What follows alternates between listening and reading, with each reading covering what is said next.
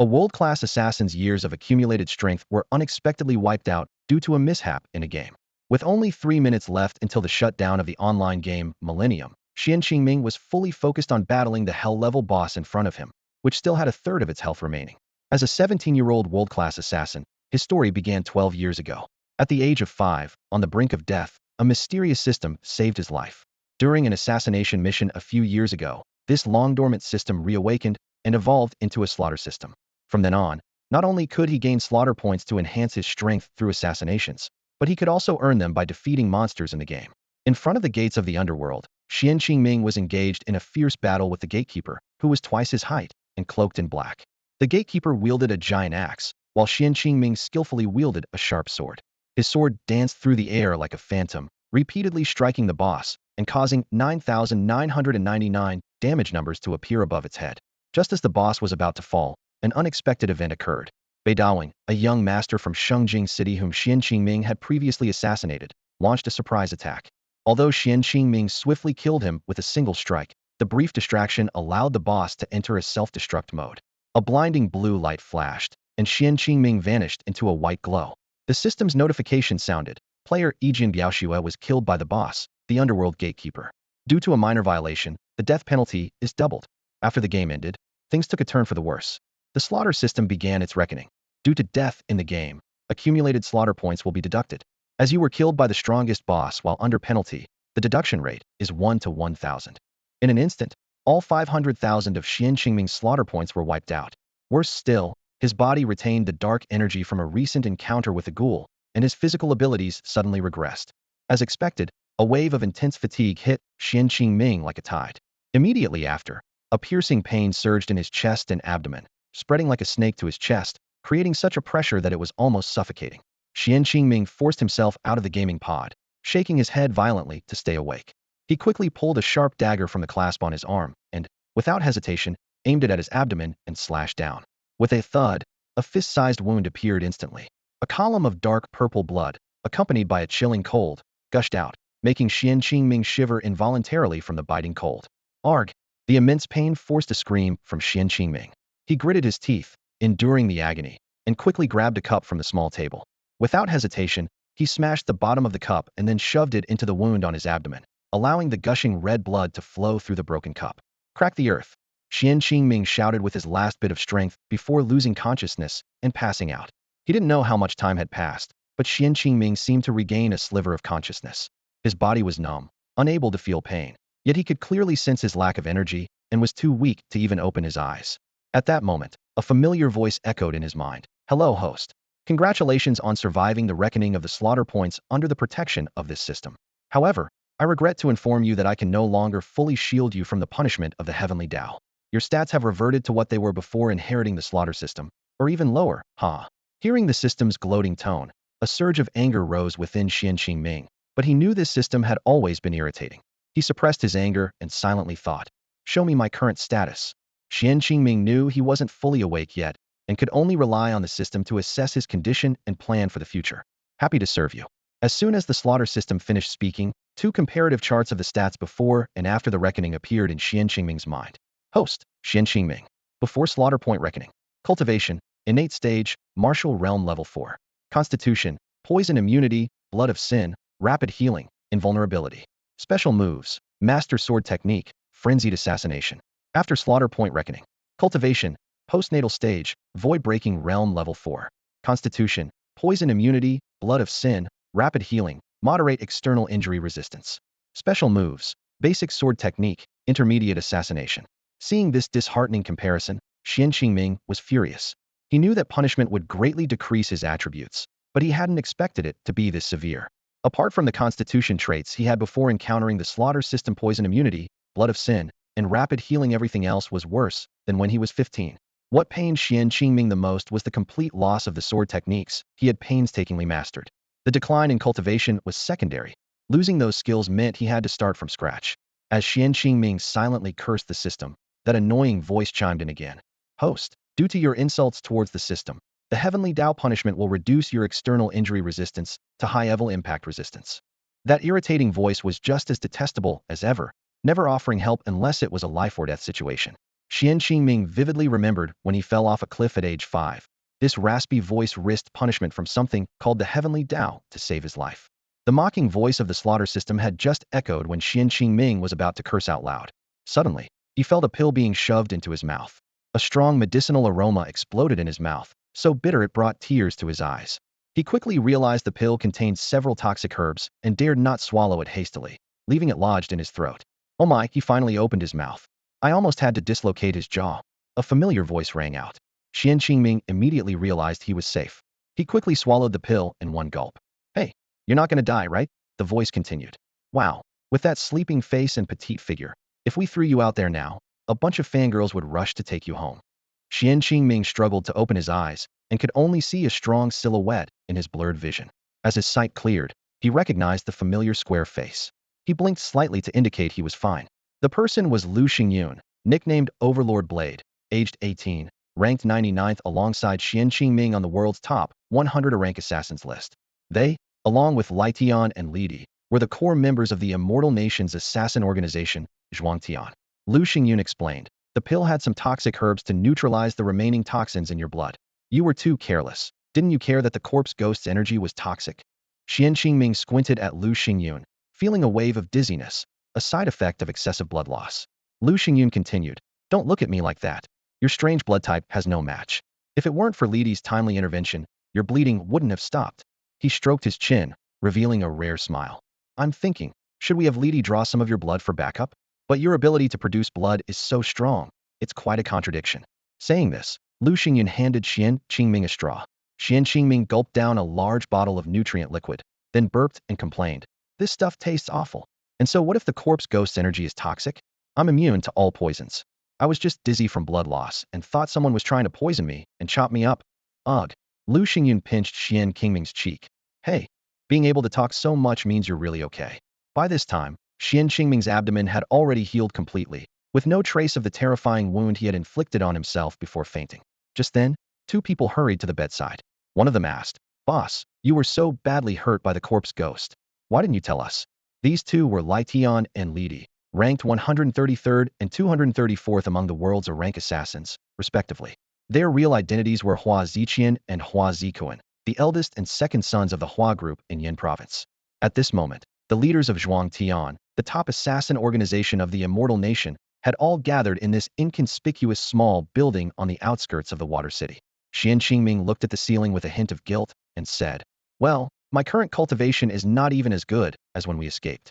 Our Xuan Tian plan might have to be postponed. Hua Zikuan patted Xuan Qingming's shoulder, consoling him. Boss, what are you talking about? The corpse ghost is ranked 28th among rank assassins. The fact that you could severely injure him and survive is already a point of pride for us four.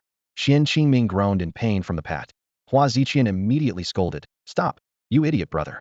Have you forgotten that the boss still has the corpse ghost's hidden energy in him? Han Ziqian gently pushed away Han Zikuan's hand, his gaze heavy as he looked at Xuan Qingming, who lay on the bed, pale and weak. It's okay, once I digest this Sanling pill, I'll be fine, Xuan Qingming said weakly. He raised his hand to gently touch the fresh scar on his abdomen, a flicker of relief in his eyes. Had he not decisively cut open his abdomen to disperse most of the corpse ghost's dark energy before losing consciousness, he might have been at death's door by now. In this martial world, cultivation levels are divided into three main stages: postnatal, innate, and hidden path. Postnatal is further divided into three stages: bodybuilding, chi gathering, and space breaking, each with 9 levels. Breaking through the postnatal stage to enter the innate realm is a dream most martial artists find unattainable. Yet, Xuan Qingming and Lu Xingyun accomplished this feat 2 years ago. 5 years ago, they escaped from the world's top assassin organization, Bloodthirsty. With financial support from the Hua brothers, they founded a new assassin organization, Zhongtian. Ostensibly, Xuan Qingming is the leader of Zhongtian, but in reality, aside from recruiting talent, all organizational affairs are managed by Lu Xingyun. Xuan Qingming only takes on 3 missions a year. His playful nature was the reason Lu Xingyun made him the leader, as a means to keep him out of trouble. We have plenty of time for you to get stronger. In the meantime, Zhongtian can tone down its operations, Lu Xingyun said. Yes, boss. I've already started taking over the family business, so the organization's expenses can be covered by the company. Han Ziqian immediately chimed in. Xuan Qingming nodded, his mind now clear. Over the past 3 years, he had become overly reliant on the slaughter system to enhance his strength, barely walking 10,000 steps a day. As the saying goes, Once you get used to a cheat, it's hard to return to the game's original rules. He was now contemplating how to regain his power through the next game.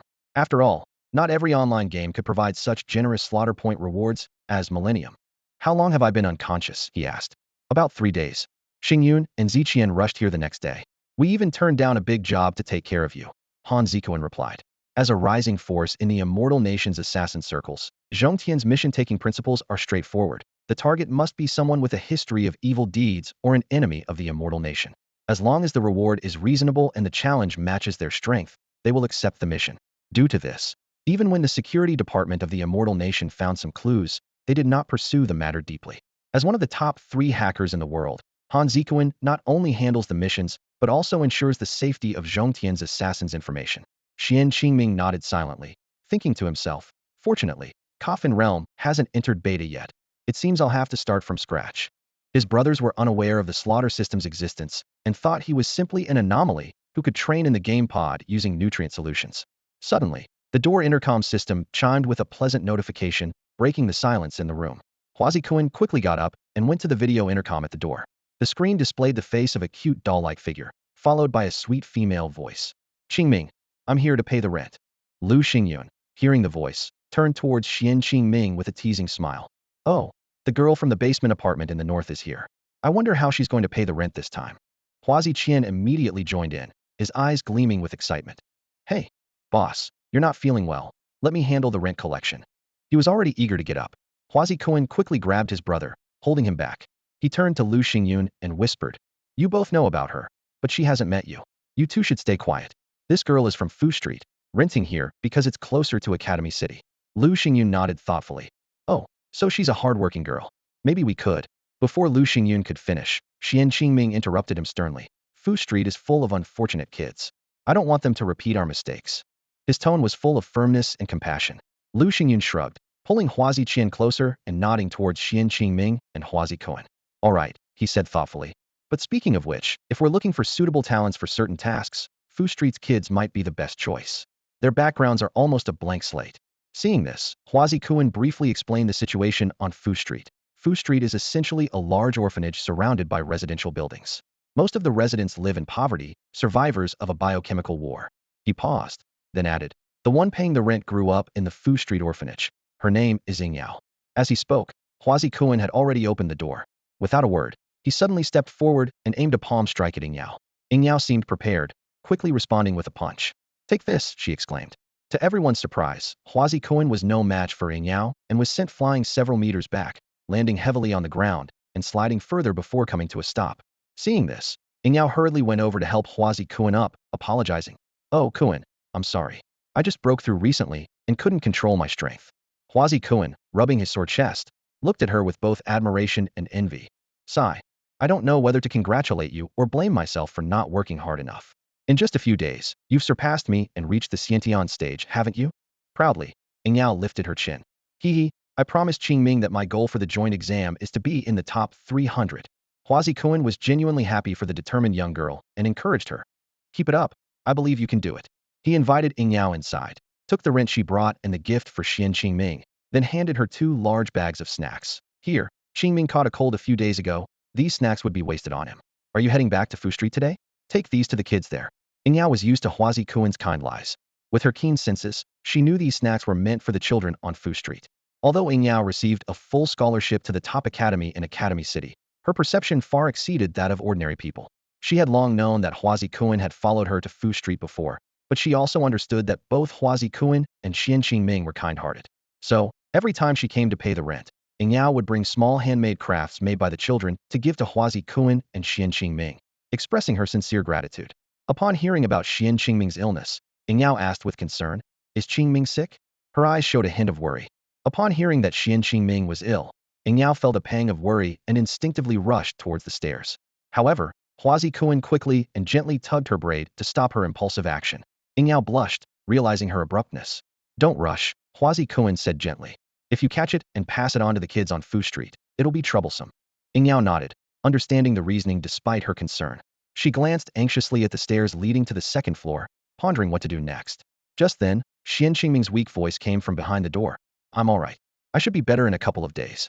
You should go back. There's a small box of meat and sausage casings in the fridge. Could you ask your papa to make some spicy sausages for me? Bring them next time you come to pay the rent.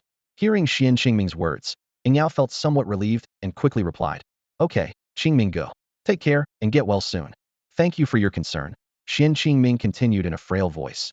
You should head back. Don't keep the kids waiting. They must really miss you. Yao didn't notice the unusual tone in Xuan Qingming's voice, assuming he was just recovering from a severe illness. She called out towards the stairs. All right, I'm leaving. Qingming go. Goodbye. Then she turned to Hua Zikuan. I'm off, Zikuan. With that, Yao took the small box from the fridge, along with the gifts Hua Zikuan prepared for the kids, and headed to the bus stop for Fu Street. Thankfully, the scholarship included an annual bus pass. Otherwise, she would have had to walk back like she used to. Lu Xingyun and Hua Ziqian watched Yao leave, then quietly returned to Xuan Qingming's bedside. Hua Ziqian sighed.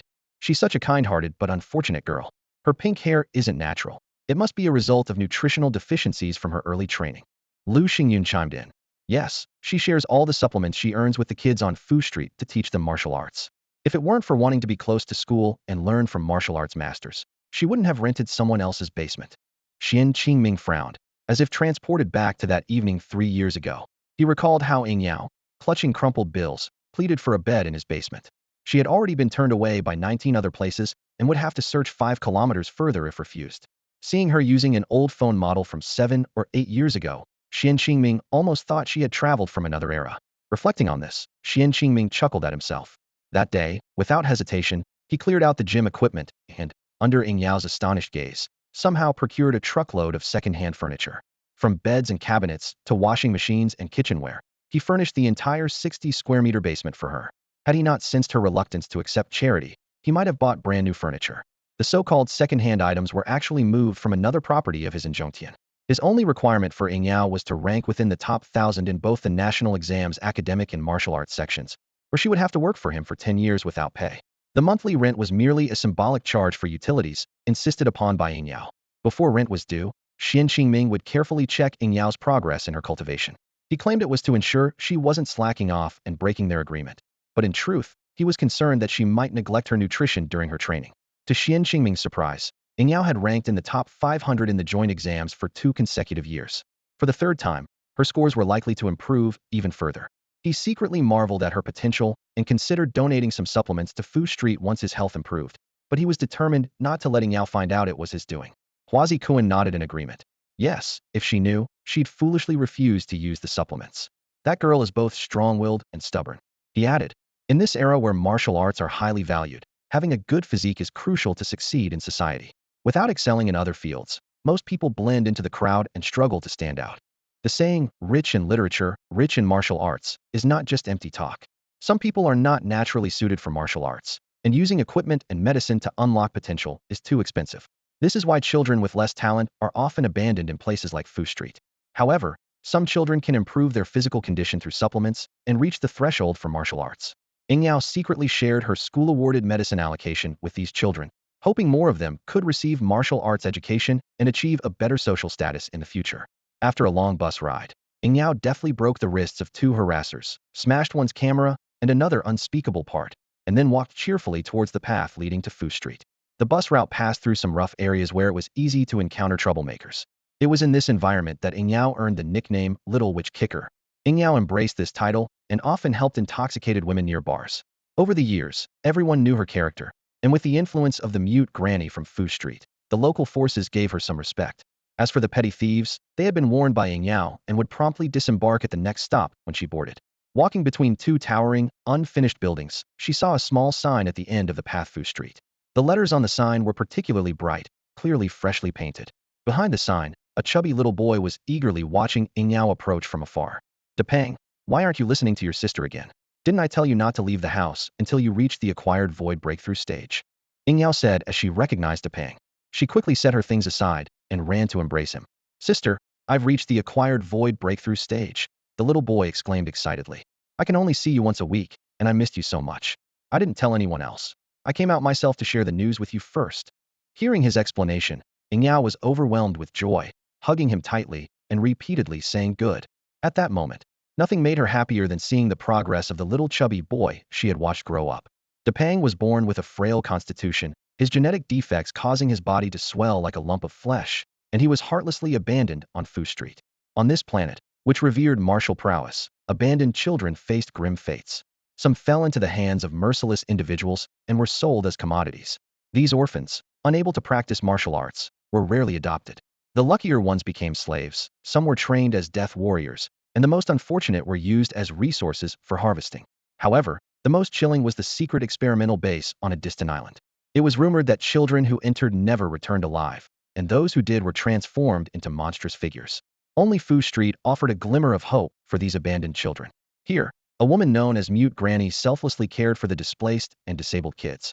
Depang's rosy cheeks were proof without the careful nurturing on Fu Street. A child with genetic defects like him could never have grown into a martial artist. Come on, Depang, Ying Yao said gently. As a reward, I'll let you pick a gift from what Qingming brought first, okay? Depang cheered excitedly, leaping up to pick up the items Ying Yao had brought, hopping along as he led her deeper into Fu Street. Lu Xingyun gazed out at the receding city of Shuimen, sighing softly. I hope that boy Qingming recovers soon. After Ying Yao left and confirming that Xuan Qingming's condition was stable, Lu Xingyun also departed from his friend's residence. Lu Xingyun and Hua Ziqian had an urgent mission and quickly headed to Hua Ziqian's office building. They boarded a private plane on the rooftop, flying directly to the city where their assassination target was located. In a metropolis like Shuimen, small private planes were a common mode of transportation. However, compared to the low-noise electric-powered low-altitude vehicles, the roar of private planes was still significant and thus prohibited from use in residential areas. To reach Xuan Qingming's residence swiftly, the two leapt from midair, even utilizing flight wings. The 5-minute flight wing usage rights were obtained through Hua Ziqian's connections. They raced against time, flying like arrows released from a bow. If not for the cover of night, such actions would surely have caused a commotion, making it difficult to continue using this secluded residence. Over the years, Xuan Qingming accepted only one mission annually. Although his ranking in the A-level assassin world was on par with Lu Xingyun, his kill count was far less.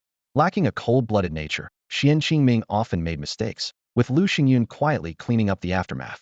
This enabled Xuan Qingming's laziness, as he chose to take on only the most challenging targets each year. Otherwise, his position as one of the 4 leaders of Zhongtian might have been jeopardized long ago. Lai Di, put me into the game pod. I'll recover inside, Xuan Qingming said tiredly, withdrawing his gaze from the residential area, now mostly swallowed by darkness.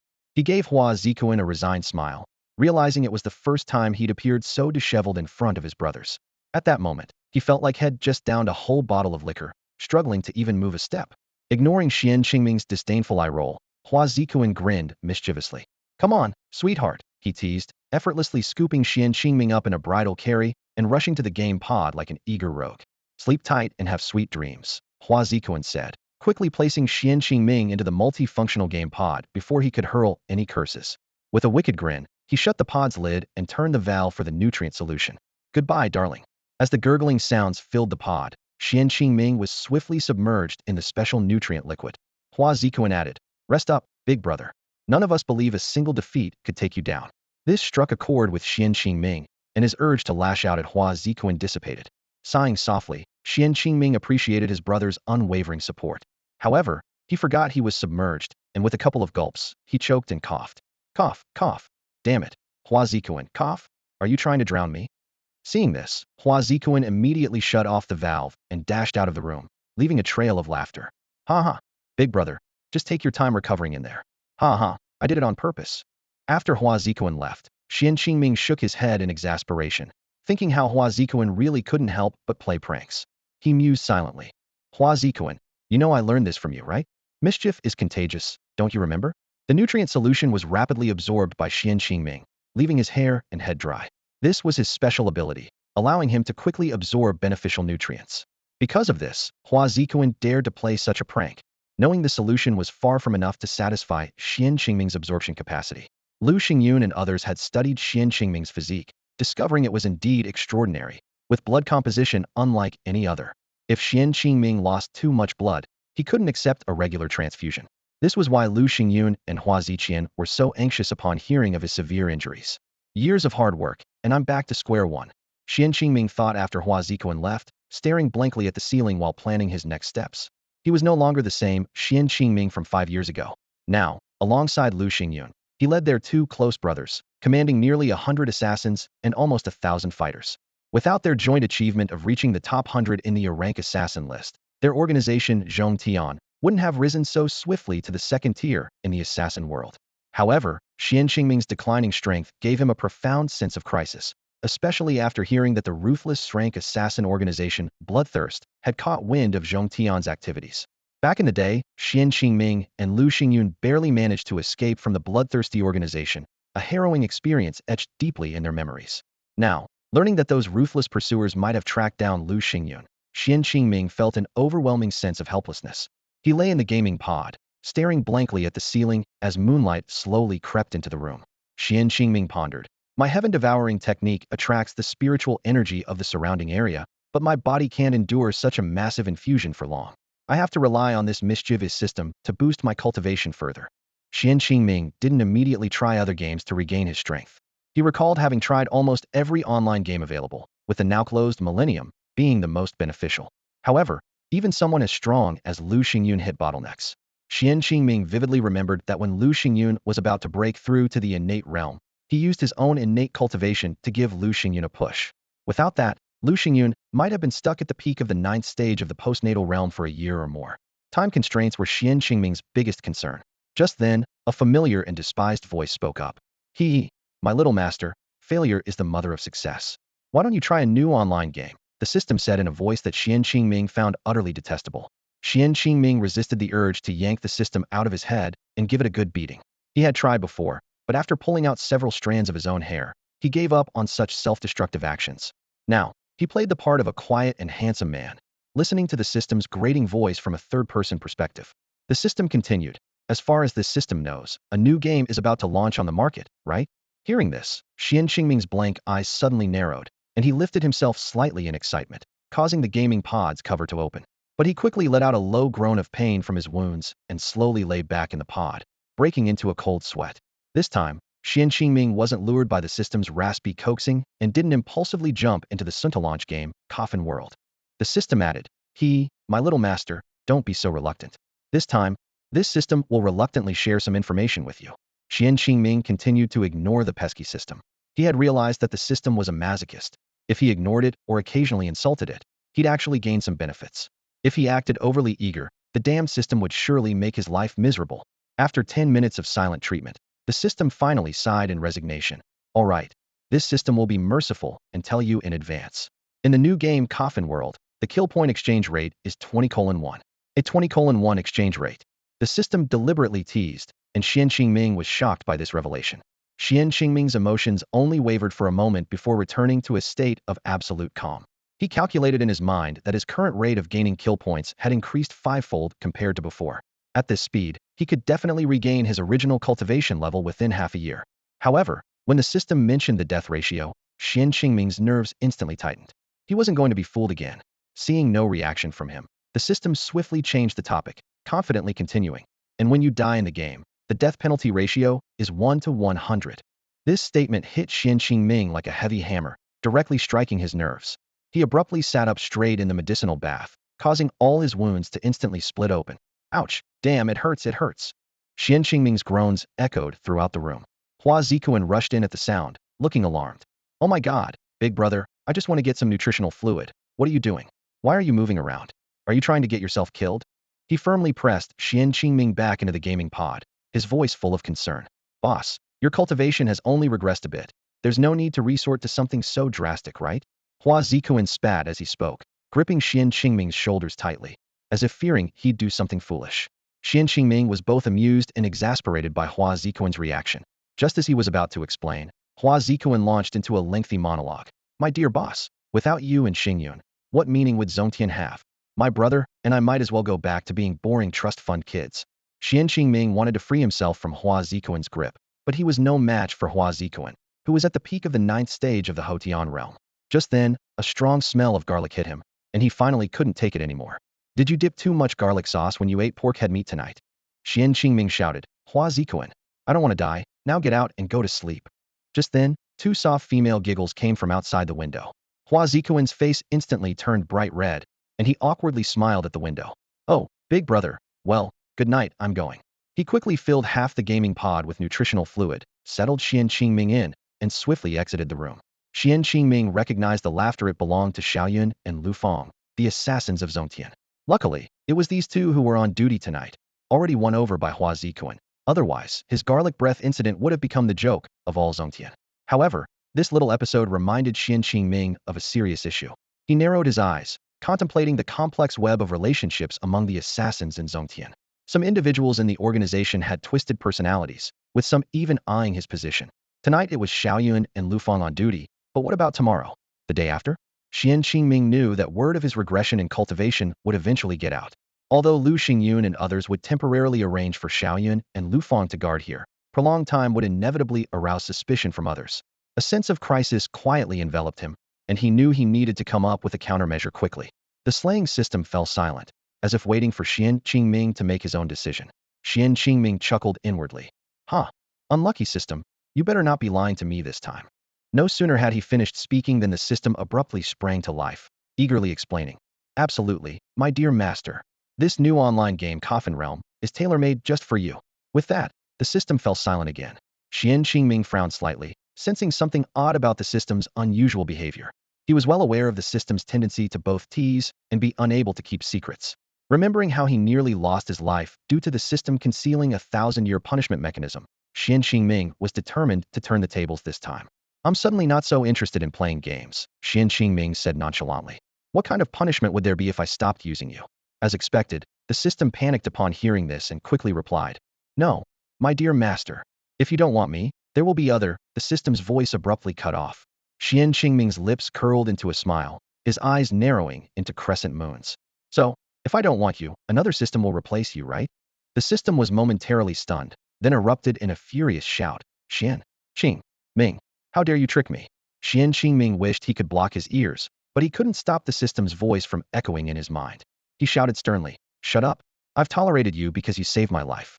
If you keep showing off in front of your master, I'll disconnect from you immediately.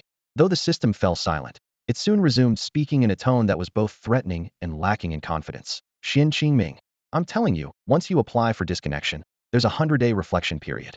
During those 100 days, I can keep shouting and make your mind a mess. The system grew more enthusiastic as it spoke, as if venting years of loneliness and resentment. As an assassin, Xuan Qingming rarely engaged in conversations with the system outside of interactions with his close siblings in the Zhongtian organization. Over the years, their exchanges had mostly been simple QA, with the system often talking to itself in Xuan Qingming's mind. However, Xuan Qingming didn't realize that after experiencing this solitary period, his personality was quietly changing. The Xuan Qingming who once crawled out of a pile of corpses with Lu Xingyun, the Xuan Qingming burdened with deep-seated vengeance, had unknowingly become more cheerful, more mischievous, in layman's terms. This subtle change went unnoticed by the system. It continued to chatter incessantly in Xuan Qingming's mind, pouring out long-suppressed emotions. The system means what it says. If you act unkindly, I won't hesitate to drive you mad. The system's threat echoed in Xuan Qingming's ears. A slight smirk appeared on Xuan Qingming's lips, a glint of determination in his eyes. As a seasoned veteran of online games, he was well-versed in the tactics of various game systems. This so-called slaughter system was just another challenge to be conquered. He closed his eyes for a moment, quickly analyzing potential loopholes in the system. Suddenly, Xuan Qingming opened his eyes with a cunning smile. Stupid system, I bet your remorse period for unbinding doesn't exceed 10 days. It might even be just 72 hours, or maybe 24, he silently mocked in his mind. Who knows, I might even skip this waiting period entirely. With that thought, Xuan Qingming couldn't hold back his laughter, which echoed around the gaming pod. He didn't even care about the reactions of Lai Di and the other two assassins outside. How did you guess that? The system's voice betrayed its surprise. Xuan Qingming chuckled inwardly. Idiot, do you think I've been playing games all these years for nothing? Faced with Xuan Qingming's retort, the system seemed genuinely humbled this time. Oh great master, I truly realize my mistake. Please don't abandon me. Oh no, father, get lost. I couldn't have fathered something like you. Xuan Qingming interrupted sharply, then pressed his forefinger to his lips. Shut up. Stop with the theatrics. Think about how to compensate me for these 5 years of loss. I nearly lost my life. And if the world doesn't have the kill and death ratio you mentioned, I will definitely unbind from you. No negotiation. The system immediately became obedient, muttering a quick, rest well, sir, before disappearing. Xuan Qingming couldn't be bothered to care. Based on his experience, it was likely off to seek compensation from the system's GM. As for whether the world he was in was just another game, Xuan Qingming preferred not to dwell on it. Since he couldn't change it, why add to his worries? He adjusted his position, comfortably settling his body into the humanoid groove, most of his body submerged in the nutrient solution. Lightly touching the start button, he instantly entered a vast virtual space. Ding! Illusion Realm Gaming Pod activated, number 767. Welcome back. Please select a game to enter. The system's prompt sounded. Xuan Qingming glanced at the game library and noticed that the entrance to Millennium was sealed off, its icon grayed out. The only accessible option was the official website. On the website icon, the promotional slogan for the Coffin Realm floated.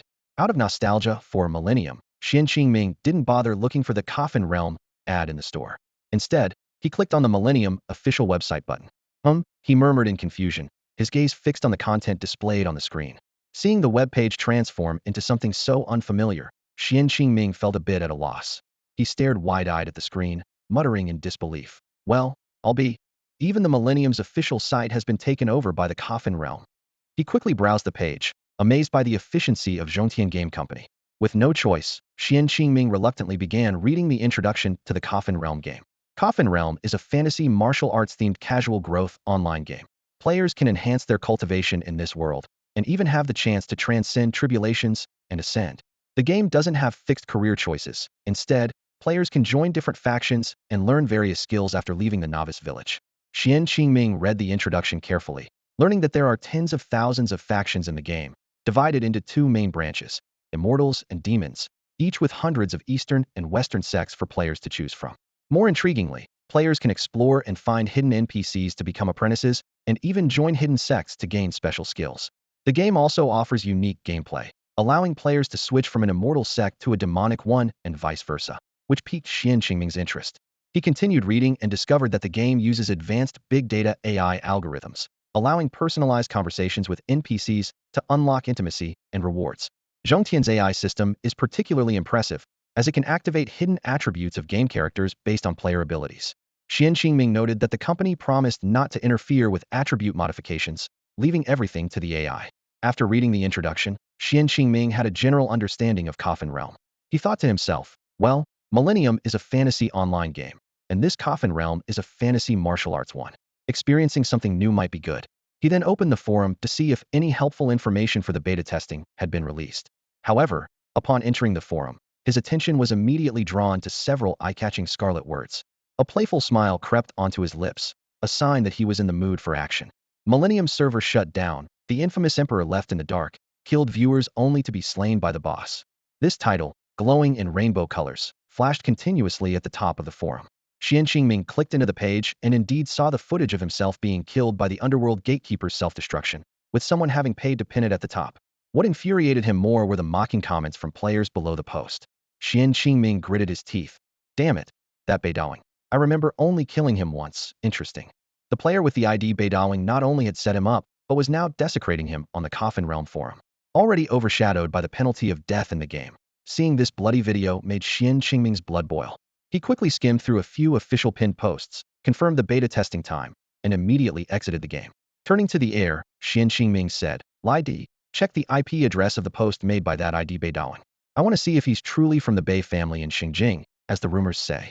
Upon hearing Xuan Qingming mention Lidi, Hua Zikuan immediately sensed that something significant was about to happen. He perked up and quickly seated himself in the lounge chair next to Xuan Qingming, skillfully chewing gum. Hua Zikuan adeptly put on fingerless gloves and lensless goggles. With a press of the button on the side, the goggles lit up, transforming into a flickering, data-laden, translucent screen. His fingers flew through the air as he typed rapidly, his eyes fixated on the constantly flashing text on the goggles. Suddenly, Hua Zikuan frowned and said, This IP address is protected. It's probably that kid. I need to be careful, even if it's Wang Air on the Zhongtian forum." Xuan Qingming nodded in agreement. Yes, don't leave any traces. Hua Zikuan continued his work with focus, blowing a bubble with his gum. With a pop, he simultaneously burst the bubble and retracted the goggles, reporting, "He's been appearing in various cities in Malong province over the years, and recently he's been in Fengdu." Xuan Qingming's lips curled into an amused smile. Ah, it really is that bastard, Kitano Fong from the Kitano family. His thoughts drifted back to his childhood in Jialong City, located in the same province as Fengdu.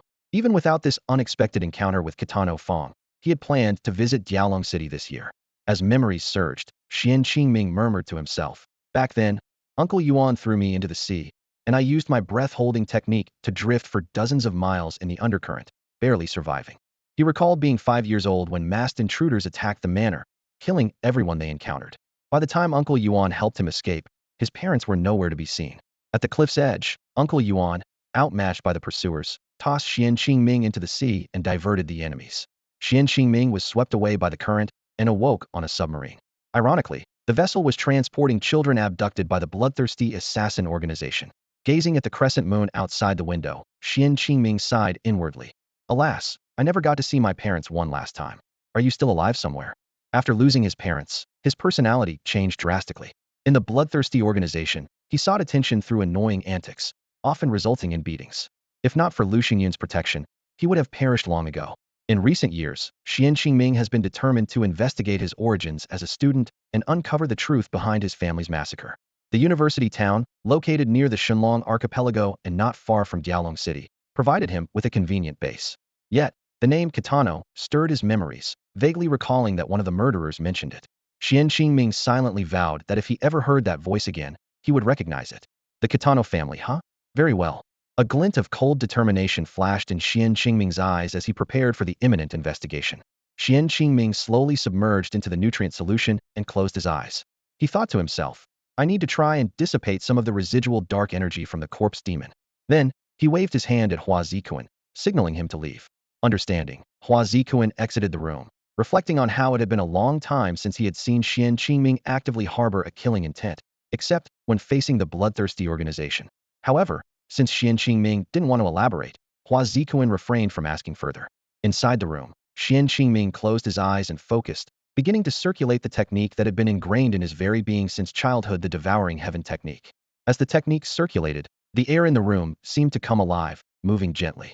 This unusual airflow was not only detected by Hua Zikuan inside, but also by Xiao Yun and Lu Feng standing guard outside, who noticed the subtle change in the air around them. The two women exchanged glances, a hint of joy flashing in their eyes. At that moment, Hua Zikuan somehow appeared beside Xiao Yun and Lu Feng, putting an arm around each and quietly reminding them, Big Brother has started practicing. He added, it seems Big Brother now knows the importance of diligent practice. Previously, he only practiced once every 3 months, but now it's only been a month. Hua Zikuan had a point. Ever since obtaining the cheat-like assistance of the slaughter system, Xuan Qingming had indeed grown lazy in his cultivation. Over the years, his practice frequency decreased from once a month to once every 3 months, and he gradually moved his residence closer to the city. However, this change wasn't entirely without benefit, as Xuan Qingming successfully avoided attracting the attention of other experts by causing natural anomalies during his practice. Whenever Xuan Qingming practiced, the air within a radius of several miles would be drawn towards him. The elements beneficial to the human body known as the energy of heaven and earth since the resurgence of ancient martial arts would gather around him like a tide. For the martial artists nearby, this phenomenon was an unparalleled opportunity, allowing them to enhance their skills at several times the usual rate by practicing near Xuan Qingming. As the center of this energy vortex, Xuan Qingming absorbed spiritual energy at a rate tens of times faster than normal. However, the devouring heaven technique was not without flaws. It was akin to a double-edged sword. Martial artists benefiting from practicing near Xuan Qingming dared not stay for more than 2 hours. Once Xuan Qingming's practice exceeded 3 hours, the technique would begin to voraciously devour the surrounding energy of heaven and earth. At this point, the energy would become turbulent, rushing towards Xuan Qingming's body like a tidal wave. He would transform into a massive vacuum cleaner, rapidly consuming the life force of all living things within a 100-meter radius. This predatory consumption was astonishingly powerful, surpassing even the star-absorbing technique recorded in novels before the resurgence of ancient martial arts. The living beings closest to Xuan Qingming would be the first to suffer severe damage, possibly even perishing due to the devouring heaven technique. Even Xuan Qingming himself was not immune. Under the impact of the rampant energy of heaven and earth, his body would be riddled with wounds, and his meridians and dantian could be damaged by the overwhelming force. After escaping the bloodthirsty organization with Lu Xingyun, Xuan Qingming conducted numerous experiments, attempting to control this dangerous power. The cultivation method of the devouring heaven technique was both a blessing and a challenge for Xuan Qingming. After each session, his dantian would be filled to the brim with the energy of heaven and earth, requiring a month or two to digest this vast power. Although each session lasted less than an hour, the intense absorption meant he had to space out his training sessions significantly. Lu Xingyun jokingly compared Xuan Qingming's training method to a sumo wrestler's bulking strategy, feasting and fasting. This low-frequency training rhythm suited Xuan Qingming's lazy nature perfectly. Since acquiring the slaughter system, his interest in cultivation had plummeted to an all-time low. Training is too troublesome, Xuan Qingming often said. I'd rather play games and grind for slaughter points. Faced with such seemingly nonchalant comments, Lu Xingyun could only offer a wry smile of envy. After all, the Devouring Heaven technique was a divine skill that only Xuan Qingming's unique bloodline could harness. Even someone as gifted as Lu Xingyun, despite Xuan Qingming's generous teachings, couldn't stir the slightest celestial phenomenon. However, Lu Xingyun didn't give up. Known as a cultivation prodigy among bloodthirsty assassins, he dedicated years to studying and eventually distilled a version suitable for ordinary people, the Lesser Devouring Heaven technique. Although its enhancement speed couldn't match the original, its efficiency was still more than 3 times that of typical martial arts techniques. Remarkably, the Lesser Devouring Heaven technique allowed for frequent training, with a daily limit of 6 hours, enabling continuous strength improvement. With the founding of the Zhongtian organization, Lu Xingyun passed the Lesser Devouring Heaven technique to the brothers Hua Ziqian and Hua Zikuan. Despite lacking Xuan Qingming's exceptional bloodline, the brothers successfully mastered the technique. Thus, the Lesser Devouring Heaven technique became the treasured secret of Zhongtian. Lu Xingyun set strict rules. Although the Lesser Devouring Heaven technique was a closely guarded secret, anyone who made it into the top 100 of the assassin rankings was eligible to learn it. In this strength-driven martial society, powerful techniques were the ladder to the top. With the dual incentives of wealth and powerful techniques, the Zhongtian organization rapidly rose like a dark horse in the assassin world. Whenever Xuan Qingming trained, Zhongtian members would instinctively gather around, reaping the benefits of the enhancement he provided. Who could resist such temptation? A night's worth of training could rival a month's worth of secluded cultivation. Faced with such a rare opportunity, Xiaoyun and Lufang unceremoniously nudged Hua Zikuan aside. "Don't block the way," Xiaoyun said. "Don't delay our training." Lufang chimed in. "Yeah, you better find a spot to train too. The rankings are in 2 months. Don't fall too far behind." Hua Zikuan shrugged helplessly, obediently sitting cross-legged on the hall floor, and focused on his Lesser Devouring Heaven technique training. Meanwhile, Xuan Qingming lay quietly in the game pod within the tranquil room, eyes closed, fully immersed in the profound realm of the Devouring Heaven technique. As Xuan Qingming breathed rhythmically, the surrounding spiritual energy transformed into strands of light. He inhaled pure energy into his lungs, which quickly flowed through his body's meridians.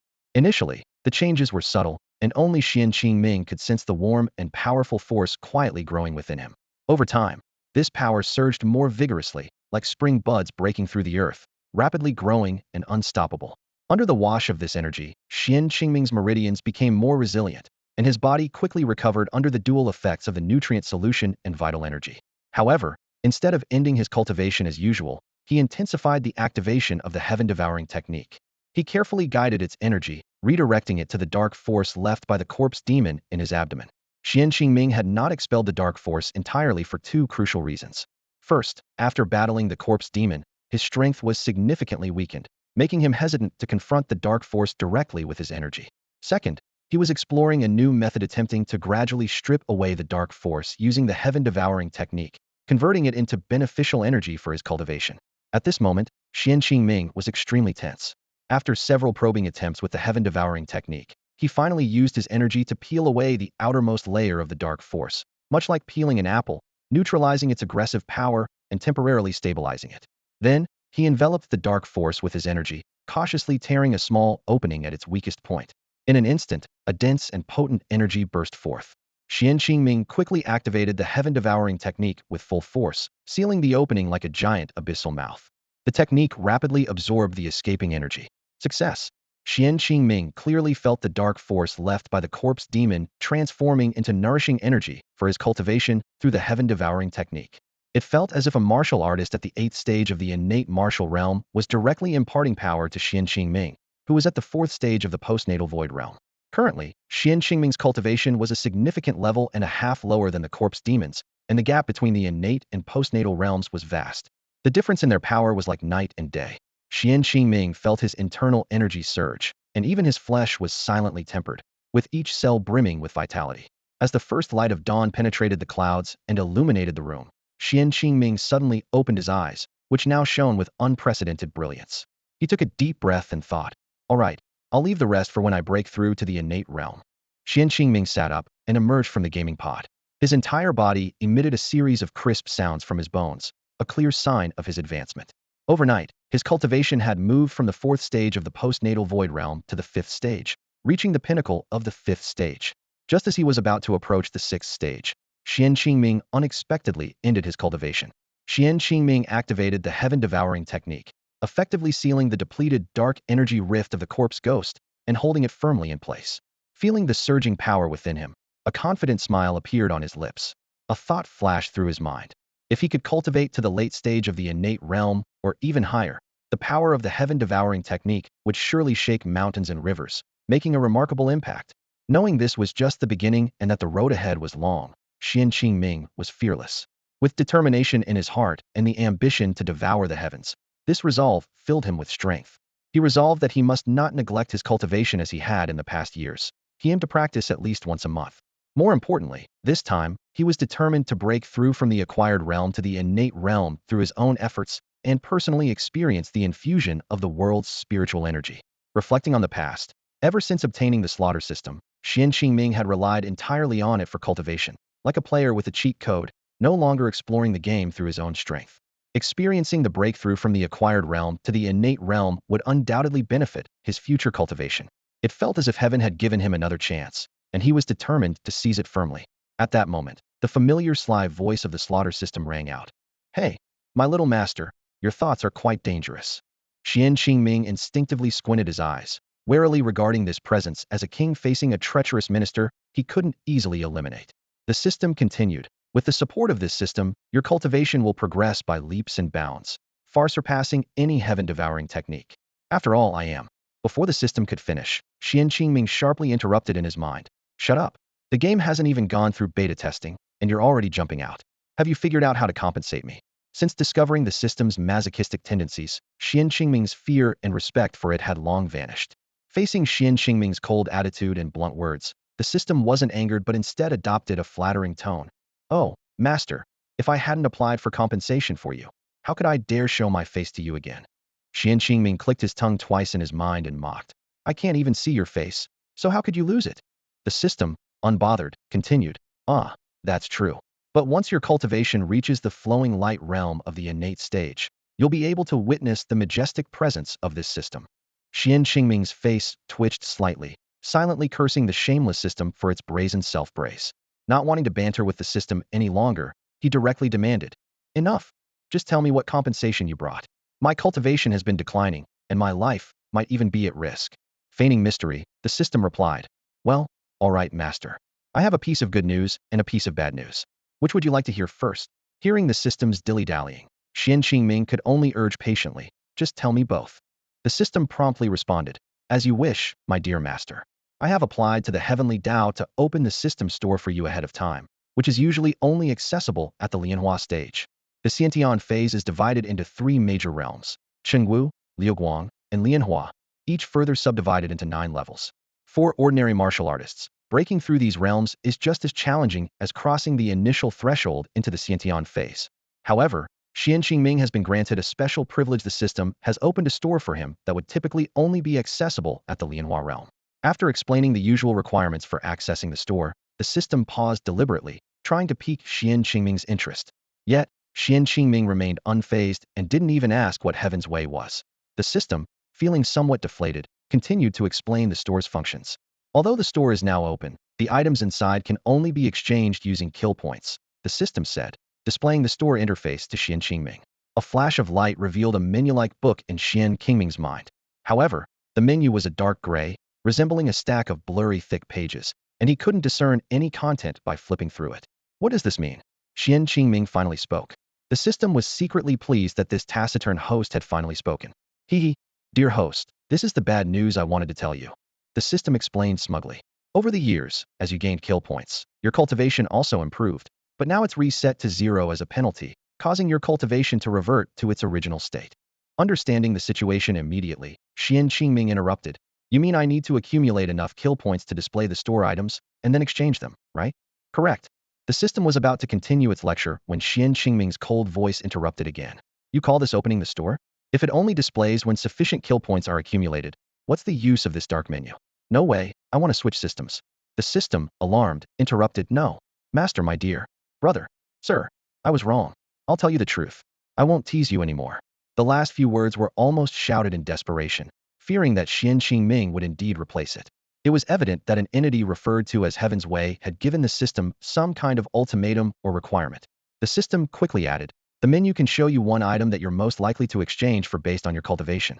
It can also display items that can be exchanged for 10 times the unit price of your current kill points. Xuan Qingming's eyes lit up as the system store reopened. Even though his kill points had been reset to 0, the store still displayed the cheapest item. A sudden flash of light appeared at the top of the dark paper, and a line of text emerged at the top of the first page of the menu. Face Swelling Elixir. This elixir allows the user to appear 3 minor levels higher than their actual cultivation level for 1 hour per bottle. Cost: 1,000 kill points per bottle. Side effects are to be discovered on your own. Xuan Qingming nodded in satisfaction. This was exactly what he needed at the moment. As long as he could cross the threshold of the innate stage and reach the first level of the martial realm, he could use this elixir to appear as if he had reached the 4th level of the martial realm in front of others. He recalled his own rule. Besides entering the top 99 on the level assassin list, any assassin ranked in the top 10 of the Tomb Sky, who could withstand 30 moves from him without losing would receive the inheritance of the small heaven swallowing technique. This was why, during the quarterly Tomb Sky ranking rotation, someone would always challenge him. Xuan Qingming considered the internal dynamics of the organization. Lu Xingyun was at the 3rd level of the martial realm in the innate stage, Hua Ziqian was at the 2nd level of the martial realm, and Hua Ziquan, the lazy internet addict, was at the 9th level of the postnatal space-breaking realm. Among the other top 10 assassins, 5 had already reached the 1st level of the martial realm. He was particularly interested in the 4th-ranked Song Go and the 5th-ranked Feng Xiai. Song Go had an unhealthy obsession with him, while Feng Xiai was eager to surpass him one day. Xuan Qingming touched his cheek, weighing the pros and cons. If he lost at Song Go, he could simply praise him and hand over Tomb Sky to Lu Xingyun before making his exit. But if he lost to Feng Xiai, that twisted woman might have her way with him for days on end. No, even if the elixir has side effects, it's better than being ridden by Feng Xiai, Xuan Qingming decided internally. He vividly remembered Feng Xi's threat that if she ever surpassed him, she would inject him with an aphrodisiac. The memory of when he first saw Feng Xiai kill flashed through his mind, sending a shiver down his spine. At that time, Feng Xiai had crouched down, inserting a slim steel needle between a patient's legs and pulling it out through the backside. That scene still haunted him to this day. Driven by Lu Xingyun's morbid curiosity, Xuan Qingming followed him to examine the remains of a patient. As they closely inspected the body, Xuan Qingming was astonished to find that the entry point of the wound was perfectly intact, showing no signs of any damage. This precise method of attack made him secretly marvel at how skillfully Feng Xiai had mastered the human anatomy. A sense of urgency welled up within him, and Xuan Qingming resolved to quickly reach the Xiantian realm. He contemplated that maintaining the facade of being at the 4th level of the Chengwu realm might deter the assassins from Zhongtian from challenging him. However, he overlooked a crucial point. Both Feng Xiai and Song Go were equally eager to advance their cultivation and wouldn't remain at the 1st level of the Chengwu realm forever. Turning his thoughts to the acquisition of slaughter points, Xuan Qingming asked the system about the conversion rate for assassinating ordinary people. This time, the system didn't dodge the question and provided a clear answer. Killing an opponent whose cultivation was 1 minor level below his own or weaker would yield 1 slaughter point. Killing an opponent of the same level would grant 10 points. For each additional minor level above, the points would increase tenfold. Xuan Qingming's eyes gleamed with a playful smile as he quickly calculated. If he reached the 1st level of the Chengwu realm, killing a 2nd-level opponent would earn him 100 points, while a 3rd-level opponent would yield 1,000 points. The system confirmed this ratio, then immediately realized it had let slip too much information. Seizing the opportunity, Xuan Qingming pressed the system on how many slaughter points it had withheld from him over the years. The system, flustered, tried to explain, but Xuan Qingming decisively cut it off. He then inquired about the latest ratio for acquiring slaughter points in the game, particularly the calculation method for killing minor monsters. Reluctantly, the system explained in detail. In the game, killing minor monsters directly increased cultivation. Defeating monsters of the same or lower level gave 1 slaughter point, with gains increasing tenfold for each level above Xuan Qingming's. Killing elite monsters at the same level provided a 100-fold gain, while defeating bosses at the same level offered a 1,000-fold or greater gain, with level differences similarly increasing tenfold per level.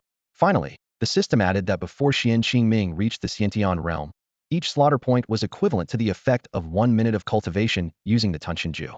This detailed explanation gave Xuan Qingming a clearer understanding of the slaughter point acquisition mechanism and provided crucial insights for his future cultivation strategy. Xuan Qingming listened quietly to the explanation from the slaughter system, his brow slightly furrowed as his thoughts raced. The system's voice echoed in his mind. Host, although your Devour Heaven technique increases your cultivation speed far beyond that of ordinary people, the commotion it causes during practice is significant. Even if you reach the innate stage, with your physique, you can only train once or twice a month.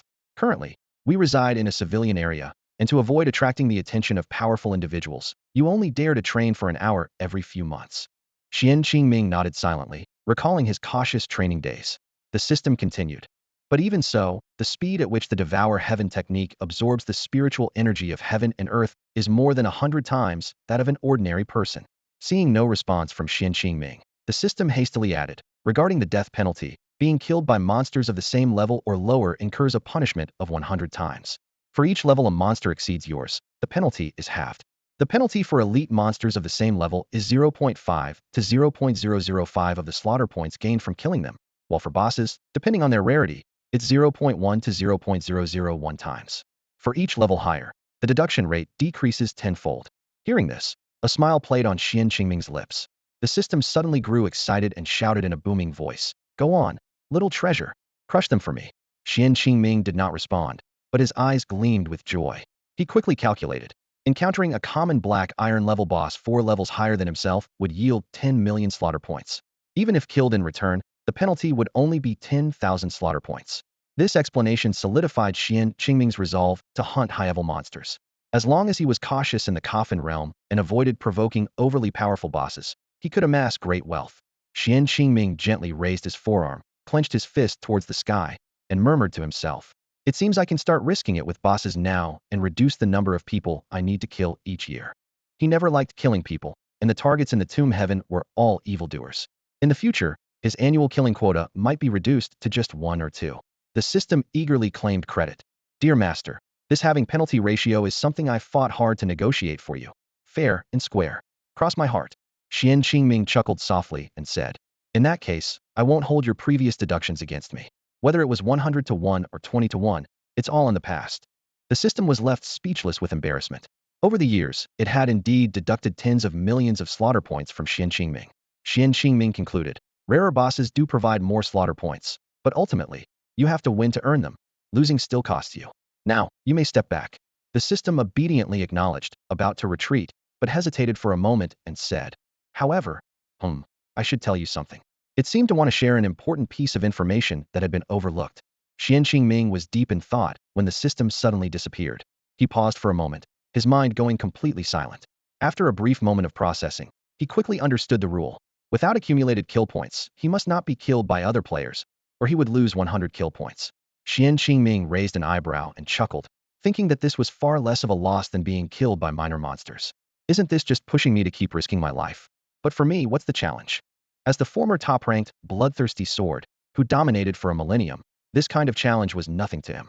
He closed the system store, unable to afford anything in it for now, but he was filled with anticipation for this new game, Coffin World. Xuan Qingming quickly analyzed the game's penalty system.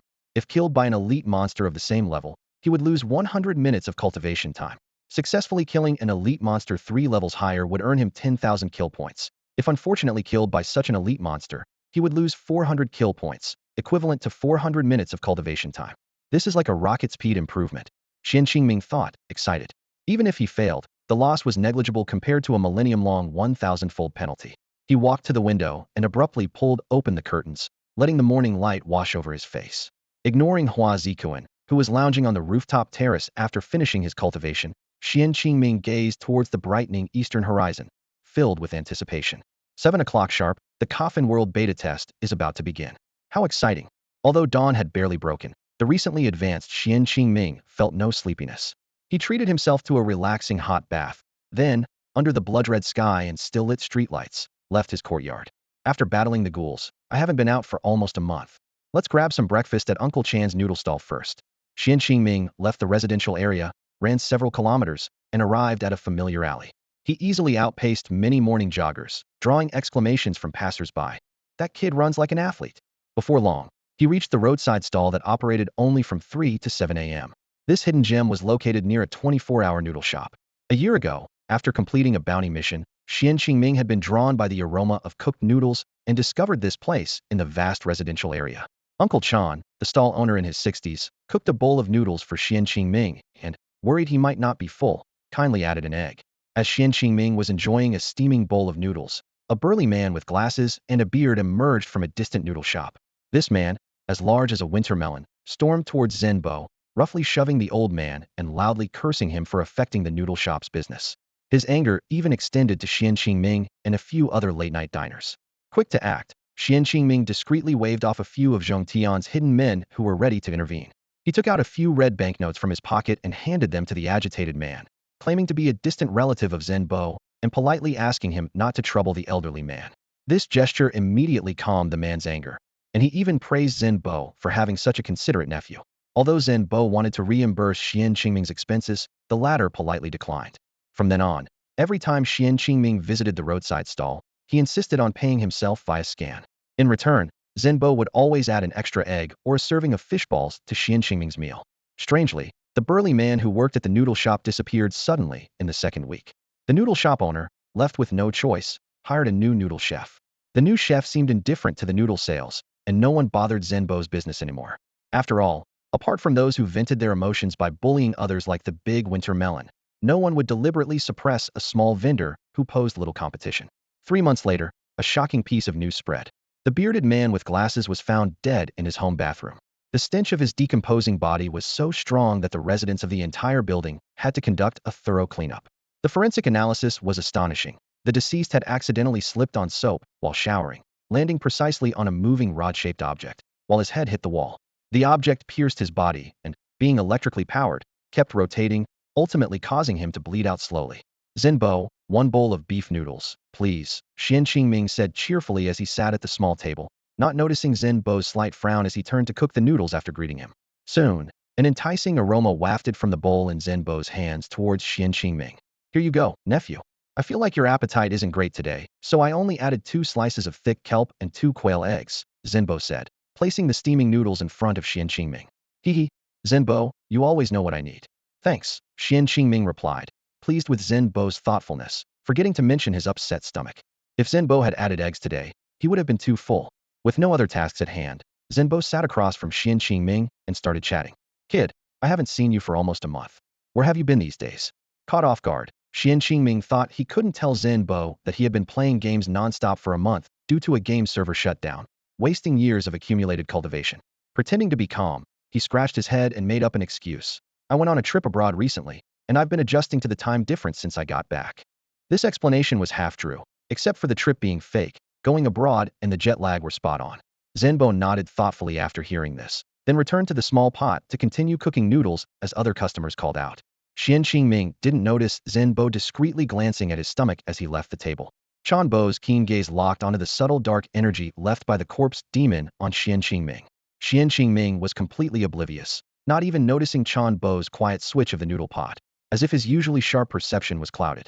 After finishing a bowl of steaming noodles, Xuan Qingming felt utterly refreshed. He bid farewell to Chan Bo and strolled leisurely down the dimly lit street. As he pushed open his front door, he was greeted by the sight of Hua Zikuan, fresh from a battle, shirtless with a satisfied grin on his face. Xiao Yun and Lu Feng had already slipped next door to wash up by the terrace. Hua Zikuan, with a lewd smile, teased, Hey boss, you look much better after just one outing. Xuan Qingming shot him a disgusted look and waved him off. Go take a shower. You reek of debauchery. Don't make me beat you up. Hua Zikuan was unfazed and chuckled. Heh, the bathroom next door is occupied by those two. They kicked me out before I could lose control. He suddenly grinned. Boss, I know there's nothing in the graveyard for you. Anyway, can I use your bathroom? Before he could finish, Xuan Qingming landed a heavy punch on him. Hua Zikuan quickly crossed his arms to shield his chest, preventing himself from being knocked over. Get lost. You stink, Xuan Qingming scolded. You must have let someone sit on your face again. He deliberately stepped back to avoid Hua Zikuan's retaliation. Suddenly, Xuan Qingming felt a surge of heat and frowned at Hua Zikuan. Hey, did those 2 mischievous girls drug you? Why do I feel so hot in my stomach? He shook his head. No, it's not that kind of feeling. Muttering to himself, Xuan Qingming quickly moved around the house, leaving a mechanical lock bomb at each bathroom door before heading to the gaming pod. Wait, he suddenly paused. Give me some extra nutrient solution before I go. About 10 minutes worth should do. Hua Zikuan, hearing this, gave a suggestive grin. Boss, 10 minutes is enough for you? Xuan Qingming was taken aback, then flung a dagger at Hua Zikuan. I'll stab you to death. Hey, don't. Boss, I'm straight, Hua Zikuan quickly defended. But your use of stab is quite fitting. Damn it, Xuan Qingming fumed, unable to knock Hua Zikuan away, but still managing to trip him to the ground. Xuan Qingming lay directly in the gaming pod, but couldn't resist instructing before Hua Zikuan could act. This time I'll fully absorb the nutrient solution. Just control the timing. With dark circles under his eyes, Hua Zikuan seemed invigorated, his eyes widening slightly. He remained silent, but dutifully turned the nutrient solution valve to maximum. Only when Xuan Qingming was fully submerged did Hua Zikuan angrily mutter, "I'll drown you, you bastard." Despite his words, Han Zikuan kept a close watch on Xuan Qingming, worried that something might go wrong. After all, in the past 2 or 3 years, he'd never seen Xuan Qingming train so intensively, not even within a single month, let alone a single day. Xuan Qingming was fully focused on absorbing the nutrient liquid, aware of its precious value. Such rare liquid could only be afforded by assassins like them or the wealthy. For ordinary people, just one diluted drop was enough to keep them energetic for an entire day. In truth, Xuan Qingming was taking a risk with this training. Feeling an unbearable heat in his dantian, he decided to take a chance. However, he only dared to use the lesser swallowing technique, not venturing into the more advanced swallowing technique. Used to the aggressive infusion of the swallowing technique, now employing the lesser swallowing technique felt like a heavy drinker sipping slowly. Xuan Qingming had to patiently endure the slow pace of training. 2 hours passed. Just as Han Zikuan was about to stop the nutrient infusion, Xuan Qingming sent a message from the chamber. Han Zikuan thought, "This guy's really tough. Looks like I need to up the ante." Xuan Qingming commanded, "Keep it coming until I say stop." Han Zikuan dutifully replied, "Yes, yes, I'm on it." Xuan Qingming continued his training in silence. Finally, at 7:30 p.m., Han Zikuan stopped the nutrient infusion. A while later, Xuan Qingming felt his internal energy stabilize, successfully consolidating his cultivation at the 6th stage of the post-heavenly void realm. Han Zikuan exclaimed, "Wow, breaking through 2 stages in 24 hours. Only you could pull off something this extraordinary." He shook his head, stood up, and headed upstairs without looking back. "Geez, have some humanity. How do you train for 2 hours straight? Aren't you afraid of overdoing it?" Han Zikuan muttered. He planned to take a shower next door since Xiaoyun and Lu Fang were deliberately avoiding him. Although the 2 semi-detached villas had 4 bathrooms, Xiaoyun and Lu Fang refused to let Han Zikuan use the one next door as a prank. As for the 2 bathrooms in Xuan Qingming's house, Xuan Qingming mischievously locked them and added 2 booby-trapped bombs. Despite Han Zikuan's expertise in hacking and some lockpicking skills, he was not adept at handling Xuan Qingming's mechanical traps and could only watch Xuan Qingming train. Who knows how Han Zikuan spent those 2 hours alone with a rugged guy, his sweat drying into a mask on his face. With just the lesser swallowing technique, Xuan Qingming's progress shouldn't have been so fast. However, he was used to rapidly advancing his cultivation by defeating game minions over the years, so he didn't think much of it. The inner strength from the ghoul was one factor, but the unassuming bowl of health-boosting powder from Zen Bo was the main reason. After Han Zikuan left, Xiaoyun and Lu Fang approached Xuan Qingming. He told them, "You 2 don't need to worry about me too much. As for the guard duties, I'll have to rely on you this month. My weak cultivation mustn't be revealed to Feng Xi." Xiaoyun playfully responded, "Hee, all right, but if Sister Feng Xi comes looking for you herself, don't blame us." Lu Fang, on the other hand, expressed her concern. "Leader, continuing like this isn't a sustainable solution." Xuan Qingming shook his head, a hint of wariness flashing in his eyes. He was well aware that Xiaoyun and Lu Fang, like their father Hua Zikuan, would never divulge any secrets about him as their leader. However, their differing attitudes towards Feng Xi, the woman, made Xuan Qingming more cautious, wary of potential betrayal. "Don't worry, I just had a slight mishap while practicing. You only need to guard me for a month," Xuan Qingming said calmly, glancing at the time. This time, he planned to test the effects of the Coffin Realm game, aiming to elevate his cultivation to the peak of the 9th stage of the post-heaven Voidbreaker realm before exiting and attempting to break through to the innate stage. "Just keep watch from the side." Xuan Qingming nodded to Xiaoyun and Lu Fang, then closed the lid of the gaming pod. He lay down, leaving only half of his head above the nutrient solution to breathe. "Coffin Realm, show me your power," Xuan Qingming thought to himself. In an instant, a bright light flashed before his eyes.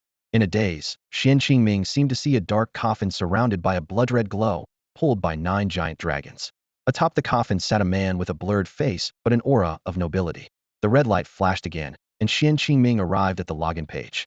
A female system voice began introducing the game's background. In the vast and boundless Coffin Realm, there was a continent shrouded in ancient legends and mysterious powers, known as the Origin Continent. Here, the majestic mountains and rivers, enveloped in mist, were home to countless rare and exotic beasts. Humans, as the dominators, all aspired to cultivate the skills of flying and vanishing. Xuan Qingming listened patiently to the system's introduction while watching the promotional video. Mountains, lakes, rare herbs, and sect courtyards flashed by. Suddenly, he noticed the outline of a coffin in the corner of a sect's ancestral hall. Almost instinctively, he reached out and tapped it. Clang. The familiar sound of the slaughter system's reward notification rang out, to Xuan Qingming's delight. Before he could ask the system, the scene began to shift. With keen observation, Xuan Qingming noticed more hidden coffin outlines. Interesting. Is this a spot difference game? Xuan Qingming mused, listening to the system introduction while continuously clicking on those obscure coffin outlines.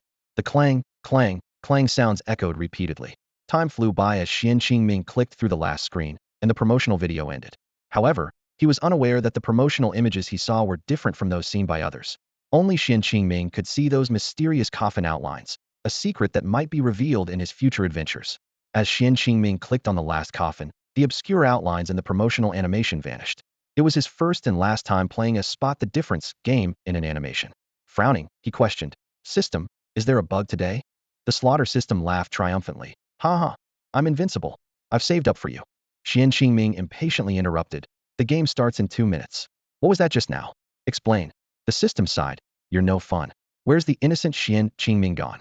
Seeing Xuan Qingming's expressionless face, the system had to explain. "This is a hidden perk for you. What exactly it is, you'll find out once you're in the game." Xuan Qingming narrowed his eyes. He sensed that this reward was something even the system considered valuable, yet it seemed reluctant. Just as he was about to probe further, the game's notification sounded. "Welcome to the Coffin Realm. Character creation will soon be available, followed by transportation to a random novice village. Today's beta access is rare, with only 10,000 slots worldwide." Xuan Qingming knew that his access to the core beta was due to purchasing a top-tier gaming pod and ranking first on the power leaderboard when the game closed a millennium ago. Globally, only 500 players like him had this privilege. Other beta slots were obtained through sponsorships or by securing a spot. On forums, beta access was being traded for up to 1,000,000 immortal coins each, as beta progress wouldn't be wiped. Beta starts in 10 seconds. 3, 2, 1. Welcome to the Coffin Realm. A flash of light passed, leaving only a prompt in front of Xuan Qingming. Please choose a game ID. Note that it cannot be changed. After a moment of thought, Xuan Qingming decided against using One Sword Bloodshed again. As a notorious lone wolf who rejected guilds and was infamous for overpowering bosses, using his old name would surely attract the attention of veteran players. Name, Yidiangsu Xian. As soon as he spoke, the 4 characters floated above his head. Xuan Qingming smiled wryly to himself. Even though he wanted to escape his past, the character for blood remained ever present. Since the slaughter system revealed his talent was blood of sin, this character had been inseparable from him. The scene suddenly shifted as a flash of white light swept by, and Xuan Qingming found himself viewing the world from a first-person perspective. Glancing down, he realized he was completely naked and couldn't help but chuckle to himself. He recalled the awkwardness he felt when he first entered the virtual game world, instinctively wanting to cover his private parts. Now, however, Xuan Qingming was composed and unfazed. He skillfully activated the system's mirror function, examining his body closely. He looked at his reflection with satisfaction, noticing how his appearance had transformed from delicate to powerfully built. He then closed the appearance settings. Xuan Qingming felt a sense of pride, as this transformation had turned him from a scholarly young man into a 180 centimeters athletic guy. Although he already had a bit of a cool vibe, his current muscular state was impressively robust, making Lu Xingyun, who was also in Tomb Heaven, envious. Lu Xingyun had been tirelessly strengthening his body, consuming supplements, and soaking in herbal baths to sleep, yet he only managed to achieve half of Xuan Qingming's physical strength. Whenever Lu Xingyun expressed his envy, Xuan Qingming would nonchalantly say, "It's natural, no need to be jealous of your brother." He would then pull a playful face. Considering that the current game setting in the tomb world was a fantasy martial arts realm, Xuan Qingming's changes to his appearance were relatively restrained. He recalled in the last millennial game, he had chosen a muscular giant image but ended up following the path of a swordsman, becoming a burly swordsman. His playful antics in the game earned him the nickname, the Valiant Rogue, behind his back. Just as Xuan Qingming was lost in thought, the game's notification sounded. "Dear player, please set your initial attribute points. Initial attribute points will not increase with levels, so please consider carefully." An attribute panel appeared in front of Xuan Qingming. Player name, 1 Blood Xian. Initial attributes. Comprehension, 1. Luck, 1. Evasion, 1. Focus, 1. The system continued. "Dear player, each person's basic attribute points are 1, with 5 additional attribute points available for allocation. Please." Suddenly, a ding interrupted the system. The game's notification changed. Due to the player 1 Blood Xian discovering 9 coffins, the system grants 9 additional attribute points for allocation. Xuan Qingming was thrilled to see his available attribute points increase from 5 to 14. He instinctively gulped, thinking to himself, "Wow, this can't be the system's doing." The system seemed to sense Xuan Qingming's thoughts and grumbled, "What? You ungrateful player. I shouldn't have been so generous. Ignoring the system's outburst, Xuan Qingming eagerly began to allocate his points.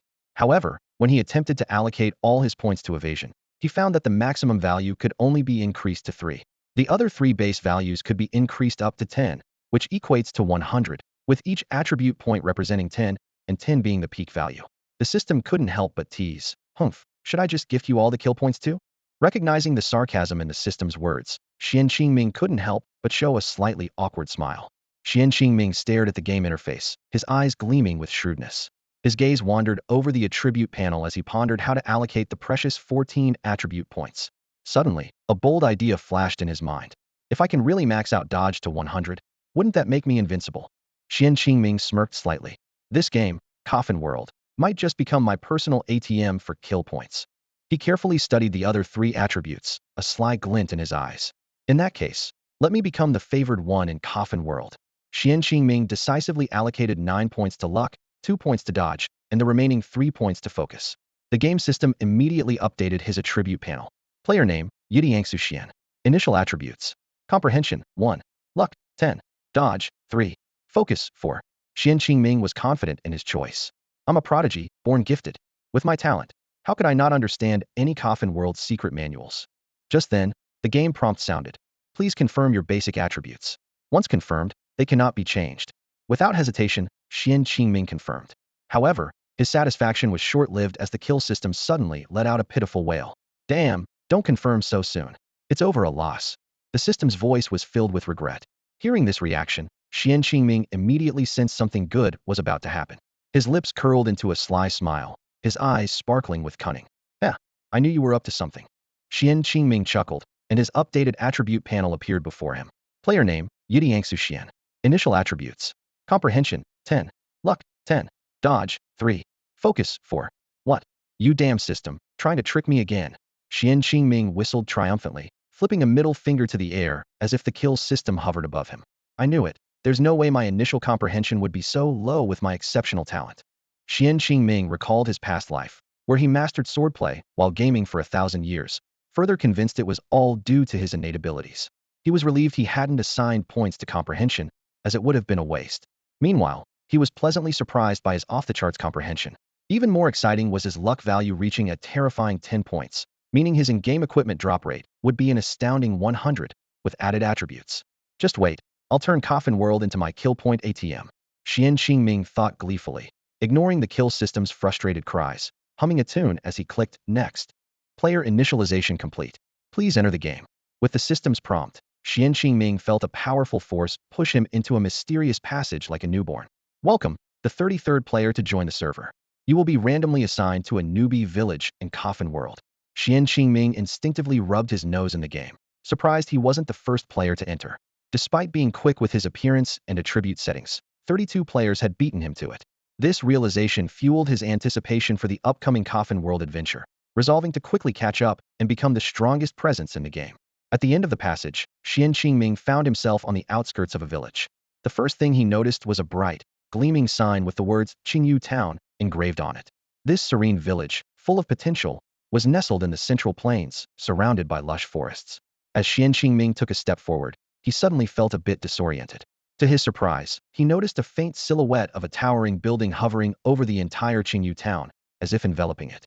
This peculiar sight made the town look like a masterpiece crafted by nature itself. Xuan Qingming thought it might be a protective shield for the beginner's village. He only glanced at it briefly before turning his attention to the scenery ahead. In the distance, stone-paved paths lined with wooden houses stretched into the town. Wisps of smoke rose, blending with the mountain mists in the background, creating a warm and harmonious scene. The NPC villagers, dressed simply, wore genuine smiles as they warmly welcomed every traveler entering the town. Welcome, beautiful lady, your eyes are stunning. Hello there, handsome guy, your nose is so prominent. Wow, brother, are those double eyelids real? The last comment came from a young boy standing on the path at the village entrance.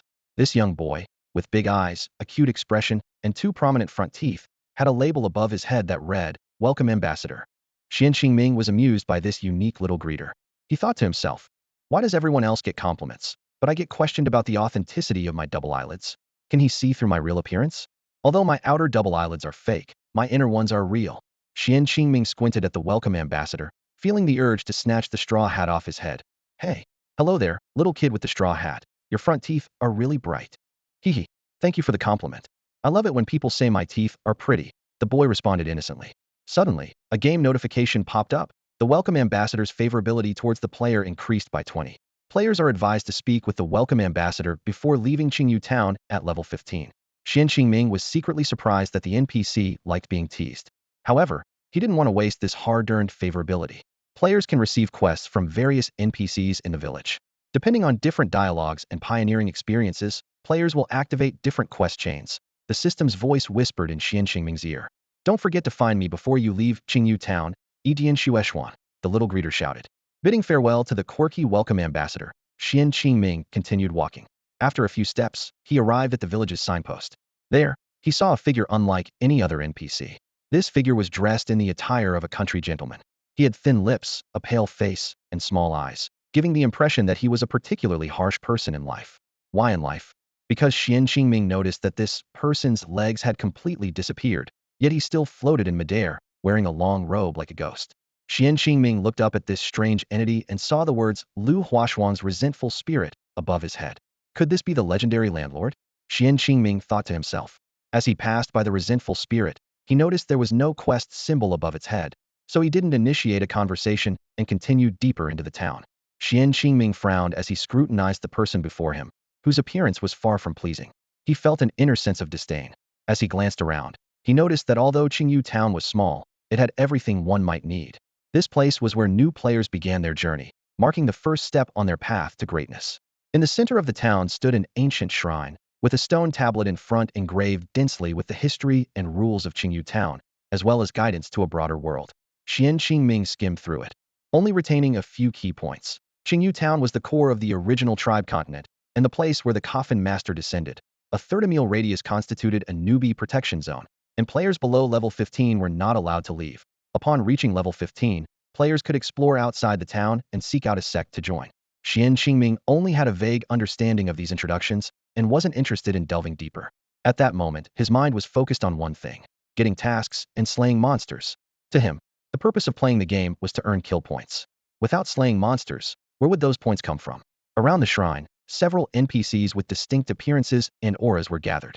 New players, either in awe or curiosity, surrounded them, trying to pick up any hints of tasks from their conversations and actions.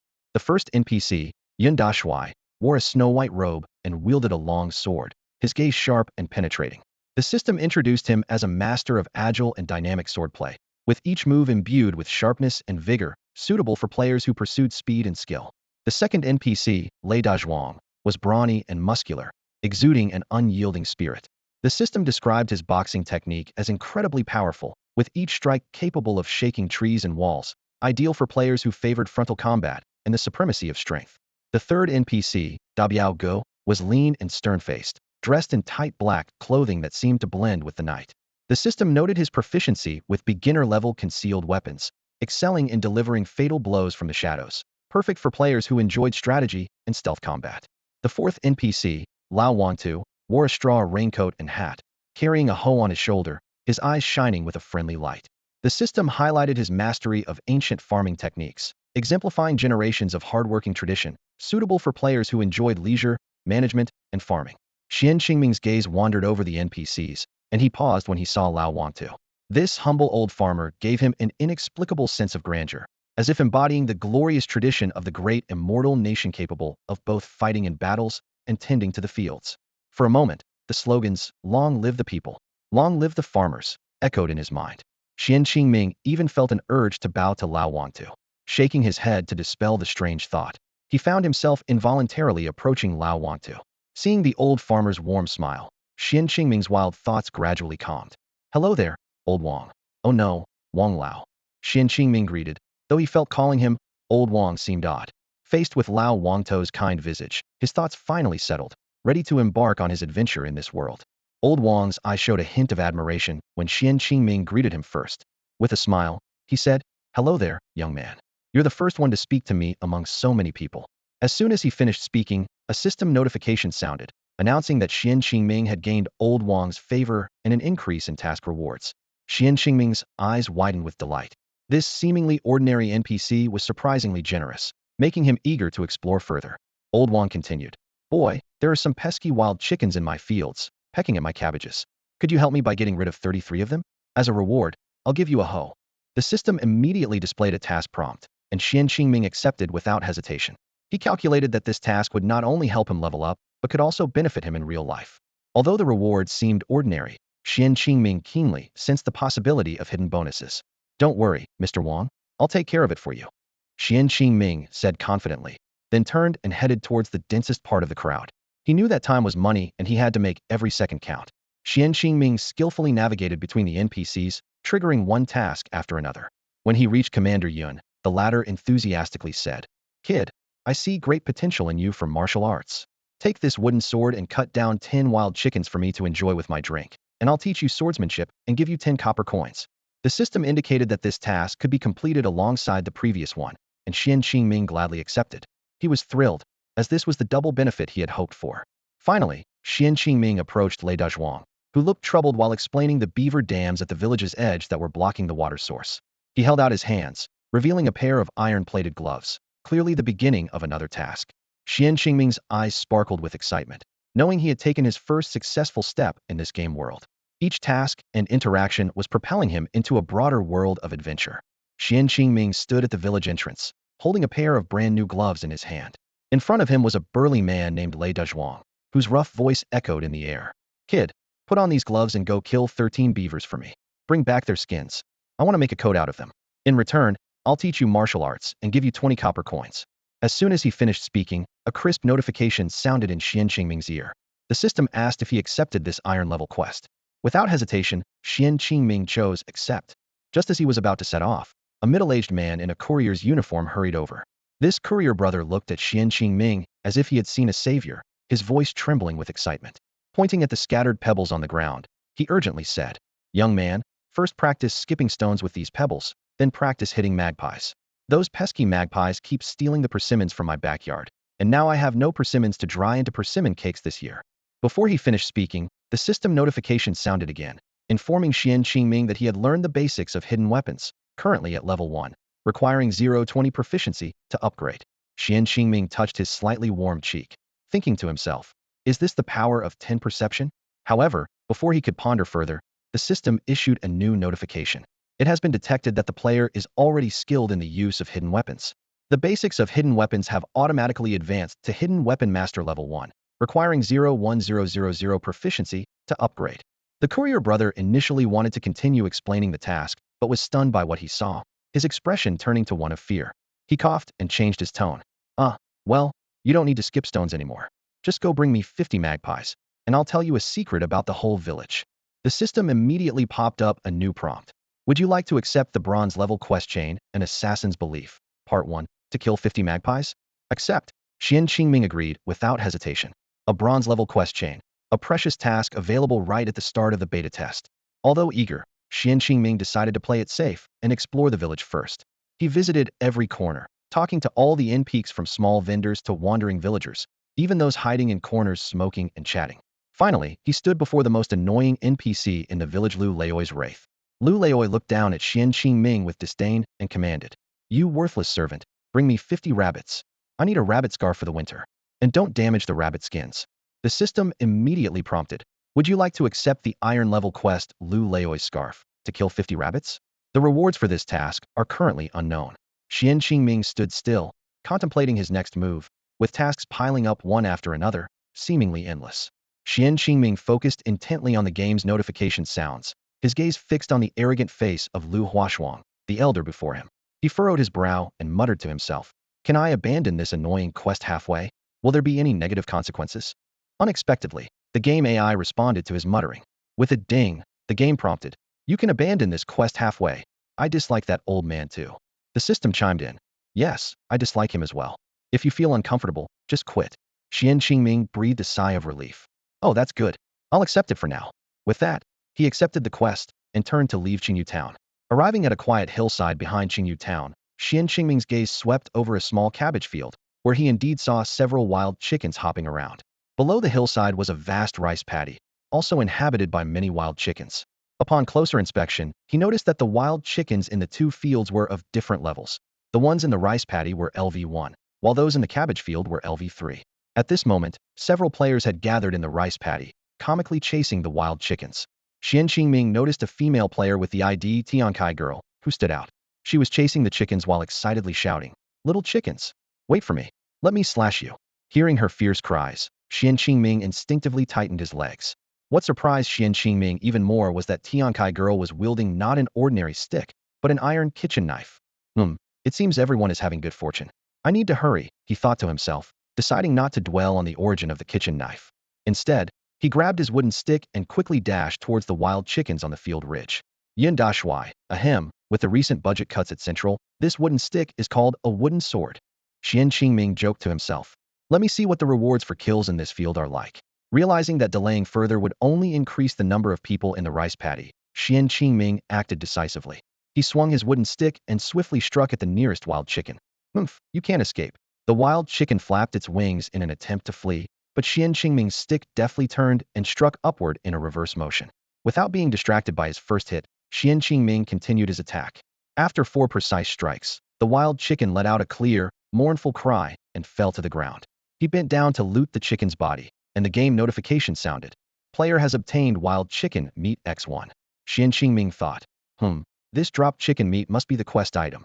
Simultaneously, the system notification chimed in. Host has gained 1 slaughter point. In an instant, Xuan Qingming felt a faint warmth surge through his body, and his lips curled into a slight smile. Nice. Xuan Qingming was secretly delighted. The quests in Qingyu Town, this beginner's village, were indeed simple and profitable. He quickly assessed the situation. These low-level wild creatures posed no threat to him, and even if there was danger, his extensive combat experience would allow him to handle it easily. Unable to contain his excitement, Xuan Qingming immediately charged at another wild chicken. With a swift strike, the game notification sounded. Player has obtained wild chicken meat X1. Shortly after, the system alerted him. Host has earned 1 slaughter point. After storing the chicken meat in his backpack, Xuan Qingming noticed an interesting phenomenon. The completion status for Yun Dashuai's side dish quest was 210, while the Protect the Cabbage Field quest was 033. The quest description mentioned that the 2 wild chicken killing tasks could be completed simultaneously, meaning the LV3 quest could be downward compatible. Realization dawned on Xuan Qingming. Looks like old Wang's field isn't so easy to fool. I have to kill chickens in his field. Just then, a clear voice called out from nearby. Hello, warrior. Can you teach me how to catch chicks? Xuan Qingming saw a player named Tian Kai Shanu waving at him. He frowned, instinctively rubbed his nose, and even took a step back. No, Xuan Qingming flatly refused, thinking that talking too much with this Tian Kai Shanu might lower his IQ. Besides, being called warrior sounded ominous. Xuan Qingming quickly walked away, heading to the distant cabbage field to challenge the LV3 wild chickens. However, as soon as he made a move, he sensed danger. Damn, run. Xuan Qingming cursed and immediately turned to flee. Clearly, trying to defeat a higher-level opponent with just basic equipment wasn't easy. If it were, a LV3 wild chicken offering 100 slaughter points would be too simple. Sure enough, after just a few steps, the LV3 wild chicken locked onto him, flapping its wings and soaring into the air. Its claws, sharp as daggers, sliced through the air. Feeling the gust behind him, Xuan Qingming quickened his pace. Finally out of combat, Xuan Qingming sighed with relief. Phew, damn, this quest isn't easy. If I got scratched, who knows how much health I'd lose. He knew he couldn't handle the LV3 wild chickens yet, and staying in the cabbage field would just waste time. So, he decided to level up first. Glancing at his experience bar, Xuan Qingming decisively left the cabbage field, heading towards the vast persimmon grove behind the village. Tian Kai Shanu watched Xuan Qingming's retreating figure, pouting in frustration. I've never killed a chick before, really, why is he so stingy? As soon as the young girl, Tian Kai, finished speaking, a player with the ID, handsome guy crashes into wall, sidled up to her, his face plastered with a fawning smile. Little beauty, how about I teach you to catch some chicks? No need. Tian Kai shot him a cold glance before turning back to focus on her chicken-catching mission. In the persimmon grove at the village edge, a flock of magpies was gleefully pecking at the abundant fruit. The ripe persimmons were being ravaged, some even rotting on the branch before hitting the ground. Next to the grove was a beaver dam, with smooth pebbles scattered across the riverbank.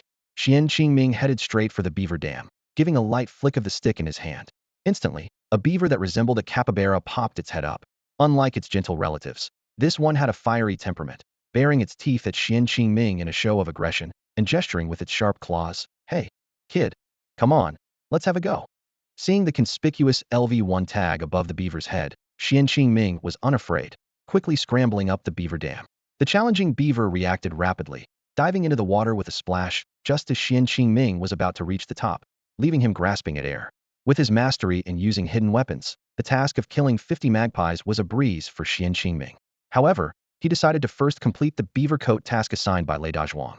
Inside the dam, the spacious area had 2 or 3 players scattered about, awkwardly trying to capture beavers. The underwater environment did affect attack and movement speed, just as depicted in the Millennium game. Yet, for Xuan Qingming, who had been trained underwater since childhood, this was no problem. Perhaps the earlier attack had angered the entire beaver group, for as soon as Xuan Qingming entered the water, 2 beavers swam quickly towards him. He smirked disdainfully. These LV1 beavers, though tougher than wild chickens, were still no match for him. He swiftly donned his iron gloves, directly confronting the clawing beavers. Underwater, the advantage of the iron gloves became apparent. Within just 2 rounds, Xuan Qingming had firmly subdued 1 beaver. Before its sharp claws could reach his arm, its health bar was already depleted. The system notification promptly sounded. Player has obtained beaver fur X1, copper coin X1. At that moment, a flash of white light occurred nearby, and a player vanished from sight. Xuan Qingming chuckled inwardly. What an idiot. Using a stick underwater is completely unsuitable. The game clearly provided iron gloves and specifically hinted to crush 13 beavers, yet they failed to grasp the deeper meaning. Meanwhile, the player with the ID Midnight Pancake was surrounded by several beavers, their claws repeatedly leaving marks on him, as if they really intended to savor him like a delicious pancake. The player clumsily swung his iron gloves, barely managing to scratch the beaver with the sharp claws, causing only minor damage and reducing its health by 6 points. Xuan Qingming shook his head at the novice player's awkwardness and swam directly towards the beaver dam. After killing 2 beavers, the system unexpectedly awarded him 4 kill points, which surprised Xuan Qingming. However, he quickly realized that killing beavers underwater was indeed more challenging than chasing down wild chickens, so the extra points made sense. Like an underwater hunter, Xuan Qingming swiftly took action with his hands, quickly eliminating all 6 beavers in front of the dam. The system promptly chimed in. Congratulations, host, you have earned 12 kill points. The kill points for beavers are actually double those for wild chickens. It seems the system is being reasonable, Xuan Qingming chuckled. The system immediately explained. When the host kills monsters in harsh environments, the kill points are increased based on the difficulty of the environment. This fair allocation of points improved Xuan Qingming's impression of the system. Thanks to his real-life ability to hold his breath for over 20 minutes, Xuan Qingming didn't need to surface frequently like other players. In the world of martial artists, the higher one's cultivation, the longer they can hold their breath. Those who once set world records in breath holding have long been overshadowed by the resurgence of ancient martial arts. Xuan Qingming's attention turned to the beaver dam itself. He quickly swam to the edge of the dam and began to dig at the entrance with his hands, thinking, let's see how many more kill points I can get from here. He was nearly obsessed with accumulating kill points. If not for the fact that dying in the novice village wouldn't cost him experience, he might have even considered dying intentionally, as being 1 level lower could earn him 10 times the kill points. He wished he could keep his level at the minimum needed to kill small creatures. Sure enough, as he stirred the area, more beavers emerged from the hole, only to be picked off one by one, converting into experience and kill points. With a flash of golden light enveloping him, Xuan Qingming successfully leveled up to level 2. Taking advantage of the upgrade's golden glow, he swiftly launched an attack on a few newly spawned beavers nearby. The system then prompted. Player has obtained 1 beaver pelt, 1 copper coin, and completed Lei Dazhuang's beaver coat quest with 13 beavers killed. Great. Next I need to find the magpies. Xuan Qingming planned his next target. Player attributes display. Blood level, LV2. Health points, 120. Spirit points, 60. Attack, 7. Defense, 2. Evasion, 33. Xuan Qingming quickly surfaced from the water and hurried toward the persimmon grove, stepping over the beaver dam. As he passed the dam, he keenly caught a strange glint in the reflection of the water pooled at the entrance. With years of gaming experience, he deduced that there must be a treasure or quest chain hidden there.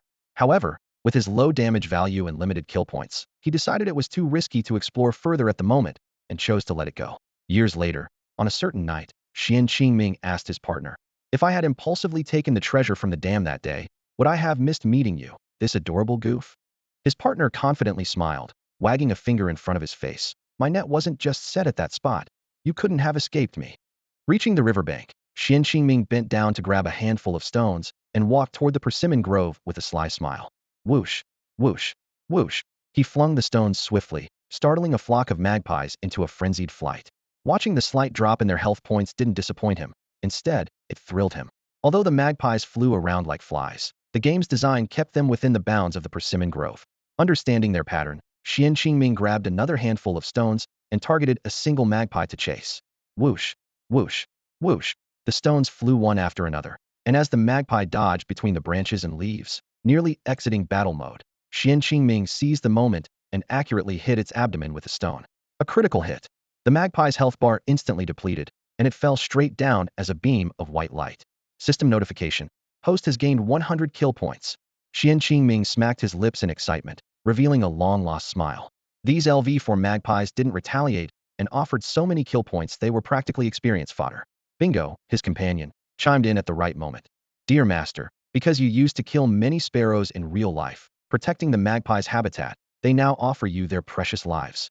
Xuan Qingming couldn't be bothered with the sarcastic dog system. He had already figured out the design logic of this 50 magpie quest. The difficulty was based on the player's proficiency with projectiles. A player like him, with an initial focus value of 4, was rare, and this focus value was sure to increase as he improved his projectile skills in the future. Perhaps even the game master didn't anticipate that Xuan Qingming's skills with hidden weapons would be so advanced, allowing him to trigger and unlock the assassin quest early. Each magpie provided a surprising reward of 100 kill points. Xuan Qingming crouched down to search the corpses, collecting a magpie tail feather and 6 copper coins. He paid little attention to the tail feather as loot, but the copper coins made him chuckle. These small creatures probably swallowed the coins long ago and couldn't digest them.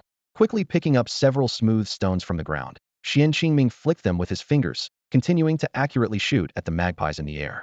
Whoosh! Another magpie fell to the ground, feathers scattering everywhere. This time, he didn't immediately search the body but squinted his eyes, continuously flicking stones at the panicked magpies perched on the surrounding treetops. Xuan Qingming didn't regret not attacking the magpies directly when he was at LV1. At this moment, other players were gathered near the beaver dam, skipping stones, with no one competing for the prey in this persimmon grove. However, the good times didn't last long, and as the kill count increased, a system notification sounded had leveled up from LV2 to LV3. Hey, now I only get 10 kill points. Xuan Qingming frowned and sighed. If only dying in the novice village cost experience points. In most online games, players lose a portion of their current level's experience when killed, with severe penalties even resulting in a level drop, except in the novice village. While other players rushed around killing monsters to level up quickly, Xuan Qingming tried to maintain a low level to gain more kill points by defeating higher-level creatures. Feeling like he had stumbled upon a sale that suddenly raised prices, Xuan Qingming shrugged helplessly and continued skillfully shooting stones at the fleeing magpies. These birds, usually dominating the persimmon grove, now fell one by one to the ground, feathers drifting in the air. Before long, Xuan Qingming had wiped out all the magpies in the persimmon grove. His experience points soared, reaching LV4, and he was close to hitting LV5.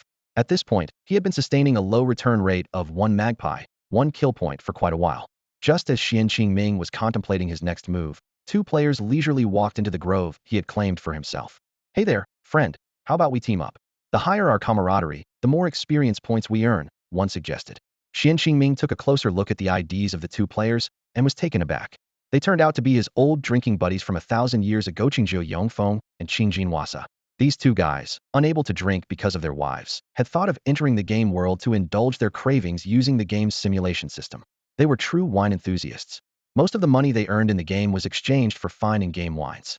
Occasionally, when they got a bit tipsy, they would even trade high-quality equipment for drinks. Clearly, anyone willing to spend a fortune on a gaming pod to satisfy their thirst for wine wasn't ordinary in real life either. For these former gaming buddies, especially those he often teamed up with, and even shared drinks and tea, Xuan Qingming showed no mercy. A mischievous glint flashed in his eyes, and his lips curled into a slight smile as he recalled the good old days of pranks. As an assassin, Xuan Qingming found relief from his pent-up stress through teasing others. He tapped his fingers on his phone screen, promptly accepting their friend requests, but without hesitation, declined their team invitations. Just kidding. Xuan Qingming chuckled to himself. I don't want my level to get too high. As he glanced at the system notification, he calculated that if teaming up with them could keep his kill points intact while reducing the experience gained, it might be worth considering. The system's cold voice echoed in his mind. The master's refusal was timely. The kill points gained from teaming up will be reduced based on the number of team members and their contribution to killing monsters. Any points less than 1 will directly benefit the system. Xuan Qingming rolled his eyes and silently cursed. You sneaky thing. Always trying to pocket the kill points for yourself. A sarcastic smile appeared on his face. Well, even the smallest gain is still something. From now on, I'll only earn those small gains from you. Ignoring the system, Xuan Qingming turned his attention back to his two old friends. They were bewildered by his refusal to team up, which played right into his hands. A sly look crossed his eyes as he decided to have some fun with them. Xuan Qingming moved like a ghost among the persimmon trees, his hands never stopping as he expertly hit magpies with stones.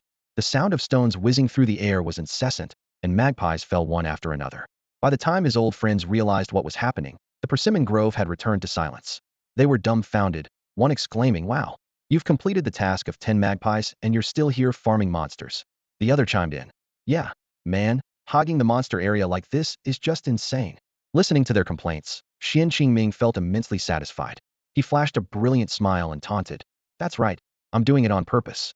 If you have the guts, try to stop me." Then he made a funny face, "Goodbye." Xuan Qingming turned and ran towards the distant forest, leaving Qingjie Yongfeng and Qingjin Wasa standing there, speechless. Qingjin Wasa stammered, "Bro, was that guy a freak?" Qingjie Yongfeng frowned thoughtfully. "Well, maybe a bit. It seems like everyone has a lot of pressure in real life. But somehow, his behavior reminds me of someone." Hearing their conversation, Xuan Qingming was secretly delighted. So the usual task is 10 magpies, even better. He looked expectant. This news further proves that the reward behind this task chain in my hands is definitely substantial. After leaving the persimmon grove, Xuan Qingming paused to check his status. He was thrilled to find his level was about to break through to LV5. He eagerly opened his attribute panel. Player, Yidiyangsu Xian. Level, LV4. Health, 180. Mana, 100. Attack, 9. Defense, 4. Evasion, 33. Xuan Qingming frowned in thought. This game doesn't have an option for attribute point allocation after leveling up. Does that mean all attributes naturally increase proportionally with level? However, these details were unimportant to Xuan Qingming, who was eager to earn kill points. Shaking his head, he continued briskly toward Lao Wang's rice field, filled with anticipation for the unknown adventure ahead. Xuan Qingming stood on the path outside the village, contemplating his situation. As a newly promoted level 4 player, those level 3 wild chickens no longer provided him with any more kill points. However, being at this level offered him an extra layer of safety. Just then, a wild rabbit suddenly dashed out of the bushes, catching Xuan Qingming's attention. He immediately recalled the unpleasant task given by Master Lu. What a great opportunity, he thought to himself, deciding to give it a try. He quickly grabbed a wooden stick nearby and charged at the rabbit. With precision, he struck the rabbit's abdomen. The level 3 rabbit, feeling the pain, turned to escape into the nearby bushes. "Don't run," Xuan Qingming shouted as he kicked a small stone, which flew and hit the rabbit's hind leg, slowing its escape. Seizing this chance, Xuan Qingming swiftly closed the distance and delivered another heavy blow to the rabbit's head. Huh? A critical hit. Xuan Qingming was surprised to see a flash of light, and his level instantly jumped to level 5. The rabbit lay motionless on the ground as Xuan Qingming bent down to inspect it. A game notification popped up. Player obtained tattered rabbit fur X1. Task, Master Lu's scarf. Progress, 150 tattered rabbit fur. Xuan Qingming stood there for a few seconds, waiting, but heard no system notification. Frowning, he asked in annoyance, "I've killed the creature, where are my kill points?" Unexpectedly, the system responded in a nauseatingly cutesy voice. "Bunny is so cute. How can you kill the bunny? ... You've got to be kidding me." Xuan Qingming almost gagged. Such a saccharine response from the system's sleazy mouth was unbearable. Cursing under his breath, he decided to abandon this lousy task and vowed never to get involved with that arrogant Master Lu's ghost again. That troublesome old ghost had completely ruined his plan to earn kill points. Right now, the last thing Xuan Qingming wanted was experience points. If it weren't for the fact that dying in the newbie village didn't penalize experience, he would have considered causing trouble at the village gate. If losing experience was an option, he even thought about slapping Master Lu's ghost hard enough to turn himself into a red-named player, prompting the enforcement NPCs to execute him on the spot. While Xuan Qingming was lost in his thoughts, the kill system taunted him leisurely. "You can only dream about it." A friendly reminder, if that old bastard kills you, it'll cost you kill points. Don't forget the pain once the wound is healed, or you might find the player outside getting their account deleted. Chastened by the system's mockery, Xuan Qingming rubbed his nose, realizing he had indeed forgotten that being killed would deduct his kill points. Yeah, just thinking out loud, he chuckled self-deprecatingly. When Xuan Qingming returned near the rice fields, he was taken aback by the scene before him. The level 1 chicken area was now packed with players, leaving no room to move. Players no longer needed to exert effort to catch the chickens, as the range of the chicken creature's activities didn't extend more than a meter from the field edge. Watching the scene unfold, Xuan Qingming couldn't help but think. With so many people in the paddy fields, it's like a bathhouse filled with dumplings. Surrounded by the throng of players, the poor chickens couldn't escape the relentless barrage of stick attacks. As soon as the wild chickens respawned, the players mercilessly attacked them.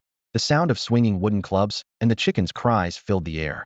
This scene was not only happening at the LV1 chicken spawn point, but also in the paddy fields, which had become a battleground for players desperately competing for monsters. To avoid awkward competition, savvy players opted for team collaboration. Although this meant each person needed to kill twice as many chickens, it was better than leaving empty-handed. The girl who initially needed guidance on how to kill chickens was now nowhere to be seen. It seemed she had mastered the art and was off hunting in new locations. Xuan Qingming smirked, glanced at the crowded LV1 chicken spawn point, and decisively turned towards the empty cabbage field. He thought to himself that apart from him, few players would ignore the easy-to-kill LV1 chickens and choose to challenge the LV3 chickens for more experience points. Let's start the chicken-killing mission. Xuan Qingming motivated himself, but this time, he was more cautious after his previous experience.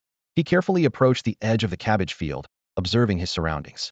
Soon, he spotted a lone chicken and swung his club decisively. However, this chicken was not easy prey. Xuan Qingming's first two swings hit the chicken's head and wings accurately, but the third was blocked by the chicken's sharp claws, greatly reducing the damage. The chicken flapped its wings, trying to retaliate from midair. Quick on his feet, Xuan Qingming seized the opportunity, landing two heavy blows to the chicken's abdomen, finally defeating the stubborn opponent in a flash of white light. At that moment, Xuan Qingming noticed two chickens eyeing him warily. He quickly crouched, pretending to search the corpse, cleverly exiting combat mode. The game chimed in. Player obtained chicken meat X1, chicken tail feather X1. Then, the system notification followed. Host gained slaughter point X1. Xuan Qingming calculated internally that although the LV3 chickens were tough, they only awarded a measly 1 point of experience and slaughter point. Undeterred, he soon targeted another lone chicken and stealthily approached it. Xuan Qingming tirelessly repeated this process. After each kill, the game notified him of the chicken meat and tail feathers he collected. Upon killing the 10th chicken, the system specifically reminded him he had completed the Yun Dashui's side dish task. However, Xuan Qingming was too focused on his hunting to celebrate. Time flew by, and before he knew it, Xuan Qingming had successfully killed 29 chickens. Only when he stored the last chicken tail feather did he realize he had cleared all the chickens in the area. Reflecting on his hunting experience, Xuan Qingming felt a sense of pride. Despite a few mistakes, such as accidentally attracting the attention of 2 or 3 chickens at once, his level advantage allowed him to handle it with ease. Throughout the process, he was only scratched once by a chicken's claws, losing a negligible 3 health points. In the current situation, Xuan Qingming wishes he could spend all 24 hours in the game earning kill points, as he has already felt his body gradually heating up with each point he gains. The sensation of power flowing through his veins is addictive. At this moment, his kill points have accumulated to a staggering 2,223, far surpassing what he could achieve through a year's worth of diligent cultivation. With a wry smile, Xuan Qingming thought, training once a month, for 3 hours each time, I've been quite diligent. He shook his head helplessly, a self-mocking expression on his face.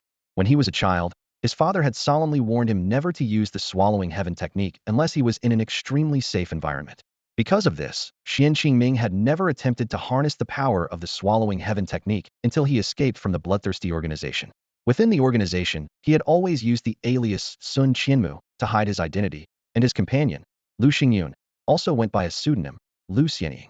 Despite Lu Xingyun's exceptional talent, his cultivation level was 3 small tiers above Xuan Qingming's when they left the bloodthirsty organization, but Xuan Qingming easily caught up using the swallowing heaven technique. Although this technique could draw in more spiritual energy from the heavens and earth, it also consumed much more energy to improve one's cultivation. Were it not for this, Xuan Qingming's cultivation efficiency might have been dozens of times higher than that of ordinary people. At this moment, Xuan Qingming could clearly feel that as his kill points continued to accumulate, his cultivation had already risen to the 9th stage of the post-heaven void-breaking realm. He was well aware that with another 1,000 or so kill points and the internal energy remnants from the corpse demon within him, he could attempt to break through the barrier to the innate stage. However, when he killed the last 2 wild chickens in the cabbage patch, the system did not give the notification for gaining kill points, causing him to frown. Stupid system, why am I missing 2 kill points? Xuan Qingming squinted, his tone threatening. He wasn't particularly concerned about the balance on his card, but missing kill points which were crucial to his cultivation advancement was something he couldn't tolerate. That was his lifeline. The system's cold voice responded. To reply to the esteemed host, because the wild chickens are significantly lower in level compared to you, after 30, they no longer yield kill points. This system cannot allow you to exploit it. Stingy, Xuan Qingming muttered discontentedly. With the wild chickens in the cabbage patch completely slaughtered, Xuan Qingming paused his actions, waiting for the system to refresh them. He planned to complete the tasks assigned by Old Wong first, then return to the village to submit all tasks and claim his rewards in one go, before logging out to find a suitable place to attempt breaking through to the innate stage. Suddenly, a golden light flashed before his eyes, not the refresh of ordinary wild chickens, but a large, robust tricolor wild chicken, GNI Taimei. GNI Taimei, Elite Monster, LV6. Xuan Qingming gazed at the hefty tricolor wild chicken, noticing the blue elite mark hovering above its head. He licked his lips, his eyes gleaming with excitement. Upon appearing, GNI Taimei paid no mind to Xuan Qingming, who was holding a wooden stick, and instead proudly raised its head, strutting slowly and confidently towards a fresh cabbage nearby. It unceremoniously tore off a cabbage leaf, pecking it into its mouth right in front of Xuan Qingming. A satisfied cluck cluck cluck came from deep within its throat. GNI Taimei squinted its eyes, and even its hard beak curved into a pleased arc, clearly in a delightful mood. Seizing the opportunity, Xuan Qingming swiftly swung his wooden stick at GNI Taimei while it was turned away, about to take another bite of cabbage. After taking 3 consecutive hits, GNI Taimei finally reacted, seemingly incredulous that someone would dare to attack it. Such a small human, at such a low level, dared to ambush it. GNI Taimei immediately used its wings to shield its head. Xuan Qingming swung his staff to attack the creature named GNI Taimei, only to find that the damage had significantly decreased. He quickly retreated to create some distance, internally marveling at this bulldozer among wild chickens, with its incredible defense. At that moment, the system's voice chimed in, temptingly informing him that if he managed to defeat this elite monster, he would receive an additional reward of 1,000 kill points. This number was enticing for Xuan Qingming. 1,000 kill points meant 1,000 minutes of enhanced training efficiency or a valuable bottle of a face-swelling potion. Even though he had already accumulated over 2,000 points, who would ever complain about having more? Driven by curiosity, Xuan Qingming asked the system about the cultivation improvement after the kill. The system explained with a smile that due to a glitch with the magpie level, he had gained a large number of kill points in a short time and had now reached the 9th tier of the void-breaking realm. If he successfully defeated the boss, he would advance to the peak of the 9th tier. However, the system also warned him that GNI Taimei had entered a frenzy state, doubling its attack power. Xuan Qingming could withstand at most 3 attacks, and if killed, he would lose 500 kill points, falling back to the 8th tier of the void-breaking realm. After hearing this, Xuan Qingming narrowed his eyes, recalling a previous in-game death experience. But this did not shake his resolve. "Let's do it," he shouted decisively. As soon as he spoke, a golden transparent dome enveloped the entire cabbage field, trapping all players, including Xuan Qingming, inside. Clearly, the game was giving Xuan Qingming one last chance to choose or escape. Once the dome sealed, GNI Taimei's eyes glowed red, and it launched itself off the ground like a spiky football towards Xuan Qingming. He quickly sidestepped and rolled away, but GNI Taimei spread its wings midair, turning to continue its assault. Xuan Qingming grabbed a handful of stones and threw them back. Although they caused no damage, they successfully altered GNI Taimei's attack trajectory. Taking advantage of the moment, he swung his staff, striking GNI Taimei on the side of its face. Seeing his opponent dazed, Xuan Qingming pressed on, sweeping his staff upwards to hit its lower abdomen. Tears streamed from GNI Taimei's eyes as a red glow flashed. Xuan Qingming focused intently on his opponent, oblivious to the explosive sound from the staff's impact.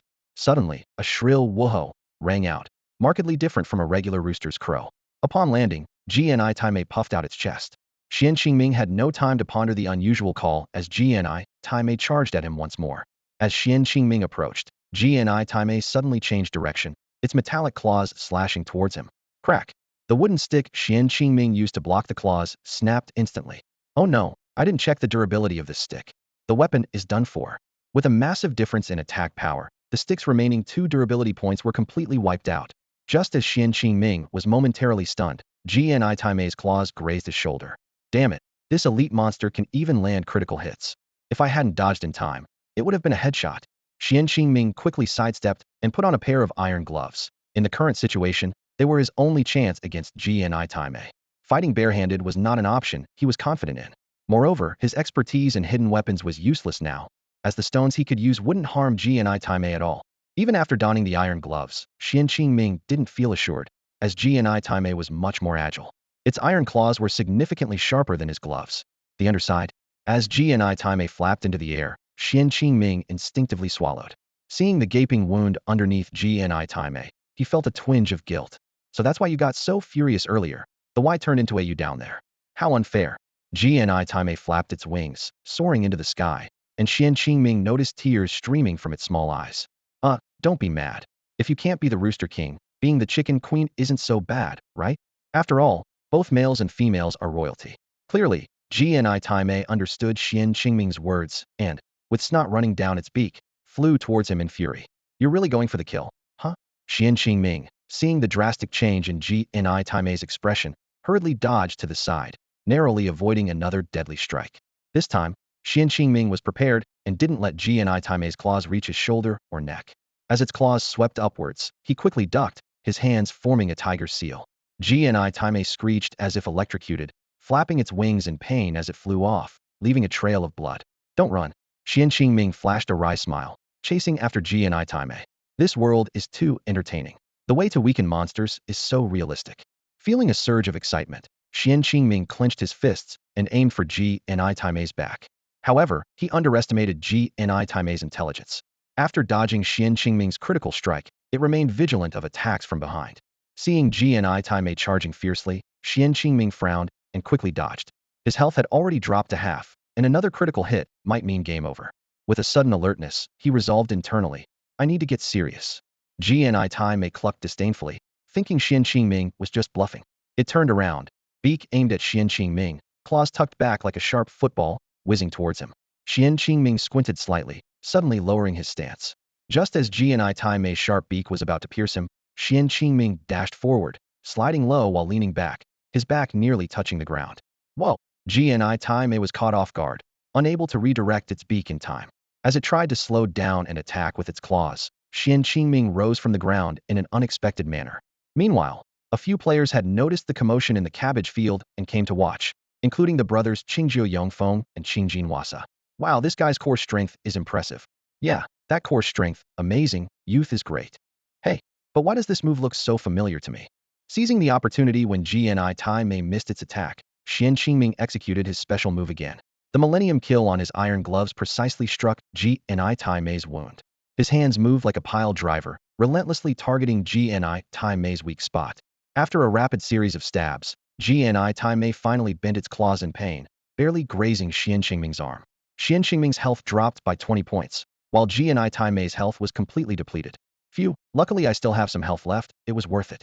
Before Xuan Qingming finished speaking, a bright light enveloped him, instantly restoring his health. He smiled slightly and reached for Gni Taimei's body. Ding! The game announcement sounded. Qingyu Town announcement. Player Yidiang Suxian successfully defeated the elite monster Gni Taimei. Old Wang's cabbage field will no longer have Gni Taimei this month. The game notification continued. Player received Wild Chicken Tail Feather X1, Silver Chicken Crown Hat, Unidentified X1, Silver Coin X1. The system notification followed. Host received 1,000 slaughter points. A silver item, not a bad haul. Xuan Qingming was quite pleased with his drop rate, as the rewards for defeating an elite monster were indeed generous for a player with maxed out luck. He glanced at the other players nearby, noticing their weapons at best glowed with a bronze sheen, likely rewards from completing certain tasks. Looking at the chicken crown hat in his inventory, Xuan Qingming couldn't help feeling smug.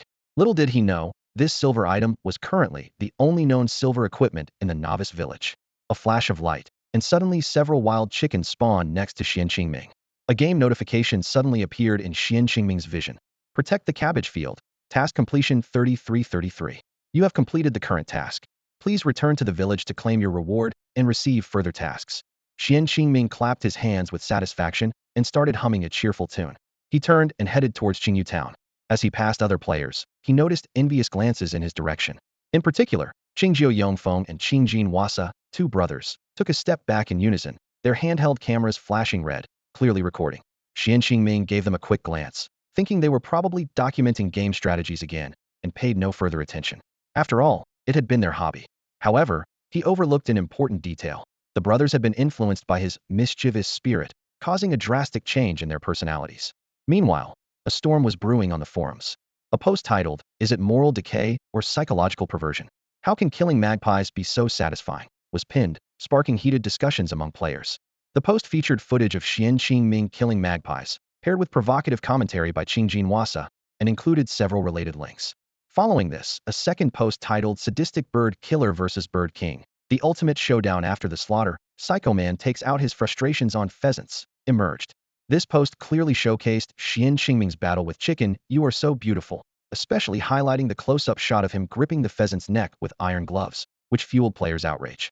On the forums, a group of players, frustrated by the overcrowded beginner village preventing them from hunting monsters, were fiercely criticizing the player with the ID, a bit of blood Xian. Meanwhile, the mastermind behind it all, Qingjin Wasa, was contentedly putting away his phone, feeling smug. Humph, playing games to unwind after work, and you inconsiderate person cleared the monsters, leaving us waiting. Waiting is one thing, but there's no wine to drink it's you were cursing. Unaware of the chaos he left behind, Xuan Qingming continued on his way to Qingyu town. Upon reaching the spot where Lu Laoi's wraith floated, he couldn't resist mocking. You heartless, perverted old bastard, you must have done too many bad deeds in life to be stuck here as punishment, daring to trick me into killing rabbits. No sooner had he spoken than Lu Huashuang Laoi's wraith showed a terrified expression, involuntarily retreating several meters. How did you know? The wraith quivered. Seeing Lu Huashuang's wraith trembling, Xuan Qingming rubbed his nose, thinking to himself, did I guess right? He smirked sarcastically and continued. You really are being punished to stand here, huh? Serves you right. The vengeful spirit of Lu Huashuang initially froze in place, then quickly realized that the Yi Dian Shui Xian before him was merely toying with him. His semi-transparent face twisted instantly, and a chilling, sinister gleam flashed in his eyes. Bastard! How dare you deceive me? The spirit roared, pointing angrily at Xuan Qingming, his voice trembling with rage. At that moment, a conspicuous LV-10 marker appeared above Lu Laoi's head was clearly a black iron tier boss. Xuan Qingming frowned, quickly assessing the situation. He was only LV6, and defeating this LV-10 boss would earn him a whopping 10 million kill points. However, instead of being tempted, the vast disparity made him want to retreat. Being killed by the boss would cost him 10,000 kill points, which was a loss he couldn't afford. Before he could think further, Lu Huashuang's vengeful spirit lunged at him with claws outstretched. Just as Xuan Qingming prepared to turn and flee, an unexpected scene unfolded before him. Lu Huashuang's spirit suddenly collided with an invisible barrier, recoiling and curling up while letting out a piercing wail. Bastards! All of you! The spirit exclaimed in terror, staring at the transparent wall, while a system notification informed Xuan Qingming that he had exited combat mode. Only then did he notice a modest stone tablet standing beneath where Lu Huashuang had been hovering. The inscription was clear: oppressing villagers, acting tyrannically, failing to raise children properly, and condoning evil, punished to stand here eternally as a warning to the villagers. Huh, so that's it, Xuan Qingming chuckled coldly. Deserve to be eternally punished here. Although unsure if the protective barrier could be broken by external forces, he had no intention of risking becoming a red-named player. Casting a derisive glance, he turned and walked toward Yun Dashui and the others. Lu Huashuang, realizing his trick had been uncovered, hurriedly stood up straight. His semi-transparent clothing conveniently covered the inscription on the ground, making it appear like a pattern on his clothes if not observed closely. No wonder many players, including Xuan Qingming, had fallen for it before. Fortunately, Xuan Qingming had withdrawn in time. Not far away, a LV3 player watched Xuan Qingming handing in a task to Lei Dazhuang, his eyes welling with tears as he noticed the prominent LV6 level marker. Having spent a significant amount of time chasing rabbits, he found himself not only left behind by the main group, but also far behind Xuan Qingming, filled with deep regret. For players eager to level up quickly, Xian's pace is far too slow. Seeing the top player on the server, Huang Zhanbaihui, already at an impressive level 9 only adds to the anxiety. A player stood before Master Lu Huashuang, expecting a generous reward from such an arrogant NPC. However, reality hit hard. Other players were already well equipped, sporting black iron or even bronze gear, while he was still swinging a wooden stick, looking every bit like a disciple of the beggar clan. Master Lu Huashuang looked down at the player with a contemptuous smirk. Humph, you dare ask for a reward with just this pile of rubbish? Do you even deserve it? These words plunged the player into deep self-doubt. Instead of anger at the NPC's arrogance, he began to blame himself. Master Lu, tell me, what should I do to earn the quest reward? Seeing the player's reaction, Master Lu seemed to see a servant from his past. A glint of satisfaction flashed in his eyes as he feigned profundity. Since you are sincerely apologizing, I will reluctantly forgive you. There are piranhas in the river behind the mountain. Go kill 30 and bring them back as dried fish for me. This player, with the ID, not a cow or horse, didn't know that ordinary fish could be caught at the beaver dam, making the dangerous trip to the remote mountains unnecessary. He gritted his teeth and accepted the quest. Damn it, I'll do it. If there's no reward this time, I'm going to take it out on the NPC. Xuan Qingming had just completed Lei Dazhuang's quest and saw this scene from afar, shaking his head in sympathy. He quietly noted the player who wasn't afraid of being tricked, thinking the name, not a cow or horse, was rather ironic. Back at Commander Yun's place, Xuan Qingming was met with a scolding. Back already? You're too slow. In this time, I've taught swordsmanship to more than 30 apprentices. I've practically filled Qingyu town with students. Commander Yin suddenly widened his eyes. Wait, most of the wild chickens you caught came from Old Wang's vegetable patch. A flash of light, and the wild chicken meat in Xuan Qingming's hand vanished, leaving only tail feathers clearly meant for Old Wang as proof. Commander Yin chuckled. Here's your reward. You can continue learning swordsmanship from me anytime. The game notification chimed, announcing that Xuan Qingming had completed the black iron level task of defeating 10 wild chickens. The system immediately provided feedback. Task completed with perfect quality. Yin Dashuai's favorability increased by 10, and the rewards included 20 copper coins, an ordinary iron sword black iron level, and an introductory book on basic swordsmanship. However, the surprises didn't end there. Another notification sounded, indicating that due to Xuan Qingming's high luck and comprehension, along with the perfect task completion, the rewards were automatically upgraded. The ordinary iron sword transformed into a sharp famed sword bronze level, and the introductory book on basic swordsmanship was upgraded to a complete basic swordsmanship manual. Xuan Qingming smiled slightly and carefully examined the new sword in his hand. Although this sharp famed sword was a black iron level item, it boasted 20 attack points and 5 armor-piercing attributes, requiring a level 5 to equip. Having armor-piercing attributes at the black iron level, not bad luck, he thought to himself as he switched to the new sword. After using the basic swordsmanship skill book, Xuan Qingming discovered that wielding the sword could grant an additional 10 attack points. This discovery made him even more eager for future rewards, and he couldn't wait to approach Lei Dazhuang. Although the game's ability to enhance real-life attack attributes satisfied Xuan Qingming, he had little interest in learning swordsmanship from Yin Dashuai. In his view, Yin Dashuai's sword techniques were common moves found on the market, far inferior to the martial skills he had once mastered. Despite losing years of cultivation and comprehension of sword techniques due to a system penalty, the game's multi-million-dollar gaming pod could perfectly simulate his every move. In battles with monsters, the 3-meter-wide pod had adjusted Xuan Qingming to a standing position, allowing him to perform any action with attack power not exceeding the peak of the innate martial realm. With this highly simulated training, Xuan Qingming hoped to explore new martial skills in future trials. Although his physical strength and internal power had significantly diminished, his combat awareness and innate comprehension remained intact. Over the years, he had practiced numerous martial skills, some acquired from completing tasks as a member of Zongtian, others from the loot of defeated targets. Of course, with Xuan Qingming's current cultivation level, some martial skills were temporarily unusable and required relearning. However, his disdain for martial skills was limited to the novice village. With his keen insight into the game, Xuan Qingming was confident he would learn more profound sword techniques in the future within the coffin realm. Lei Dazhuang was visibly pleased to see Xuan Qingming return. Well done, kid. You dealt with those little troublemakers so quickly. Let's see if they dare to mess with my fish pond again. The game notification chimed once more, and Xuan Qingming received 20 copper coins and an introductory book on basic boxing. Since he only completed Lei Dazhuang's beaver task and was not the first to do so, he didn't receive any additional favorability or rewards this time. With his perfect understanding, Xuan Qingming's basic fist technique immediately evolved into basic melee skills. He frowned as he looked at the beaver dam outside the village. The murky water reflected the sunlight, giving off an ominous feeling. Standing nearby, Lei Dazhuang's grumbling caught Xuan Qingming's attention. Do you need me to help dismantle the beaver dam? Xuan Qingming offered, his gaze sharp. Lei Dazhuang's eyes lit up, and a delighted smile spread across his rugged face. That would be great. You're really kind-hearted, just like I was back in the day. A crisp game notification sounded in Xuan Qingming's ear. Would the player like to accept the task of dismantling the beaver dam? Task difficulty, bronze. Task rewards, 80 copper coins, Lei Dazhuang's gloves. Accept, Xuan Qingming replied decisively. The game notification chimed again. Due to the player's proactive task trigger, Lei Dazhuang's affection too. This month's beaver dam dismantling task is unique. The player Edian Shuechuan has only one chance. If the player dies, the task fails automatically. Xuan Qingming stroked his chin and glanced at Lei Dazhuang again. With his burly physique and honest smile, he found him more endearing.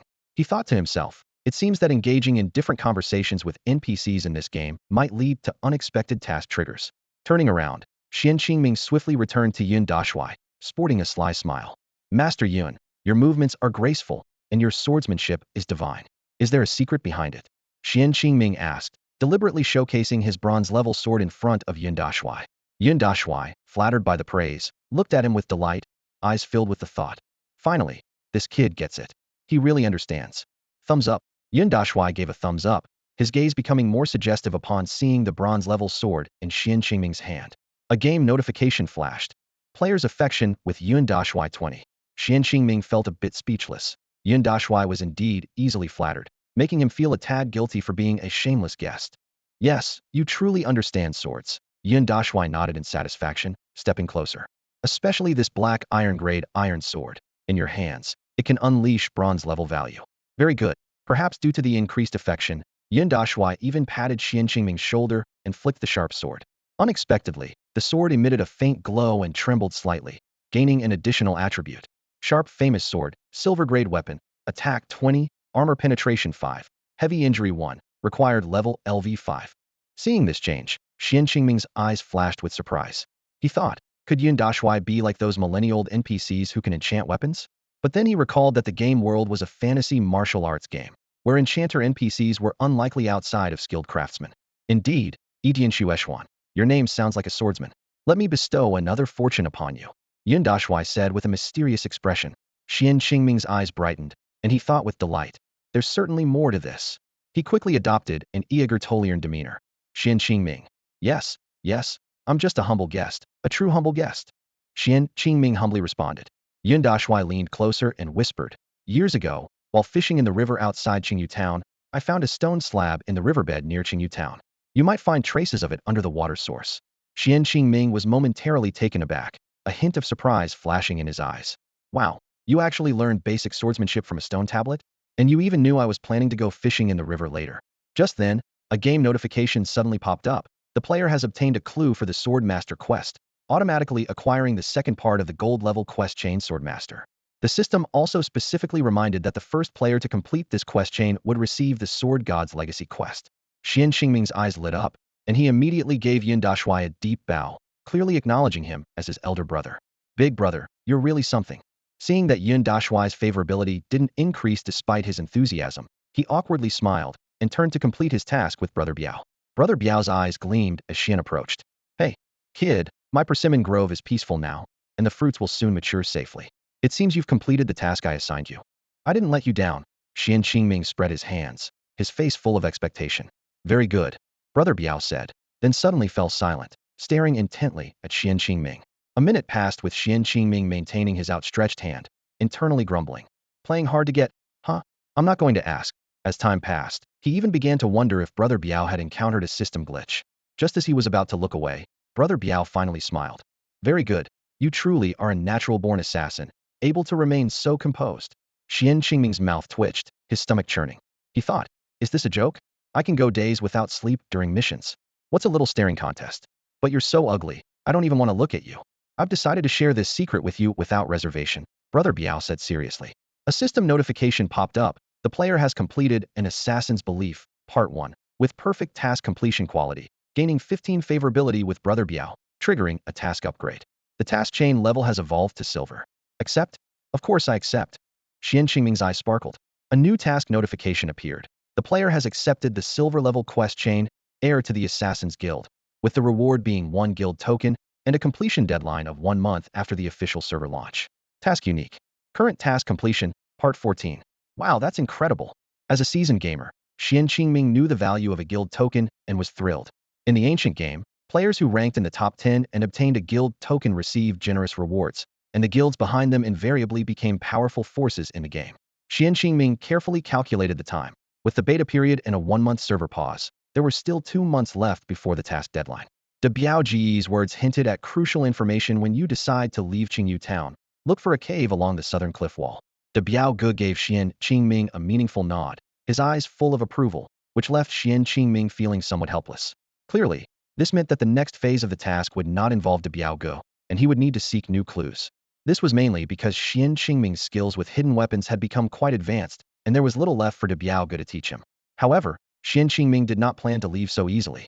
He secretly decided to seize every opportunity to have in-depth conversations with De Biaoge before leaving Qingyu Town, hoping to extract more valuable clues and tasks from the seasoned veteran. After all, every little bit helps.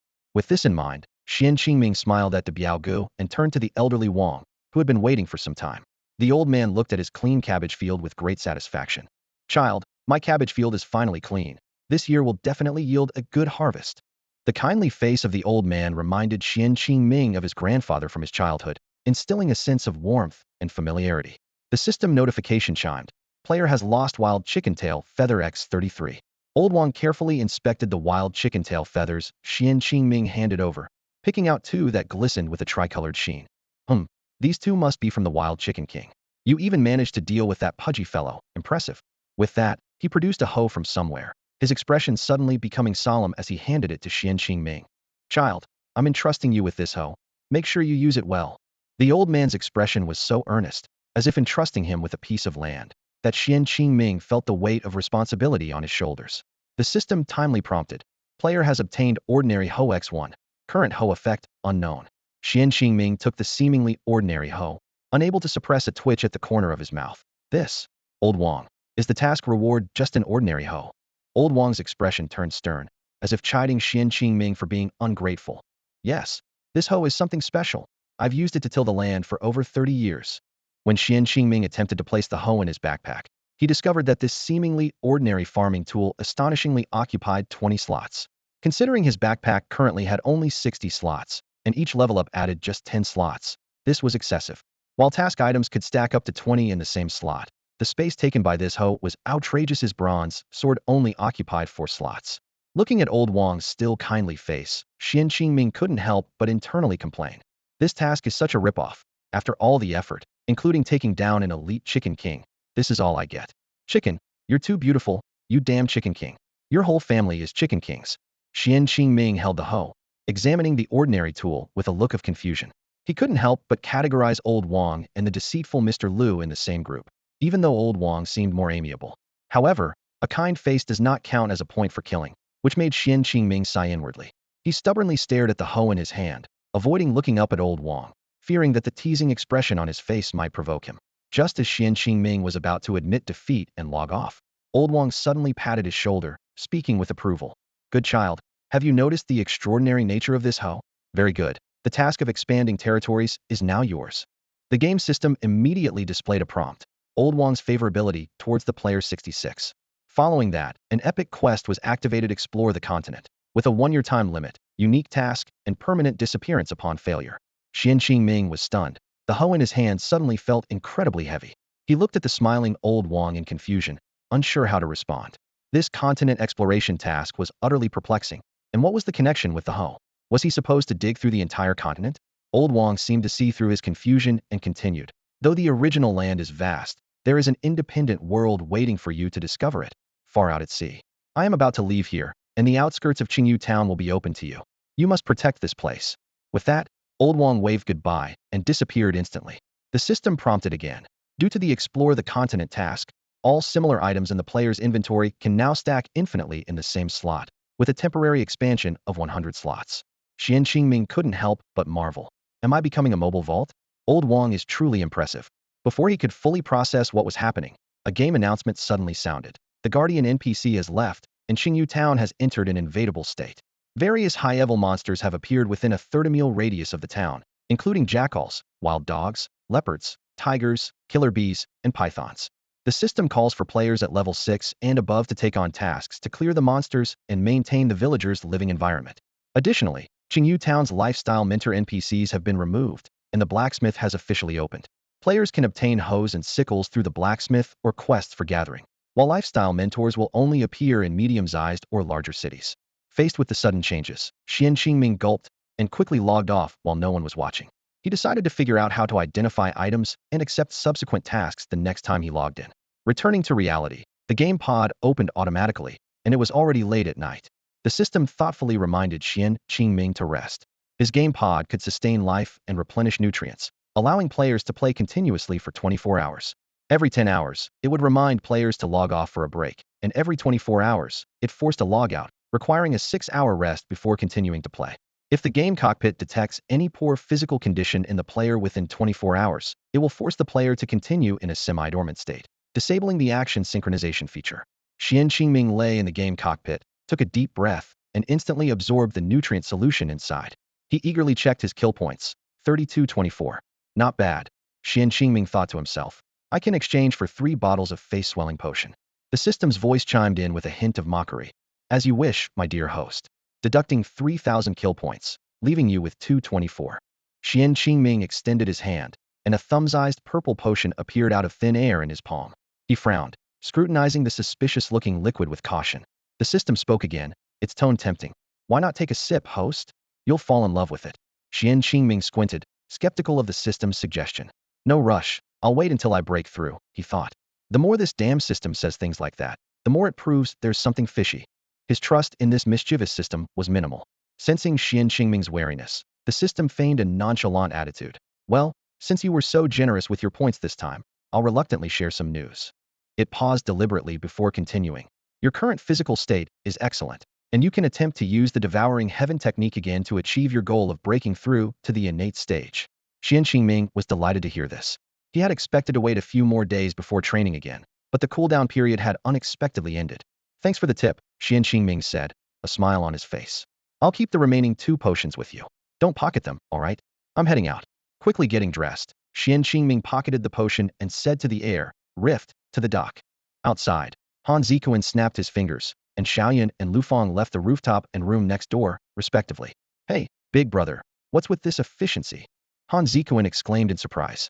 He knew Xuan Qingming had only one destination at the dock, the underwater villa in the contracted sea area of Zhongtian. This secluded area was one of Xuan Qingming's fixed training spots, perfect for practicing the secretive devouring heaven technique. Han Zikuan asked incredulously, have you already reached the peak of the 9th stage of the Void Realm so quickly? Xuan Qingming just shrugged, exuding an air of effortless superiority that made Han Zikuan both envious and jealous. He wanted to pummel Xuan Qingming to savor the feeling of getting the upper hand. However, he worried that Xuan Qingming might seek revenge after his breakthrough, and given Xuan Qingming's current strength, he might not even win. So Han Zikuan could only smack his lips, his tone a mix of praise and slight mockery. Big brother, you're as powerful as some kind of freak. But are you sure there's no problem with such a short interval between training sessions with the devouring heaven technique? Xuan Qingming noticed the underlying meaning in Han Zikuan's words and raised an eyebrow. I feel like there's more to what you're saying. All right, I'll take it as a compliment. But don't worry, it's perfectly safe this time. Xuan Qingming glanced sideways at Hua Zikuan, and amidst the latter's playful whistle, he swiftly got dressed and headed to the balcony first. Although he had doubts about the effects of the swallowing heaven technique, Xuan Qingming knew that the system never lied about such matters. Outside on the balcony, Xiao Yun was already waiting in a hovering MPV. Lu Fang eagerly opened the door for the 2 of them, her face full of anticipation. Xuan Qingming chuckled. You clever little devils, let's go. This time, no need to leave anyone on the boat. Yay! Xiao Yun and Lu Fang suppressed their excitement, cheering quietly. Lu Fang was especially keen to usher Xuan Qingming into the car. However, when Hua Zikuan passed by, he cheekily patted Lu Fang on the rear. Lu Fang remained unfazed. After getting into the car, a small table rose from the floor, holding fruit platters prepared for Xuan Qingming and Hua Zikuan. Hua Zikuan quickly noticed, hey, Lu Fang, don't play favorites. Why doesn't my fruit platter come with a little fork? Lu Fang smiled coldly. Because you don't deserve one. Upon hearing Hua Zikuan's discomfiture, Xuan Qingming and Xiao Yun couldn't help but laugh along with Lu Fang. Catching Xuan Qingming's gaze in the rearview mirror, Xiao Yun knowingly raised an eyebrow before flooring the accelerator. Caught off guard, Hua Zikuan nearly lost his fruit platter. Hey, Xiao Yun, I wasn't being cheeky with you. Hua Zikuan complained. Xiao Yun turned back with a charming smile. That's even worse. Now I'm jealous. The 2 women bantered, leaving Hua Zikuan dizzy. Realizing that being tough wouldn't work, Hua Zikuan held his fruit platter, feigning a pitiful look. Sigh. Nobody cares, nobody loves me. It's like being cast aside after pulling up my pants. Lu Fang suddenly softened and handed him a fork. Don't say that, it pains me. Here you go. However, just as Hua Zikuan mischievously tried to touch Lu Fang's hand, she deftly twisted her fingers, stabbing the fork right under his fingernail. Hua Zikuan froze, awkwardly thanking her. Thanks. Witnessing this, Xuan Qingming noticed the blood seeping from Hua Zikuan's nail and feigned a look of horror, turning his head to gaze at the rapidly retreating cityscape. The night view of the water city was bustling and vibrant, with neon lights flickering. The low-hovering MPV entered a dedicated express lane, racing towards the dock. Just as Hua Zikuan bit into a grape, before he could spit out the seed, the MPV arrived at their destination. Xiao Yun's sudden break caused the grape seed to lodge in Hua Zikuan's throat. For once, Xuan Qingming felt a twinge of sympathy, giving Hua Zikuan a firm pat on the back, helplessly watching this usually sly character. Sometimes, Xuan Qingming even wondered if Hua Zikuan was a masochist, being so infatuated with the prank-loving Xiao Yun and Lu Fang. But remembering Xiao Yun and Lu Fang's past, Xuan Qingming shook his head internally. Without Hua Zikuan's care, they might have long become cold-blooded killing machines. They docked at a private pier. Among the hundreds of berths where every inch was precious, Zhongtian occupied more than a dozen spots, making it quite distinguished. Xiaoyan nodded to a few peripheral members of Zhongtian guarding the yachts, who respectfully settled Xuan Qingming and the others. With a faint scent of the sea, the yacht docked at the heart of Zhongtian's leased marine area under the moonlit sky. Xuan Qingming, Xiaoyan, Lu Feng, and Hua Zikuan were each enclosed in underwater rescue capsules, squeezed into the tight space. Bright light filtered through the surrounding glass, illuminating their tense yet excited faces. "Leader, are we starting the descent now?" Xiaoyan asked softly. Xuan Qingming nodded, and Lu Feng immediately pressed a button. A sound came from beneath the yacht, and they instantly felt weightless. The bottom of the three-story medium-sized yacht opened up, and a small submarine carrying the four of them slowly descended into the water. As the submarine's hatch popped open, Hua Zikuan eagerly lifted the lid of his rescue capsule and jumped onto the dry platform. "Ah, it's been a while since I've been here, and the air is still so fresh," he exclaimed, taking a deep breath with satisfaction. Xuan Qingming looked around. This was one of their secret base and underwater villa in the city beneath the sea. Although the space was only about 100 square meters, the Hua brothers had spent over $1 billion to build it to conceal the spiritual energy drawn by Xuan Qingming's cultivation. The underwater villa was equipped with seawater oxygen generation, tidal power supply, pressure stabilization devices, and a comprehensive ventilation system, a perfect blend of technology and cultivation. "Yes, I've been a bit lazy these days. It feels like this place has been abandoned for nearly a year," Xuan Qingming admitted with a slight shake of his head. Seeing Xiaoyan and Liu Feng's hesitant expressions, Xuan Qingming reassured them. "I feel it should be fine this time. You guys watch for a minute. If the spiritual energy remains stable, you can join in the cultivation." With that, he walked directly to the core area where a clean and dry meditation mat lay. Xiaoyan, Lu Feng, and Hua Zikuan were overjoyed, quickly following Xuan Qingming and sitting around him in a defensive formation. Xuan Qingming closed his eyes and focused, soon immersing himself in the pleasure of absorbing the spiritual energy of heaven and earth. Under his guidance, the spiritual energy from the surrounding sea rapidly converged towards the underwater villa. The sea around the villa began to tremble slightly, even attracting sea creatures like shrimp soldiers, crab generals, fish commanders, and turtle ministers to gather curiously near the outer shell. The glass panes on the ceiling, once occupied by seaweed and shellfish, quickly found new inhabitants. An octopus professor and manta rays cleared out the original residents, leaving their suction cup-covered mouths attached, as if observing the situation inside. Completely absorbed in his cultivation, Xuan Qingming was unaware of this. He remained fully focused on channeling the spiritual energy from the seawater into his body. The three others, seeing no anomalies with Xuan Qingming, exchanged glances and smiled with delight before closing their eyes to meditate as well. Xuan Qingming's cultivation this time was a door-die attempt. To clearly feel the impact of breaking through to the innate stage, he unleashed the full power of the devouring heaven technique. Surging spiritual energy repeatedly assaulted the invisible barrier, and Xuan Qingming felt his whole body heat up, as if he might be torn apart by this force. He gritted his teeth, continuing to draw more spiritual energy into his body, determined to break through the shackles here and now. Besides Xuan Qingming, Xiaoyan, Lu Feng, and Li Di were deeply immersed in their cultivation, greedily absorbing the powerful spiritual energy he guided. The training lasted for 3 full hours, during which Xuan Qingming maintained a steady rhythm of absorption without any disruption. Just as he was cautiously considering ending the cultivation of the Tun Tianju, a sudden change occurred. A warm current surged from his dantian, like a meteor following the path of the Tun Tianju, coursing through his entire body in an instant. As this heat flowed, his meridians began to rejuvenate with vitality, and the operation of the Tun Tianju slowed down. The system timely provided a notice. The host is under the protection period of heavenly treasures, and the agitation of the Tun Tianju has been successfully suppressed. You may continue to cultivate safely until the medicinal power is exhausted. This time, the system was unusually calm and simply stated the facts. Xuan Qingming immediately adjusted his focus, fully operating the Tun Tianju. Hua Zikuan, Xiaoyun, and Lu Feng opened their eyes one after another to check on him, and seeing that he was unharmed, they resumed their cultivation. The four of them greedily absorbed the vast spiritual energy from the seabed, and even by sunrise, the power of the Tun Tianju had not diminished. On the surface, the floating fish farm set up by Zhongtian to avoid attention was surrounded by dense schools of fish. Fish and shrimp continuously leapt into the farm, a spectacle that would surely make any fishing enthusiast envious. In just a few hours, the weaker cultivators, Xiaoyun and Lu Feng, had both advanced by 2 minor levels, nearly breaking through to the 9th level of the Hodian realm's great perfection. Even Hua Zikuan sensed the opportunity for a breakthrough. Suddenly, a powerful wave of heat burst from Xuan Qingming's body. He immediately pushed the Tun Tianju to its limits, concentrating all his inner strength to break through the now loosened barrier. "Open for me." With this silent command, All his inner strength surged together. In an instant, a wave of heat filled his meridians, and his entire body began to emit steaming heat. Impurities continuously seeped from his skin, resembling a piece of roasted pork belly dripping with oil. This strange phenomenon startled the three around him, who simultaneously turned to look at the human-shaped braised pork in the center. Hey, is the boss self-immolating?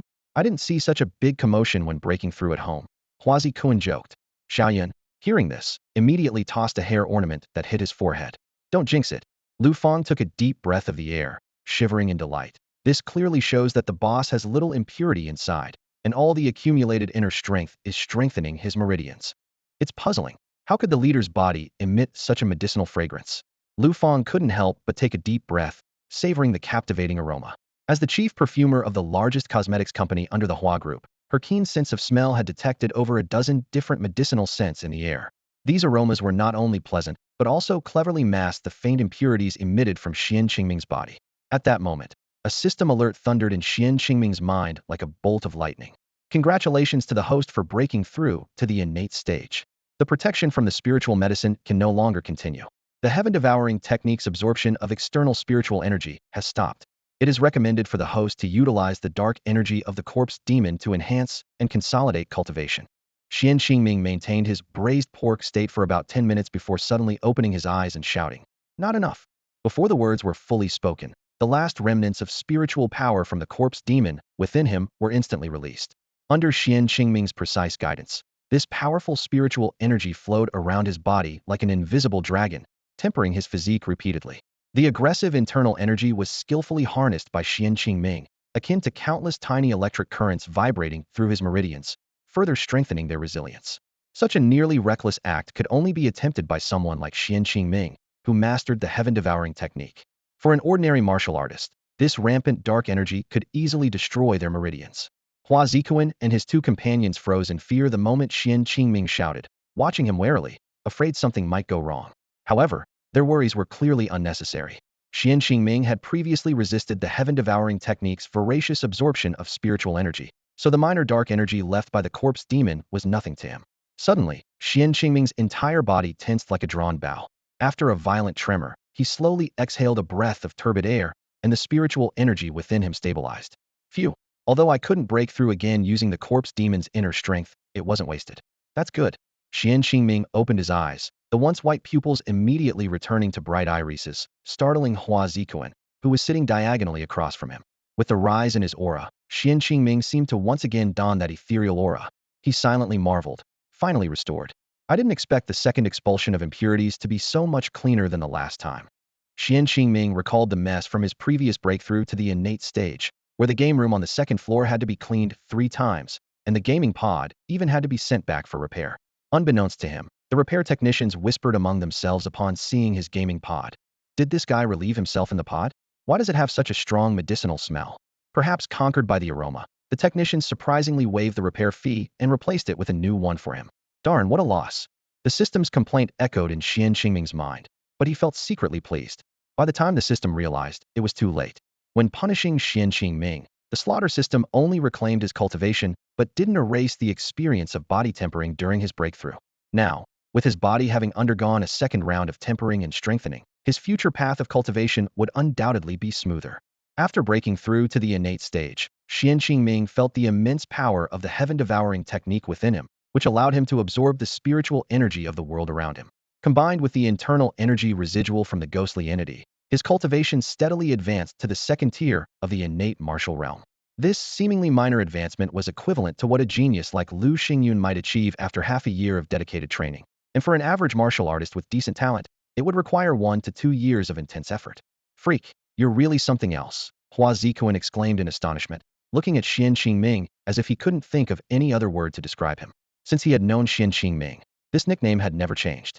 As soon as he finished speaking, Xiao Yun and Lu Fang simultaneously punched him from either side.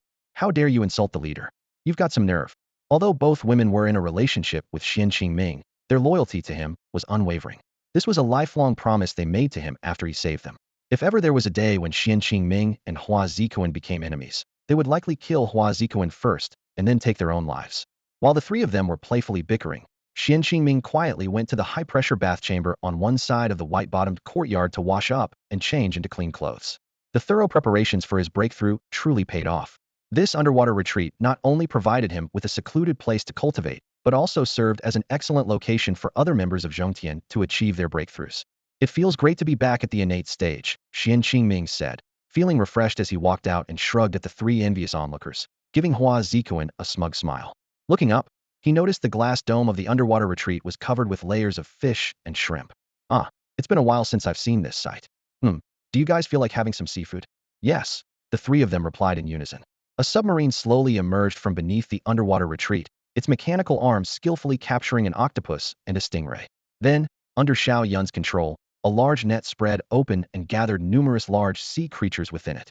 Wow, we're in for a treat. Tonight, we'll have the most authentic seafood feast. Xuan Qingming exclaimed with delight as he discovered plump sea cucumbers and gigantic sea urchins among the catch, rare delicacies that were now surprisingly abundant. Once the submarine surfaced, a yacht extended its mechanical arm to securely hold it, raising both the submarine and the net full of seafood onto the deck. Just as they were about to return to the deck, Hua Zikuan suddenly began to tremble, surrounded by powerful spiritual energy circulating around him. Xuan Qingming, with his superior cultivation level, was the most sensitive to such changes. Observing Hua Zikuan's unusual reaction, he immediately understood what was happening. Damn it, Xiaoyun, stop the robotic arm. We all need to abandon this submarine immediately. It's not going to hold. Xuan Qingming shouted urgently, a hint of panic flashing in his eyes. He had already noticed the problem. Hua Zikuan had chosen this moment to break through to the innate realm. Xuan Qingming continued to explain, the first thing Hua Zikuan will do after his breakthrough is body refinement. Once he starts absorbing the spiritual energy of heaven and earth, this submarine will turn into a stinking wreck. Xiaoyun and Lufang heard Xuan Qingming's warning and immediately grasped the seriousness of the situation. They exchanged a knowing glance, a mischievous glint in their eyes. Are we keeping this little husband of ours? Xiaoyun asked, raising an eyebrow. Why don't we just toss him out first? Lufang suggested with a wicked grin. Before the submarine's robotic arm could place them on the deck, the two girls had already worked together to throw Hua Zikuan's escape capsule into the sea. With a splash, the capsule hit the water, sending up a spray. Xuan Qingming was used to the antics of these two mischievous girls. He shook his head helplessly, thinking that they always found a way to prank Hua Zikuan. Lufang pointed at the rescue capsule in the water, looking disdainfully at Xiaoyun. Sister, look, the little husband's capsule is already turning black inside. At that moment, Hua Zikuan was still immersed in the joy of reaching the innate stage, completely unaware of the changes outside. He felt as if he'd returned to the warmth of his mother's womb, drifting along with the waves. However, just as his cultivation stabilized, a sudden sense of danger struck him. As an experienced assassin, his instincts were never wrong. Damn, why is there a great white shark in these shallow waters? Hua Zikuan's heart raced with alarm. Just then, a massive great white shark surfaced, opening its jaws wide and clamping down on Hua Zikuan's capsule. The sight terrified Xiaoyun on the deck, bringing tears to her eyes as she screamed, "Oh no, we've gone too far." Lufang also knelt at the front of the yacht, her face drenched with tears, almost ready to jump into the sea to save him. Xuan Qingming panicked as well, hurriedly activating the yacht's defense system. A dark cannon barrel emerged from the front, aimed at the sea ahead. Inside the capsule, Hua Zikuan had barely opened his eyes before being forced to shut them again.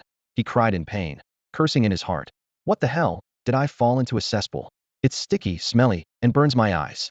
Suddenly, Hua Zikuan felt a violent shake, and he was flung out, landing heavily back in the water. The great white shark, startled by the capsule's hard shell and foul odor, had angrily thrown away this tough prey. Damn, what is this, so hard and disgusting? The shark complained to itself. Not only did it knock out 2 rows of my teeth, but it also tastes like crap. Humans are disgusting, throwing crap into the sea. With that, the shark retched and quickly swam away. Inside the leaking capsule, Hua Zikuan struggled desperately, enduring the overwhelming stench and sticky grime while trying to escape. Help, he cried out in despair. The escape button isn't working, someone save me. Ironically, it was the nauseating grime that filled the shark's bite marks like glue, temporarily slowing the seawater's entry. Without it, Hua Zikuan's capsule might have already been flooded. Hooray! Lu Fang exclaimed excitedly, her eyes fixed on Hua Zikuan struggling inside the capsule. Sister, look, our husband isn't dead. This is great. Lu Fang wiped away her tears and turned to Xiao Yun with a pout. But look at him now, all filthy. Do we still want him? Xiao Yun gritted her teeth, tears in her eyes unable to hide her anticipation, rubbing her hands together. We do. But he needs to take sea baths for 3 months and scrub off 2 layers of skin. No, 3 layers. Otherwise, he's not allowed to touch us. As soon as she finished speaking, a large net shot out from the black tube at the front of the yacht. Xuan Qingming had already reloaded the bullets. The rescue capsule was ensnared and rapidly dragged towards the yacht. Hua Zikuan felt his body lighten as he was swiftly pulled to the front of the yacht, dangling in midair. Xuan Qingming frowned, standing by the railing, and flicked a few fishing sinkers. Crack, crack, sizzle. The rescue capsule shattered in response, and Hua Zikuan was freed from the nearly waterlogged and filthy chamber. Cough, cough. Did I just eat something disgusting? Hua Zikuan looked like a rotting corpse hanging in front of a pirate ship, emitting a strong stench. Sister, maybe we should just give up on this husband. He's too smelly. Lu Fang complained, pinching her nose. Xiao Yun agreed. Right, his mouth is filthy too. He needs to brush his teeth 30 times a day and wash them once daily. Hua Zikuan was on the verge of tears. Come on, I deliberately didn't force my breakthrough underwater to avoid dirtying the underwater villa, yet you still despise me. Why do others look so spirited after their breakthroughs, but I, Hua Yi, have to endure this treatment? Before he finished speaking, a powerful stream of water hit Hua Zikuan. Xiao Yun and Lu Fang, like two little devils, each wielded a high-pressure water gun, relentlessly washing away the grime covering Hua Zikuan. His clothes were instantly tattered, his skin turned pink, and some areas were scrubbed raw. It hurts, Hua Zikuan cried out repeatedly, but his pleas elicited no sympathy from the two. They excitedly maneuvered the water guns, moving them up and down, left and right. Oh, little husband. No, General, Xiao Yun teased. Doesn't our action look familiar to you? Hua Zikuan, with snot and tears streaming down his face, cursed inwardly. Damn, General, wasn't that my line? Wait, General? He suddenly recalled. Wasn't this the scene when he used to show off to Xiao Yun and Lu Fang late at night? Lying on the top deck chair, Xuan Qingming heard the trio's conversation, shook his head, and turned away, unwilling to indulge their antics. After all, as one of the leaders of Zhongtian, letting Hua Zikuan return to the dock reeking would indeed be a loss of face. Xiao Yun and Lu Fang continued their antics for quite a while, spraying several bottles of body wash and shampoo on a Hua Zikuan, then allowing him to bake under the scorching sun. Only when Hua Zikuan was on the brink of collapse did they mercifully retrieve the whimpering, pitiful figure back onto the yacht. Achu! Han Zikuan, wrapped in a thick towel and wearing a loose bathrobe, sneezed and shivered as he walked into the hall. He flopped onto the soft sofa, took a deep breath, and showed a hint of relief on his face. Finally, it doesn't smell bad anymore. This little husband is still worth keeping. Xiao Yun exchanged a knowing glance with Lu Fang, who stood at a distance, and threw Han Zikuan a flirtatious look. Watching the two wives standing hand in hand, Han Zikuan pouted pitifully. How can you two be like this? Aren't you just abandoning me after using me? The two little devils were unmoved and instead took a step back in unison, deliberately keeping their distance. We've agreed that you need to clean yourself up 3 times before we talk. For now, focus on strengthening your cultivation. With that, they hopped off to the cockpit to steer the ship. Xuan Qingming stood by, sympathetically observing the bruised and battered Han Zikuan on the sofa. Seeing all those wounds, he shuddered slightly, thinking to himself, women are truly dangerous creatures. The thought of facing Fengzi, that little maniac, in a challenge 2 months later made his heart tighten even more. In the realm of Zhongtian, Fengzi's reputation far surpassed that of Xiaoyan and Lu Fang. Beneath her dazzling exterior lay a crazed heart. Not only did she use silver needles to stimulate her acupuncture points and enhance her combat power, but she also enjoyed torturing opponents the same way. This extreme contrast made Xuan Qingming hesitant to let her be his deputy, fearing she might use him for needle practice if he got injured. Seizing the moment while Xiaoyan and Lu Fang were in the cockpit, Xuan Qingming feigned concern and handed Han Zikuan a bottle of potion. Here, drink this concentrated red ginseng and goji berry elixir. Don't catch a cold. Moved, Han Zikuan took the bottle, pouring out his grievances as he drank it all in one go. Brother, my cultivation is always just a step behind yours. I finally had a chance to shine, but these two girls were so ruthless. Back at the underwater retreat, I didn't break through to protect the environment. It's been so hard for me. After gulping it down, he wondered, brother, why does this taste like loquat and fritillary syrup? Watching the sudden surge of spiritual energy within Han Zikuan, Xuan Qingming rubbed his nose and smiled meaningfully. The effect is quite good. Han Zikuan thought he was referring to his cultivation and proudly projected his inner strength. Xuan Qingming was indeed commenting on his apparent cultivation state, but it was only skin deep. Han Zikuan raised his hand and released his internal energy, an invisible stream swirling in his palm. Proudly, he showed off his cultivation to Xuan Qingming. Big brother, so this is what the innate stage feels like. My whole body is filled with power. A glint flashed in Xuan Qingming's eyes as he slowly stood up. Come, now give me your best shot. He moved to the spacious area of the hall, striking a pose and gesturing for Han Zikuan to proceed. Seeing this, Han Zikuan's excitement grew. He leaped up from the sofa, his bathrobe flaring open with the gust. Unconcerned about any exposure, and charged straight at Xuan Qingming. Ugh! Xuan Qingming turned his face away in disgust, yet without hesitation, he gathered all his strength to counter. Bang! A loud crash echoed as their energies collided. Han Zikuan was a minor level below Xuan Qingming, a gap that becomes more pronounced with higher cultivation levels. In an instant, only fragments of the bathrobe floated down in front of Xuan Qingming, while Han Zikuan was struck by a powerful force, hurtling him and the sofa backward until they slammed into the hall wall. Thanks to the yacht's special construction materials, the wall remained unscathed, emitting only a dull thud. Han Zikuan was deeply embedded in the sofa's cushioning, fortunate that there were no springs, or his happy life might have been in jeopardy. Ugh, big brother, we're a level apart, yet you didn't hold back at all. Han Zikuan groaned. Hearing the commotion, Lu Feng peeked in and, seeing Han Zikuan's comical sprawl like SpongeBob in the sofa, couldn't resist teasing. Leader, though our little husband might stink a bit, my sister and I still need him, don't break him. Hey, I've already lost 2 layers of skin, I don't smell anymore. Han Zikuan protested with indignation. No way, my sister and I agreed on 3 layers. You might as well avoid bothering us for the next 2 months, and let your skin regenerate. Lu Feng teased, sticking out her tongue before turning to find Xiaoyan. Ignoring their banter, Xuan Qingming focused on observing Han Zikuan's internal energy aura. Just as I thought, he confirmed silently to himself, realizing the face-thickening elixir could indeed boost a user's cultivation by 3 minor levels. Now, Han Zikuan's apparent cultivation had reached the 4th stage of the innate martial realm. If he took it, he could reach the 5th stage. Oh, if only I had taken down that millennium-old boss back then, I'd be a 4th stage expert in the martial realm now. Xuan Qingming mused, narrowing his eyes and making a grasping motion in the air, vowing internally, everything I lost, I'll reclaim soon. Han Zikuan couldn't hear these thoughts, but clearly saw Xuan Qingming's meaningful gesture. Big brother, please don't kill me. I'll go back and fix my own mistakes. You don't need to help. Hua Zikuan curled up in the sunken sofa, struggling to extend a hand like a drowning man reaching for a lifeline, surrendering with a wave of his towel. He watched Xuan Qingming's unpredictable expression and silently regretted all the provocations he'd made in recent days. Ever since Xuan Qingming's powers had dwindled, Hua hadn't missed a chance to show off in front of him. Stay inside and keep quiet. I need some peace, Xuan Qingming said coldly, casting a glance at Hua Zikuan before casually turning on the TV to the Coffin Realm's promotional channel. He planned to observe for an hour to see if there were any side effects once the swelling-reducing potion wore off. This was his true reason for choosing Hua Zikuan as a test subject. On the TV screen, the hosts, Esports Battle Song and Sweetheart Enchantment, were passionately introducing the features of the Coffin Realm. This is an extremely free and open fantasy world with hundreds of sects for players to choose from. Esports Battle Song declared fervently. Sweetheart Enchantment added, with the support of the Big Data AI Model 100.1, players can trigger various quest lines through different experiences and dialogues. Even Hua Zikuan, trapped in the sofa, was drawn in by the program. Suddenly, a video of bird hunting began to play. A figure darted through the forest, picking up stones to knock down magpies. Is it a moral collapse or a psychological perversion? Esports Battle Song commented with mock seriousness.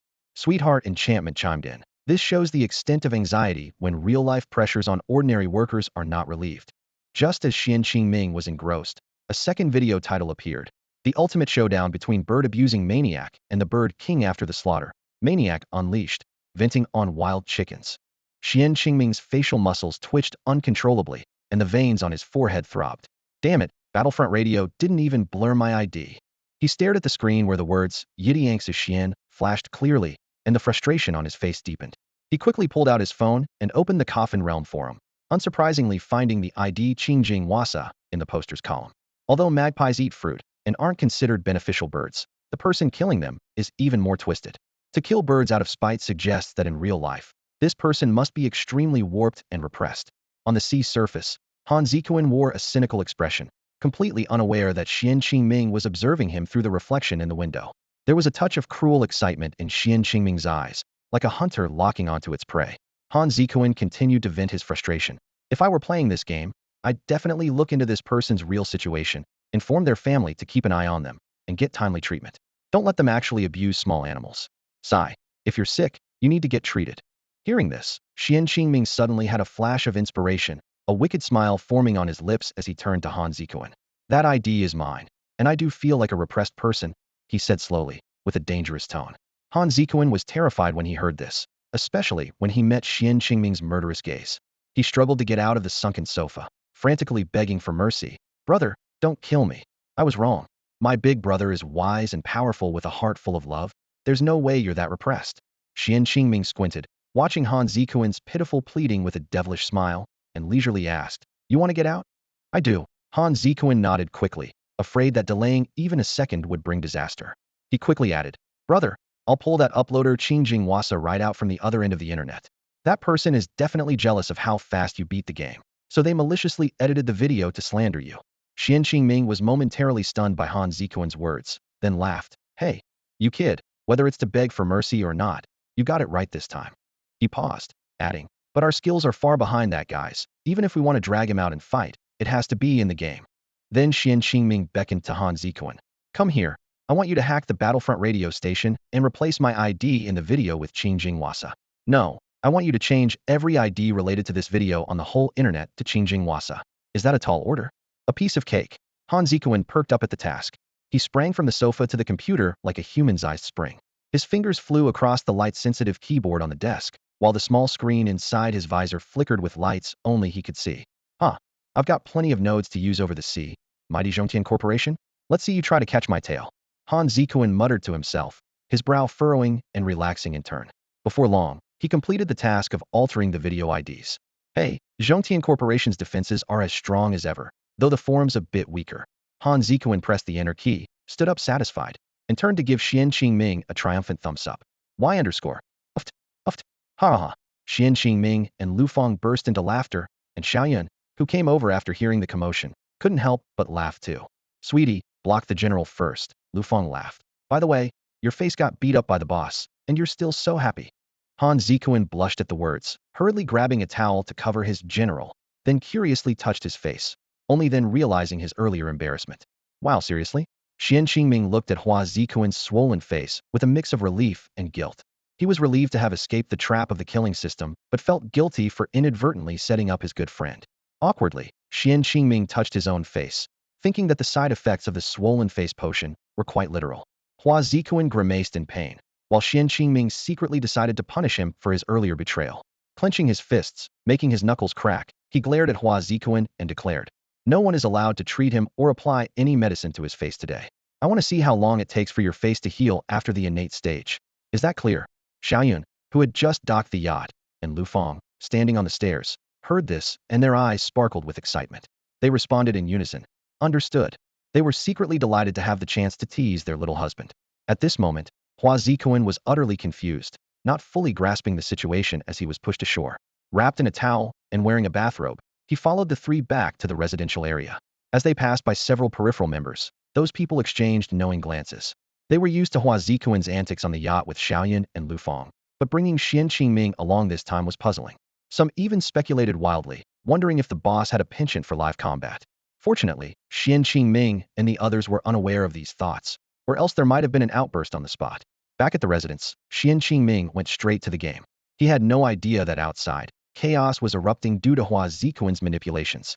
Fueled by the hype from the Frontline Battle channel and Hua Zikuan's orchestration of numerous accounts to share and comment, the originally semi-closed Coffin World Forum video went viral across the internet, dominating the gaming hot list on the TikTok platform. Meanwhile, chaos also erupted in the home of Qingjing Wasa. His wife, a noblewoman, was clutching a large, colorful parrot, avoiding her husband's approach. She angrily demanded, "I told you not to smoke or drink, to take care of yourself. You said you were playing in the game, using simulation instead of research. Was it just to kill birds? Are you a pervert?" Qingjing Wasa, sweating profusely, repeatedly explained, "No. Dear, my beloved wife, my little treasure, please listen to me. The person in the video isn't me, it's not me." But the noblewoman refused to listen, clutching the trembling parrot and moving away, shouting harshly, "I don't want to hear it. It's clearly your ID, Qingjing Wasa. You're a bird-killing demon. Stay away from us." The poor parrot, terrified, buried its head deep in the noblewoman's embrace, trembling as it squawked, "Dad kills birds. Daddy likes killing birds. I'm scared. Mom, save me. Dad kills birds. He'll kill any bird." The entire estate was in turmoil, with the butler and servants hurriedly relocating all the beloved birds to a distant greenhouse, fearing for their safety. Meanwhile, Qingjing Wasa found himself in an indefensible predicament, watching his family life teeter on the brink of collapse. The vibrant parrot, Huan Huan, is a testament to the enduring love between the noblewoman and Qing Jinhua. From the moment it hatched, they nurtured it as if it were a precious treasure. Huan Huan was cherished from birth, receiving the same level of care as a biological child. The noblewoman's annual expenses on Huan even surpassed those for their second son, highlighting its favored status. However, Qing Jinhua has now become the internet's most wanted bird-killing demon, a shocking turn of events that shattered the decades-long bond between them. To the noblewoman, her once beloved partner has overnight become a deceptive monster, leaving her in fear. Qing Jinhua's real name is Duanmu Ong, the head of the Duanmu family, known alongside Hui Daowei, the head of the Hui family, for being henpecked. The two went from drinking buddies to inseparable gaming partners. Who would have thought such a storm would erupt in Duanmu Ang's household today? It wasn't me. Duanmu Ong desperately explained. There's a live stream replay of the game. You can check it. Why won't you believe me? His explanation only fueled his wife's anger. Hearing live stream replay, she burst into tears, her voice filled with grievance and anger. You know there's a replay? I've watched that video at least 10 times, and there it is, the ID Qing Jinhua. Clear as day it's you, Duanmu Ong. Her face was full of shame and rage as she continued her accusation. I tell you, you're infamous in our circle now, the head of the Duanmu family, anxious every day, venting by killing birds. Mrs. Duanmu's sadness was palpable as she gently stroked Huan's colorful feathers, sobbing. I can't even find anyone to play cards with me now. It's not just me. Even Huey's sister has been ostracized by our friends. It's all because of you, Duanmu Ong. Faced with his wife's accusations, Duanmu Ong was at a loss for words. His beloved and the parrot appeared like frightened birds, ready to flee from the bird-killing demon. I didn't kill that many birds. It was a system task, and Hui and I only killed 20 birds. It wasn't excessive. Duanmu Ong explained urgently, his voice full of helplessness and anxiety. At that moment, Huan spoke up, trembling with fear. Mom, did you hear? Dad said he killed about 20 birds. It burrowed into Mrs. Duanmu's arms. Mom. Huan is scared. Huan wants to go back to the big forest. Huan's words were like a dagger to Mrs. Duanmu's heart. She clutched Huan tightly, as if trying to merge it into her own body, retreating quickly to the corner of the room. Her eyes filled with fear and determination. She shouted at Duanmu Ong. You. Stay away from us, you pervert. One step closer, and I'll jump from here. Seeing this, Duanmu Ong quickly raised his hands, indicating he wouldn't approach. Okay, don't jump, let me just check my phone, he said cautiously, taking out his phone. Inwardly, he thought. Besides, you wouldn't get hurt from the second floor. Of course, he didn't dare say this out loud. However, when he looked at his phone and saw the overwhelming online messages, Duanmu Ong was stunned. Damn, I've been played. He put down the phone, overwhelmed by the online chaos, especially the two videos. After someone altered the ID, they were wildly shared across various sites. Just as Duanmu Ong was about to explain to his wife, Hui Daowei's call came in. Helplessly, he said to his wife, Honey, let me take this call. At that moment, Duanmu Ong felt full of grievance and helplessness, wishing he could find a hole to hide in. Hey, Lao Hui, that's not me in the video. I uploaded it. Why would I expose myself like that? Duanmu Ong shouted anxiously into his phone, his voice filled with frustration and helplessness. Explain to our Yenner for me. I'm putting it on speaker now. On the other end, Hui Daowei was facing the wrath of his own wife. Hui Daowei, I'm going to divorce you. Get down here. I'll scratch you to death. The shrill screams of the elegant lady almost pierced through the phone. Who would have thought that two experts at the Qianwen level of the Miwu period would be so embarrassed by their wives, who were only at the Lianhua level of the Xiantian period? In this world, practitioners of the Miwu period are extremely rare, 1 in a million, and can be considered powerful figures. Yet at this moment, the situations of these two powerful figures were quite different.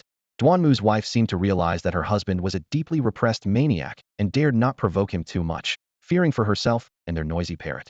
Otherwise, with her usual temperament, she would have already grabbed her golden scratcher to beat Duanmu Ong.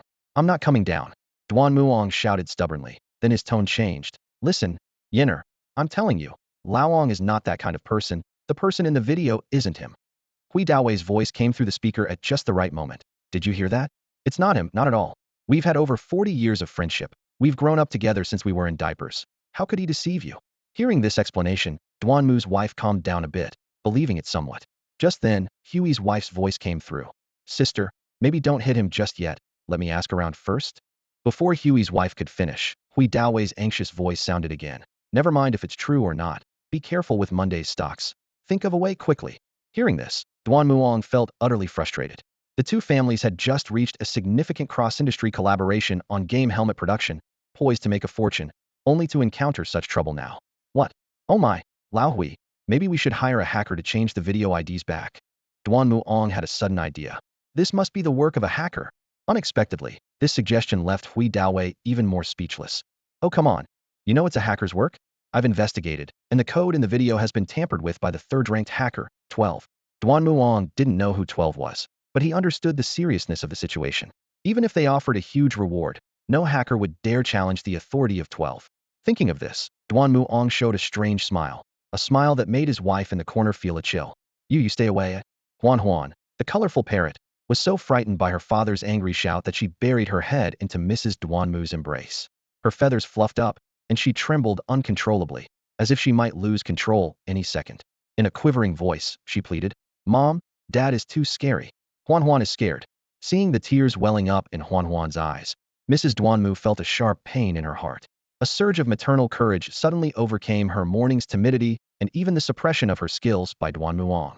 She decisively placed Huan gently on a nearby bonsai branch, pulled out a golden back scratcher from somewhere, and sternly pointed it at Duan Muong, saying, Try being fierce one more time. Duan Muong was immediately flustered and hurriedly explained, Hey, honey, I wasn't being fierce to you. Sensing the tension, Huan smartly exclaimed, Mom, I'm going to hide outside for a bit. Dad's angry at me, and I'm afraid he'll take it out on me. Mom, I love you. See you in the world of Jianghu. With that, she flapped her wings and flew out the window. Seeing this, Mrs. Duanmu wasted no time and swung the golden back scratcher at Duan Muong. As he ran, he shouted into the phone, Lao Hui, let's take advantage of Zhongtian Company's effort to promote the coffin world and come up with a wellness plan. Quickly negotiate a deal with Zhongtian for cheap game helmet distribution, so that all the working folks can relieve stress by shooting birds in the game. I, King Jinhua, am a living advertisement. Have them leave purchase links in the comments section. It's everywhere anyway. I'm not afraid of embarrassment. Before he could finish his sentence, Duan Muong was caught off guard and took a solid hit from his wife, making him grimace in pain as he knelt on the ground. Meanwhile, on the other end of the line, Hui Daowei cheered excitedly, only to slip and fall from a chandelier. Ah, he exclaimed, realizing he landed on someone, and a furious voice erupted from beneath him. Hui Daowei, how dare you use your but to hit me? I'll scratch you to death today. Hui Daowei quickly realized whose wrath he had incurred and bounced to the side, pleading, Linger, darling, are you okay? I didn't mean it. Please believe me. I believe you as much as I believe a ghost. You old rascal, you're bad through and through. I'll scratch you to death. Linger chased after him in a rage. While chaos ensued in both households, Xuan Qingming and his group quietly returned to their home in the residential area. As soon as Xuan Qingming entered, he headed straight for the gaming pod, determined to quickly improve his skills before anyone came to challenge him in the game world of Tomb Heaven. To train his body, Xuan Qingming set the pain sensation in his gaming pod to 30, where pain was fed back to his body in the form of electric shocks. Each time he lost health in the game, he had to endure the pain of an electric shock. This sensation not only affected his reactions in the game, but also served as a way to train himself. Seeing Han Zikuan's face swollen like a pig's head, Xuan Qingming developed some aversion to the face-swelling potion. He preferred to enhance his skills quickly. The method of violently gaining kill points by defeating higher-level monsters in the coffin world suited him well. By continually challenging elite monsters or bosses, he could restore his skills within months. This plundering speed of improvement was dozens of times faster than 1,000 years of cultivation. Once in the game, Xuan Qingming's first step was to re-engage in conversations with all NPCs. As a seasoned player familiar with the game's rules, he knew that as his level increased, more mission-triggering NPCs would gradually unlock for him. To prepare for the unknown challenges ahead, Xuan Qingming carefully managed his resources, converting 90 of his money into various healing potions. He lingered for a while at the old medicine box's stall and eventually purchased 20 potions, 5 level 5 small health potions, 10 level 7 small health potions, and 5 level 10 small health potions, with healing amounts of 30, 50, and 70 respectively. Although the Coffin World game didn't penalize potion use, Xuan Qingming always prioritized survival. Just as he was about to leave, the old medicine box called out, Hey, kid, it seems you really like taking medicine, huh? Xuan Qingming was taken aback, internally grumbling. What the heck? Love taking medicine? Your whole family loves taking medicine. However, to possibly trigger a quest, he suppressed his annoyance and replied earnestly. As they say, medicine cures the sick and strengthens the healthy. The sooner you treat, the sooner you're at ease. The old medicine box seemed pleased with this response and asked, Do you need those emergency potions with short cooldowns? Yes, I do. Xuan Qingming almost laughed at the mention of emergency potions. He struggled to maintain his composure, recalling an incident 2 years ago, when Lu Fang, still inexperienced, couldn't expel certain life forms from her body using internal energy. Hua Zikuan, that scoundrel, hurriedly flew an airship at night to buy the least harmful potions, fearing to alert old Hua. After all, Lu Fang held a special status in her original family, a family with considerable power. However, For some reason, Lu Fang could never forgive her family. Currently, Xuan Qingming's level 5 small health potions had a 30-second cooldown, and even the highest level 10 small health potions in Qingyu Town required a 25-second cooldown. Worse still, these potions didn't take effect instantly, but required a 10-second gradual recovery period. Such enforced usage intervals could be fatal when facing strong enemies. Therefore, Xuan Qingming was determined to seize the opportunity offered by the old medicine box. Oh, great, kid, the old medicine box continued. When you're a bit stronger, check out the cliff at Beishan. Near the vulture's nest on that rock face, there seems to be a double-head ginseng growing. I'll go take a look, Xuan Qingming replied. A game prompt appeared. Player accepted the quest, Double-Head Ginseng, and received a small hoe from the herbalist. This quest carries significant risk. Players are advised to attempt it after reaching level 14. The mention of Vulture's Nest made Xuan Qingming extremely cautious. Even without the game prompt, he wouldn't recklessly pursue the Double-Head Ginseng. Falling off the cliff would likely result in being directly teleported back to Qingyu Town, and Xuan Qingming wasn't keen on a third attempt at innate challenges. After bidding farewell to the old medicine box, Xuan Qingming's attention was drawn to a figure in the corner of the village square. There sat an NPC wearing round sunglasses, with a long table and bench, resembling a master storyteller or performer. This NPC's appearance was striking, with two drooping mustaches flanking his philtrum, much like a lively catfish. A character named Ninyu Gu had the title, Appraiser, above his head. This NPC had clearly just appeared in Qingyu Town. Xuan Qingming was secretly delighted, as he had been worried about the lack of an appraiser in town. It was like finding a pillow when you need one. He quickly approached Ninyu Gu, the appraiser, but noticed that the man didn't lift his head or move his sunglasses, as if he hadn't noticed someone approaching. Xuan Qingming hesitated for a moment, unsure if the guy was asleep, so he politely greeted him. Hello, appraiser. No response. Hello, appraiser. Still silence. Fine, appraiser. Xuan Qingming repeated his greetings several times, but Ninyu Gu remained unresponsive. Unable to resist, he waved his hand in front of Ninyu Ji's sunglasses. Suddenly, with a slap, his hand was brushed away by Ninyu Gu. Xuan Qingming grumbled internally. I'm the one getting hit, losing health, and yet he likes me less? That's just unfair. He couldn't help but laugh. Huh? Are you really called Ninyu Gu? If you weren't asleep, why didn't you respond? Ninyu Gu suddenly put a finger to his lips, furrowed his brow, and whispered, Shoo, step aside, she's about to come out. He slightly turned his head, lowered his sunglasses a bit, revealing eager eyes. Following his gaze, Xuan Qingming saw a door in the distance slowly open, and a charming woman stepped out gracefully. Ninyu Ji's head swayed gently with the woman's movements until her curvaceous figure disappeared at the end of the street. He sighed, wow, she really is something else. Xuan Qingming tilted his head, scrutinizing Ninyu Gu, and doubted his appraisal skills. Ninyu Gu suddenly pulled out a folding fan, crossed his legs, and began fanning himself impatiently. Kid, get away from me. With your low level, there's nothing here for you to see. He mumbled to himself. I have no idea how this happened. I was perfectly fine at the treasure pavilion in the city, and suddenly I got teleported to this godforsaken place. Seeing this, Xuan Qingming didn't hold back. He took out the chicken comb hat that he got from Chicken You Are Too Beautiful, and said, Hey, Ninyu Gu, you call our Qingyu Town a backwater place, but tell me, do you recognize this? Ninyu Gu intended to ignore him, but when he turned and saw the golden chicken comb hat, he was stunned. He took off his sunglasses in surprise and blurted out, Damn, you kid, it's really you. I knew it. Xuan Qingming was baffled, thinking Ninyu Gu was overly sensitive. Was it necessary to hold a grudge just because he teased him a bit? He cautiously asked, Hey, man, I'm just here to have a hat appraised. I didn't mean to interrupt your ogling. Is that really worth holding against me? Ninyu Gu hurriedly covered Xuan Qingming's mouth, nervously looking around, signaling him to stop talking. Shut up. That's the wife of Chun the blacksmith. If he swings his hammer, I'll end up like a dried catfish. Xuan Qingming sternly warned, a hint of panic flashing in his eyes. But in an instant, he gave a sly smile and leaned in close to Brother Catfish, whispering, So, are you going to appraise it for me or not? You have to see it. Brother Catfish reluctantly picked up the rooster cap, and a sudden flash of white light appeared before his eyes. Xuan Qingming stared intently as the system prompt appeared. Rooster cap, gold equipment.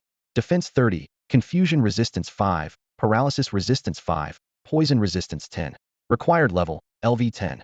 Seeing these incredible stats, Xuan Qingming's eyes sparkled with excitement, thinking, golden equipment is truly amazing. These strong resistances are definitely extraordinary attributes. Just as he was about to cheer, he noticed his coins had changed from 1 silver and 333 copper to just 333 copper. The system coldly reminded him, Rooster Cap appraisal successful. Brother Catfish's favor towards the player is dislike, appraisal cost doubled. Xuan Qingming quickly turned his head, only to see Brother Catfish avoiding eye contact and nervously adjusting his sunglasses. Xuan Qingming narrowed his eyes, placing a foot on the armrest of Brother Catfish's grand chair, bringing his face close to Brother Catfish's sunglasses, and said through gritted teeth, "Hey, you went ahead without telling me, didn't you?" Brother Catfish stammered in defense. You didn't ask me how much it costs. It's golden armor, after all, or a helmet. The fee has to be different." At this moment, Xuan Qingming wanted nothing more than to yank off Brother Catfish's mustache. But for the sake of his plan, he suppressed his anger and forced a smile. "Brother Catfish, considering what you just said, I'm your first customer in Qingyu Town, right? It's supposed to be a good start. So why are you being so ruthless with your pricing?" Unexpectedly, this question ignited Brother Catfish's anger. He took off his sunglasses abruptly and slammed them on the table, nearly breaking them. You have the nerve to say that." Brother Catfish pointed at Xuan Qingming's chest, spitting as he shouted, "I was supposed to be a senior appraiser in training at Feiyun City, about to become a manager at the appraisal pavilion in Yuanwu City, but then you, a troublesome jinx, came along." Through Brother Catfish's explanation, Xuan Qingming finally understood. It was his luck combined with Old Wang's assistance that unlocked silver-tier equipment early in Qingyu Town. Normally, some rare silver-tier and above equipment would require appraisal. Such equipment wouldn't appear so soon in a novice village, but because Xuan Qingming completed Old Wang's task so perfectly, it triggered a system bug, unlocking the appraiser early. Xuan Qingming thought to himself, "Oh, so what Zhongtian Company said about players influencing the world through triggered events is true." With this realization, he had an idea and took out the hoe given to him by Old Wang. "Brother Catfish, since you claim your appraisal skills are at a treasure appraisal level, take a look at this and tell me its attributes." Xuan Qingming handed the hoe over to Brother Catfish, his eyes filled with curiosity. The short hoe given by Old Medicine Box to Xuan Qingming had a durability of 3030 and a 10 success rate for harvesting, making it basic herbalist equipment. However, the hoe given by Old Wang had no attributes, and Xuan Qingming was very curious about it. Brother Catfish took the hoe, examined it closely, and suddenly widened his eyes, exclaiming, "What?" Catfish Brother suddenly stood up, unconsciously taking a step back.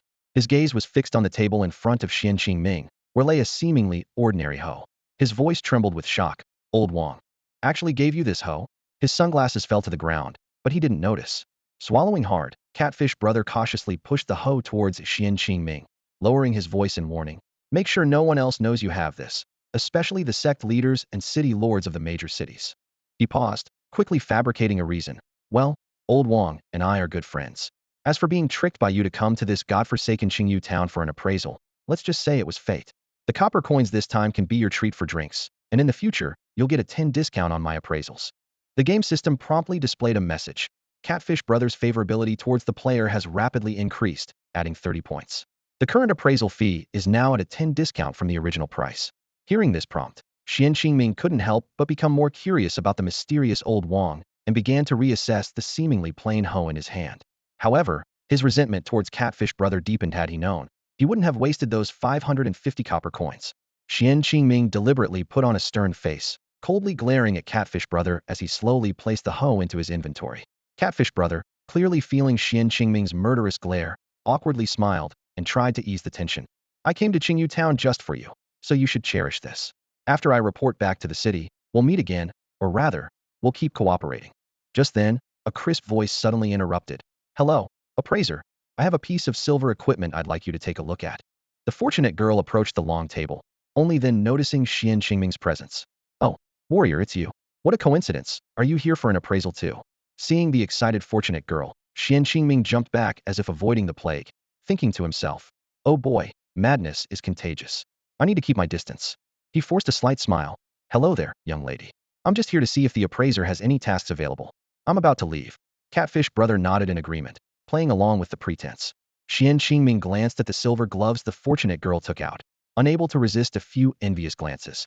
But he quickly reminded himself, the old adage warns that madness is contagious, and he mustn't get too close to this crazy girl. Just as Xuan Qingming was about to leave, Catfish Brother leaned close to his ear and whispered something that instantly lifted Xuan Qingming's spirits. "Since you're my first appraisal customer, here's a friendly tip: your weapon looks good. You should let Blacksmith Chen take a look. 550 copper coins can't buy you a quest opportunity." Xuan Qingming excitedly hugged Catfish Brother, nodding in gratitude, and then dashed off like an arrow into a crowd of NPCs and players. He was eager to shake off the fortunate girl, determined not to catch her madness. In front of the appraisal stall, after Xuan Qingming left, Brother Catfish picked up his sunglasses from the ground and put them on, instantly reverting to his mysterious demeanor. He glanced at the silver-tier gloves in his hand, a slight smile playing on his lips. Not bad. The appraisal fee is 300 copper coins. The talented young girl cheerfully handed the copper coins to Brother Catfish. Although she thought it was a bit pricey, she paid willingly. I'm a rich woman. This little money is nothing, she thought to herself.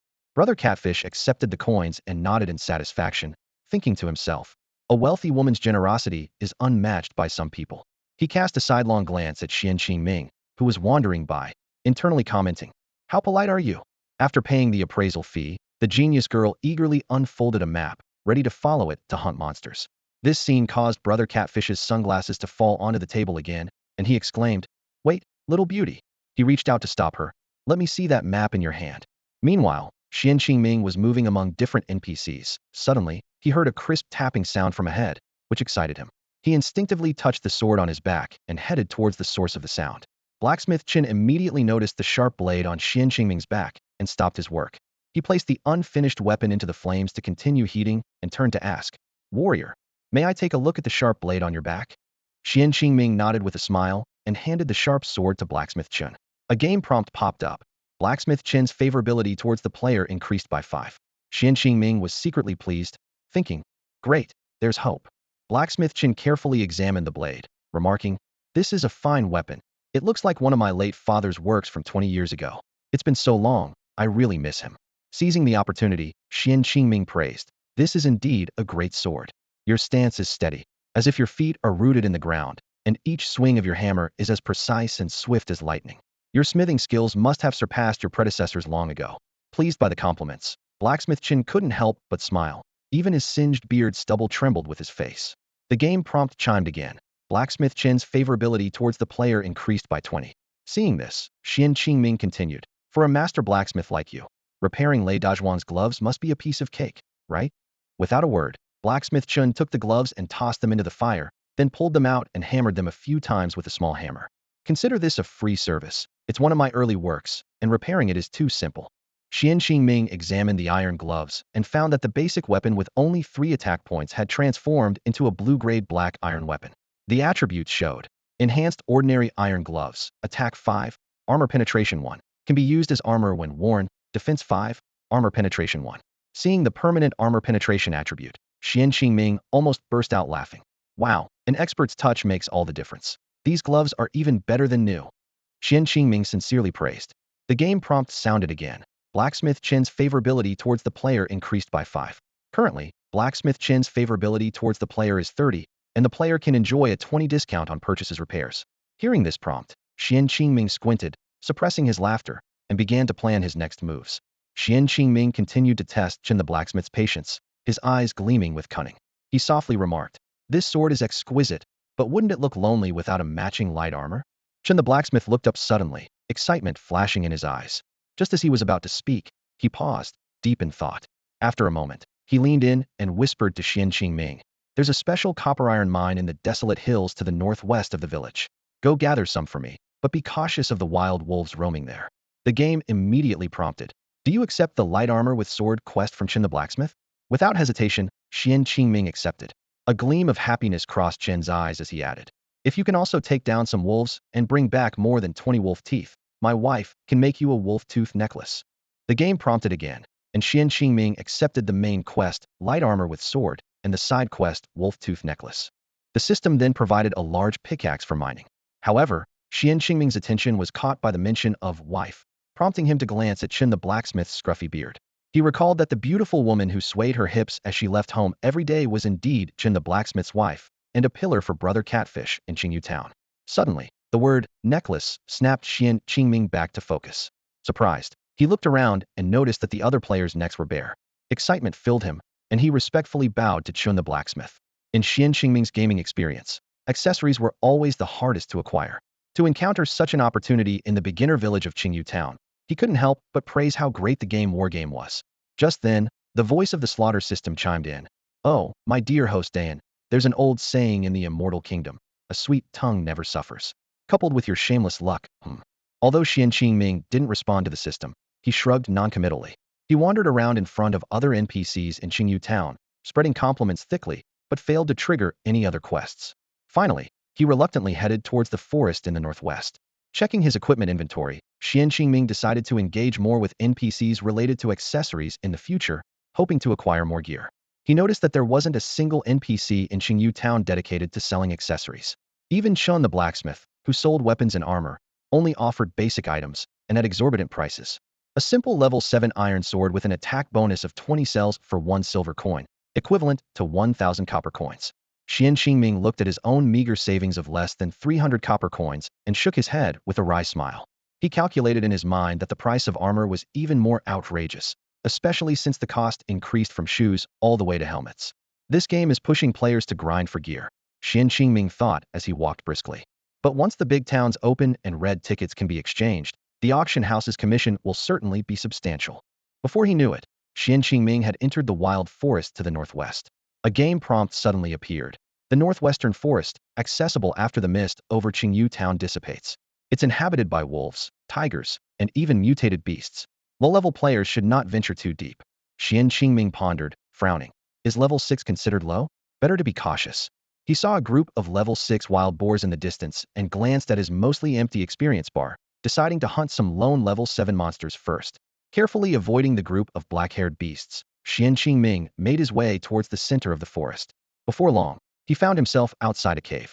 Another game prompt appeared, Wolf Den, commonly known as the Wolf's Lair near the town. It contains rich copper and iron or resources. Ugh, this wolf dung smells worse than cat dung. Xuan Qingming pinched his nose and braved the stench as he slowly ventured deeper into the cave. As he progressed, the light dimmed, and he became more cautious with each step. Along the way, Xuan Qingming discovered a nameless corpse and found a fire starter on it.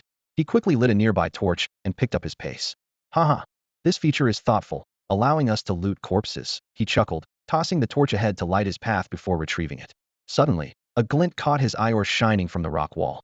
After confirming the area was safe, he pulled out a large pickaxe and began mining. The clinking sound echoed through the cave.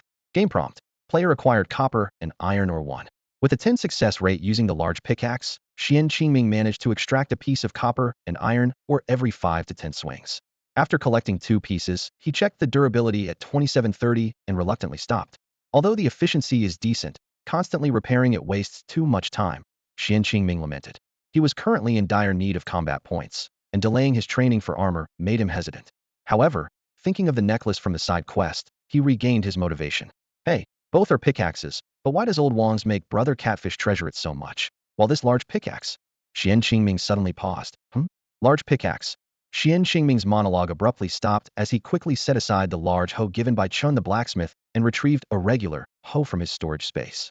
He thought to himself, all right, let's see the power of this so-called epic quest item with my own eyes. Taking a deep breath, he gripped the hoe tightly with both hands and swung it forcefully at the copper ore. Heave-a-ho! With a low grunt, the hoe hit the ore precisely. The game notification sounded immediately. Player has scored a critical hit while mining, gaining copper ore 3. Xuan Qingming's eyes lit up, and a smile crept onto his lips. Just as I thought. The farmer's tools really pack a punch. Humming a cheerful tune, he swung the hoe with increasing skill, gradually venturing deeper into the cave. Suddenly, a strong sense of danger washed over him, causing the hair on the back of his neck to stand on end. Instinctively, he rolled to the side, narrowly avoiding a set of sharp claws. A low growl followed, echoing through the cave. Damn, I was too focused on what's ahead and forgot to watch my back. Xuan Qingming cursed himself for being careless. These hunting wolves must be returning to their den.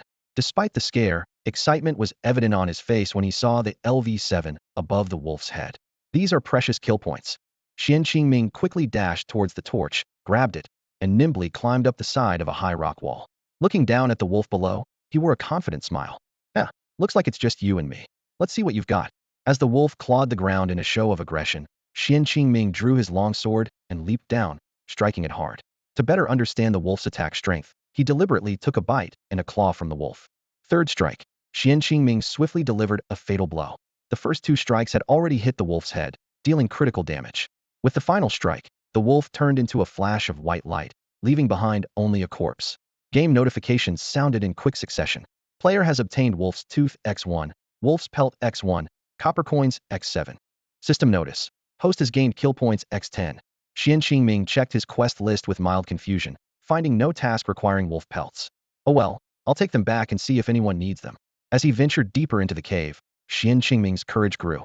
He realized that as long as he wasn't hit in a vital spot, a regular bite or claw would only cost him 25 health points. After downing a small health potion, he continued exploring the depths of the wolf den.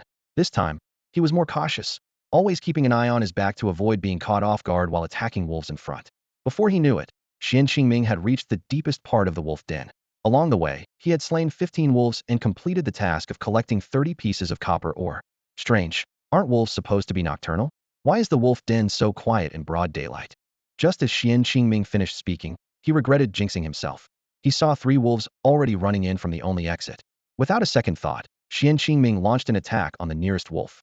Out of the corner of his eye, he noticed 2 more wolves slowly approaching behind the trio. The lead wolf didn't seem in a hurry to attack, moving unusually slowly as if observing the situation. Xuan Qingming stood at the cave entrance, his heart pounding like a drum. Before him was a pack of fierce wolves, with 2 particularly notable Onisa glowing elite creature and a level 7 bronze boss. At his current level, facing the entire pack heathen would likely mean he wouldn't last 10 rounds. However, fortune favors the prepared. Drawing on his previous battle experiences, Xuan Qingming skillfully handled the 3 wolves charging at him. His renowned sword gleamed with cold light, and his attacks were fierce. In just one swift move, he took down a wolf. Without pausing, he turned to confront the other 2 attacking wolves. The fight was intense, yet brief. Although Xuan Qingming was bitten twice, he ultimately managed to slay the 3 nearest wolves. As the last wolf fell, his level rose to the peak of level 6. As Xuan Qingming caught his breath, his attention was drawn to a scene deeper within the cave. A large wolf was limping forward, supported gently by a female wolf nudging it with her head. Xuan Qingming immediately realized why these 2 wolves hadn't joined the earlier attack. Upon closer inspection, Xuan Qingming was thrilled to discover that the injured wolf was a level 7 bronze boss. Defeating it would earn him 100,000 kill points. However, his excitement was quickly dampened by reality. The female wolf was no ordinary foe either, also a level 7 elite creature. Xuan Qingming found himself in a dilemma. His experience points were already at a critical point, and killing any wolf would elevate him to level 7. If he killed the elite female wolf first, and then the injured wolf king, he could maximize his kill points. But doing so meant his post-level up kill points would significantly diminish to only 1/10 of their original value. Hesitant, Xuan Qingming faced off against the wolf couple. The female wolf bared her teeth, while the wolf king watched him warily. As seconds ticked by, about half a minute later, Xuan Qingming finally made a decision. He chose to attack the female wolf first, aiming to cripple it before taking down the wolf king. If this plan failed, he would have to forego the 90 kill point gain, as survival was his top priority. Taking a deep breath, Xuan Qingming gripped his famed sword tightly, ready to strike. At this moment, he felt both nervous and exhilarated, as if standing at a crossroads of a major decision. Regardless of the outcome, this battle promised to be a thrilling adventure. Xuan Qingming was about to draw his sword against the mother wolf when a game notification suddenly interrupted him. Ding! Would the player like to accept the communication request from the Wolf King and Queen? Xuan Qingming was taken aback and murmured to himself, "Wow, have the beasts in this game become sentient? They can actually communicate with players." After a moment of hesitation, he decided to accept. After all, the Coffin Realm was a fantasy game, and it wasn't surprising for monsters to perform extraordinary feats. The Wolf King opened its blood-stained mouth, staring intently at Xuan Qingming. "Human, thank you for not choosing to kill us immediately. If possible, would you help us fend off the Wild Dog Gang's attack and help us reclaim our dignity and seek revenge?" The Wolf King continued. "The Wild Dog Gang, which occupies the rocky piles in the distance, attacked our den while our pack was out hunting. None of our pups survived. The Wild Dog Gang will soon attack the wolf den. If you help us repel their invasion, you will earn the friendship of our wolf clan." Noticing the hatred brimming in the Wolf King's eyes, Xuan Qingming couldn't help but feel sympathy. The creature had just lost its entire pack and offspring, leaving it in a heartbreaking situation. The teary eyes of the mother wolf beside it confirmed its sorrow. Xuan Qingming hesitated for a moment but decided to speak the truth. But I have a task, and I still need 2 more wolf fangs." The Wolf King nodded, and the mother wolf immediately began digging into the ground with its paws, like a cat digging through litter. Xuan Qingming watched in amazement. "All the wolf fangs in here are yours," the Wolf King said. "These are from my fallen kin. Please, help us seek revenge."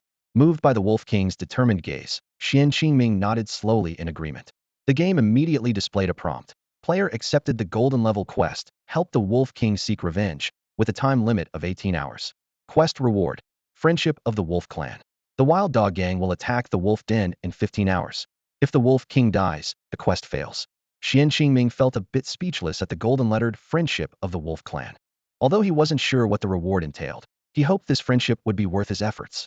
Seeing the tags above the Wolf King and Queen turn harmless green, Xuan Qingming walked forward and reached into the pit the mother wolf had dug. Well, I might as well take some interest first, he thought. The game notification appeared. Player obtained Wolf King's Fangs X20, Wild Wolf Fangs X50. Wow! Xuan Qingming exclaimed in surprise. Seems like the Wolf King is reliable after all. He couldn't resist reaching out to pat the Wolf King's head. The mother wolf growled low and angrily, but the Wolf King lowered its head and nuzzled Xuan Qingming's leg.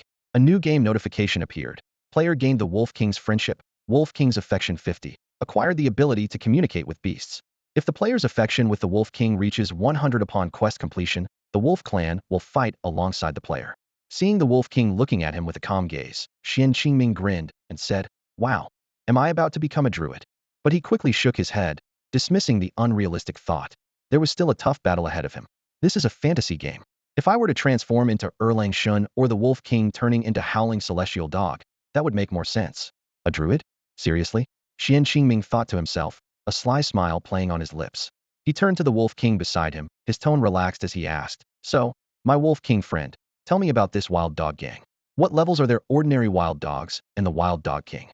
As Xuan Qingming spoke, he gently stroked the Wolf King's soft fur, contemplating his situation. Since he was working for the Wolf Pack, the Wolf King had to be his strategist. After all, knowing your enemy and yourself is the key to 100 victories. Ignoring the disapproving look from the large she-wolf nearby, Xuan Qingming sat on the ground, continuing to pet the Wolf King. The Wolf King seemed to enjoy the affection, a hint of satisfaction in his eyes. The Wolf King's deep voice rumbled. "The wild dog gang has over 30 wild dogs. They plan to attack my wolf den again near nightfall. Their ordinary wild dogs are level 7, with 3 leaders, 2 of which are level 8 elites, and the Wild Dog King is a level 9 Black Iron boss." Xuan Qingming frowned slightly upon hearing this. The Wolf King went on. "On a normal day, our forces are evenly matched. If it weren't for those 3 fools you just killed who fled in fear during the battle, we wouldn't have been ambushed and defeated." Xuan Qingming suddenly understood.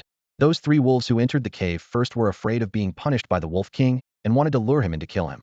But the game's mechanics meant that monsters attack players on sight, and Xuan Qingming inadvertently took on some of the aggression for the Wolf King. Looking at the Wolf King, Xuan Qingming said, somewhat speechless, "I say, Brother Wolf, I'm not even level 7 yet, and you want me to take on 3 fierce dogs? One of them is a boss." To his surprise, the Wolf King nodded at Xuan Qingming and even licked the back of his hand. Xuan Qingming was momentarily bewildered, thinking that the Wolf King had a thicker skin than he did. "All right, I'll go," Xuan Qingming said helplessly. "But first, tell me where the Wild Dog Gang is located so I can scout around." The Wolf King replied, "It's morning now.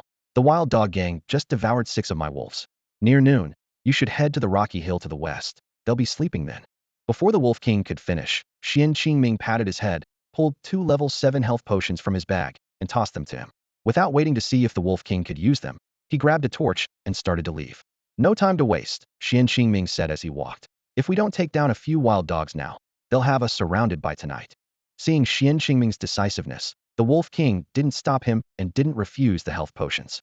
After Xuan Qingming left, the Wolf King actually bit open the potion caps and quickly licked them up. With 1 potion down, the Wolf King's wounds healed significantly.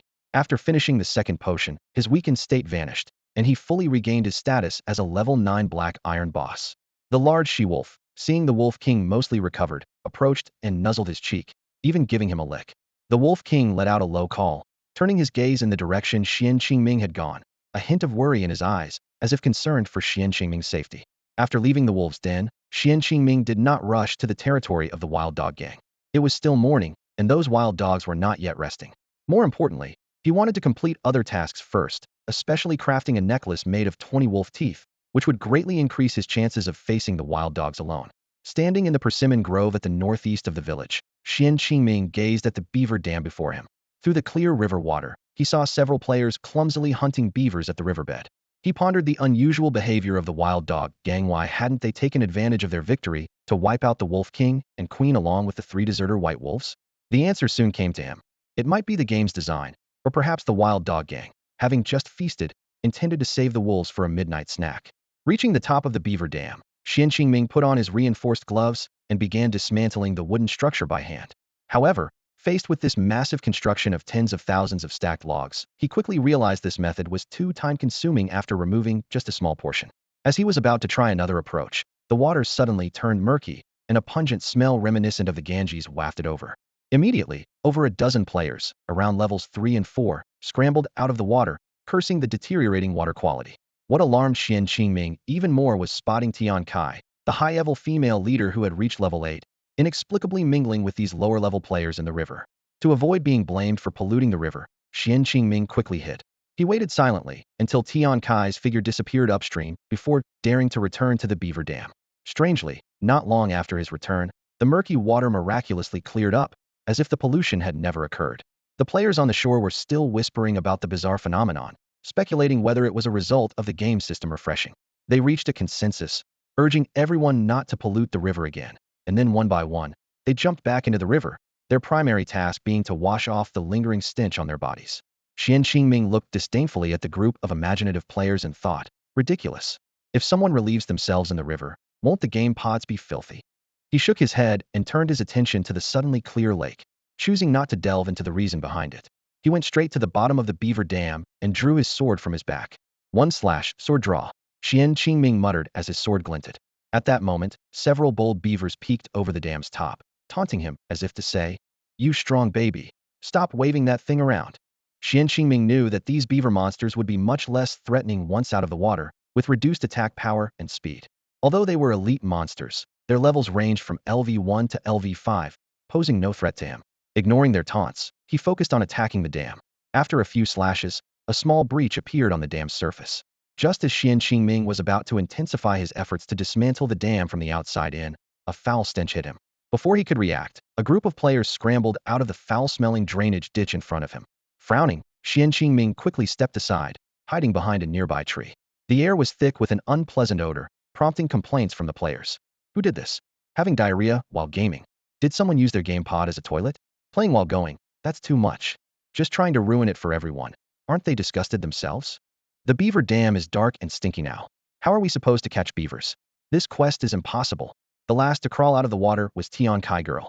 She had just cleaned up at the upstream waterfall, only to become a little poop person after jumping into the river. Disdainfully wrinkling her nose, her left thumb tapped her index, middle, and ring fingers. What? A water misfortune today. Tian Kai girl pouted. Humph, this won't stop me. With that, she ran toward the waterfall, determined to fight this water misfortune. The other players stood bewildered for a moment before realizing and heading quickly toward the waterfall. Looks like we can't level up here today. Let's clean up at the waterfall and find another spot. Yeah, to the waterfall first. No way. Once I'm clean, I'm calling to complain to the developers. I'm complaining too. This is too much. As the players moved toward the waterfall, still grumbling, Xuan Qingming was left alone with the chaotic riverbank, contemplating how to handle this unexpected situation. Watching the players on the shore gradually leave, Xuan Qingming finally breathed a sigh of relief and slowly emerged from his hiding spot in the bushes near the beaver dam.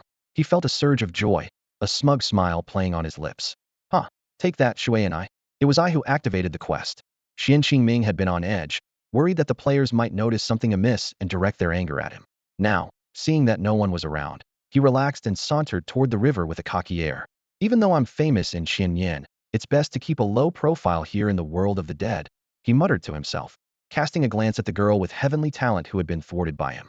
Her frustrated expression brought him a sense of satisfaction. He contemplated, it seems that Lei Dazhuang's task of dismantling the beaver dam affects the water quality. After all, the reason I dismantled the dam was that it was disrupting the river's flow. Reaching the bottom of the dam, Xuan Qingming observed it carefully for a moment before suddenly drawing his sword and slashing at the dam with several swift strikes. So it really is like that, he marveled, noticing that the initial cracks he'd made had completely healed within minutes. Not only that, but other damaged areas were also mending, and even the branches he had removed had returned to the top of the dam. Frowning at the smooth branch on the left, Xuan Qingming mused, since gloves and sword can't destroy this dam quickly, maybe I should see if a hoe can pull these logs out one by one. He glanced down at the seemingly ordinary hoe in his hand, which Brother Catfish had considered a treasure. Remembering its remarkable performance in the wild forest, Xuan Qingming couldn't help but look back toward Qingyu Town, feeling a sudden twinge of concern. No, that won't do, he muttered. If I completely destroy this dam, the accumulated water will rush straight to Qingyu Town. It would turn the place into Stinky Fish Town. I need to figure something out. After carefully assessing the terrain, Xuan Qingming began to dig a channel downstream of the beaver dam. If I direct it this way, the water will flow to the east of Qingyu Town without flooding it, he thought, digging into the ground with his hoe. Brother Fish, I'll trust you this time. Let's see if this hoe is really a divine tool. Without hesitation, Xuan Qingming started digging. In real life, carving such a channel single-handedly in a short time would be impossible. However, in the game world, after swinging the hoe dozens of times, he managed to dig a long trench from the beaver dam to the village entrance. Wow, this is like a hoe turned excavator. Xuan Qingming stared wide-eyed at his creation, incredulous. And they call this an ordinary hoe? This must be a game bug. I can't let the developers find out too soon. Worried that the newly dug channel might reset, Xuan Qingming hurried back to the base of the beaver dam. Clutching the ordinary hoe tightly, he prepared to test its power, eager yet anxious to see what astonishing changes might unfold. Mighty Sesame, powerful hoe, majestic and awe-inspiring old Wong, protect me. Xuan Qingming chanted this peculiar incantation while gripping his hoe tightly and swinging it forcefully at the beaver dam. Hey ho! With a powerful swing, there was a sharp crack, and the beaver dam indeed split open, creating a large hole. Before Xuan Qingming could react, the dam's blood gauge hit rock bottom, and a torrent of foul-smelling water gushed out through the breach. Damn! Run! Xuan Qingming shouted in alarm, hurriedly rushing towards the higher riverbank. Even so, his pants were soaked through, emitting a foul stench. Just then, a heavenly girl, who had just returned from washing by the waterfall, appeared before him. Seeing the bedraggled Xuan Qingming, she curiously asked, "Hero, this is quite a sight. Are you the first in the game to wet your pants?" Xuan Qingming's face turned crimson with embarrassment, silently cursing. "You're the one wetting your pants. You're the first in the server to mess yours." However, he felt an inexplicable fear of this heavenly girl and didn't reply, instead quickly running to higher ground. The heavenly girl watched Xuan Qingming leave, completely unaware of the impending danger. In the next moment, with a loud splash, a massive wave surged forward, instantly engulfing her in the foul water. The heavenly girl turned into a beam of white light and was sent back to the resurrection point in Qingyu Town. That jerk, he didn't even warn me about the incoming water. The heavenly girl woke up at the resurrection point, quickly sniffed herself, and relaxed only after confirming there was no stench. Phew, luckily I don't smell, or I'd have to wash again at the waterfall. Running around town smelling like that would be embarrassing. Humph, I won't hold it against you this time. Pouting, the heavenly girl ran angrily towards the damaged beaver dam, where her important task awaited. As she ran, she grumbled, "I knew today's fortune reading showed bad luck in water, and now I see why." Humph. Meanwhile, Xuan Qingming felt a bit better after seeing the heavenly girl turn into white light. A huge wave crashed down, and the crazy woman got knocked into the stinky ditch. Phew, that was close. He breathed a sigh of relief, not because he escaped the rushing water, but because he had earlier dug a trench downstream of the beaver dam with his hoe, redirecting the flow to the previously dry riverbed and sparing Qingyu Town from the foul water disaster.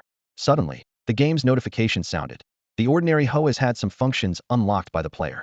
Current player level is below LV10, allowing 1 use per day for kills with the ordinary hoe, with an additional use every 10 levels. Players are encouraged to explore the other functions of this artifact. Upon hearing this, Xuan Qingming was overjoyed. Wow, who would have thought that this hoe, aside from automatically finding treasures in the soil, also has such powerful attack capabilities and no durability limit? Wait, an artifact? It's an artifact. So, in the future, I can. His mind began to imagine the limitless possibilities of this magical hoe. Xuan Qingming was lost in his own thoughts when the system's voice suddenly interrupted him. "You've got quite the imagination," the system said lazily. "Are you planning to use this hoe to instantly defeat the boss? 1 swing for a boss, 1 punch for a little kid? Do you want me to throw in some free kill points while I'm at it?" The barrage of questions left Xuan Qingming momentarily stunned. His little scheme had indeed been exposed, and he couldn't help but chuckle awkwardly. "Don't laugh too soon," the system continued. "Let me tell you up front, any monsters killed with this hoe won't count towards your kill points. Think it over." Hearing this, Xuan Qingming frowned slightly and, after a moment of thought, regretfully stored the hoe in his backpack. "Figures I couldn't get a free ride," he muttered. "Guess I'll just have to fight monsters the old-fashioned way." Xuan Qingming knew well that such a losing proposition was not worth it. The game's goal was to earn kill points without them. What's the point of playing? Even if he used the hoe to level up first, the kill points gained from defeating monsters would be less, making it a losing trade. While he was contemplating the hoe's purpose, a large, reedy beaver monster suddenly appeared before him. This creature was 3 times the size of a regular beaver monster, with blue text hovering above its head. "Angry Beaver King, LV8, Elite Monster." The game immediately displayed a message. The Beaver King once ruled a vast harem, dominating a stretch of river in Qingyu Town. Because the player Edian Shueshuan destroyed their home, the harem scattered, and the Beaver King became enraged, transforming into the Angry Beaver King. It deals double damage to the player Edian Shueshuan. "Damn, why me?" Xuan Qingming felt the urge to flee. but the thought of the 10,000 kill points the elite monster might yield held him back. Besides, Commander Yin had given him a task there might be a slab hidden beneath the riverbed, offering a chance to unlock a unique quest chain in the game. Looking around, Xuan Qingming noticed the river's water level had dropped significantly, exposing large sections of the riverbed. It was the perfect time to explore. He suddenly realized that the angry Beaver King was standing on the damp slope of the riverbank, currently under a slowed status. Licking his lips, Xuan Qingming was as excited as if he had found 100 bottles of face-slapping potion. "Hey, system," he eagerly asked, "how many kill points do I need to see the next item in the shop?" The system, no longer withholding information, replied in an enticing tone.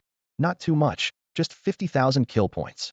Xuan Qingming narrowed his eyes slightly, a barely noticeable smile playing on his lips, clearly calculating in his mind. "Dog system, when you mention the 50,000 kill points, are you referring to the cumulative number of points I've earned, or do I need to have a balance of 50,000 kill points?" Xuan Qingming astutely caught the key detail in the system's words. The system was taken aback and blurted out, "Wow, since when did this host get so clever?" Just then, the enraged Beaver King was closing in. Xuan Qingming quickly broke off the conversation with the system, his figure flashing away. "I'll deal with you later, you stupid system," he thought to himself. The Beaver King's sharp claws struck the spot where Xuan Qingming had just stood, crushing the hard cobblestones into powder. Xuan Qingming's eyes widened. "Wow, so you don't bite the wood when building your lodge? You just claw it out? If those claws hit me, I'd be shredded to pieces." The Beaver King turned to lunge at him, but its movement was sluggish due to being stuck in the mud.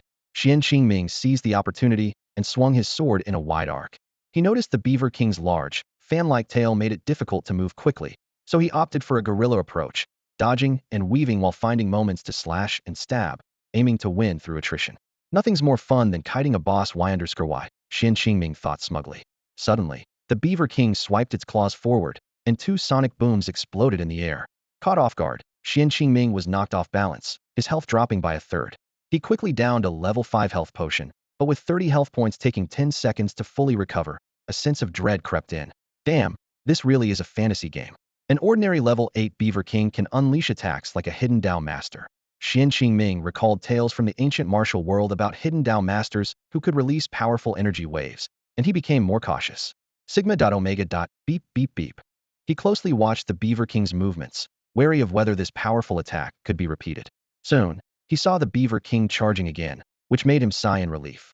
Good thing it can't spam that attack, or I'd really have to run. Bring it on, I'm ready for you. Even though his health hadn't fully recovered, Xuan Qingming remained calm and composed. He deftly dodged the Beaver King's frontal assault and countered with a swift stab of his sword, continuing the tough battle. With a swift swing of his sword, Xuan Qingming struck as the Beaver King lunged at him. The blade sliced through, leaving a scar on the creature's massive body. Damage numbers flickered above their heads, and Xuan Qingming's eyes focused on the Beaver King's strange claws. Those dark talons could extend and retract at will, unpredictably changing in length. "No wonder you have a harem. You can change your tricks," Xuan Qingming exclaimed, but before he could finish, the Beaver King roared in fury, charging at him like an oversized, angry porcupine, its fan-like tail swinging. Xuan Qingming quickly rolled aside, narrowly avoiding the claw swipes that came at him like a cat scratch. Ugh, a strong stench hit him. The riverbed mud smelled like the worst kind of stagnant water. He barely had time to lament before the furious Beaver King lunged again. In the chase, Xuan Qingming got covered in mud, blending into the swampy terrain. But he didn't just flee. He seized moments to strike back, successfully reducing the Beaver King's health by half. The Beaver King was now a battered, panting black mass, its once proud tail drooping weakly. Just as victory seemed near, a voice made Xuan Qingming's skin crawl. Looking up, he saw Tiankai girl standing nearby. Their eyes met, and an awkward silence ensued. Yidi Xian? Did you encounter an elite monster? Need help? Tiankai girl asked enthusiastically. Xuan Qingming internally grumbled. Are you here to mess things up? The game system conveniently popped up a message. In the Coffin Realm, attacking wild monsters without a team means experience goes to the final slayer. Different situations might affect task evaluation and rewards. No. Xuan Qingming frantically waved his hands at the newbie, inexperienced in game mechanics. Seeing her still approaching, he redoubled his efforts to stop her, worried she might misunderstand the intentions of this mud man. To prevent the gifted girl from approaching, Xuan Qingming threw a handful of mud without regard for his image. The mud splattered everywhere, emitting a foul stench, causing the girl to gasp and retreat. At that moment, a chubby beaver suddenly darted in front of Xuan Qingming. In a panic, Xuan Qingming disregarded the threat of the Beaver King's sharp claws and raised his sword to meet it. As he fought, He pondered why this furious Beaver King didn't have a protective shield like Ji Tai Mei. Xuan Qingming managed to strike the Beaver King's head with great effort, but not before its extended claws injured his shoulder. Gritting his teeth, he swung his sword while shouting, "Die for me," only to realize the Beaver King had just a sliver of health left. As they passed each other, the Beaver King's flat tail struck Xuan Qingming. In a critical moment, Xuan Qingming stabbed at the Beaver King's lower abdomen again. The 1-second invincibility from leveling up saved his life, instantly restoring his health. However, invincibility couldn't mask the nauseating smell of the mud. Xuan Qingming hurriedly wiped the thick mud from his face, bending over and retching. The system notified him that the task was complete, with a hint of schadenfreude in its tone. The gifted girl cautiously approached, but the sight of Xuan Qingming's mud-covered face made her pinch her nose and step back. Xuan Qingming felt frustrated, convinced this girl was his nemesis and an absolute buff to the game's minor monsters. He quickly rummaged through the Beaver King's body, not bothering to check the loot, and dashed towards the waterfall to wash off the mud.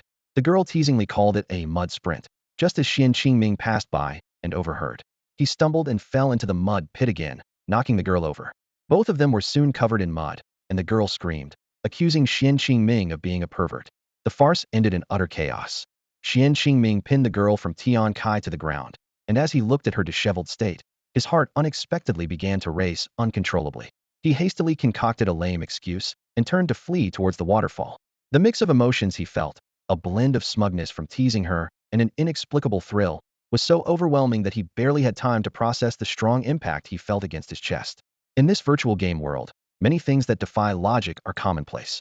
Xuan Qingming recalled a mission Zhong Tian had taken before eliminating a traitor with an absurd appearance for a client.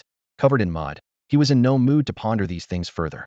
"Tu didn't mean it. I am out of here. See you never," he blurted out before swiftly running towards the waterfall, unable to tolerate it any longer. The girl from Tian Kai stood there stunned, and after a moment, she muttered, "Could it be him?" She quickly chased after him, but after just a couple of steps, the slope beneath her feet, soaked by the newly rushing water, caused her to slip into the river. With a splash, she was submerged in the water. This time, the clear river water washed away the foul mud on her body. Since the game was still in beta testing and the public chat feature wasn't available, many players resorted to complaining on the official forum about the disappearance of the Beaver Dam, which hindered their quests, demanding compensation from Zhongtian Company. Some speculated that this final refresh was the game itself resetting the Beaver Dam. The girl from Tian Kai barely had time to clean off the mud from the back of her head before she emerged from the water, calling out, but Xuan Qingming was nowhere to be seen. She seemed to realize something and dove back into the water. Xuan Qingming, having missed the game refresh, sprinted with mud on his face and finally enjoyed a refreshing bath under the waterfall, despite the disdainful looks from other players. Just as he finished washing off the mud, a game notification suddenly chimed. Due to the stone slab being obtained by another player, the clue to the second part of the golden level quest chain, Sword Master, has been severed. Players are advised to look out for it next week. Hearing this, Xuan Qingming was furious and wanted to rush back to deal with the Tian Kai girl. Who else could it be? Yet he seemed to forget one crucial detail. The girl from Tian Kai was at level 8. It absolutely must be that Tian Kai girl. She must have been my nemesis in a past life. No, this crazy woman is my jinx in this life. Xuan Qingming seethed with anger, wishing he could end the torment she caused him in the game. Despite being a player with a 10 luck stat, he consistently failed in front of her. Nevertheless, earning 10,000 kill points from the Beaver King made the trip worthwhile. Xuan Qingming knew that everything was in service of earning kill points. Nothing else mattered as much. He quickly checked his status panel. Blood Xian level LV7, health 270, spirit 160, attack 12, defense 7, evasion 33. Composing himself, he strode purposefully towards Chun the blacksmith's stall. "Brother Catfish, please let the woman you've been dreaming about come through for me today," Xuan Qingming murmured as he hurried along. However, it seemed his prayers were misdirected this time. When Chun the blacksmith saw the wild wolf teeth Xuan Qingming presented, a satisfied smile appeared on his face. And when the Wolf King's tooth was revealed, he didn't hesitate to award Xuan Qingming the Wolf Hunter Achievement, a black iron title that increased night vision by 3 points and agility by 1 point when worn. Xuan Qingming immediately equipped the title but chose to keep it hidden. In this world of tombs, he aimed to earn kill points quietly without drawing attention too soon. Knowing the penalties for death, he had to be extremely cautious. System notifications sounded.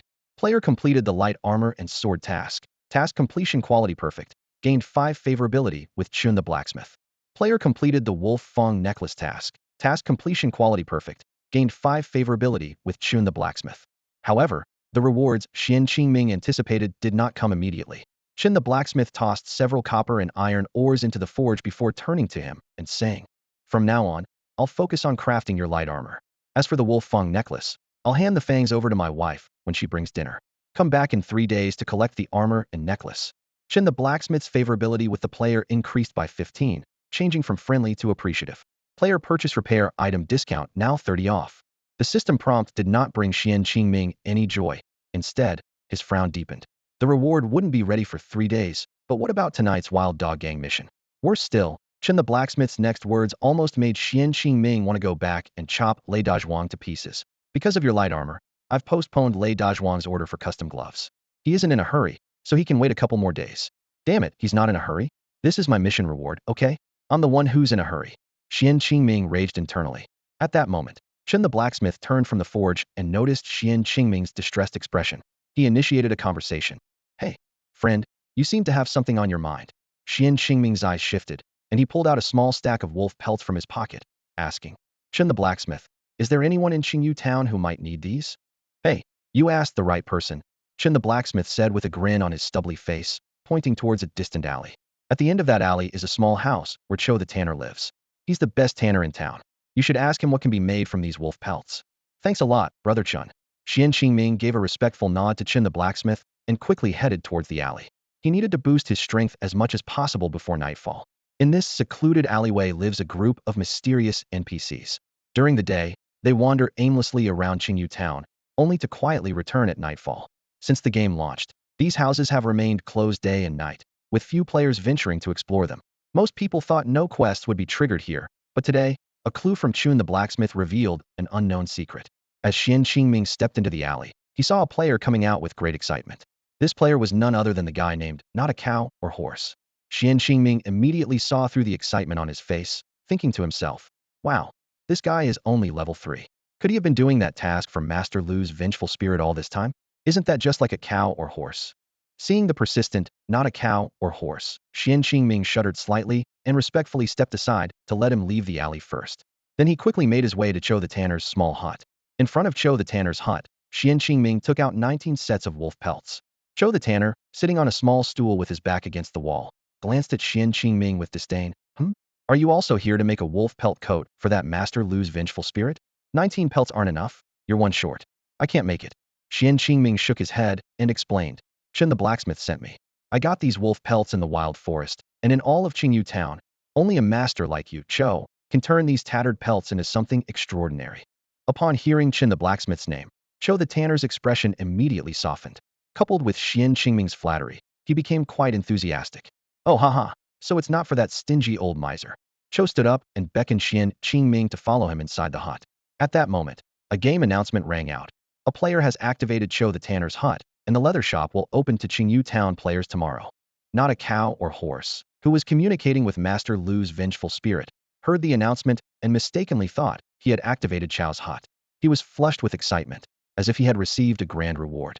Little did he know, this poor guy had only gained experience and coins from killing monsters, without obtaining any decent weapons or equipment. He resolved, "I'll line up tonight and make sure I'm the first player to enter the hut." Meanwhile, inside Cho the tanner's hut, Xuan Qingming marveled at the complete set of leather-making tools displayed on one side of the room. Cho warned, "Let me tell you, if that wicked Lu Huashuang sent you, I'd charge you 10 times the processing fee." As he spoke, a light glowed in his hand, and he flicked it toward the corner. Suddenly, a pile of rabbit pelts appeared in the corner. Cho snorted, "Humph, I'll get to it in 10 days or so." Witnessing this, Xuan Qingming awkwardly rubbed his nose, thinking, "So that's the lousy task from Master Lu." But with so many rabbit pelts, it's clear Not a Cow or Horse isn't the only one who's suffered at the hands of that villain Lu Huashuang. After tossing the rabbit skins aside, Chiu the tanner squinted at Xuan Qingming, tapping his calloused fingers lightly on the workbench with a hint of sarcasm in his voice.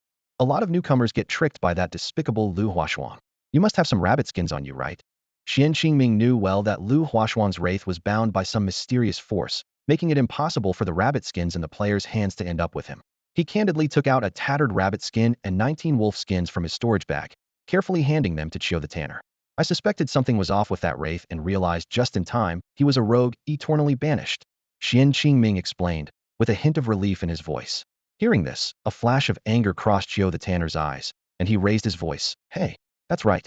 My ancestors, the old tanners, were driven out of Qingyu town by him. You did the right thing. The game system promptly displayed a message. Xiao the Tanner's favorability towards the player has increased by 10. Seeing Xiao the Tanner's emotional reaction, Xuan Qingming quickly changed the subject, seizing the opportunity. I wonder if a craftsman like Master Qiao could transform these wolf skins into treasures today. He was secretly anxious, as Qin the blacksmith was busy with copper and iron ores and had no time to help arrange for his wife to make a necklace. Now, encountering the eccentric Qiao the Tanner, Xuan Qingming was determined to have him complete the leatherwork quickly. Qiao the Tanner, buoyed by the compliment, puffed out his chest proudly. My leather crafting efficiency is not something old Xuan, who relies on the furnace, can compare to. It's all about skill and experience. He agreed readily. We seem to hit it off, so consider this leatherwork my welcoming gift to you. Come back this evening to collect it. Before Xuan Qingming could offer more praise, Qiao the Tanner rubbed his nose and said mysteriously, not to brag, but I'm best at making things with dog skins. If you can bring me 20 top-quality dog skins, I'll give you a discount on something nice. The game prompt then appeared. Would the player like to accept Qiao the Tanner's specialty task? Accept. Xuan Qingming agreed without hesitation. All right, thank you. Qiao the Tanner beamed. The game system prompted again. The player has accepted Qiao the Tanner's specialty task. Current completion 0, 20 dog skins. Xuan Qingming happily bid farewell to Qiao the Tanner and dashed towards Brother Catfish's stall. He was worried that Brother Catfish, like other NPCs, might go elsewhere to rest at night. His primary task now was to have Brother Catfish appraise the newly acquired equipment, a pair of valuable shoes. Xuan Qingming eagerly arrived at Brother Catfish's stall, plopping down at the table, startling Brother Catfish, who nearly fell back. Hey, you little rascal, what brings you to my stall so early in the morning? Brother Catfish steadied himself, asking with a hint of annoyance. Xuan Qingming replied cheerfully. Hey, just thought I'd drop by to say good morning and help you start the day. With that, he took out the pair of shoes from his storage and placed them on Brother Catfish's table with anticipation. Brother Catfish, seeing the shoes Xuan Qingming handed over, adjusted his sunglasses and examined them closely. It's a decent item. What? Did you raid another hideout? Xuan Qingming merely smiled, and Brother Catfish reached out. 180 copper coins, hand them over. Xuan Qingming cheerfully handed over the copper coins. The stinky fat beaver had just rewarded him with 1 silver coin and 500 copper coins, making him a small fortune in Qingyu town. At this moment, he was spending freely without a hint of regret. Brother Catfish shook his head, and suddenly a fan appeared in his hand. With a gentle wave of the fan, a light flashed, revealing the attributes of the shoes to Xuan Qingming. Gift of the River Father. Silver equipment. Defense 10. 50 reduction in underwater speed penalty. Requirement, LV8. Although this silver equipment had only 2 attributes, Xuan Qingming couldn't hide his delight. In his eyes, the 50 reduction in underwater speed penalty was an absolute boon, and he had a hunch that these shoes would become his underwater treasure in specific missions. Even Brother Catfish couldn't help but offer a mild compliment. It's quite a nice piece. He tilted his head to look at Xuan Qingming, as if he wanted to say something but hesitated, eventually gazing into the distant sky. Xuan Qingming didn't notice anything unusual, his mind occupied with thoughts of how to complete the mission of avenging the Wolf King. After bidding farewell to Brother Catfish, Xuan Qingming, still determined, found Lei Dazhuang, who had a question mark above his head. After some praise from Lei Dazhuang, a game notification popped up. The task of dismantling the beaver dam was completed perfectly. Players' favor with Lei Dazhuang increased by 20. Reward item: Lei Dazhuang's gauntlets will be upgraded to stone-cracking gauntlets due to delayed distribution and will begin production in 3 days. Seeing that distant help was not immediate, Xuan Qingming hurriedly bid farewell to Lei Dazhuang and quickly headed towards the northwest wilderness of the town, planning to search for clues in the dog den. Before he even entered the rocky area, a foul stench assaulted him, bringing tears to his eyes. He couldn't help but lament that the wolf's den in the morning was paradise compared to this place. Surveying the surroundings, the ground was littered with filth, prompting Xuan Qingming to shake his head and sigh. These wild dogs are far inferior to cats. They can't even bury their droppings. Why don't you stay in the Golden Continent instead of coming to Qingyu town? Braving the stench, Xuan Qingming made his way to a secluded spot on the northern edge of the wilderness. He climbed onto a large rock on the rocky slope, gazing into the interior as he began his exploration journey. Xuan Qingming stood at the edge of the rocky outcrop, surveying the scene before him. He silently counted 1, 2, 3, 25, and furrowed his brows. My goodness, there are over 20 wild dogs here. That's quite a number. Scattered among the rocks, the wild dogs were either curled up or sprawled out, basking in their afternoon slumber. Xuan Qingming's gaze settled on a central stone platform, where 3 larger dogs lay with a mark of elite status above their heads. Their bellies rose and fell with their breaths, a sign of their lazy contentment after a hearty meal. He noticed a pile of bones in the corner, not fully devoured, and couldn't help but shake his head in sympathy for the tragic fate of the wolf king and queen. Moving cautiously, he quickly singled out a lone wild dog. Holding his breath, Xuan Qingming silently approached the level 7 wild dog. His sword flashed with a cold gleam as he thrust it at the dog's head. The dog, caught off guard and still in its dreams, vanished into a puff of white light. A game notification popped up. Player has received dog skin X1, copper coins X10, revenge for the Wolf King quest progress 130, wild dog gang attack time remaining 9 hours. Xuan Qingming calculated to himself. It seems the wild dog gang, including the 3 dog kings, numbers 30. Let's put in some extra effort. He wasn't sure if the defeated wild dogs would respawn, but with the afternoon sun and the dogs asleep, it was an opportune moment to weaken their forces. Recalling his earlier observations, Xuan Qingming realized that the dog he just killed might have been a lookout, simply dozing off and giving him an easy victory. Well, if you're slacking off, don't blame me for taking advantage, he thought with a grin, targeting other lone and lazy dogs. Xuan Qingming carefully navigated around the rocky outcrop, centering on the 3 dog kings, and continuously sought out lone targets. Each time he found one, he attacked without hesitation. Soon, he had cleared the outer 2 rings of wild dogs. As he moved inward, Xuan Qingming became increasingly cautious. If he spotted more than one dog together, he would avoid them, fearing he might alert the entire gang.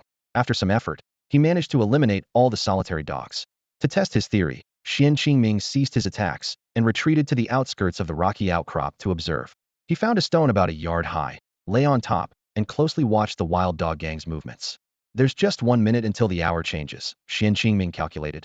I've already killed 14 dogs, which means there are 13 left inside, excluding the 3 dog kings. Time ticked by, but no new wild dogs appeared. As the clock struck the hour, a peculiar phenomenon occurred. All the surviving wild dogs awoke simultaneously. Xuan Qingming couldn't help but marvel. Wow, this game's setting is something. These wild dog creatures have remarkably punctual internal clocks. Xuan Qingming cautiously observed his surroundings. A few wild dog monsters lazily shook their heads and scattered in different directions. He immediately realized this was an opportunity and unhesitatingly moved towards a wild dog monster that was heading his way. The wild dog monster had just emerged halfway from a dog hole in the pile of rocks and hadn't had time to react before its life points plummeted. It looked up, only to meet Xuan Qingming's smiling face. Xuan Qingming swiftly struck, and the wild dog monster instantly vanished into a beam of light. The system notification sounded, and Xuan Qingming was rewarded with dog skin and copper coins. Without pausing to catch his breath, Xuan Qingming immediately turned and ran in another direction. He moved like he was attending a fair, swiftly taking down the newly arrived wild dog monsters. Meanwhile, 3 dog kings had been waiting in place for a long time. Seeing that the changing guards hadn't returned, they began to grow suspicious. The lead dog king growled. Second one, send a few pups out to check. Why is the shift change taking so long? Even the lookouts haven't come back. When did they become so diligent? The second dog king barked in response and ordered, you guys, go check it out. The remaining 4 wild dog minions split into 2 groups and slowly followed the scent of the other wild dogs. The third dog king was a bit worried. Big brother, could the wolf king, even though injured, be attacking our little brothers? The lead dog king scoffed. An attack? What a joke. You crippled his leg. He might already be dead, dragged down by those 3 burdens of his. He might even come to us begging with the wolf's head as a peace offering. He proudly raised his head. Once we wipe out the wolf gang, we'll sweep the southern mountains. These places will all belong to the wild dog gang. The lead dog king's prediction was nearly accurate. If not for Xuan Qingming's sudden appearance, the wolf den might have already fallen into the hands of the wild dog gang. By now, Xuan Qingming had killed all the changing guards. After the system refreshed, all the dogs' bodies disappeared without a trace. The task completion showed 2330, which meant besides the 3 dog kings, there were 4 more dog minions to deal with. Just as he finished speaking, Xuan Qingming saw a wild dog suddenly dart out not far away. Without hesitation, he swung his sword forward. As he focused on the enemy ahead, he suddenly felt a sharp pain in his back. Damn, are you related to hyenas? Why are you trying to gut me? Xuan Qingming winced in pain. I had my hemorrhoids removed. I don't have any spares for you. He muttered while turning around to swing his sword, instinctively tightening his glutes and clamping his legs together. To avoid the newly arrived wild dog from attacking again, and not wanting to be gutted, Xuan Qingming had no choice but to kick out with his right foot. Damn, these are my new shoes, a gift from my dad. Xuan Qingming lamented, looking at the wild dog that wouldn't let go of his shoe. I'm trying to be a hero here, and you're just hanging on.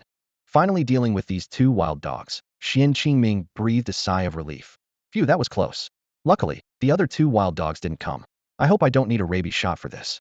As soon as Xuan Qingming finished speaking, he regretted his words. Not far away, a large and muscular wild dog had already spotted him and was charging towards him, teeth bared. In the nick of time, Xuan Qingming fumbled to pull out a potion from his pocket and downed it, managing to restore his health to 50 points just as the wild dog lunged at him. With a swift motion, his blade slashed towards the wild dog's mouth, and as the blade cut through, the dog let out a pained whimper. But then, an angry voice erupted in his mind. Woof! Damn! Haven't you heard you can't expect ivory from a dog's mouth? Why the hell did you slash my mouth?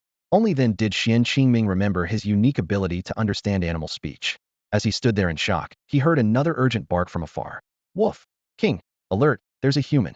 With this warning, another wild dog charged towards him. In this life-or-death situation, Xuan Qingming didn't hesitate. His sword swung rapidly, and taking advantage of the first dog's weakened state, he decisively sent it to the Golden Continent's wild dog star. I should still have time, he thought with relief as he quickly moved to face the second wild dog. This new opponent was clearly more prepared, and after taking a bite to his rear that dropped his health by 15 points, he finally managed to defeat it. Without wasting time, he quickly looted the bodies, then agilely leaped onto a giant rock. The kill system suddenly taunted him. If I didn't know you were my host, I'd think you were the dog. You're the dog. Your whole family are dogs. Damn it. Xuan Qingming cursed back at the system. He turned to look into the distance and saw only one wild dog pursuing him, letting him breathe a sigh of relief. Phew. Luckily, it's just one. Meanwhile, at the Wild Dog Clan Square, 3 Dog Kings were engaged in a brief but intense discussion. The Great Dog King was the first to give orders. Woof! You too, drag the human in, and no snacking on the way. The second Dog King quickly chimed in. Woof! Third, you go and drag the human in, and you'll get an extra spear to eat later, but no snacking early. The third Dog King readily agreed. Woof! I'll go. When the third Dog King arrived at the alert location, Xuan Qingming was long gone, leaving only the corpse of a wild dog that hadn't been refreshed by the system. It sniffed the ground carefully and then followed the scent in the direction Xuan Qingming had fled. Watching as the level 8 elite monster got closer and closer, Xuan Qingming glanced at his health, which had dropped by nearly a quarter, and couldn't help but feel a cold sweat. Xuan Qingming glanced at his health bar, which had only 225 points left. The potion was still on cooldown, so he couldn't afford a heathen fight with the 3 Dog King.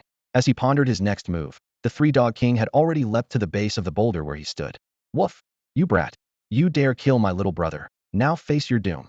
The 3 Dog King roared, using all its limbs to climb up the boulder. As it was about to reach the top, Xuan Qingming flicked his wrist and struck 3 times to push it back. Woof! Come down if you have the guts. The 3 Dog King barked restlessly, pacing back and forth at the base of the rock. Xuan Qingming cast a sidelong glance at the big Dog King and the second Dog King in the distance, noting that they were too far away to engage. A mocking smile played on his lips. I'm not coming down. If you've got the guts, come up here. Just as Xuan Qingming planned to stall the 3 Dog King, a system notification appeared. Player will exit combat in 30 seconds. He then overheard the 3 Dog King muttering to itself. Woof! Just wait. I'll go get my big brother and second brother to form a dog ladder. Let's see how you handle the 3 of us. Hey, no, wait, I'm coming down. Xuan Qingming shouted hurriedly. But as he leaned out, the combat exit timer vanished, and the 3 Dog King shot up to the top like lightning. Reacting swiftly, Xuan Qingming struck the 3 Dog King twice with his sword before they both tumbled down. In midair, he pushed off the rock wall to flip gracefully. As the 3 Dog King tried to bite him, he countered with a backward sword strike to its mouth. In a matter of moments, they exchanged several blows, with Xuan Qingming gaining the upper hand. Upon landing, Xuan Qingming took fall damage and muttered to himself. What's with this setup? It's barely over 3 meters high. It wouldn't hurt in real life. He quickly regained his stance and launched an attack on the 3 Dog King, which was just getting up. The 3 Dog King had already lost nearly a quarter of its health. Seizing the opportunity, Xuan Qingming targeted its injured mouth with several stabs. As it recoiled in pain, he swiftly distanced himself. Ugh, I'll piss on you. The 3 Dog King growled, blood pouring from its mouth, making its speech slurred. It charged like a rabid dog. Seeing this, Xuan Qingming leapt onto another boulder, dodging and using it to propel himself into the air for another downward strike. The 3 Dog King, now severely injured and enraged, stopped dodging and roared. Woof woof woof. I'm gonna take you down with me. Xuan Qingming saw that it still had 2/3 of its health left and braced himself for a tough battle. Come on, you mutt. Let's see who gets hurt more. As Xuan Qingming said this, he couldn't help but feel a twinge of apprehension. He quickly added, but let's agree beforehand. You can't go for the guts. Woof woof. I'll bite you to death. San Wang barked incoherently, eyes bloodshot, charging at Xuan Qingming. A game notification suddenly popped up. San Wang has entered a frenzy state. Player attacks cannot be dodged, speed increased by half, doesn't feel pain, and may deal critical damage to the player. Watching Sango Wang's swinging paws, Xuan Qingming felt that familiar twinge again. He chuckled to himself, realizing he had never done so many pelvic floor exercises in such a short time. Focusing intently on Sango Wang's path, Xuan Qingming swiftly swung his sword twice. Sango Wang followed closely, attempting a sneak attack from behind. Just as Sango Wang was about to leap onto a rock, Xuan Qingming suddenly flipped to the ground, delivering a heavy blow to its head. The damage has increased. Looks like this frenzy state has made it give up most of its defenses, Xuan Qingming said, quickly dodging to the side. Sango Wang snapped its jaws, claws gleaming like metal. Dog system, wasn't this supposed to be a fantasy game? How am I still using basic slashes at level 7? Xuan Qingming complained. The system lazily replied, it's your fault for not reading the tutorial. You unlock some lower level skills at level 8. But since you didn't complete that stone tablet quest, you'd have to.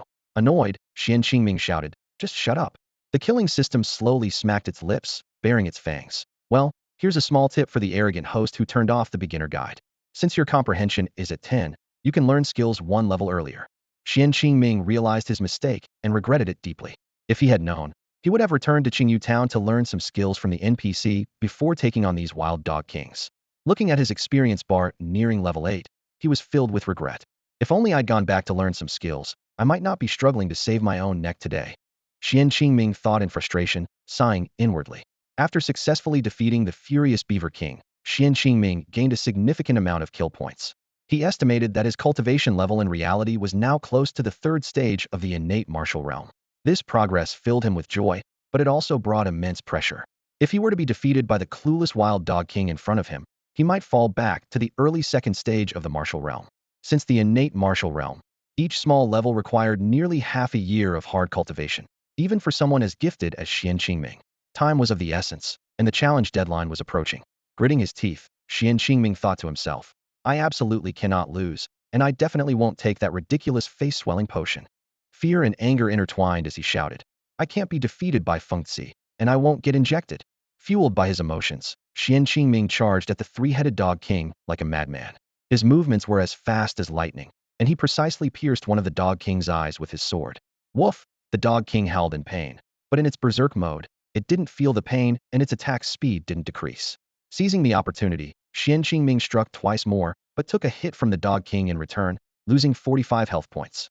The wild dog's small stature and agile attacks, combined with the dog king's berserk state, made it difficult for Xuan Qingming to completely evade their attacks.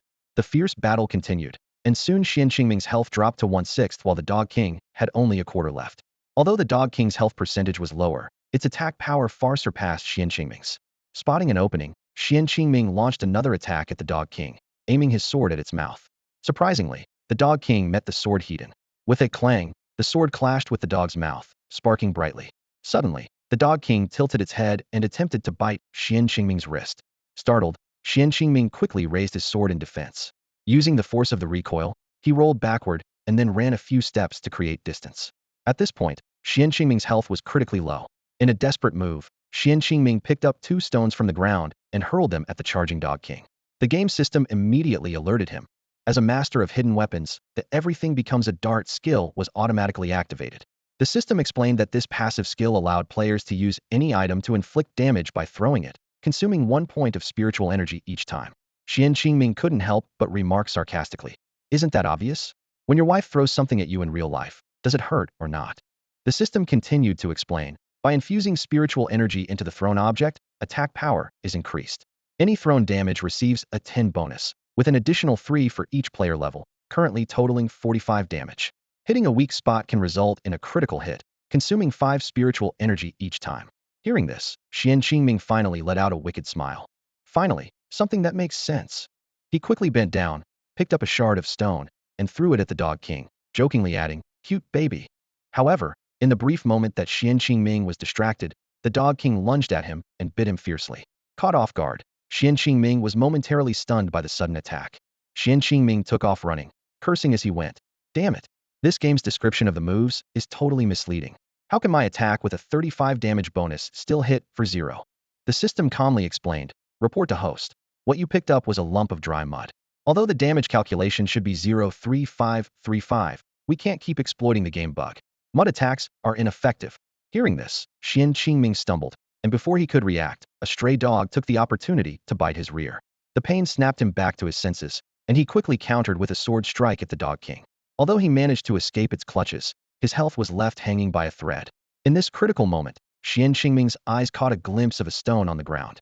He swiftly bent down to grab it, silently urging, "Die." Just as the Dog King opened its jaws wide for another attack, Xuan Qingming turned and threw the stone with precision at the wild dog's throat. "Thank you, amygdala," Xuan Qingming thought with delight. The Dog King looked incredulous as it dissipated into a cloud of white light just 2 meters away from him. Xuan Qingming exhaled deeply, feeling a surge of energy within him.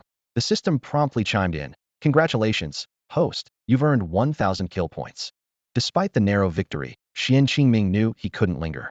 He quickly looted the Dog King's body, took the dropped items, and made a hasty retreat towards Qingyu town.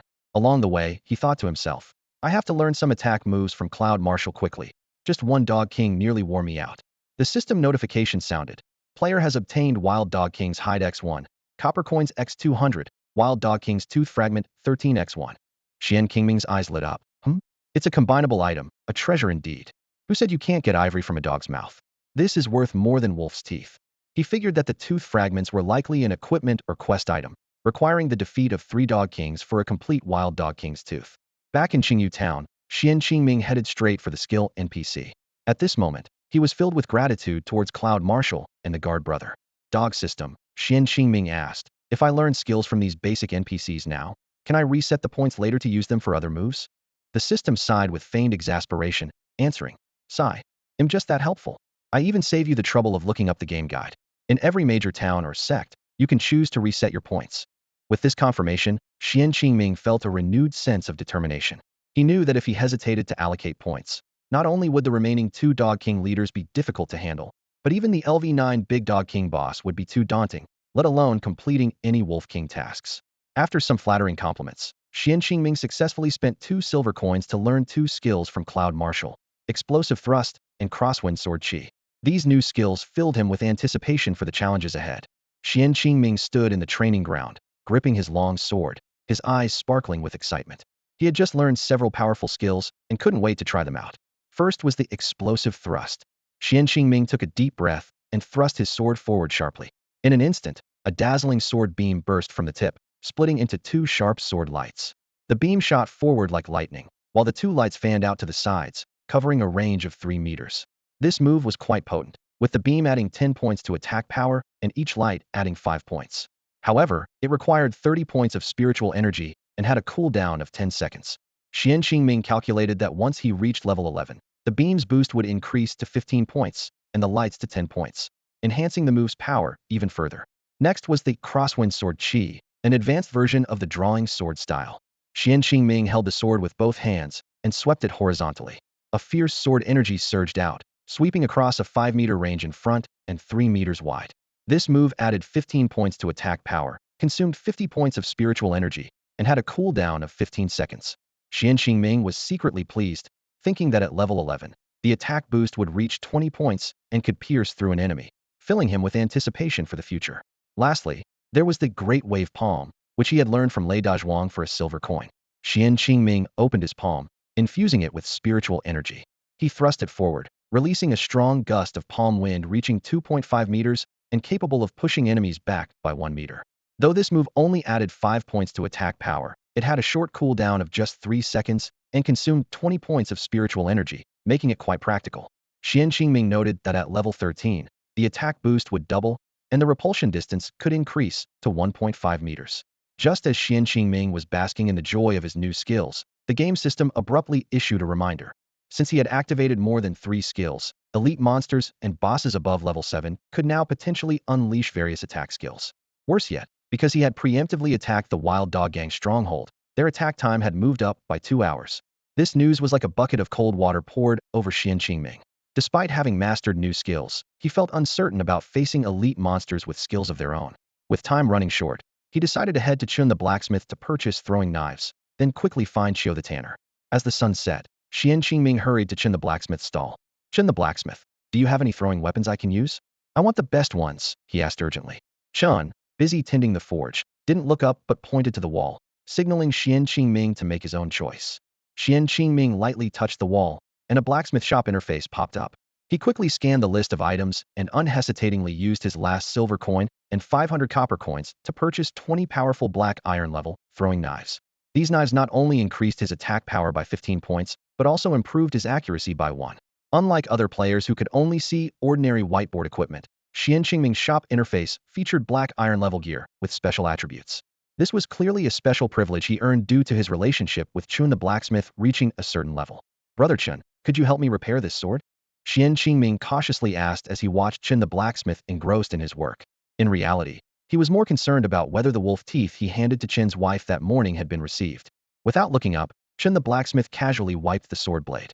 The system immediately prompted a deduction of 7 copper coins for repair costs, and a brilliant golden light burst from his hand, instantly restoring the sword's durability. Now this feels like a fantasy game, Xuan Qingming said with a satisfied smile. My wife has already received the wolf teeth you brought this morning. Come back in a few days to collect the finished product, Chun the blacksmith replied briefly. After expressing his thanks, Xuan Qingming quickly headed towards Chiu the tanner's house. As the sun set, the scattered NPCs began returning to their locked homes. Although most NPC residences couldn't be entered, he still attempted to knock on Chiu the tanner's door for his plan to eradicate the wild dog gang. Come in, came Chiu the tanner's voice. Although his shop wasn't open for business today, Xuan Qingming was an exception. Hey kid, check out my masterpiece. Chiu the tanner said proudly, handing Xuan Qingming a belt named 19 Wolves Chasing a Rabbit. Xuan Qingming took the belt, his expression becoming quite peculiar. The belt's design was both amusing and bewildering. 19 different expressions of the character Hei Tailang were depicted around it, with a sliding buckle of Tujiu Gu in the center, vividly portraying the scene of wolves chasing a rabbit but never catching it. Thanks. Xuan Qingming forced an awkward smile, nodding repeatedly to show his appreciation. However, he was already planning to activate the hidden appearance for this overly cute belt. Darn system, is this really a fantasy game?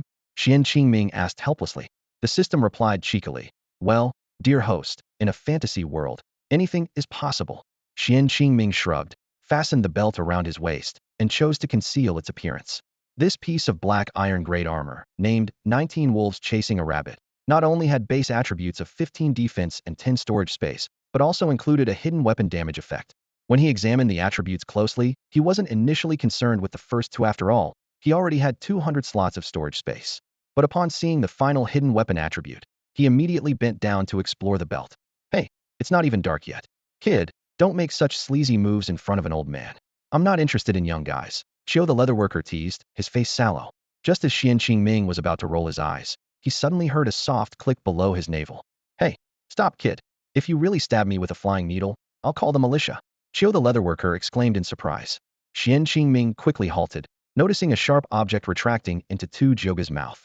Listening to Chiu the leatherworker's odd phrasing, Xuan Qingming felt a bit uncomfortable. This old man was rather improper. Chiu boss, how does a leatherworker like you know how to make hidden weapons? What's the deal with this? Chiu the leatherworker chuckled. My good buddy Chin the blacksmith made this hidden weapon mechanism for me years ago. I never had a place for it. So instead of letting it take up space here, I might as well give it to you. Xuan Qingming took off the belt again for a closer inspection and found its hidden weapon attributes astounding. Launching flying needles could ignore the defense of enemies below LV10, adding 10 attack, with the current needle stock at 1010. Hold on, stupid system, help me sort this out. Xuan Qingming immediately checked his attribute panel. Player, Etian Xian. Level, LV8. Health, 300. Spirit, 180. Attack, 13. Defense, 8. Evasion, 33. He quickly calculated. I have a base attack of 13, plus the passive skill, all things become darts with a hidden weapon damage bonus of 45. If I channel spirit into the belt using all things become darts, wouldn't I be able to ignore the defense of monsters below LV10 and deal 68 damage? If I hit a weak spot, it could even be a critical hit. The system responded begrudgingly. Speechless, you found another exploit. Displaying a prompt. Due to the player mastering the all things become darts skill, excessive stacking of damage is restricted. 19 wolves chasing a rabbit, flying needles can only add damage once per target. Stupid system. This is your doing. Give me back my exploit. Xuan Qingming yelled in frustration. The system left only a goodbye before disappearing. Xuan Qingming felt puzzled by the system's ability to arbitrarily change game settings. This situation had occurred before in the Millennium. Perhaps the system had a conscience and was willing to go easy on him. As he furiously stomped his feet, this action caught the attention of Chiu the leatherworker nearby. Damn, you're really wasting these. Chiu the cobbler exclaimed, staring at the shoes in front of him with barely concealed anger. Such good shoes, and you've worn them out. Do you like ruining shoes or something? Xuan Qingming finally noticed that the durability of the shoes, a gift from Heba, had dropped to 3 out of 15. Seeing Chio the cobbler's reddening face, he worried about losing favor with the old man again and quickly explained, "It's my fault for being too greedy. I heard you're the best at processing dog hides, so I rushed into the wild dog lair in the mountains. I barely made it out alive, with only 2 wild dog kings left to take down." With that, he took out 28 dog hides from his storage space, including one from a wild dog king. Chio the cobbler's eyes instantly turned red, and the game immediately notified. Chio the cobbler's favorability with the player increased by 21 points. This extra point made up for the previous deduction. "Take off your shoes and give me all the dog hides," Chio the cobbler said, quickly sorting through a pile of hides. "Come back in an hour. This time it's free." Excitedly, Xuan Qingming took off his shoes and respectfully handed them to the old man. Chio the cobbler didn't mind and immediately started repairing them with needle and thread. "Kid, if you trust my skills, go get the hides from the remaining 2 wild dog kings. I have a treasure to give you." The system then prompted, "Do you accept the silver level quest, Chio the cobbler's masterpiece?" "Accept," Xuan Qingming replied decisively. He glanced at the time. It was 5 p.m., and an hour in the game was equivalent to 2 real hours. According to the game prompt, the wild dog gang would attack the wolf den at 8 p.m., so he had plenty of time. Just as he was about to look for other NPCs, he suddenly received a game alert. "Do you want to take the call from outside the pod?"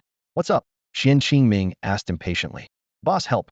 If you don't come out soon, your game pod is going to be dismantled. And you're not wearing any pants right now." Hua Zikuan said with a sigh of relief. "What? The leader isn't dressed? I'm going to rip this thing apart right now," a frantic female voice shouted. Xuan Qingming was so startled that he immediately logged off. The glass cover of the game pod went from semi-transparent to fully transparent, and as steam vented out, he scrambled to protect himself and dashed toward his bedroom. "Yoo-hoo, little Mingming, don't run." The sexy and fiery Huang Fu Xia chased after him, her short, tawny hair swinging behind her. Hua Zikuan stood there, looking dejected. The side effects of the swelling face potion had worn off, but he still had panda eyes, and his backside was bleeding, evidence of a recent brutal interrogation. Xiaoyun and Lu Feng were tightly bound, each with a plum blossom tattooed on their chest, prominently displayed on the left and right. Lu Feng complained tearfully, "Sister, we've already surrendered, so why does Sister Fengxi still have to pierce us with needles? What if there's dye on the needles, and we can't feed our babies in the future?" Xiaoyun's voice was shaky, worried that Xuan Qingming might overhear their surrender. "Maybe. She wants to make sure we can explain ourselves to the leader. It doesn't really hurt. And remember, we once used this tactic to win over our young husbands." Xuan Qingming hurried back to the bedroom, grabbing a robe to cover himself. Fengxi followed closely behind, toying with a needle as thin as a strand of hair, her gaze dangerously fixed on him. Yeah, Huang Fu Xia, it's not challenge day, so why are you here?" Xuan Qingming retreated while tightening his robe, instinctively protecting himself. The involuntary clench of his muscles revealed his fear of Fengxi. In the past, he could overpower her and only feared her harassment. Now, unable to defeat her, he feared both harassment and torment. Fengxi skillfully twirled the one needle pierces all needle, squinting as she scrutinized Xuan Qingming. She deliberately traced the needle across her exposed, impressive figure, making the needle disappear. Seeing Xuan Qingming's attention captured, she teasingly blew him a kiss. "If you miss me, just say so. You haven't sent videos or called. Do you miss me but are too shy to admit it?" Xuan Qingming didn't respond, thinking to himself, "I'm more afraid of you."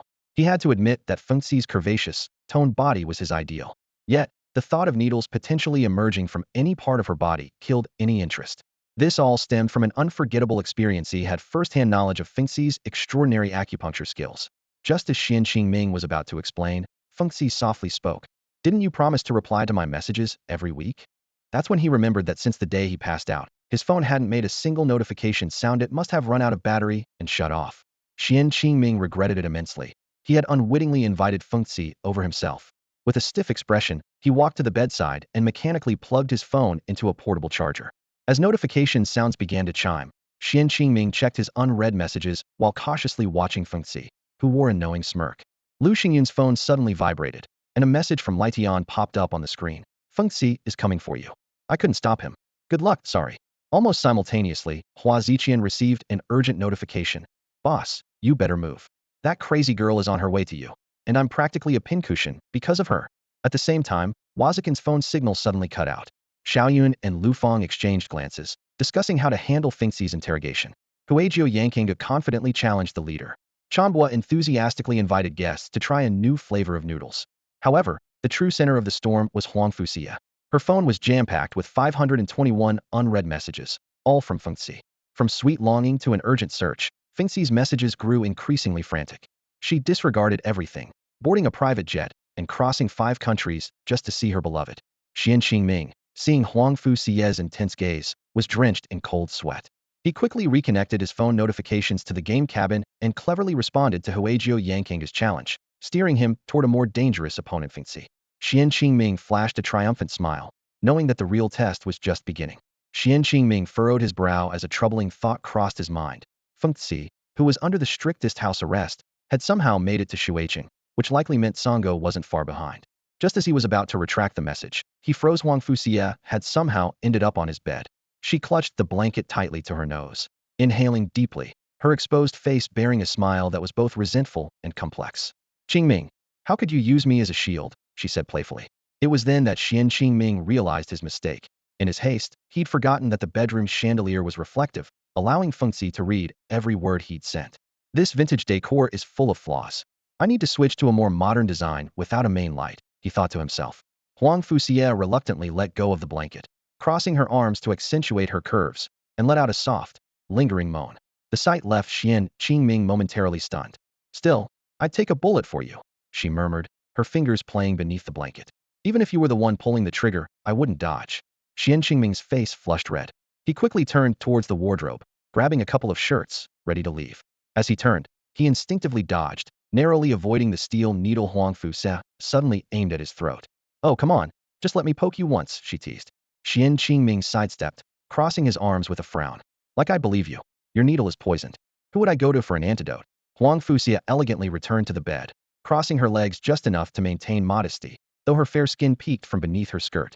Honestly, if I'd known you'd be this unromantic, I wouldn't have bothered, she said, twirling the needle skillfully and licking her lips. You're immune to all poisons. I can't harm you. The most I could do is use an aphrodisiac potent enough to knock out an elephant. Get out. Xuan Qingming suddenly erupted with the full power of a 5th-level martial master, startling Huang Fuxie so much that she sprang up like a spring. You're really mad? Fine. I'm leaving, she pouted. Watching her mechanically turn away, Xuan Qingming couldn't help but smirk.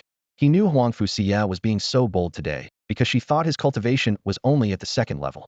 Fortunately, he had reacted quickly, discreetly taking a small vial of a face-swelling potion from the system while pretending to grab clothes. The empty bottle still lay in the wardrobe. Stifling his laughter, Xuan Qingming watched Fengxi leave, appreciating the way her hips swayed with each step, captivating and rhythmic. Xuan Qingming silently criticized himself, puzzled by Huang Fuzong's research direction. Just as he was about to delve deeper into thought, the system's voice suddenly chimed in his mind, teasing, Master, you're such a reserved guy. You clearly like her, yet you keep missing chances. It's such a waste, Xuan Qingming retorted. Come on, you know that last time she stuck me with that needle, it left a scar. Now I can't even look at a needle without flinching. The system was unfazed and continued. It's been almost a year, and this is clearly a mental block. She seems like the perfect remedy to me. Before the words could settle, Xuan Qingming frowned as Huang Fuxie, who seemed to be leaving, suddenly turned back, bouncing back to his side. She gazed at him with an intense, amorous look, her lips almost brushing against his, causing him to quickly step back. Huang Fuxie exuded a unique fragrance that resonated with Xuan Qingming's genetic preferences, making it hard for him to resist. The system chimed in again. How can you hold back? Are you really that scared? Despite Xuan Qingming's evasiveness, Huang Fuxie didn't push further. Instead, she pulled out a thin needle, displaying her formidable strength at the peak of the 3rd tier of the martial stage. She blinked coquettishly at Xuan Qingming, biting her lip and teasingly licking her tongue, making him flush and turn away. My dear leader, brother Qingming, Huang Fuxie said softly. I couldn't help but notice something was off about your power just now. Realizing he had underestimated her perceptiveness, Xuan Qingming took a breath, feigned seriousness, and revealed his true power at the peak of the 5th tier of the martial stage, turning back to her with a cold stare. Little Xia, have I not disciplined you with the whip lately, and now you're getting cheeky? Xuan Qingming scolded, forgetting a crucial fact. Huang Fuxie was utterly devoted to him. Perhaps due to some genetic predisposition, Huang Fuxie's love for Xuan Qingming had reached an obsessive level. She wanted nothing more than to offer every part of herself to him, passionately and intensely. Hearing Xuan Qingming's cold command, Huang Fuxie was not afraid but rather thrilled, her eyes lighting up with excitement. She approached him, pressing against him, causing him to jump aside. Then, from somewhere, she produced a whip and handed it to him expectantly. I've been waiting for this for so long, Huang Fuxie exclaimed, starting to remove her clothes. Xuan Qingming hastily stopped her. Get away. I mean, Others might not know, but I do. You're still a young lady, so stop right there. He swallowed nervously, retreating to the corner. Huang Fuxie gave a sly smile, her lips curling with satisfaction. Suddenly, a thin needle appeared in her hand, ready to strike Xuan Qingming. No way, we haven't successfully tried the acupuncture technique you taught me last time. Huang Fuxie twirled a silver needle in her hand, biting her lip with her eyes wide open, looking eager. I remember all the points and steps clearly. Let's try again. This time, I, your big sister, will pin you down. Xuan Qingming's mind flashed back to a vivid memory, and he blushed deeply. Huang Fuxie's enticing actions made him gulp involuntarily. Xuan Qingming had shown extraordinary talent in medicine since childhood. He began exploring acupoints with his mother at the age of 3, could accurately locate and use needles by 4, and by 5, he had mastered an ancient acupuncture technique not passed on to others. A year ago, he taught this lost art to Huang Fuxie, a woman from a prestigious medical family, who was astounded by it. For her final lesson before officially becoming a practitioner, Huang Fuxie asked Xuan Qingming to be her test subject. Xuan Qingming naively thought it was just to prove her learning, so he readily agreed. However, he never expected Huang Fuxie to immediately immobilize him with her silver needles and take advantage of the situation. So fragrant, I wonder how it tastes. Huang Fuxie's tongue traced Xuan Qingming's skin, followed by a playful bite, startling him into a gasp. Scream all you want, no one will come. Huang Fuxie said triumphantly. Though restrained, Xuan Qingming was not helpless. He quickly used his inner strength to block several key acupoints, preventing Huang Fuxie from succeeding. He hoped to build a deeper emotional foundation with her, knowing that going further could cause irreversible harm to her cultivation. Xuan, you impotent man. Huang Fuxie clenched her teeth in frustration, realizing Xuan Qingming wanted her to back down. You don't give up, do you? Let's see if you want to. Huang Fuxie suddenly began to disrobe, planning to use silver needles to stimulate several acupoints on Xuan Qingming's lower abdomen for further provocation. In a critical moment, Xuan Qingming had to use a technique that slightly damaged his cultivation to regain mobility. He quickly knocked Huang Fuxie unconscious and fled, covered in saliva and lip marks. From that day on, Xuan Qingming developed a deep-seated trauma and fear of Huang Fuxie.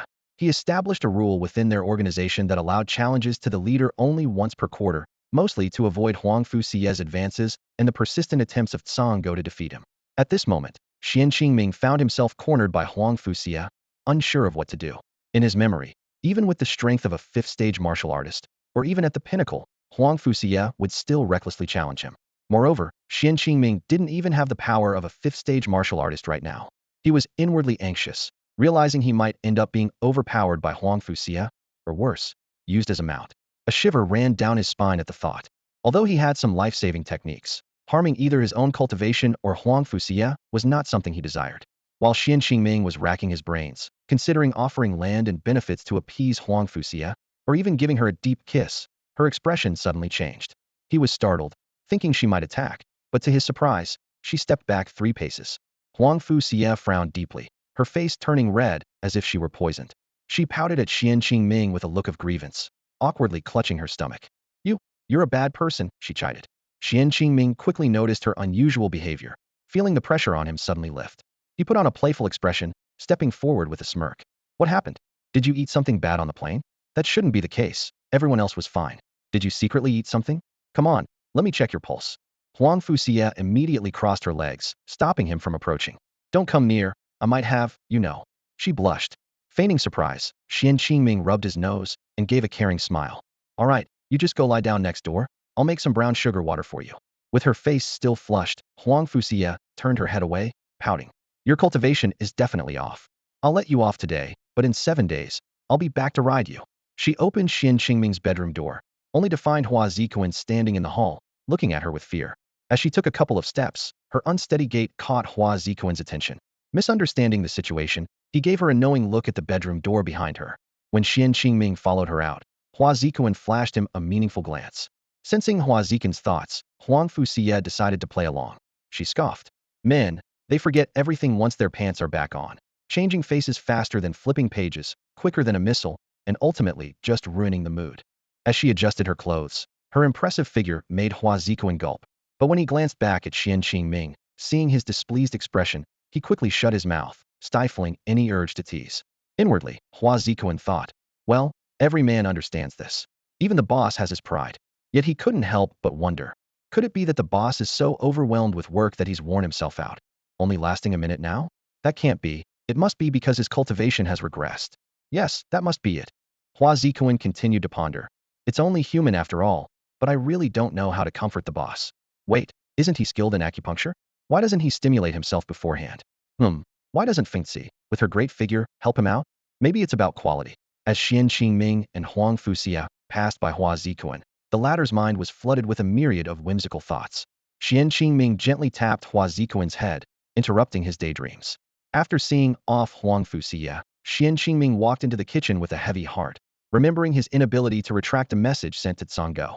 He realized that Sanggo might soon come to Shui City to challenge him, or might already be on the way. Xuan Qingming shook his head and quickly began preparing a special brown sugar water. He pinned his hopes on the slaughter points he had obtained from the coffin path. Just as the brown sugar water was starting to simmer, Huang Fuxia sent a message requesting him to personally deliver and feed her the drink. Xuan Qingming first chuckled, then shivered at the thought. He mused, "Are you kidding? With less than 10 minutes before Heba's gift is repaired, going to feed you would be walking into a trap. Right now, nothing can deter my desire to gain slaughter points, not even the allure of women." Initially puzzled by Huang Fuxia's departure, Hua Zikuan realized the reason upon seeing Xuan Qingming prepare the brown sugar water. Teasingly, he said, "Ah, I knew it. Xiaoyun and Lufang have already arrived. Why isn't she here yet? My two good daughters-in-law are always punctual." Xuan Qingming awkwardly rubbed his face and replied, "Hey, this relative is really a timely ring. I'll take their brown sugar water out as well." Seeing that the herbs in the brown sugar water were ready to be slowly simmered, Xuan Qingming instructed Hua Zikuan to turn off the heat later and deliver the concoction next door. Noticing Hua Zikuan's hesitation, Xuan Qingming suddenly poked him in the chest with his forefinger, causing Hua Zikuan to fall back in shock. "What are you doing?" Hua Zikuan exclaimed. Xuan Qingming laughed. "Heh, I know what you're worried about. The sharp point won't pierce you. Don't worry, I have my own clever plan." Then, Xuan Qingming left a note, quickly took care of personal matters, and closed the game cabin door to enter the game. He calculated that after a martial artist reaches the innate realm, food is less important for sustaining life. Recently, to gather more slaughter points over the millennium, he even attempted to retreat in the game cabin. With a steady supply of nutrient solution, Xuan Qingming would use his internal energy to dissipate the dark force left by the ghouls whenever forcibly logged out, and immediately return to the game to battle as soon as his rest period ended. Over the past month, relying solely on homemade nutrient solutions to maintain physical functions, Xuan Qingming had actually improved his strength by nearly half a rank. Unfortunately, all this cultivation was lost due to player death. This time was different. Xuan Qingming set himself a 1-week deadline, determined to quickly elevate his cultivation to the consummate 3rd stage of the Chengwu realm, and even aim for the 4th stage. Over the years, many of his martial skills had gone unpracticed, while Feng Ci and his companions had grown through constant battles. This thought briefly flashed through Hua Zikuan's mind before the current situation took over. He looked down at the 3-layer heart-shaped thermos in his hand, filled with freshly brewed brown sugar water. Steam rose slowly from the spout, carrying a sweet aroma. Hua Zikuan hesitated for a moment, feeling caught in a dilemma. But ultimately, he gritted his teeth, stepped downstairs, and headed next door. Meanwhile, in another room, the atmosphere was entirely different. Huang Fuxia had just untied Xiaoyun and Lufang, who now hovered around her like attendants fussing over a pampered lady. Their actions seemed deliberately exaggerated, as if they were recording a video for Xuan Qingming. Whenever Huang Fuxia sent short clips to Xuan Qingming, Xiaoyun and Lufang would join in with playful remarks. Xiaoyun blinked mischievously and said with a grin, "Sister, yeah, how should we mess with the boss later?" Lufang, unwilling to be outdone, had a sly look in her eyes. "Why not keep the boss here and make him your personal heater? Isn't it said that a man's hands are a woman's best remedy?" Huang Fuxia's emotions were particularly unstable at the moment. Earlier, she had been filled with resentment over her situation, nearly giving Xiaoyun and Lufang a colorful scolding. But now, she was clutching her stomach, plotting with the two girls on how to set up Xuan Qingming. "Ugh, it's so annoying," Huang Fuxia complained, pouting. "Even my mother says my constitution requires harmony to alleviate this pain." That infuriating Qingming. His words about healing me when I grow up make me so angry. What does he mean by that? Letting me suffer for 2 years, just like that? As Huang Fuxia grumbled, she grabbed the elephant cushion beside her, treating it as if it were Xuan Qingming. She tugged at its trunk until it came off, her face full of discontent. Lufang watched this scene with a hint of amusement in her eyes. She picked up a silver needle from the needle set Feng Ci had left on the bedside, playing with it and gesturing in the air. "Oh dear, Sister Yu. Didn't you teach me and Sister Yun that hitting those acupuncture points can make someone compliant? Once you're better, do that to him." Xiaoyun, not to be left behind, hugged Liu Fang's waist from behind and rested her head on her shoulder, chiming in. Yeah, and then you can pin him down and smother him. When our little husband dared to watch those videos, we tormented him for 3 days and nights, nearly driving him crazy. Huang Fuxia was about to lose her temper at their increasingly brazen talk when she heard a knock on the door downstairs. She immediately put on a frail expression, collapsing onto the pillow. Her face turned pale as if she were a lifeless figure from a drama, evoking a protective instinct in others. Xiaoyun and Lu Fang admired Huang Fuxia's quick change of expression with envy. Lu Fang couldn't help but exclaim, "Wow, Sister Xia, you change expressions faster than flipping a book. Teach us next time, so we can play dead with rending." Huang Fuxia, hearing this, tossed a pillow at Lu Fang, who deftly dodged it and ran downstairs with a giggle. When Lu Fang opened the door and saw Hua Zikuan standing there, her expression instantly turned disdainful. She exaggeratedly pinched her nose, filled with scorn. "Oh, it's you, little husband. Take the brown sugar water upstairs. The leader has entered the game pod. I'm heading back now to avoid getting caught and turned into a voodoo doll by Fengzi," Han Zikuan said hurriedly before quickly turning to leave. Just then, a loud crashing noise came from upstairs, startling him. Lu Fang took the brown sugar water but didn't have a chance to say anything before Han Zikuan darted back to the neighboring courtyard like he was running for his life. She helplessly called out, "Hey, little husband, come back. You stink, and now I have to explain to Sister Xia why the brown sugar water is missing." Han Zikuan had just jumped into the courtyard and was about to reach the door when he heard Liu Fang's call. He turned back, squinting and glaring at her, and said with rare defiance, "Don't think I don't know that you two are just like her now. Stop giving me excuses. Goodbye." With that, he slammed the door shut. Standing there, Lu Fang touched her flushed cheeks, thinking to herself, "This thermal flask clearly has 3 layers of space, and it's rare for him to think of us sisters. The leader must have brought out our share too." The brown sugar water brewed by Xuan Qingming contains more than just brown sugar. It has at least a dozen rare herbs to relieve pain and nourish the body. Understanding the urgency, Lu Fang went upstairs to explain the situation to Huang Fuxia and began to strategize with her. "Sister Yiya, how about Smile Cloud and I go check on the leader's situation first, then come back and report to you?" Huang Fuxia nodded pitifully, burying her head in the pillow, her voice muffled. "Tell the leader I'm in pain, both stomachache and heartache. The kind of pain where no one cares or loves me." Epsilon 3, after a pause, she added, "Or you could tell him that the brown sugar water got contaminated by Han Zikuan. There's poison in it, and I'm poisoned." Smile Cloud and Lu Fang exchanged a knowing smile, linked arms, and went to confront Xuan Qingming. Passing by Han Zikuan, who had a welcoming expression, the two women decisively rolled their eyes at him, giving him the cold shoulder. They ignored the messy Han Zikuan and headed straight upstairs to Xuan Qingming's room. Smile Cloud read the note. Xuan Qingming left. "Little Yaya, see you in a week. Until then, let's not disturb each other. Don't be hard on Lieta. He's already dealt with me for you. If you don't believe it, press the communication button on the game pod and see my face." She looked at Lu Fang, puzzled. Lu Fang glanced at Han Zikuan in confusion, who was equally bewildered and just pointed at the game pod glass, now adjusted to a darkened blur, saying, "I don't know what's going on either. You better ask the leader yourselves." By this time, Xuan Qingming had been in the game for a while. Hearing Smile Cloud and Lu Fang calling from outside, he briefly canceled the blackout of the game pod's glass. In the moment they could see him, he quickly restored the completely darkened isolation. In those few seconds, through the semi-transparent glass, Smile Cloud and Lu Fang finally saw Xuan Qingming in the cockpit. Han Zikuan burst into laughter. "Wow, haha, he looks just like I did yesterday. Ha ha ha, now I know why."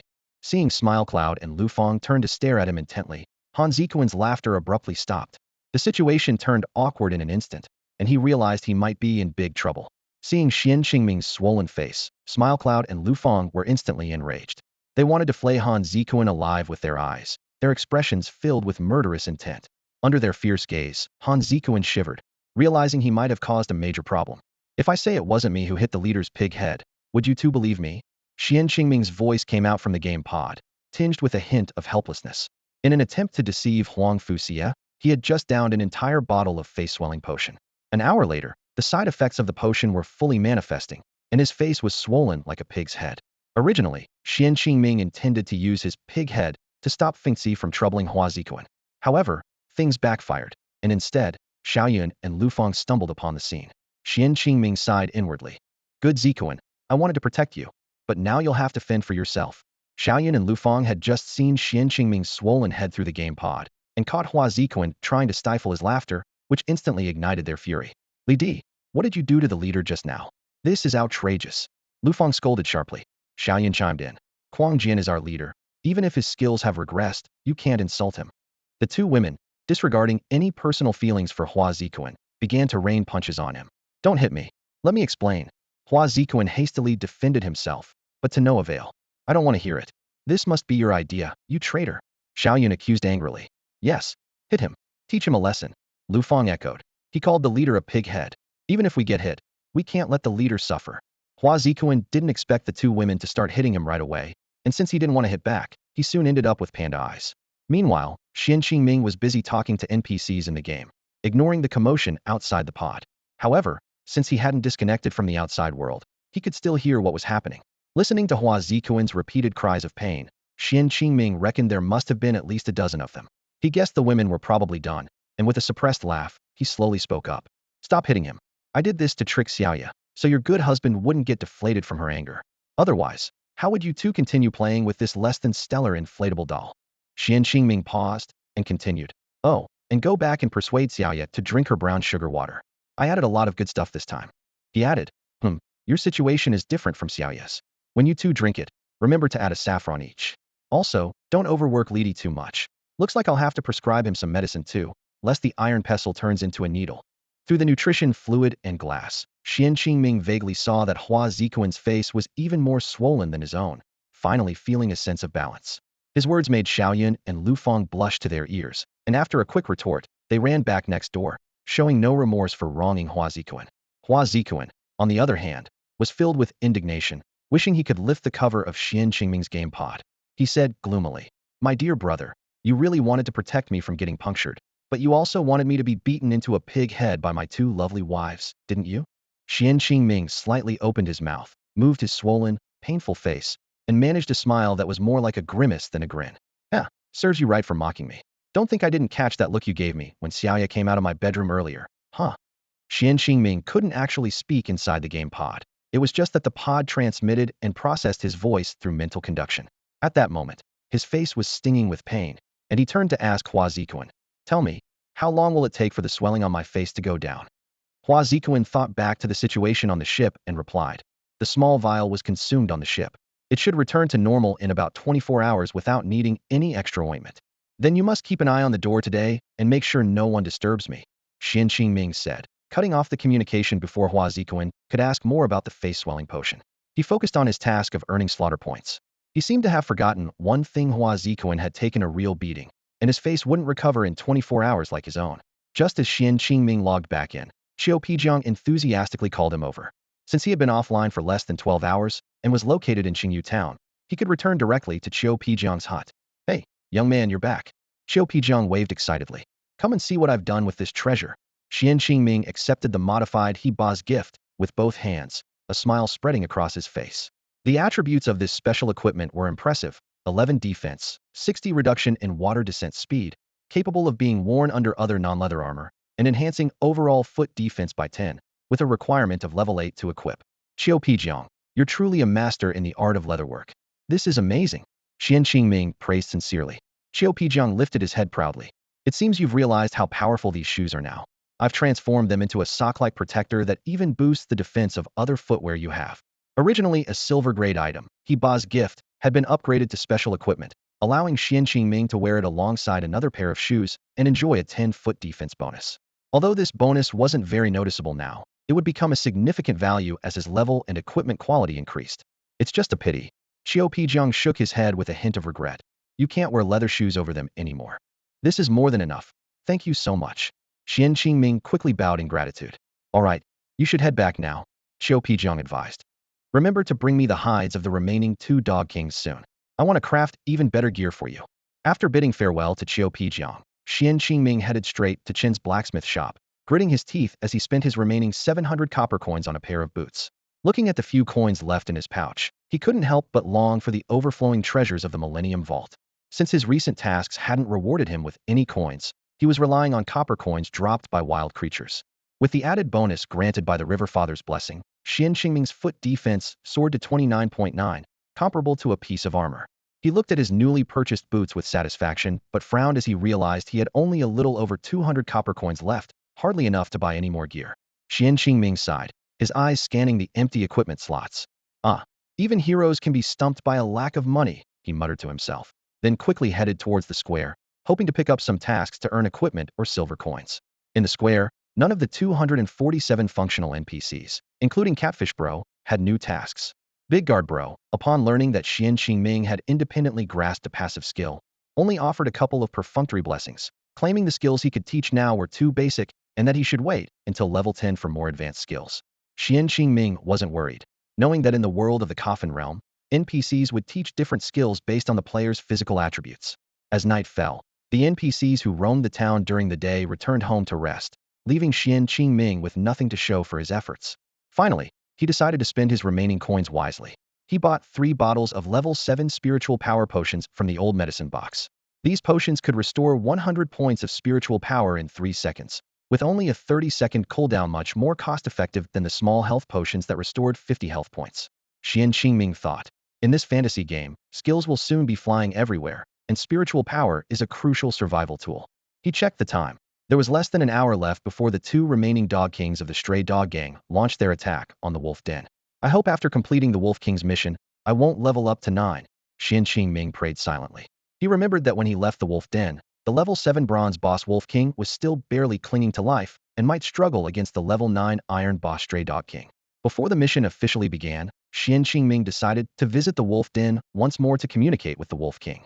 As soon as he entered the cave, the sound of a young wolf's cry reached his ears, piquing his curiosity. He quickened his pace towards the depths of the cave. You're here. The Wolf King's voice echoed before Xuan Qingming even reached the end of the cave, as if it had sensed his presence. Xuan Qingming hadn't realized that since he accepted the task of avenging the Wolf King, this cave had been closed to other players, allowing only him and his teammates to enter for 24 hours. When he finally saw the Wolf King, he was shocked. The Wolf King's size had swelled to that of a tiger, and its level had advanced to a level 9 iron boss. Wolf bro, have you recovered? Could it be my little potion worked? Xuan Qingming exclaimed with delight, pulling out 2 level 7 small health potions from his backpack. Here, have 2 more. In Xuan Qingming's view, if the Wolf King had already regained its peak strength, along with its beloved consort, the 2 of them would easily handle the 2 upcoming Wild Dog Kings. However, the Wolf King's shake of the head was like a bucket of cold water poured over Xuan Qingming. No, I haven't fully recovered yet. My injuries haven't healed, and this potion is no longer effective. The Wolf King said just as 3 little wolf cubs darted out from behind it, gathering together to curiously observe Xuan Qingming. Xuan Qingming blinked in surprise and blurted out, huh? They look just like huskies. Before he could finish, the large she-wolf let out a low growl of discontent. Are you suggesting I was unfaithful? My love for the king is unwavering. Hastily waving his hands, Xuan Qingming explained, No, that's not what I meant. It's just that huskies and wolves look so alike. There are even a few on our street. The she-wolf growled again. You're the husky. Your whole family are huskies. Despite her harsh tone, Xuan Qingming didn't notice the change in her demeanor. Compared to earlier in the day, there was now a hint of gentleness in her discontent. Awkwardly scratching his head, Xuan Qingming felt at a loss for words regarding the game's settings. The wolf cubs had grown to the size of mongrels from morning to evening, and the nutrition from the wolf milk seemed astonishing. However, he dared not voice his thoughts, instead shifting the topic to recount his experience of infiltrating the Wild Dog Gang's territory to the Wolf King. The Wolf King addressed Xuan Qingming's curiosity about the wolf cubs. Blood-Xian friend, because you helped us eliminate the 3 Dog King, some of my sons have returned to their origins. Come with me. A game prompt suddenly appeared. Wolf King's favorability towards Xuan Qingming 10. Under certain circumstances, the wolf pack may fight alongside the player. The Wolf King and the she-wolf led Xuan Qingming deeper into the wolf den. The end of the cave was now different from Xuan Qingming's first visit. A stone emitting a bluish glow floated in the center of the cave. This is our wolf clan's sacred soul stone, the Wolf King explained. As long as it exists, my royal descendants, even if they meet an untimely death, have a chance to be revived. Xuan Qingming pondered. So, if you defeat the remaining 2 Wolf Kings, all your descendants can be revived? Yes, the Wolf King nodded. If one of our royal members with exceptional insight resonates with the Soul Stone's power, the best among them could even evolve into the legendary Golden Wolf King. With a sigh, the Wolf King added, Sadly, it's been thousands of years since any of our descendants resonated with the Soul Stone. Upon first seeing the Soul Stone, Xuan Qingming had a fleeting thought of using old Wang's hoe to collect the treasure. However, his favorability with the Wolf King had reached an impressive 60 points, and if it reached 100, the Wolf Clan would fight for him. Xuan Qingming didn't want to jeopardize this hard-earned friendship, especially with potential side quests in mind. As Xuan Qingming gazed somewhat greedily at the floating Soul Stone, the Wolf King's voice spoke beside him. Xuan Qingming stood at the edge of the wolf den, gazing at the Soul Stone that emitted a pale blue glow. He reminisced about his glorious days as a level 10 silver tier boss, now needing 100 days under the Soul Stone's protection to return to his peak. Although he successfully eliminated the Three Dog King, this action inadvertently triggered the Big Dog King's evolution. The Wolf King and his mate nestled together, the she-wolf's head resting against the Wolf King's neck. Xuan Qingming noticed that after the Big Dog King absorbed the Three Wolf King's head, it now had two heads, significantly increasing its power. He couldn't help but recall a myth and, rubbing his nose, asked, "So, if I kill the second Dog King, will the Big Dog King evolve into a three-headed hellhound?" The Wolf King shook his head and explained, "The three-headed hellhound is far to the west. Those bunglers from the Wild Dog Gang haven't reached that level. However, their interest in my den is all for this Soul Stone." The Wolf King's complex gaze fell on the Soul Stone. Since we're of the same origin, the Soul Stone's power can also promote their evolution. The Wild Dog King will first evolve into a three-headed vicious dog, and if it resonates with the Soul Stone, it might even become a three-headed spirit dog. But the wild dogs are too weak, their bloodline inferior to hyenas or other canines, ultimately unable to reach the level of a celestial dog. Xuan Qingming chuckled to himself. With their gut-wrenching tactics, wild dogs and hyenas should evolve into lapdogs instead. He continued to ask, "So, if I manage to take down the second Dog King first, the Big Dog King's power will surge, right?" The Wolf King nodded solemnly, awaiting Xuan Qingming's decision. Xuan Qingming didn't decide immediately but instead asked, "Wolf King, do you know the difference between the two-headed and three-headed vicious dogs?" Both the three-headed vicious dog and the two-headed vicious dog are level 9 bronze tier bosses, the Wolf King replied. But their attack power and skills are fundamentally different. That makes it easier. Xuan Qingming smiled slightly. As long as they're both bronze tier bosses, there's nothing to fear. Can you help me restrain the second Dog King without killing it? The Wolf King agreed, saying, "No problem. In less than 30 minutes, they'll set off from the Wild Dog Gang's territory, slaughtering small creatures along the way, to face me here."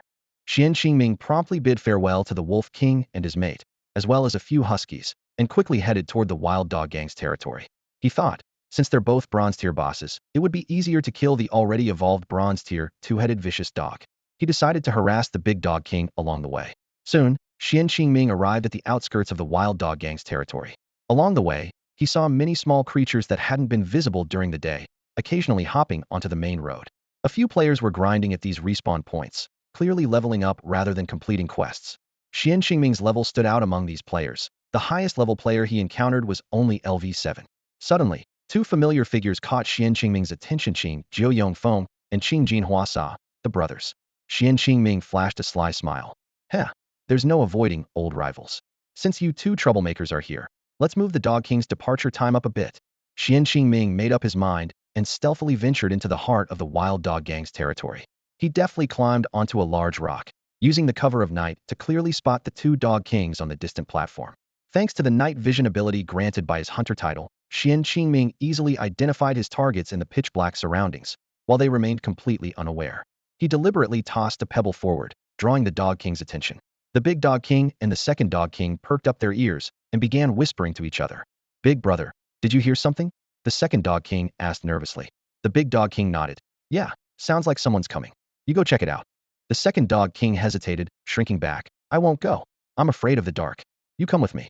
The Big Dog King scoffed dismissively. "What's there to fear? A wild dog afraid of the dark? Have you gone soft from being taken in by humans?" Just then, the voice of the third Dog King suddenly came from the Big Dog King's neck. "Second brother, don't say that. Sharing a body with Big Brother is quite fun. Now I can order him to pee on the west side, while I used to only do it in the north." Before he finished speaking, the third Dog King received a slap from himself. However, when the Big Dog King tried to continue reprimanding the third Dog King, he found he couldn't lift his paw. The third Dog King triumphantly declared, "I can control your body now too. That was just a slip-up earlier. You won't hit me again." The Big Dog King reluctantly agreed to take the second Dog King to check out the situation. They had barely taken 2 steps when the Big Dog King toppled over due to the struggle for control of his body. Xuan Qingming chuckled to himself at the absurd conversation. He no longer hid and strode confidently towards the plaza, mockingly taunting the 3 or rather, 2.5 Dog Kings.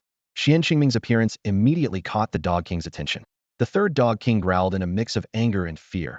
"Big brother, that's the guy who killed me, and he's leveled up." Undaunted, Xuan Qingming rested his long sword on his shoulder and pointed a finger at the third Dog King's head, teasing, "Hey, bodiless one, is your dog head sprouting, or is your dog body cheating? How did you end up with another dog? What a great love story that transcends gender and body."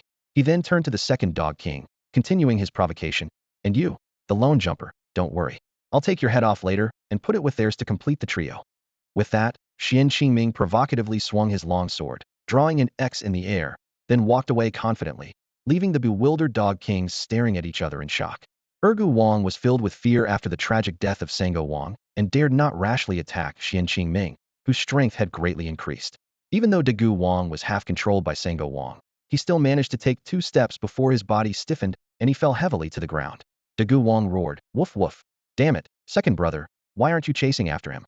Ergu Wang hesitated and replied, "Woof woof. I don't dare to act alone. The third one was taken down. You have to come with me." Sango Wang trembled as he spoke. "Woof woof. Big brother, maybe we should just give up. I'm scared, I don't want to die." Dagu Wang bellowed, "Woof woof. You can't even handle a human, and you still want to grab the soul stone later?" Ultimately, Dagu Wang's dominance prevailed. Reluctantly, Sango Wang yielded control of his body to his big brother, and the two-headed demon dog charged ahead, with Ergu Wang trailing far behind. Xuan Qingming didn't run for long before being caught up by the advancing Dagu Wang.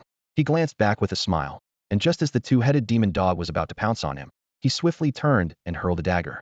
At the moment Dagu Wang's fangs were about to bite him, Xuan Qingming delivered a powerful palm strike, pushing the demon dog back 1.5 meters. Xuan Qingming then quickly sprinted forward. Each time the two-headed demon dog drew near, he repeated these 2 attacks. In this way, Xuan Qingming successfully lured the demon dog away from the path to the wolf den and instead towards the area where the leopard monsters respawned. From a distance, it almost seemed like the roles had reversed, with a man walking the dog. Initially, Ergu Wang was hesitant to attack Xuan Qingming. However, after a few probing attempts, it seized the opportunity to launch a surprise attack when the two-headed demon dog was repelled. Yet, Ergu Wang also suffered from Xuan Qingming's fierce sword energy. Finally, after Xuan Qingming had depleted 200 health points from the two-headed demon dog, one of its heads suddenly spewed an icy blue beam at him. Feeling a cold wave coming from behind, Xuan Qingming hurriedly rolled down the slope to dodge. "Damn, it's ice!" Xuan Qingming cursed under his breath and continued to run without looking back.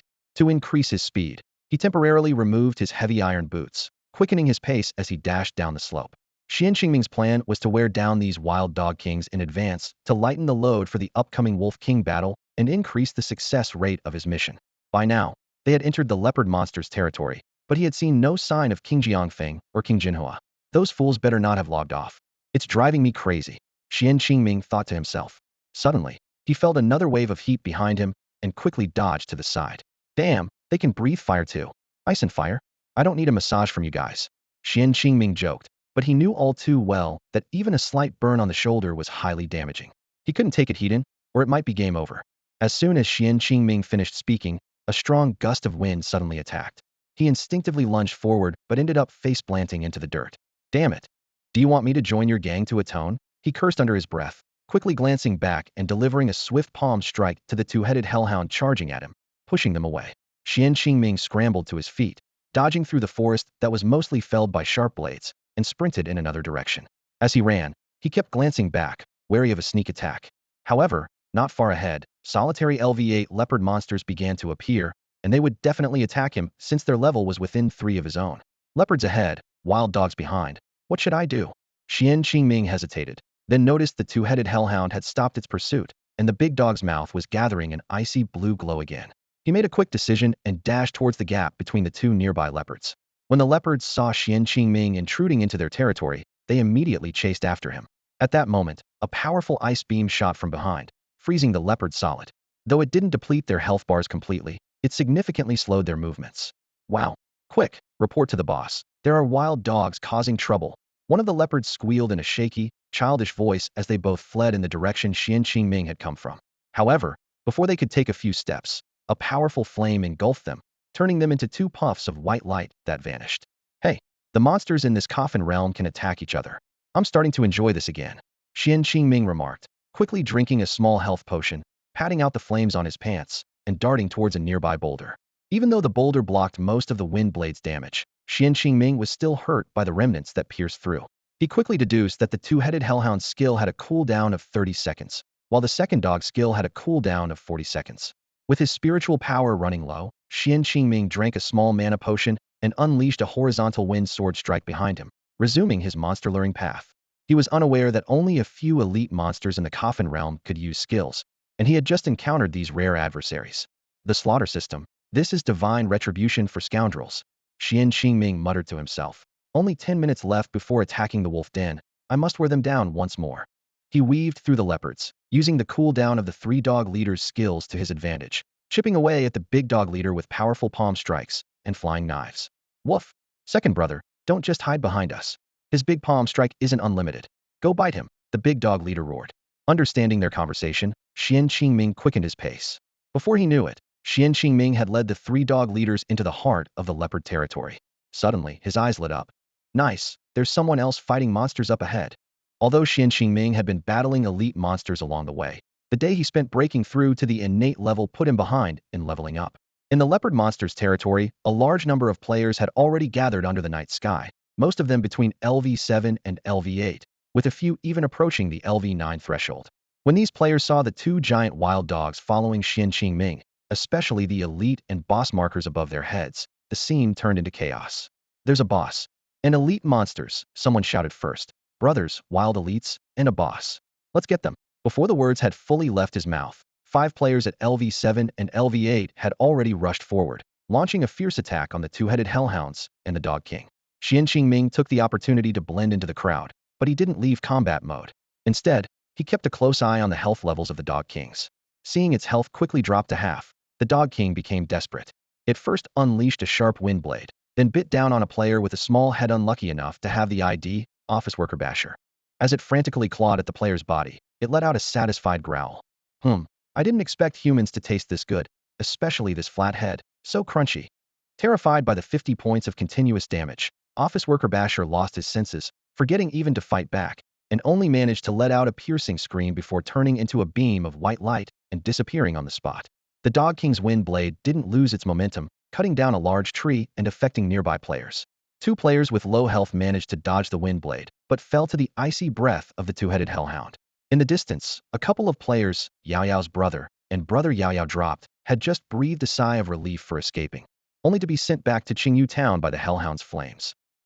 Flaunting your love will get you killed fast. The Dog King was about to enjoy the couple's corpses when it suddenly turned alertly towards the wolf den. The game system issued a reminder. It's time to attack the wolf den.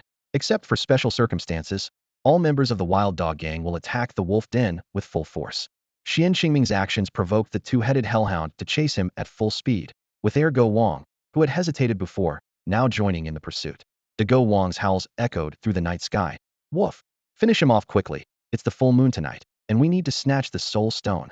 Upon hearing this, Ergo Wang picked up the pace, launching wind, fire, and ice attacks like a fierce storm. Xuan Qingming thought to himself, damn, how did they suddenly get so fast? Are they cheating? He sprinted desperately forward but was still grazed by an icy attack, significantly slowing him down. It was as if the game mechanics were conspiring against him. Both the Hellhound and Ergo Wang had their speed and skill cooldowns reduced to 20 and 25 seconds. Go Wang roared angrily, woof. You little punk, stop right there. I'm going to crush you. Ergo Wang followed closely, woof. Don't run, biped. Watch me turn your kind into skewers. Fortunately, a group of players busy leveling up and fighting monsters appeared ahead. Xuan Qingming had an idea and used a diversion tactic, turning these unsuspecting players and a group of leopards into targets for the Dog King's skills. The players panicked. Whoa! Call for backup. The Wild Dog King is in the village. Whoa! That biped is playing dirty, teaming up with the Dog King. Amidst the chaos, Xuan Qingming seized the opportunity to drink a health potion, barely restoring his health to 255 points. However, this action drew the ire of surviving players and leopard monsters, though those who had turned into white light and respawned back in Qingyu Town could no longer voice their complaints. The players' frustration boiled over. Damn, who dragged the boss here? The newbie village doesn't even drop experience. He's just messing with us for fun. The leopards give decent XP, but it's far from the village. It'll take me 11 minutes and 22 seconds to get back. I only have an hour to play each day. As time passed, the notoriety of the leopard territory dogwalker spread. Warnings were sent to friends still in the leopard territory, advising them to beware of the hellhound's claws. Wherever Xuan Qingming went, players avoided him, and his infamy skyrocketed. Meanwhile, a player named Tiankai Girl had just defeated a few leopards and was about to meditate to restore health when she felt a powerful wind blade approaching. She exclaimed, darn it, today's fortune really aligns with the Sun Palace. I should have gone to bed early. Before she could finish, a flash of light enveloped her, and she vanished in the wind.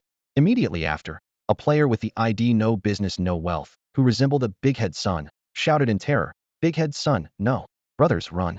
The Dog King is here.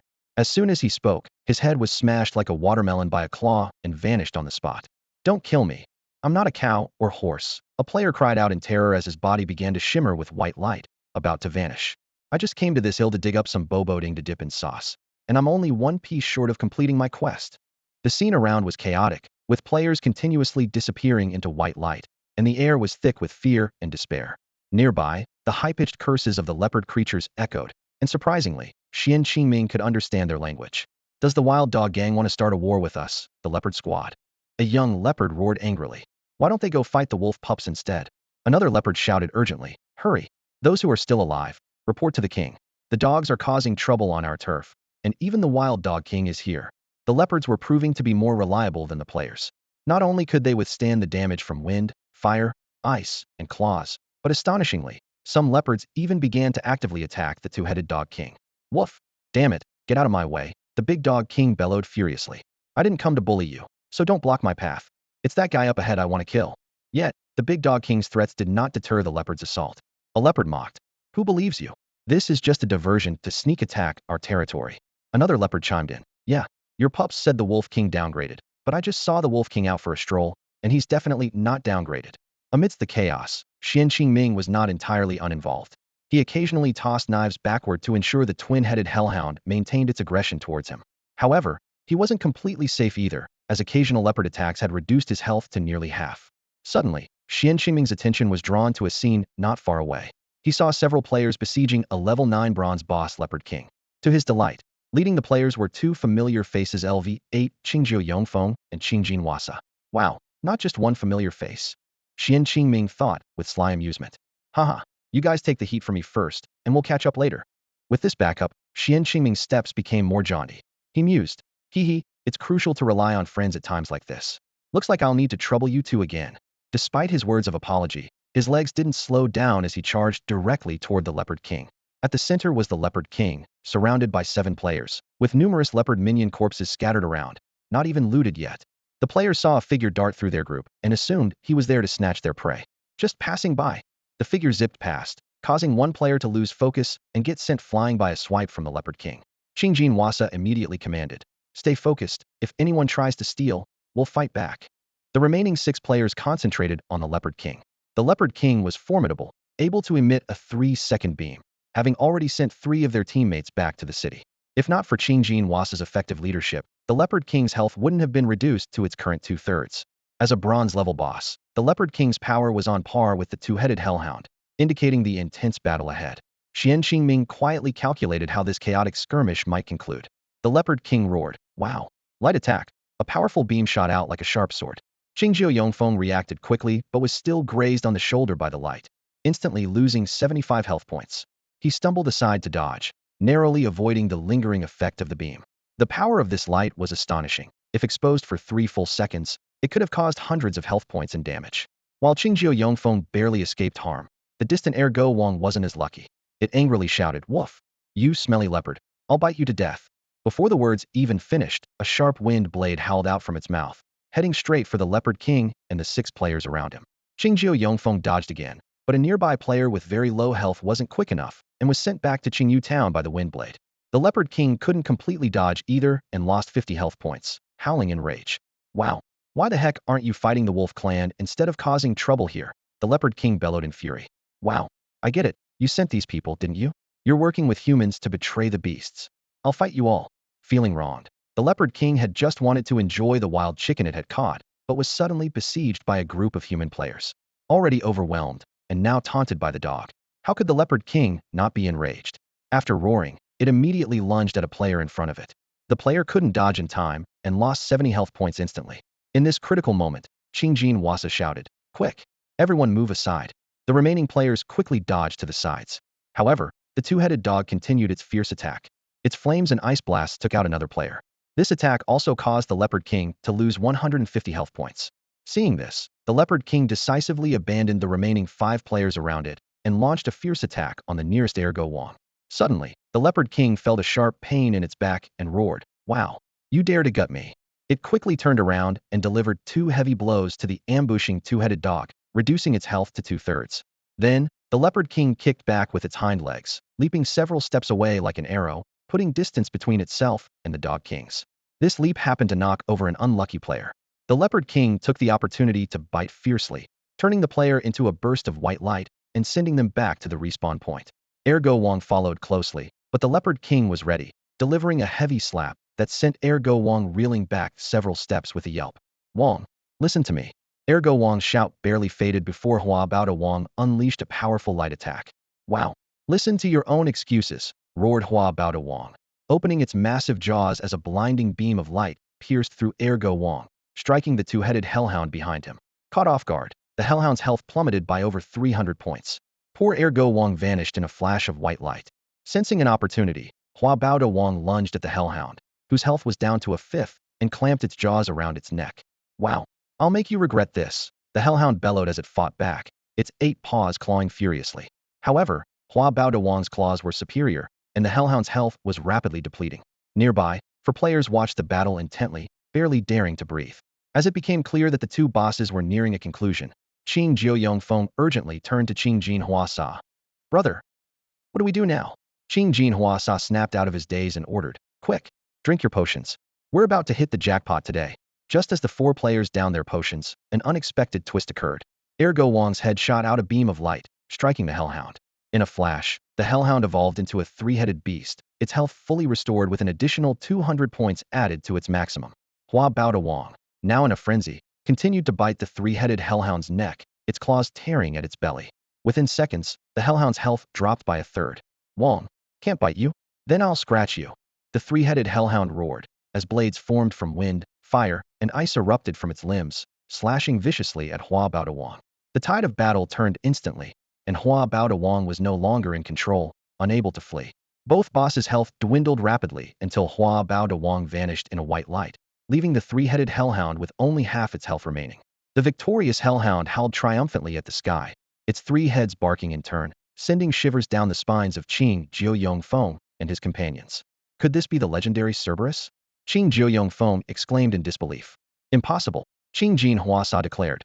"That's from Norse mythology. We're in a fantasy world. Even if it existed, it should be in the Black Earth Kingdom game zone. Attack now. It looks like it's trying to escape." Qing Jin Huasa charged forward, exchanging a knowing glance with Qing Jiuyong Feng, who deliberately slowed his pace. Despite not hearing the notification for defeating Hua Baoda Wong, the game credited the kill to the 3-headed hellhound. However, Qing Jin Huasa was not about to forego the loot scattered from Hua Baoda Wong. Led by Qing Jin Huasa, the 4 players launched a fierce assault on the 3-headed hellhound's back.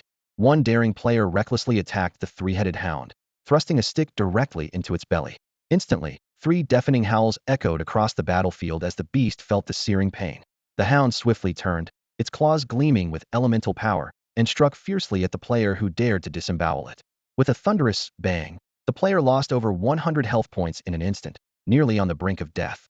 The furious hound bellowed, "How dare someone try to rip out our guts? Curse you!" However, before its roar could finish, the attacks from Qing Jinhua and the others rained down like a storm. Although these level 8 and 9 players might not match Xuan Qingming in weapon damage, their skills inflicted significant harm on the 3-headed hound. After suffering continuous heavy blows, the hound unleashed attacks of various elements in rage. Dodge! Qing Jinhua's warning came too late, and another player was engulfed in flames, their health plummeting to 0 as they vanished. Qing Jinhua and the remaining players couldn't completely evade the attack, getting caught in a wave of icy power that slowed them down. Despite this, the players' skills continued to deal massive damage to the hound. The boss, now severely bloodied, was weakened, with only a few hundred health points remaining. "The boss is down to just a few hundred health points, finish it," Qing Jinhua shouted as he saw the hound's speed drop. With his weapon enveloped in intense flames, he pierced its belly. The flame-imbued skill would surely make Xuan Qingming envious, evidently a result of Qing Jinhua's fortuitous encounter. Damage numbers floated above both the hound and Qing Jinhua's heads. Another player, undeterred by their dwindling energy, launched a thrust attack at the hound. Qing Jinhua thought they could defeat the hound during its skill cooldown. However, the 3-headed hound had learned its lesson, alternating its attacks to cover the gaps between its skills. "Let's die together," the enraged hound roared, releasing wind blades that sliced through Qing Jinhua and another player with precision. At that moment, Qing Jiuyongfeng hurried over from the Leopard King's corpse, shouting, "Brother, don't risk your life." He tried to stop the 2 fighters, but they were too engrossed in the battle to listen. Before returning to the city, they gave it their all, each unleashing one final skill. Unfortunately, their attacks only reduced the hound's health to a sliver. In the hound's counterattack, Qing Jinhua and his companion turned into two beams of white light, leaving the weakened boss for Qingjio Yongfeng to finish. Please, it's up to you, brother. Qing Jinhua's message read, as Qingjio Yongfeng charged at the three-headed hound for the final blow. The hound, now extremely weak, was vulnerable, and even Qingjio Yongfeng, with his remaining health, was confident he could defeat it. Humans, how dare you stab us in the rear? I'll bite. The hound's furious roar was cut short as it unwillingly vanished into a white light. Within this light, another mysterious glow appeared. As the lights faded, Xuan Qingming emerged with a sliver of health, as if he were the true victor of this intense battle. Huh? It's you, Qingjio Yongfeng exclaimed, his eyes widening in disbelief as he looked at Edian Xuan standing before him. This troublemaker, who also snatched monsters, was someone Qingjio secretly calculated he must expose. However, rationality quickly prevailed. Qingjio Yongfeng realized that Edian Xuan had reached level 9 and was at full health. As a fellow level 9, he stood no chance against him. If he rashly revealed the other's identity, Edian Xuan might find it impossible to move in the world of the game.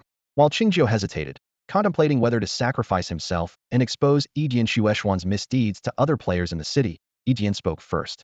Phoenix nods 3 times. There's a hidden compartment in the study desk, and your family's rock tea should be brewed for the first time. Edian Xuan said, a sly tone in his voice. Qingjio was taken aback by the words, his expression shifting from surprise to an uncontrollable smile. Huh? Big brother? You bastard, he blurted out, before recalling something. Wait, what tea did I lose the next day? A small pack of maternal tree tea, about 20 grams, that was me. Edian Xuan admitted with a smug grin. Qingjio couldn't help but step forward to embrace him, but quickly pushed him back, punching Edian Xuan in the chest. The game system immediately issued a notification. Player Qingjio Yongfeng initiated the attack first, allowing the opponent to retaliate without penalty. Edian Xuan, whose real name was Xuan Qingming, chuckled as he pulled out a blade, waving it in front of Qingjio. Hey, little brother, it seems if I kill you now, I won't be penalized by the game, he teased. Hearing this, Qingjio became even more brazen. He sat on the ground, tilting his head to offer his neck to Xuan Qingming's blade. Go ahead, kill me. I'll even clean my neck for you. Anyway, it's not the first time you've been so despicable.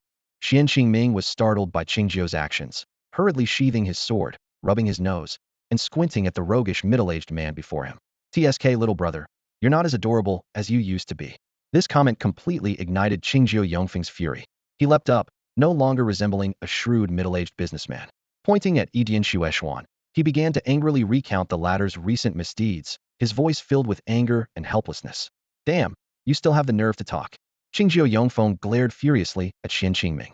Not only did you change your name, but a few days ago, my second brother and I invited you to join our team and you refused. Now you're here stealing our boss. Xuan Qingming stood there with a dismissive smile on his face. Qingjio Yongfeng and his brother Qingjin Wasa had just tried to loot the corpse of the Leopard King, only to receive a message saying, this monster has already been killed by another player. Currently, it cannot be looted. Clearly, this brother had beaten them to it. Surprisingly, Xuan Qingming seemed unfazed by Qingjio Yongfeng's accusations. As he sent a trade request to Qingjio Yongfeng, he explained, I've made too many enemies in Qianyan. Continuing to team up with you would only arouse suspicion and hinder my progress. But it's quite a coincidence we ended up in the same newbie village. Ha ha. Hearing this explanation, Qingjio Yongfeng reluctantly nodded and sighed. Yeah, that's true. You've always been the one cleaning up our messes and taking the blame. You're the one who's always causing trouble, provoking so many people that even our Zhatian gang won't take you in. Despite the teasing, Xuan Qingming just shrugged. His notorious ID, One Sword Bloodshed, was infamous. In the game Qianyan, Xuan Qingming was a 3-no character, no friends, no guild, no team. He often stole kills, ambushed, and assassinated, all to gather more kill points. It wasn't until he met Qingjin Wasa and Qingjio Yongfeng that he encountered the pranksters of Zhatian gang. Unfortunately, his bad reputation was so overwhelming that even Zhatian gang feared the trouble he might bring. Xuan Qingming smirked and reluctantly opened the trade request. Take it all, keep quiet, and pretend you never saw me, he said, handing over the equipment he'd just looted from the Dog King and Leopard King corpses. The game notification popped up, player lost equipment, Leopard Head Ring Blade, 3-element sword, Evil Dog Helmet, gained silver coins 20. Xuan Qingming's eyes widened. He had just looted 2 bosses and was satisfied with only having 5 silver coins. He didn't expect Qingjio Yongfeng to give him 20 silver coins all at once. In this beta phase, the feature to exchange game currency externally hadn't been enabled yet, so such a sum was truly surprising to Xuan Qingming. Xuan Qingming looked at Qingjio Yongfeng in surprise, secretly thinking to himself, this guy actually gave me money? That's unexpected. With a smug look, Qingjio Yongfeng patted Xian's shoulder and explained, even though Zhongtian Company hasn't started the red ticket exchange, we can still trade with other players offline. The studio people have already started farming money and equipment. Unlike you, wandering in the night all the time. Suddenly, he shifted his tone with a hint of concern. By the way, brother, you should get a proper job. If you can't find one, you can always come to my company and take it easy. Just move your gaming pod there. Don't get caught stealing and lose a hand. Xuan Qingming was full of question marks. He thought to himself, get a job? I'm a hitman, not a thief. Do you even know what a hitman is?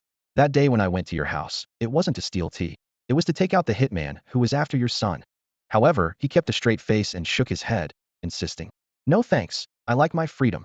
Qingjio Yongfeng didn't know that if it weren't for Xuan Qingming's sudden craving for tea, which led him to steal from his house and coincidentally encounter the butcher gang's hitman sent to assassinate his only son, things wouldn't have turned out this way. Xuan Qingming, playing the role of the good brother in the game, had arranged for Zhongtian personnel to round up the notorious butcher gang. He even exposed the mastermind behind it all, providing Qingjio Yongfeng with the evidence he needed to take down his treacherous uncle. Qingjio Yongfeng believed that Xuan Qingming had just stumbled upon the assassination attempt and provided him with crucial information. He was unaware that at that moment, his son Hui Juyang, who idolized Xuan Qingming, was on his way to Shuiqing. Here, a surprise for you, Qingjio Yongfeng said, sending Xian a private message list. The list contained IDs of players from different novice villages, all beta testers in the game world. We've contacted them. It's the list of our old brothers from the Zodiang gang. Xuan Qingming scanned the familiar IDs, recalling some of their past mishaps, and couldn't help but smile. I can always count on you, old friend, he remarked. For 3 years, Xuan Qingming had been so immersed in the Millennium game that he could barely distinguish between the virtual and the real. Now, memories flashed before his eyes, filling him with warmth.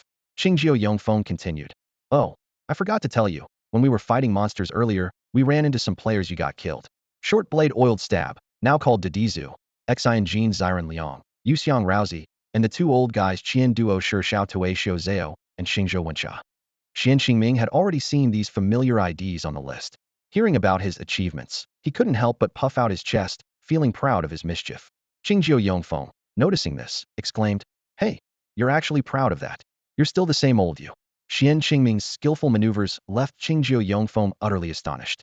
He was surprised to discover that this big brother was not only exceptionally adept, able to slip past the patrols of innate realm guards without a sound, but also capable of enlisting one of the top 3 hackers to alter video footage. Qingjio Yongfeng couldn't help but remark, hey, I've just realized something. You're not just an ordinary thief, are you? Getting someone to change your ID in the video to that of the second brother isn't something just anyone could afford or manage.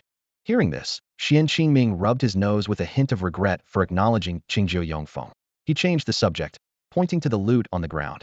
I'll gladly take these leopard claws and the tattered leopard skins. Without further acknowledging Qingjio Yongfeng, he bent down to gather the spoils.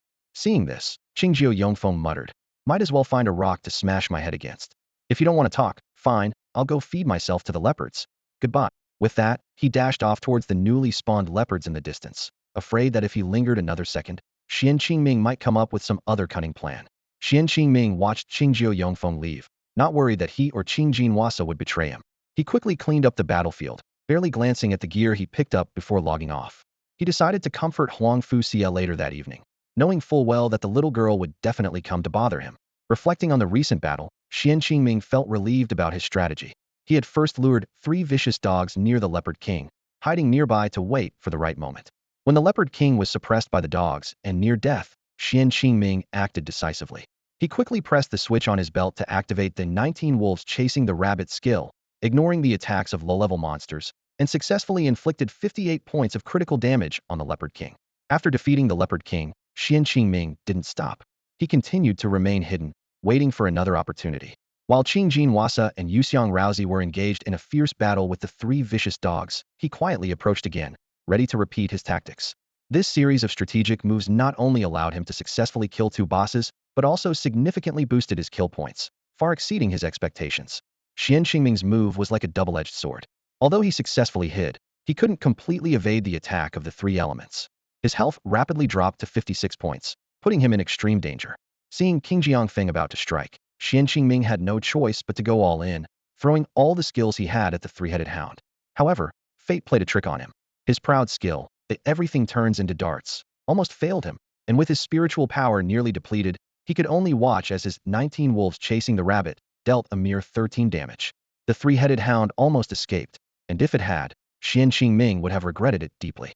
Fortunately, the final result did not disappoint him. After successfully defeating 2 bosses, Xuan Qingming gained a whopping 200,000 kill points. This once-in-a-lifetime opportunity propelled his real-life cultivation to advance rapidly, crossing the innate stage to reach the 3rd, 4th, and even the 5th stage of the martial realm. As the gaming pod slowly opened, Xuan Qingming clenched his fist lightly, a satisfied and proud smile appearing on his face. The sensation of abundant power intoxicated him, recalling how just days ago he was on the brink of a breakthrough. Yet, in less than 10 days, he had restored his former strength through a level cap glitch, genuinely reaching the 5th stage of the martial realm. Xuan Qingming was filled with emotion, the ups and downs of his experience causing his heart to stir. He stretched, feeling the joy of spring, ready to show off next door. He couldn't help but imagine how Sia, the cute little one, might react to his current cultivation level, picturing her too excited to sleep. Xuan Qingming couldn't help but feel secretly delighted. However, the system interrupted his pleasant fantasy with a disdainful click of the tongue, saying, "When you're young, you don't understand the allure of women, mistakenly treating cultivation as the treasure. Alas, you're like mud that can't stick to the wall. If I were you, I'd just go for it." Before the system could finish, Xuan Qingming angrily interrupted, "Shut up already." After cursing the kill system, Xuan Qingming began to carefully examine his status. Host, Xuan Qingming. Cultivation, early 5th stage of the martial realm. Constitution, poison avoidance, blood of sin, rapid healing, invulnerability. Special moves, grand sword technique, intermediate assassination. Despite reaching the 5th stage of the martial realm, Xuan Qingming felt a tinge of regret. The sword moves and ambush skills he had comprehended over the years in the millennium were deleted by the system as a death penalty. He realized that relying solely on cultivation to fight Fengzi and Kengo might still put him at a disadvantage. It seemed he needed to engage in more battles within the coffin world and gain more insights. Reflecting on his experiences in the millennium, Xuan Qingming couldn't help but feel nostalgic. Back then, the kill points and experience gained from killing bosses and elite monsters were bound, regardless of whether he killed monsters below his level or those above it. Some monsters with thick blood even became his practice targets, helping him develop his swordsmanship master skills. Now, even though he had lost some skills, Xuan Qingming was not discouraged. He knew that with continued effort, he could one day regain or even surpass his former strength. With this determination, he prepared to face the challenges ahead and continue his adventures in this world full of opportunities and dangers. In the realm of Coffin World, the rules for converting kill points have undergone significant changes. Xuan Qingming realized that simply grinding through monsters repeatedly was no longer sufficient to earn more kill points. He needed to challenge higher-level creatures while mastering sword techniques, a strategy that inadvertently set him on the right path. In truth, Xuan Qingming was unaware of how fortunate he was. In the martial arts system, only those who reach the mystical martial stage above the innate stage and achieve the pinnacle of the creative martial stage can truly create their own martial arts. The techniques he had grasped over the years were merely fragmented basics. Only in perilous battles with high-level monsters could his understanding of martial arts undergo a qualitative leap. However, with his current perspective, he couldn't comprehend these deeper truths. "You pesky system, are you itching for trouble again?" Xuan Qingming fumed inwardly as he walked. "I remember mastering the Grandmaster sword technique. So what is this Great Commander sword technique? Is this some kind of joke like those knockoff brands? Don't think I can't see through your tricks." His face was etched with anger. The system promptly defended itself. "I swear, dear host, this time, it's truly not my doing. Think about it. Who taught you the sword techniques in Qingyu Town?" Prompted by this, the name Yun Dashui flashed in Xuan Qingming's mind. The coincidence of the name left him speechless, causing him to close his eyes and wrinkle his nose in exasperation, nearly stumbling down the stairs. The commotion alerted Hua Zikuan in the next room. "Zikuan, perfect timing." Xuan Qingming's eyes lit up. "You're just the right kind of rascal. Come with me, let's go flaunt a bit next door." Hua Zikuan protested indignantly. "Boss, you start off by insulting me? Who's the rascal here? You're the worst. I learned all my bad habits from you." At this moment, Xuan Qingming was entirely focused on how to demonstrate his prowess in front of Huangfu Xia, hoping to restore his reputation and regain his confidence. He was oblivious to the fact that this behavior harbored significant risks. It was akin to the courtship displays of peacocks and other male creatures in the natural world, showcasing strength to attract a mate. Hua Zikuan pouted and looked at Xuan Qingming. "Boss, if you want me to distract Xiao Yun and Lu Feng, just say so. No need to be shy." Suddenly, he sensed a formidable surge of spiritual energy emanating from Xuan Qingming. "Hey, boss, how many potions did you drink?" Hua Zikuan exclaimed in surprise. "I was sore for a whole day." "Wait, you didn't." His words trailed off as he reached out incredulously to touch Xuan Qingming's shoulder, releasing a strand of spiritual energy to probe. Xuan Qingming's display of strength left Hua Zikuan utterly stunned.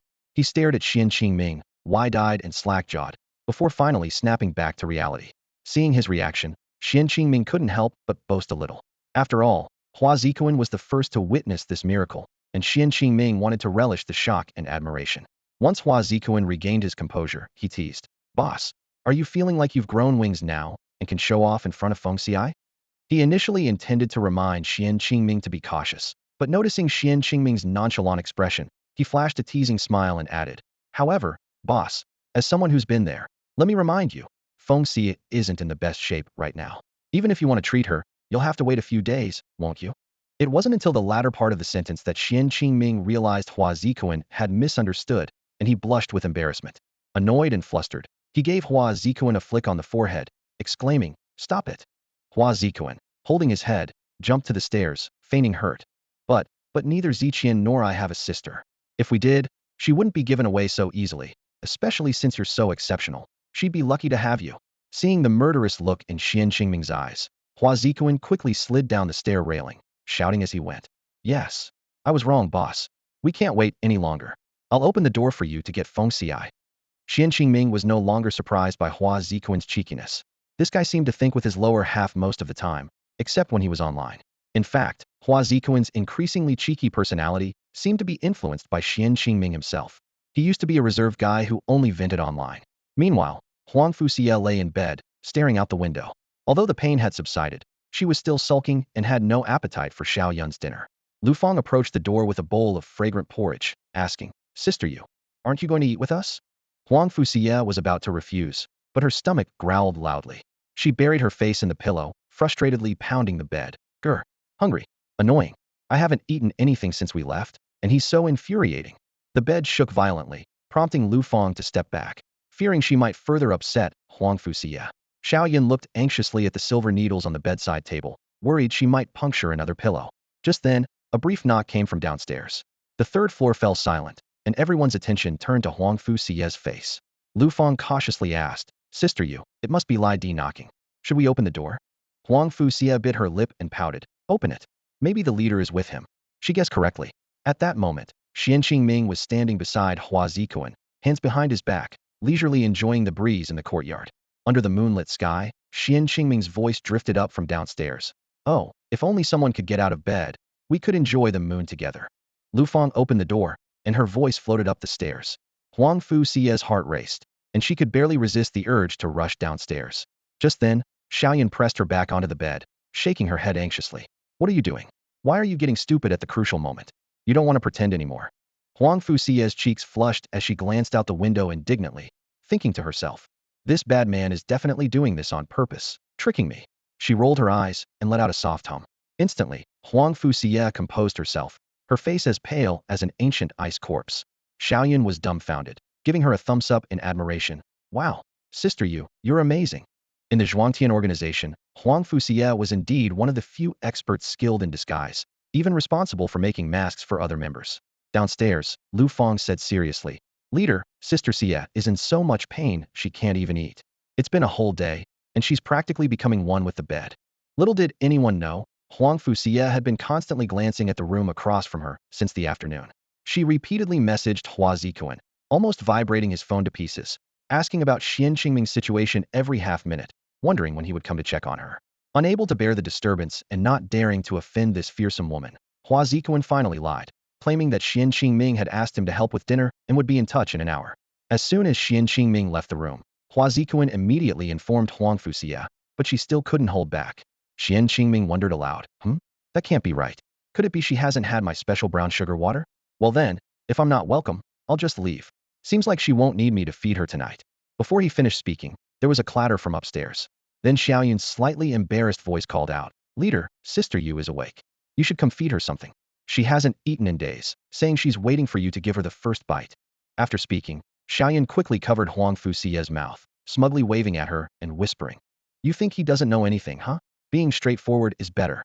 Sure enough, Xuan Qingming smiled slightly upon hearing this and motioned for Lu Fang to lead him upstairs.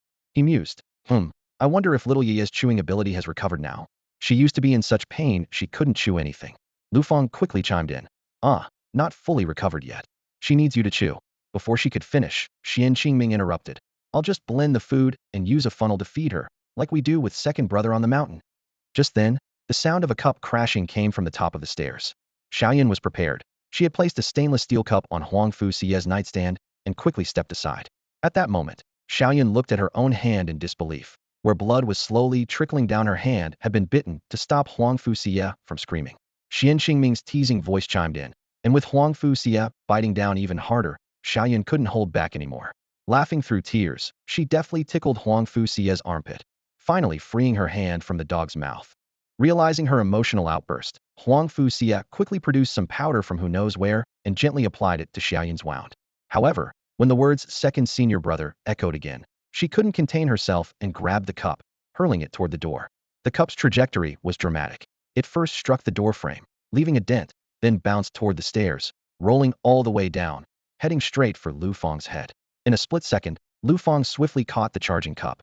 She turned to Xuan Qingming with a slightly embarrassed smile and joked, hee hee, leader, the cup's feeling lonely and wants a close encounter with someone's head. How about you cut Sister Ye some slack?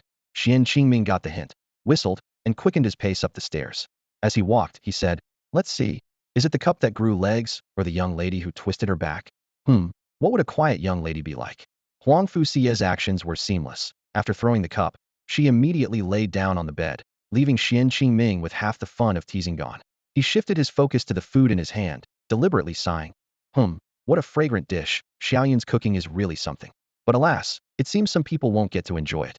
Xuan Qingming picked up a bowl of red wheat porridge, clicking his tongue in mock appreciation, but his gaze remained fixed on the corner of the bed. He happened to meet Huang Fu Xie's half-raised head and squinting eyes. Why do I notice a young lady's head seems to have moved? Could this be the legendary return to consciousness? Xuan Qingming continued to tease. Huang Fu Xie immediately played along. Yes, I'm dying. No one cares. No one loves me. With that, she struck a dramatically sprawled pose, squeezing a few tears from the corners of her eyes, and stared pitifully at the ceiling. Seeing this, Xiaoyun, with her now healed hand, rubbed her forehead, pulled Lu Fang along, and gave Huazi Kuan a nudge, and the three of them headed downstairs in unison. Xuan Qingming shrugged, holding a bowl of porridge in one hand and a spoon in the other, as he walked to Huang Fu Xie's bedside. Come on, have a taste. This blood wheat is good stuff. I really went out of my way to get it. Seeing that Huang Fu Xie remained motionless, her tear-laden eyelids trembling slightly, Xuan Qingming felt a twinge of pity. He sighed and brought the spoon to her lips. But no matter how much he waved the spoon in front of her mouth or nose, Huang Fu Xie was determined not to move. Suddenly, Huang Fu Xie spoke. You always say I'm pretending to be in pain. This time I definitely won't react unless, you kiss me.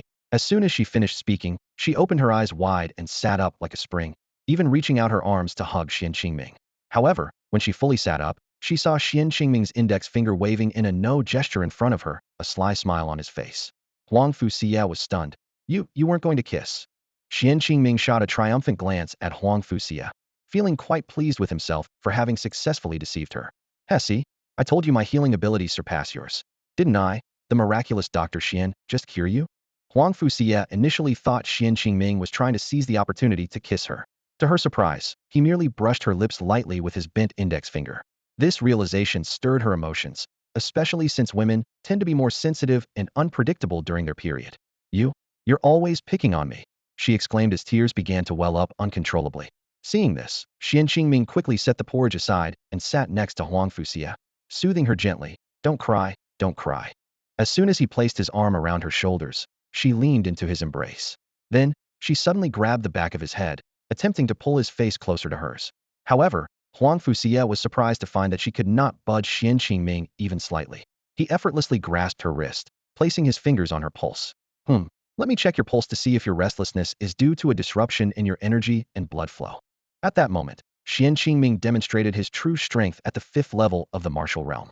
Huang Fu Xie could clearly feel this, her eyes widening in surprise as her body froze. Overwhelmed by a sense of powerlessness, she let Xuan Qingming hold her hand without any further resistance. You really did it, Huang Fu Xie murmured. She recalled their last encounter months ago when Xuan Qingming claimed he was about to reach the 5th level. At the time, she thought he was exaggerating to avoid being overpowered by her. She never expected that in just half a day, he had actually broken through. This should have been a cause for celebration, Yet it left Huang Fuxia feeling a profound silence. Faced with the absolute disparity in strength and the hierarchical constraints within their organization, her attitude shifted swiftly. Come on, let's have another bowl, Xuan Qingming said gently. Initially, Huang Fuxia mechanically accepted his feeding, finishing the bowl of porridge. Gradually, she began interacting with him, even choosing her favorite foods. During this time, Xuan Qingming refilled her bowl twice and placed the side dishes by the bedside. Good girl, my dear Yaya, Xuan Qingming praised softly. You shouldn't go to the western region anymore. The climate there is too cold and unsuitable for your constitution. This statement brightened Huang Fuxia's eyes. Unable to maintain her feigned weakness, she leapt onto Xuan Qingming, clinging to him. You don't want me to leave, do you? How about I stay by your side to protect you? Caught off guard by her question, Xuan Qingming rubbed his nose instinctively. For now, help me deal with Zhongguo.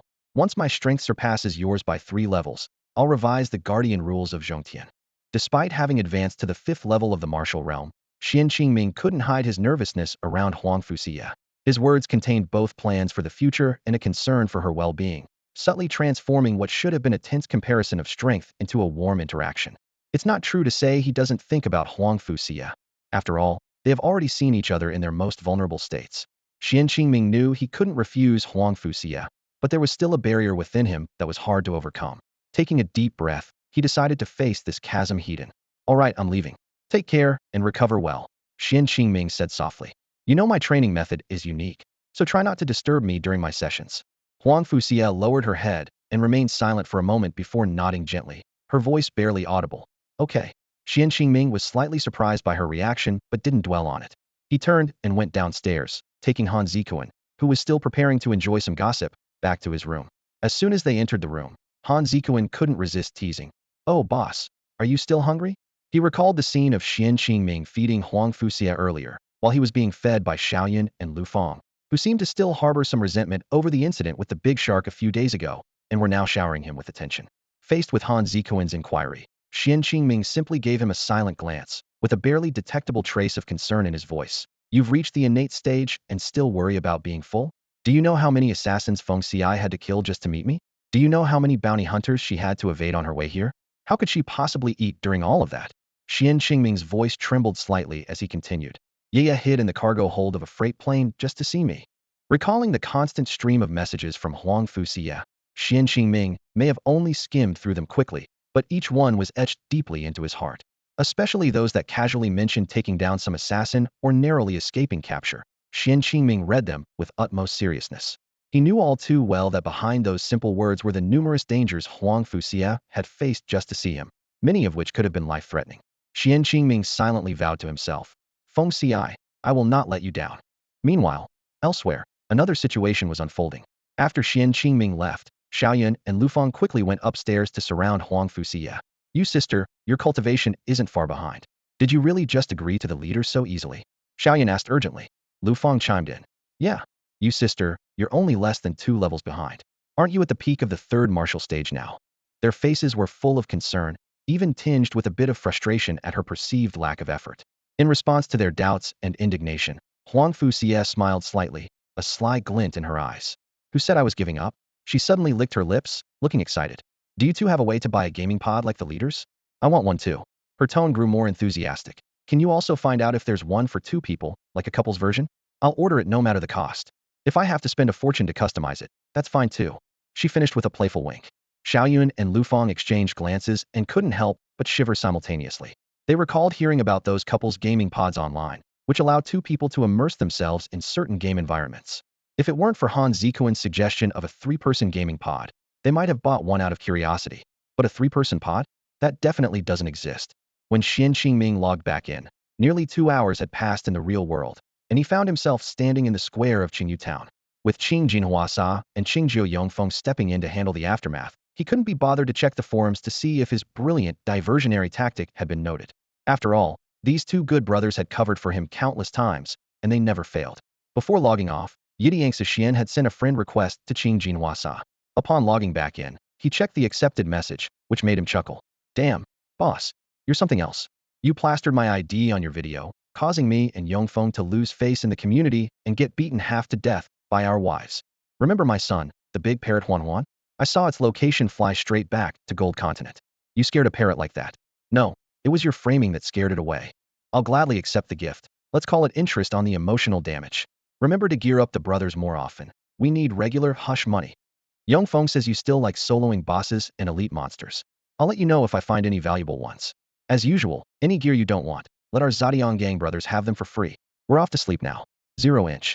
Xuan Qingming shook his head with a smile. These two shrewd businessmen knew how to profit from their cash cow without cutting it down. In the business world, there's nothing worse than owing favors, and these two owed him plenty of those, not to mention the hidden stories they weren't aware of.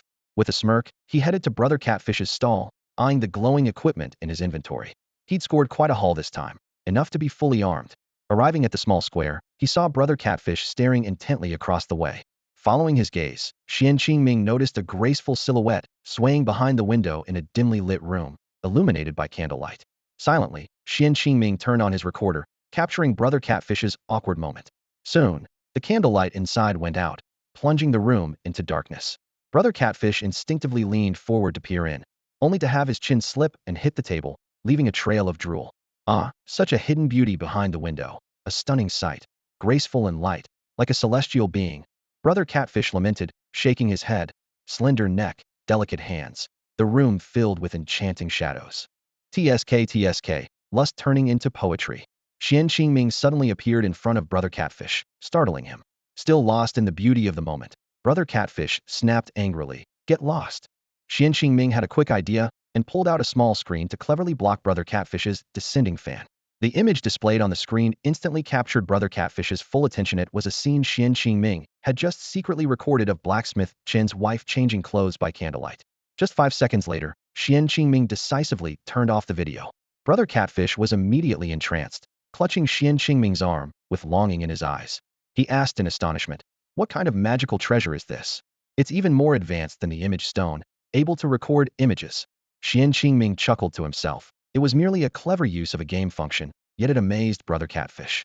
Feigning modesty, he withdrew his arm and sat upright, squinting at Brother Catfish with an expression that seemed to await his pleading. Brother Catfish surrendered immediately, clasping his hands together and earnestly pleading, "Bro, let me see it again, just for a moment. No, just count to 100. From now on, you're like a brother to me. Can't I admit I was wrong?" Seeing this, Xuan Qingming decided to be lenient. He reopened the video and set a condition. "Every time I visit, if I'm not in a hurry, I'll let you watch for a quarter of an hour." Brother Catfish, overjoyed, eyes sparkling with excitement, agreed at once. "All right, I won't charge you for appraising ordinary items anymore." The game system promptly notified Brother Catfish's affection for the player 50, and he will now appraise items below silver level for free. Xuan Qingming secretly rejoiced, realizing this move saved him a lot of gold coins. He decided to record more of blacksmith Chen's wife's daily activities to satisfy Brother Catfish's infatuation. Returning to business, Xuan Qingming urged, "Let's get down to business. Clean the table, then help me appraise these pieces of equipment." He placed several faintly glowing items in front of Brother Catfish, watching expectantly. Upon hearing this, Brother Catfish sprang into action, producing a cloth from somewhere and swiftly wiping the table. Once done, he took the equipment Xuan Qingming handed him and began appraising them with expertise. As the white light flashed, Xuan Qingming smiled with satisfaction. While Brother Catfish was absorbed in the video, he carefully inspected his new gear, contemplating how these items would enhance his strength. The game notification chimed, and Xuan Qingming glanced down to check the two newly appraised pieces of equipment. The Howling Ring, a silver-grade item, requires the collection of 3 Dog King teeth to fully activate. It carries rabies virus damage, with a 10 chance to poison the target, dealing 5 points of toxin damage per second. Additionally, it adds 20 spirit points and 30 health points, with a required level of 10 to equip. The Flower Arm Gauntlets are also silver grade, providing 20 defense points and a 5 casting speed increase, along with a 10 chance to gain extra gold from monsters, with a required level of 9 to equip. Seeing the attributes of these items, Xuan Qingming couldn't help but smile. He recalled the reluctance he felt when he gave away the 3-element sword and the evil dog helmet to Qingzhou Yongfeng. But remembering how he had gotten those two brothers into trouble with their wives in real life, and considering the number of brothers from the past millennium who now followed these two drunkards, Xuan Qingming softened and painfully decided to give away the 3-element sword as well. Ninyu Ge held the small screen shared by Xuan Qingming with both hands, staring intently at the video playing on it, continuously clicking his tongue in admiration. "Hey, you kid, you're the second guy I've seen in Qingyu Town who's always this lucky. Ah, this is quite a haul, really impressive." Xuan Qingming's attention was entirely on the equipment attributes, mistakenly thinking Ninyu Ge was referring to Qingzhou Yongfeng and Qingjin Wasa as the lucky ones. He proudly believed that only someone as skilled as himself could have such high luck to drop so many powerful items. Nian Gu spoke without looking up, offering Xuan Qingming only a sly smile and a half-lowered forehead. Xuan Qingming immediately lost interest in continuing their chat and instead asked, "Yu Gu, do you have any tasks suitable for me right now?" "Nope. Come back when you're level 10, and I'll have a surprise for you." Nian Yu Gu remained focused on the screen, but Xuan Qingming didn't mind, leaving with a "got it" as he headed toward the distant street.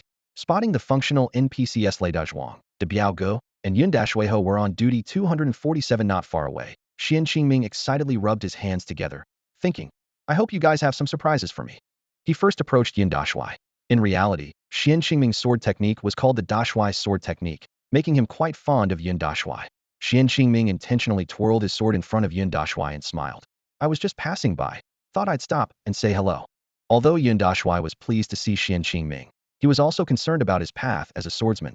"Hey, did you complete the task I gave you? How come you're back so soon? You're really not in a hurry, are you? The slabs at the riverbed have been taken away. Be careful you don't miss your chance to become a sword master." Xuan Qingming responded awkwardly. You found out, but it seems I'm still your most prized disciple, right? Did the person who took the slabs get a task from the sword master too?" Yun Dashui looked at Xuan Qingming with a mix of disappointment and concern. "Humph, you know you're my prized disciple, so don't let your swordsmanship fall too far behind others." Commander Yun's words were like a wake-up call, resonating in Xuan Qingming's mind. He took a deep breath, clenched his fists, and a hint of determination flashed in his eyes. Today was Saturday, and in 2 days, he would have another chance to pry open that mysterious stone slab. There was still time. Xuan Qingming silently vowed to himself, "Why be afraid? If I can't become a sword god, I'll settle for being the best I can be." Though he didn't speak these words aloud, they had already taken root in his heart. Commander Yun's gaze fell on the sharp, renowned sword in Xuan Qingming's hand, and he shook his head slightly, a hint of regret in his voice. But compared to my other disciples, your sword seems quite humble. Just now, someone wielded a sword that could harness the power of 3 elemental forces. Even I was envious." Hearing this, Xuan Qingming's eyes twinkled with inspiration. "Right, what should I do to get a better sword?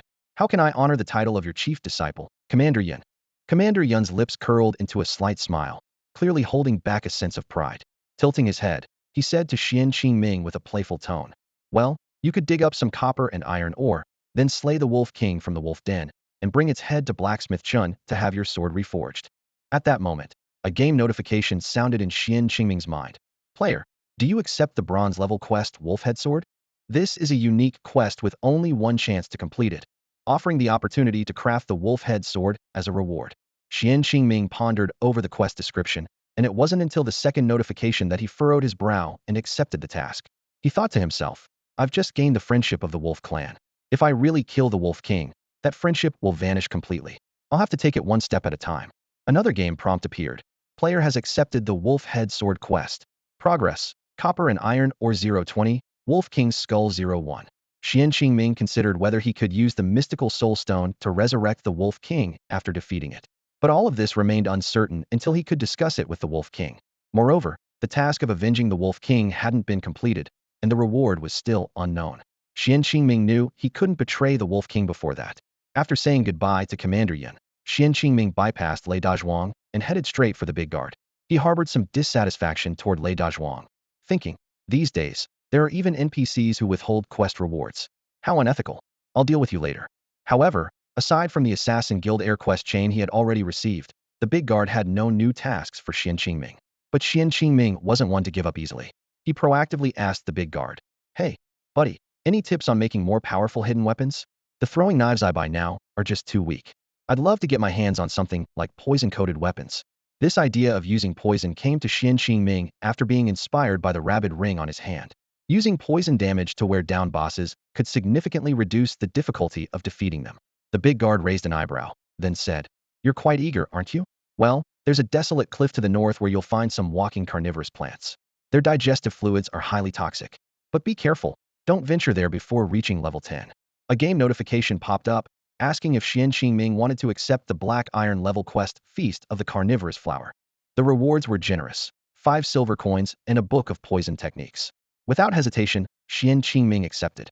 He was secretly pleased. The value of the poison techniques book far exceeded that of weapons with toxic attacks, making it a priceless treasure. Next, the game displayed the quest progress: Carnivorous Flowers Toxin 020. The system helpfully reminded him that this was a preemptively triggered quest, with a recommended level of LV12. Noticing the faint red mark on the quest description, Xuan Qingming couldn't help but smile. The challenge of taking on a higher-level quest was exciting, promising a wealth of kill points. As night fell, Xuan Qingming encountered the exuberant Lei Dazhuang. His gaze playfully lingered on the studded leather gloves in Lei Dazhuang's hands, and he teased, "Zhuang, those gloves are pretty impressive. I wonder how long it took to craft them." Lei Dazhuang, slightly embarrassed, rubbed his nose. He explained that if Xuan Qingming could defeat the three-headed dog king of the wild dog gang, Chen the blacksmith could craft a pair of gloves, which Qiu the tanner could then reinforce with silver thread. Lei Dazhuang also mentioned having some silver thread stored with Qiu the tanner. The game immediately prompted Xuan Qingming to accept the bronze-level quest, New Order, with the reward being a pair of gloves identical to Lei Dazhuang's.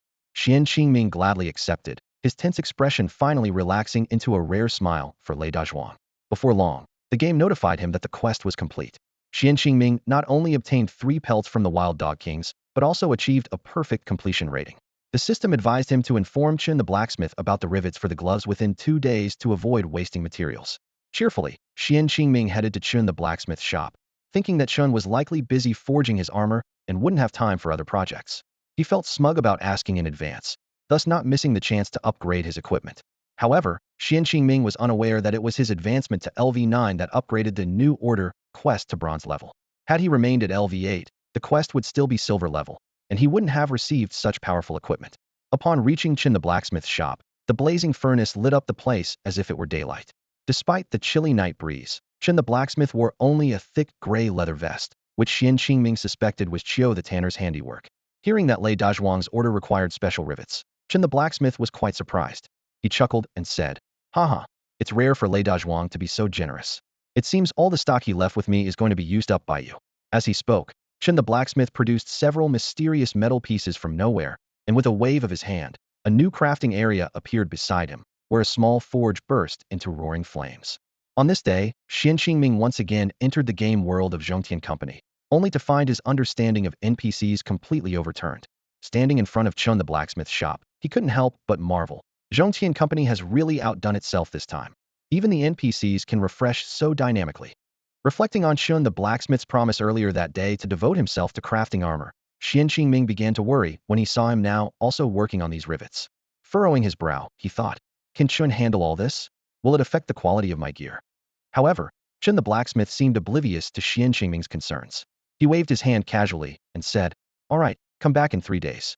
When you pick up the armor, I'll have the rivets ready for you too." With a mind full of thoughts, Xuan Qingming bid farewell to Chen and set off towards the Wolf Denver. Along the way, he kept a keen eye on his surroundings, collecting any copper and iron ore he came across, even going so far as to gather an extra 10 pieces. His years of gaming experience had taught him that it's better to be over-prepared with materials. Just like with the previous task involving the wolf head, sword having ample materials is always a boon. When Xuan Qingming arrived at the wolf den, he was met with an astonishing sight. The Wolf King and his mate led 3 new adult wolves and 9 huskies to greet him. This scene further solidified Xuan Qingming's suspicion. If the Wolf King and his mate so wished, they could probably restore the entire wolf pack in just one night. The Wolf King's deep voice resonated. "Hello, dear friend. You have completed my request. Thank you for ensuring the continuity of the wolf tribe. In the future, wherever you go, the wolf tribe will be your most loyal friends." Then, the game system chimed in, announcing the perfect completion of the golden level quest, Avenge the Wolf King. Xuan Qingming received generous rewards, a wolf ring, the Wolf King's skull, and 20 silver coins. As he looked at these coins, Xuan Qingming couldn't help but wonder if this wealth was scavenged by the Wolf King from the players he had vanquished. However, Xuan Qingming's attention was entirely captivated by the golden glowing wolf ring. At the same time, he glanced at the Wolf King's skull, feeling both amused and incredulous. Everything had unfolded so smoothly, avoiding a fierce battle and preserving mutual trust, a true win-win situation. The Wolf King took a couple of steps forward, gently nudging Xuan Qingming's hand with his head. Instinctively, Xuan Qingming petted the back of the Wolf King's head. This time, the she-wolf showed no dissatisfaction and also rubbed against Xuan Qingming's other hand. The other huskies and adult wolves circled around him, as if they truly regarded him as their master. The affectionate gestures of the Wolf King and his mate made Xuan Qingming consider the idea of keeping a few Alaskan dogs.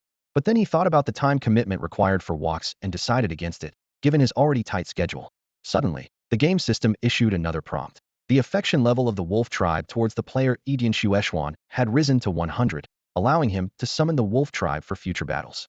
Shortly thereafter, Xuan Qingming acquired a new skill summon Wild Wolf, which consumed 30 mana, with a casting time of 5 seconds and a cooldown of 5 minutes.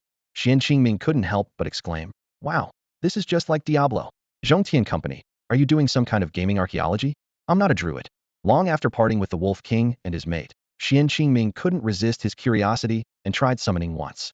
A gray-blue light flashed, and sure enough, a wild wolf appeared beside him, lifelike, as if it had emerged from an ancient forest.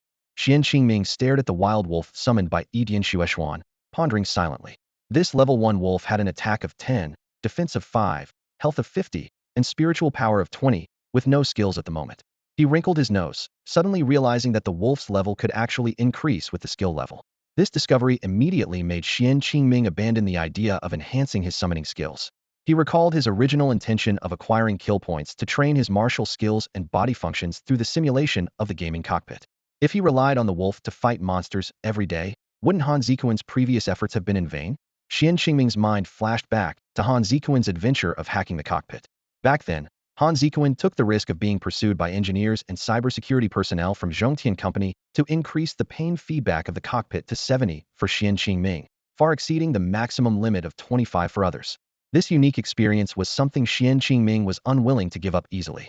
"No way," Xuan Qingming muttered to himself. "Having it is better than not. Let it be an ornament. Otherwise, this 1EO faken gaming cockpit would lose its meaning. Zikuan cracked it for me twice." Nevertheless, Xuan Qingming did not completely abandon the idea of summoning the wolf. He tentatively tested the wolf's defense, and unexpectedly discovered a small loophole that allowed him to return to town during battle, having the wolf attract the enemy's attention while he returned unharmed. A dazzling recall light flashed, and Xuan Qingming instantly appeared next to Nianyuj. At this point, Nianyuj was in snooze mode, and Xuan Qingming unceremoniously slapped away the hand supporting his chin. Before the other could react, Xuan Qingming quickly handed a short video to Nianyuj. Nianyuj's expression changed rapidly from surprise to joy, finally revealing a meaningful smile. "Hey you. Oh, haha. It's great, you came back so quickly. I knew you'd be thinking of your big brother." Seeing the complex expressions on Nianyuj's face, Xuan Qingming was momentarily speechless, swallowing back the teasing words he had prepared. "All right, hurry up and help me check this equipment. I'm busy," Xuan Qingming urged, recalling how he had spent half the day rushing between accepting and completing tasks. The small screen's playback restrictions were quite lenient. As long as Xuan Qingming didn't leave Qingyu Town or enter other scenes, Nianyuj's video would continue to exist. Eagerly, Nianyuj waved his hand over the wolf ring and then urged Xuan Qingming to leave. "Go on, get busy. This ring is good. Don't sell it easily. It might be useful later." Xuan Qingming took Nianyuj's advice seriously, a suggestion that would help him avoid missing an important task in the future. He carefully examined the attributes of the wolf ring: silver-grade equipment, increasing attack speed by 5, reducing recovery time after being attacked by 5, and increasing minimum damage by 2, with a level requirement of LV10. "Awesome," Xuan Qingming whispered in amazement, eager to reach level 10 and equip it. At the bottom of the wolf ring's description, a faint line of silver text caught his attention. A symbol of friendship from the Wolf King of Qingyu Town to the player Edian Xuan, special attributes unknown. Coupled with Nianyuj's reminder, Xuan Qingming began to value this piece of equipment even more. Xuan Qingming bid farewell to Brother Catfish and walked briskly to Chen the blacksmith's stall. The glow of the forge fire illuminated Chen's focused face as he diligently tended to the flickering flames. Xuan Qingming couldn't help but feel a twinge of guilt, knowing that even though this was just an NPC setting, Chen's hard-working attitude was truly admirable. A quirky thought crossed his mind. Even without players, these NPCs probably wouldn't have much downtime. Considering how many tasks he needed Chen to complete, Xuan Qingming felt a bit guilty for the bearded blacksmith. "Chen the blacksmith, you've got a good heart," Xuan Qingming silently mused. Suddenly, a voice echoed in his mind. "Lo, seems like I need to tweak the settings a bit. Let old Chen take a break, and help you guys get your rewards faster, right?" Before Xuan Qingming could process this strange voice, Chen spoke up. "Oh, you really surprise me every time. Bringing back the Wolf King's skull so quickly others wouldn't have dared to imagine it." A game notification popped up. Bronze level task, Wolf Head Sword Pendant, completed with perfect quality. Chen the blacksmith's favorability 10. Player receives a 40 discount on repairs purchases from Chen. Chen will reforge a sharp sword using Master Yun stock. The system asked if Xuan Qingming would hand over his equipped sharp sword to Chen for crafting, reminding him that he wouldn't be able to use it for the 3-day crafting period. After a brief consideration, Xuan Qingming decisively handed over the sword. Chen the blacksmith took the sword, raised it above his head, and tears glistened in his eyes. "Today, I will reforge my father's work. I feel a familiar passion. Xuan Qingming, moved by his emotion, felt touched as well. The game reminded him again. Player temporarily loses the sharp sword, can retrieve new equipment from Chun in 3 days. Chen's favorability 20, player receives a 50 discount on repairs purchases. Chen scrutinized Xuan Qingming, then suddenly smiled knowingly. Xuan Qingming felt a pang of anxiety, thinking, oh, does this guy have some peculiar hobbies? Maybe I should warn Brother Catfish to make a move before Chen's wife feels too neglected. However, Chen merely glanced at Xuan Qingming's feet. It seems the only thing I can make for you now is a new pair of shoes. But these shoes are too slow for running, a bit cumbersome. If you could get me some leopard bones, I might be able to make you a new pair in a few days. A game prompt immediately appeared. Would the player like to accept the bronze level task, a new pair of shoes? Accept. Xuan Qingming replied almost instantly, fearing Chun might change his mind. He resisted the urge to jump for joy, feeling secretly delighted. Fate is on my side. These two allies are truly reliable. Another game notification popped up. Player has accepted the task, a new pair of shoes. Task completion status. Leopard King's leg bones 22, leopard claws 1410. Xuan Qingming quickly retrieved the materials from his backpack and handed them to Chun the blacksmith. Here you go. All yours. This time, Xuan Qingming was quite generous, handing over 14 leopard claws all at once to blacksmith Chun. Chen's gaze flickered between the fresh blood-stained claws and the small bundle of quest items nearby, leaving him momentarily stunned for a full 3 seconds. He swallowed hard, first muttering a soft, all right, then looked up at Xuan Qingming, eyes filled with pride, as if admiring his most prized creation. A system notification popped up in Xuan Qingming's view. Player has completed the bronze level quest, a new pair of shoes, with perfect quality. Chen the blacksmith's favorability towards the player 30. Future repairs purchases enjoy a 70 discount. Due to the player's incredible luck, there is 1 daily chance to refresh silver equipment in Chen's shop. Haha, as expected from the user of my father's masterpiece. Blacksmith Chen laughed. Damn, the boss is generous. Xuan Qingming performed a respectful gesture towards Chun, the highest courtesy in the martial world. However, he seemed to have forgotten that these discounts would end once he reached level 15 and left the novice village, because in other towns, NPCs would sell higher level items, and Xuan Qingming wouldn't become a mere equipment trading game merchant. Chen smiled slightly at Yidiangsu Xian and casually waved his hand. 2 furnaces appeared out of thin air beside him. It's all because of you, kid. I can't hide it anymore. Today, I'll show you my unique skill as a blacksmith smelting with 4 furnaces at once. He waved at Xuan Qingming. Off you go. I have nothing to chat with you about for now. Let's meet again in 3 days. Xuan Qingming glanced at the system time. It wasn't midnight yet, and he breathed a sigh of relief. According to the game's refresh calculations, today marked the first day of item crafting, saving him about 20 hours. But he didn't leave immediately. Instead, he opened Chen's shop inventory. It's not midnight yet, so I might as well check out today's silver equipment, Xuan Qingming thought. I've been upgrading and reforging my gear these days, and I don't have any handy weapons. Besides, even if I can't use this gear in a few days, can I give it to my underlings? Strengthening the brothers in the Zhaotian gang ahead of time is definitely worth it. In Chen's shop, a finely crafted dagger stood out at the top, priced at 20 silver coins. Xuan Qingming didn't hesitate and immediately paid Chun. System notification, player loses 6 silver coins, gains a finely crafted dagger. A 70 discount is just so generous. Phi-Omega-Phi. Finely crafted dagger. Attack 25, armor penetration 6, bleed 1, required level, LV8. Seeing the bleed 1 attribute, Xuan Qingming felt reluctant to part with this treasure. If Chen's masterpiece in a few days doesn't live up to expectations, this dagger would be a great choice. Currently a perfect tool for taking down thick-skinned monsters. After saying goodbye to Chun, Xuan Qingming headed straight to Cobbler Chio's hut. As expected, a long line had formed along the left wall of the narrow alley. These players were waiting for midnight to be the first to enter Cobbler Chio's hut. As Xuan Qingming passed by the queued players, he deliberately walked along the right side of the alley to avoid being mistaken for someone trying to cut in line.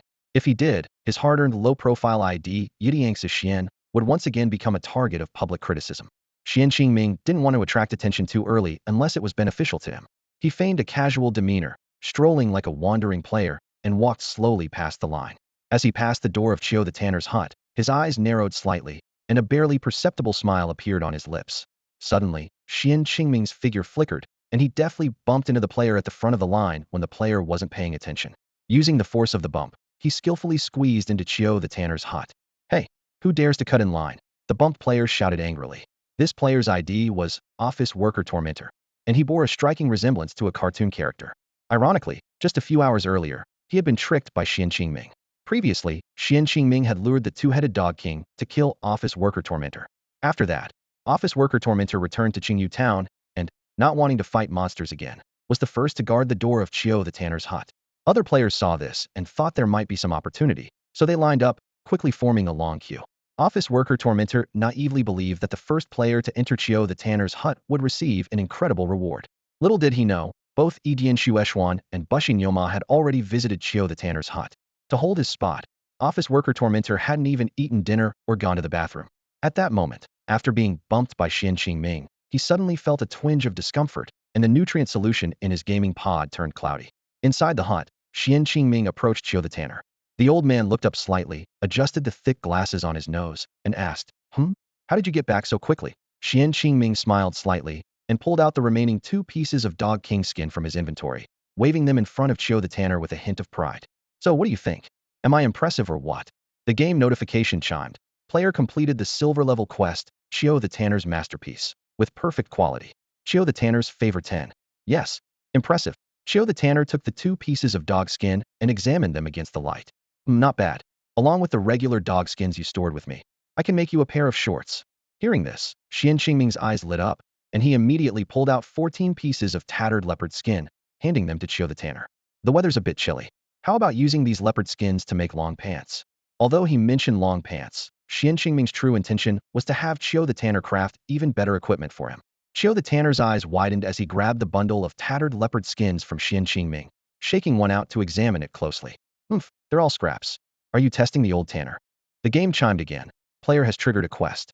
The silver level quest, Chio the Tanner's masterpiece, is updated to the silver level quest, a fine pair of long pants.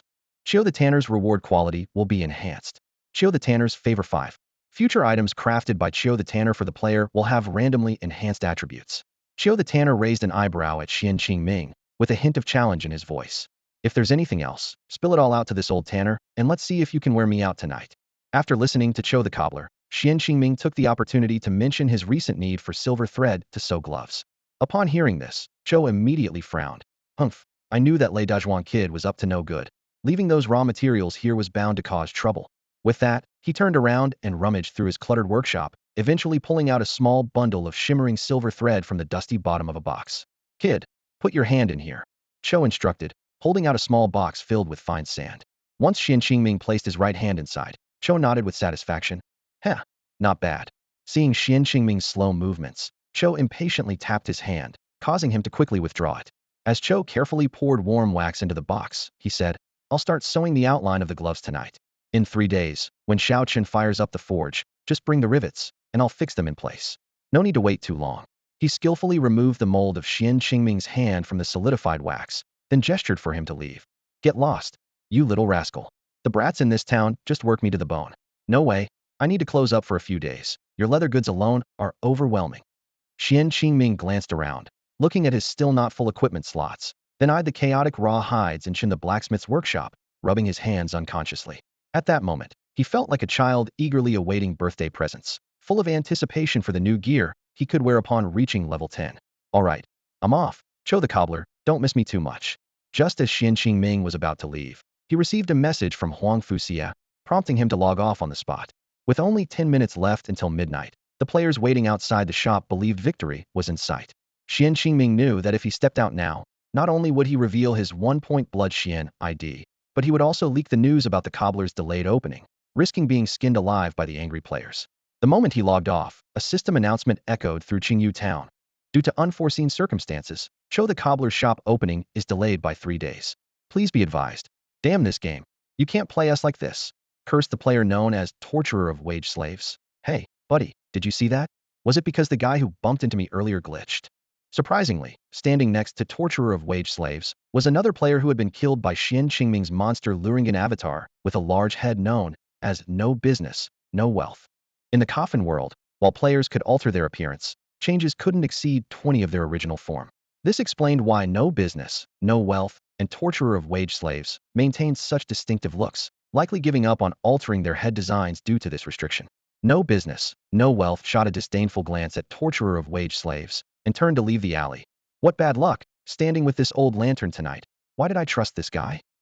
Flathead decisions lead to disaster. As Big Head Son, No Business, No wealth left. The other players also dispersed, venting their frustration on torturer of wage slaves. The guy really is a blockhead. The players waiting in line looked at the person at the front, known as office worker tormentor, with disdainful eyes, as if blaming themselves for standing in line behind someone like him. The disdainful looks ignited a fury in office worker tormentor, causing him to leap high in the air. However, his movement came to an abrupt halt. Inside the gaming pod, an indescribable surge of heat coursed through him with his jump, spreading rapidly like a rocket ignition. He quickly chose to log out. After exiting the game, Xuan Qingming didn't immediately open the pod. Instead, he directly accessed the system store interface in his mind. To his surprise, the store didn't display a wide array of items. Instead, it only showed two. High-strength scar removal cream. Price 2,000 kill points box. Function: allows ordinary wounds to heal quickly. Side effects: to be explored independently. Universal bottle opener. Price 2,500 kill points each. Function: can open items with destruction power not exceeding 20 times the user's. Side effects: to be explored independently. Is it really this simple? Xuan Qingming stared at the descriptions of these two items, feeling a sense of being outsmarted. He currently had 211,256 kill points, and by rights, he should be able to see more items. What's going on here? He questioned the system. I should be able to see all items priced under 20,000 points. The kill system hesitantly responded. Well, it's mainly because the stock isn't ready yet. Who would have thought you'd earn so many points today like you were hacking? So, Xuan Qingming squinted his eyes. The store clearly has several pages. Are you admitting that you're an unreliable system? Startled by his imposing demeanor, the system quickly tried to appease him. Oh, great host. It seems ordinary trash is no longer enough for you. I'll update the system right away. Xuan Qingming pondered the system's choice of words. Heh, ordinary, trash. Looks like you're itching for trouble. By the way, I've earned so many kill points, and according to the postnatal cultivation mechanism, that's over 200,000 minutes. But since I've already advanced to innate, how should this be calculated? For this question, the system, surprisingly prepared, responded promptly. Here's the thing, dear host. The voice of the slaughter system sounded cautious. You were able to exchange 1 slaughter point for 1 minute of full power training, because you once broke through to the innate stage. Since then, the system has automatically adjusted the exchange rate based on your understanding of the world's spiritual power and martial arts.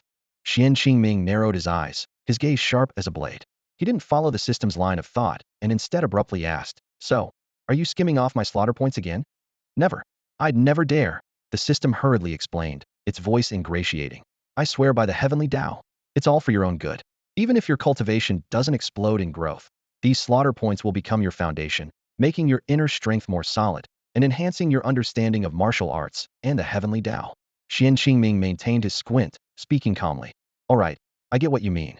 It's like a game, where slaughter points have turned from experience points into elixirs that boost health and mana limits. Wow. The master indeed has high comprehension, the system praised in a flattering tone. Honestly, who would have thought you'd be so lucky to earn over 200,000 slaughter points so quickly? Xuan Qingming understood but still felt dissatisfied. If cultivation progresses too fast without martial arts insight, it could indeed be like a crumbling building. But this efficiency was truly frustrating. 200,000 slaughter points at the previous rate would equate to 10 years of hard practice. With his comprehension, wouldn't 10 years be enough to reach the 5th stage of martial realm?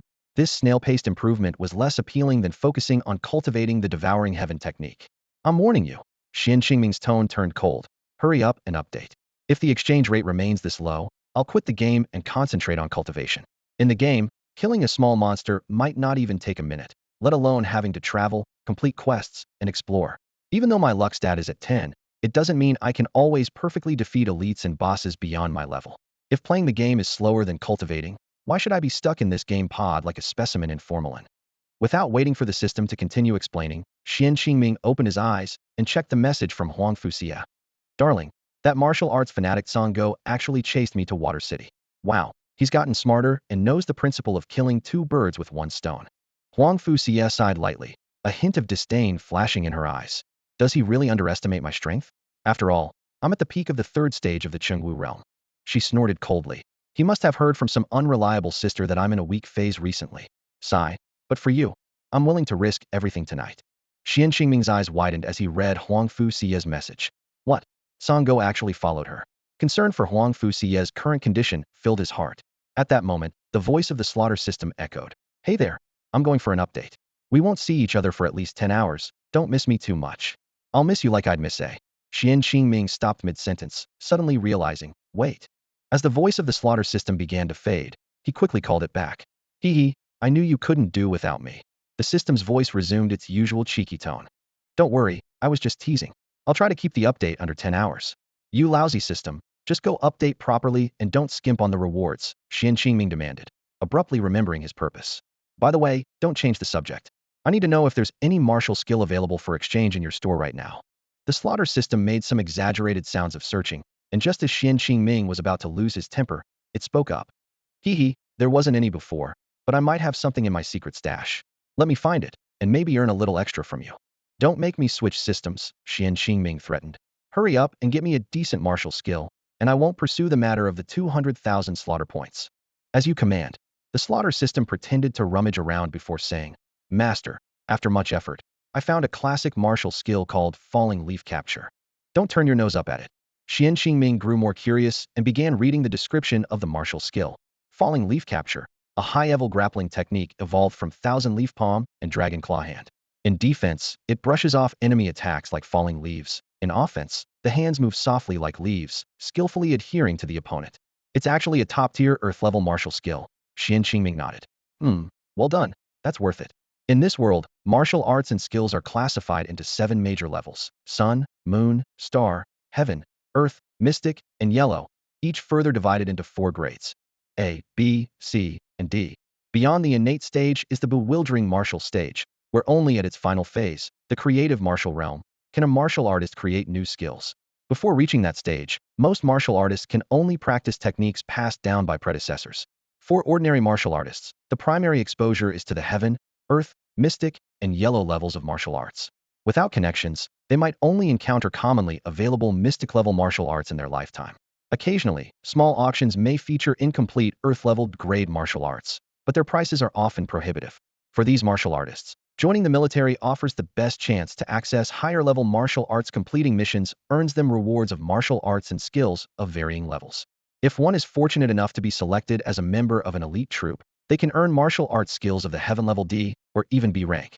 For ordinary warriors, this is an unattainable pinnacle, yet it serves merely as the entry threshold for some noble families, powers, or special military units. Xuan Qingming had heard that in those secluded noble families, even the common clan members practiced legendary star level, moon level, or even sun level martial arts. Though he couldn't verify these rumors, it was true that the warlords from various factions in the Immortal Nation had acquired sun-level and moon-level martial arts passed down through their respective armies. Looking at the earth-level or rank falling leaf capture technique before him, Xuan Qingming couldn't help but be moved.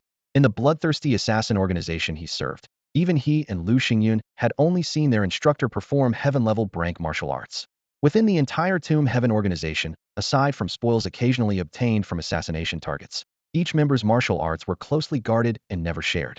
Apart from Xuan Qingming's heaven-devouring technique, which might surpass the moon level, only a few techniques like those of Tsang Lai Tian, and Li Di from noble families might reach the star level. As for Feng Xiai, due to certain reasons, he was not prioritized in family training, and his martial arts level was similar to Tsang's. Although Xuan Qingming had developed some moves over the past 3 years, due to limitations in his cultivation, these spontaneous moves couldn't be combined into complete martial arts techniques. Now, these scattered moves were completely forgotten due to the system's punishment. 100,000 slaughter points. Xuan Qingming frowned slightly as he stared at the system interface. The price seems fair, but are you sure you're not inflating prices under the guise of a disaster this time? Faced with Xuan Qingming's suspicion, the slaughter system unusually remained silent, deepening his doubts. This system, which had often shortchanged him on slaughter points, would typically exaggerate the quality of inferior items. Hey, don't play dumb. Tell me the truth. Did you hike up the prices this time? Xuan Qingming pressed on. After a long silence, the slaughter system let out a low, aggrieved sigh. Epsilon 3, you always accuse me. Fine, I'll give you a 20 discount. Take it or leave it, or I'll swap it out. A system notification popped up. Host has acquired Earth level or rank martial art, falling leaf capture. Exchange successful, remaining slaughter points, 126,756. With a casual wave, Xuan Qingming received the falling leaf capture, 2 boxes of high-strength scar removal cream, and a universal bottle opener. Xuan Qingming gazed at the slaughter system that was proactively trying to befriend him, feeling a mix of emotions. Over the years, his relationship with the system had been less than harmonious. Most of the time, he ignored it and couldn't even be bothered to tease it. No wonder the system developed a needy attitude, always trying to put him down. On reflection, The system's behavior seemed much like a child desperately seeking a parent's attention. If it weren't always scheming to deplete his slaughter points and suppress his cultivation, he would have been willing to cooperate with it. After all, who could guarantee the next system would be any better? Earth grade a level martial arts, plus cultivation suppression. Xuan Qingming calculated silently. Should be enough to completely restrain that rascal Hui Jiuyang. Mentioning Hui Jiuyang, also known as Zhang Gou's real name, brought a complex feeling to Xuan Qingming. This challenge fanatic made him want to throw him into the Siberian wilderness. Ironically, that's exactly where the guy was freezing right now. Facing wealthy opponents like Hui Jiuyang and Huang Fuxia, Xuan Qingming didn't have absolute confidence. Certain counteracting martial arts could indeed bridge the gap in cultivation to some extent. Sai Xiaoyu, Xuan Qingming muttered to himself. If one day you'll have to repay these slaughter point losses with interest. Yet, investing these points seemed worthwhile if it meant saving the day in a martial arts contest. With the falling leaf grasp at his disposal, at least he wouldn't be caught off guard during the duel. If Huang Fuxian knew what was on his mind, she might throw herself at him. But unfortunately, Xuan Qingming always acted reserved around her. I'll test the martial arts first. Keep the other items I exchanged for safe. Don't embezzle them, Xuan Qingming said, not giving the system a chance to protest, as he directly utilized the falling leaf grasp manual. Humph, you recognize quality. If I knew you'd doubt me, I wouldn't have offered it, the system retorted, seemingly sulking. Xuan Qingming couldn't be bothered, immersing himself in rehearsing the falling leaf grasp techniques from both first-person and third-person perspectives in his mind. Before long, the system's deliberately dramatic voice chimed in again. Host, you're the most perceptive person I've ever met. Just a friendly reminder. As your slaughter points increase, not only will more items be unlocked, but for every 100 items of the same type exchanged, you'll get a lottery chance. Plus, the prize is likely to be something of a higher grade. Hearing this, Xuan Qingming's eyes lit up. Who wouldn't be tempted by free prizes? Suddenly, Xuan Qingming's eyes flickered as he realized something. He quickly dismissed the idea of exchanging for face-swelling potions and other items, his gaze sharp as he stared into the void. You slice system, trying to trick me again? I knew I couldn't go easy on you. Xuan Qingming squinted, his tone icy. You, get out of here right now and update the system. I don't want your worthless freebies or mindless spending. Hurry up. Get lost. Don't make me say it 3 times. The slaughter system, as if it had been smacked on the head, reluctantly grumbled with a hint of frustration and embarrassment. Humph. You're always scheming. Wow, how did this kid get so clever? Not falling for it anymore, huh? The slaughter system mumbled, its voice gradually fading until it disappeared entirely from Xuan Qingming's consciousness.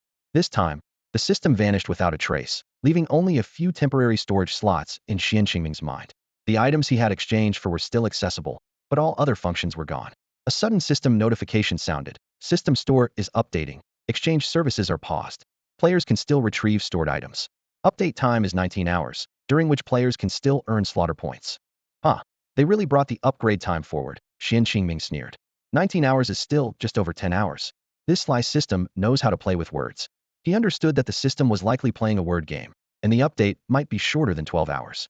Xuan Qingming shook his head and opened the cover of the gaming pod.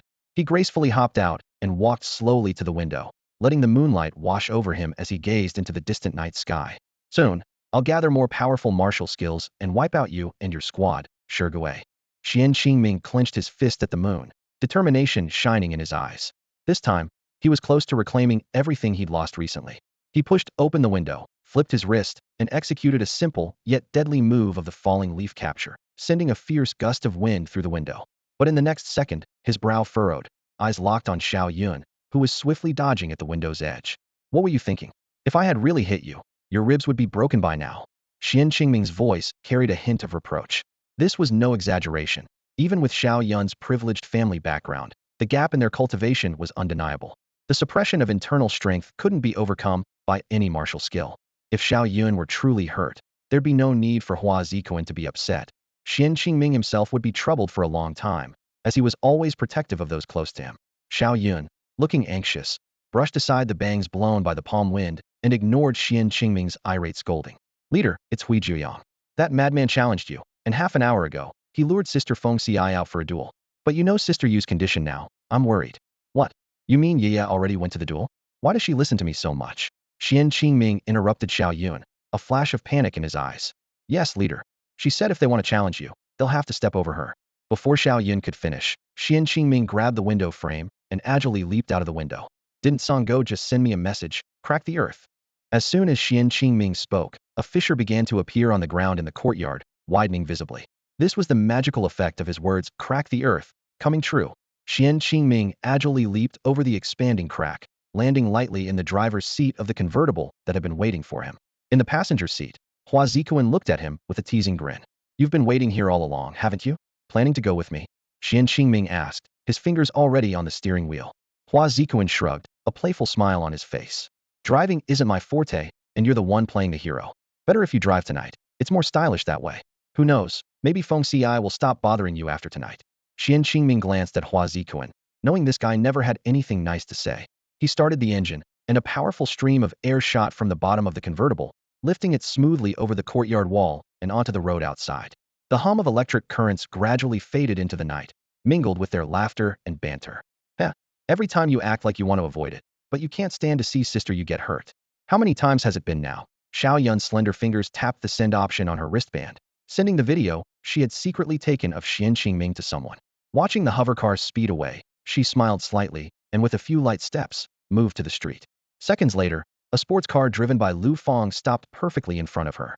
Xiao Yun jumped into the passenger seat, and the two sped off in the direction Xuan Qingming had gone. Xuan Qingming pressed down on the accelerator, and the car's speed soared instantly. The powerful airflow distorted his and Hua Zikuan's faces. Close the roof, man. The wind's killing me. Hua Zikuan exclaimed, his face twisted, as he quickly used his inner strength to fend off the wind. Laughing, Xuan Qingming also used his inner strength, creating an invisible barrier inside the car that wrapped around their seats. Their faces returned to normal, and even their messy hair miraculously settled back in place. Hey, boss, you're really something. Style over comfort, huh? Hua Zikuan teased. Xuan Qingming just shrugged, as they were getting closer to their destination. He had no intention of closing the roof, not wanting to compromise his heroic image. As Hua Zikuan would put it, rescuing someone in style with the roof down adds to the aura and charm, winning hearts without a fight. This one's on me. I thought Xiao Yu's message was about Hui Juyang just arriving. Didn't expect so much time had passed. Xuan Qingming's expression turned slightly serious. They soon arrived at a golf course, driving straight to the area on the other side of the hill without any hindrance. This was one of Zhong Tian's properties, and the person in charge had already been notified of the boss's visit. Although Xuan Qingming was driving a hovercar, speeding across the ground still managed to blow over a large patch of turf, which would definitely need replacing. As they approached the battle site, Xuan Qingming couldn't help but frown. That Hui Jiuyang, he's gone too far. Even Hua Zikuan couldn't help but comment, adding fuel to Xuan Qingming's anger. Just as the convertible got within 100 meters of where Tsang Go and Feng Xiai were fighting, Xuan Qingming's eyes narrowed sharply. He slammed his foot on the accelerator, and the car's speed surged. With a skillful drift and sudden stop, the tires kicked up a spray of turf. As the car came to a steady halt, Xuan Qingming raised his arms just in time to catch a falling figure into the driver's seat. Xuan Qingming put on a deliberately charming face, gazing coolly at the frail Huang Fuxia, a gentle smile playing at his lips. Hey, welcome home, my little patient, he said. Before he could finish speaking, a piercing scream tore through the night. It turned out that Hua Zikuan had been ejected from the passenger seat by a button press from Xuan Qingming. He was caught off guard in midair, but as a martial artist of innate skill, he reacted swiftly, executing a graceful flip. Just as he was about to land in style, a pair of glaring headlights rushed towards him. With a loud thud, the front of the sports car crumpled, and the airbags deployed instantly. Hua Zikuan was sent flying like a kite with a broken string, skidding several meters across the grass, leaving a deep trench in his wake. This sudden turn of events left the three onlookers dumbfounded. Sister, do you think I accidentally killed my husband? Lu Feng's voice trembled. Don't worry, didn't you break early? Xiao Yan comforted her. Even if you hadn't, with his martial artist physique, he might just break a few bones. Besides, with the leader and sister you hear, their medical skills will ensure he's fine. Hearing this, Lu Feng felt a bit relieved and nodded repeatedly, though her heart still raced from the shock. They looked down to see the airbag covered in smeared makeup, and both pouted simultaneously. Ugh, I wanted to give that ungrateful guy a chance to treat us to a late-night snack. Now my makeup's ruined, Lu Feng grumbled. Humph, tonight we'll grill him. Great idea. I'll get silver needles from Sister Yu. Xiao Yan chimed in. Meanwhile, Hua Zikuan remained in a humiliating position with his head buried in the ground, oblivious to his impending fate. He had nearly dodged the car, but Lu Feng had turned the steering wheel sharply at the last moment, hitting him squarely on the rear. Hua Zikuan finally managed to regain his senses and was about to struggle to his feet. Before he could spit out the dirt and grass from his mouth, he felt a sharp pain in his backside, causing him to plunge his head back into the ground.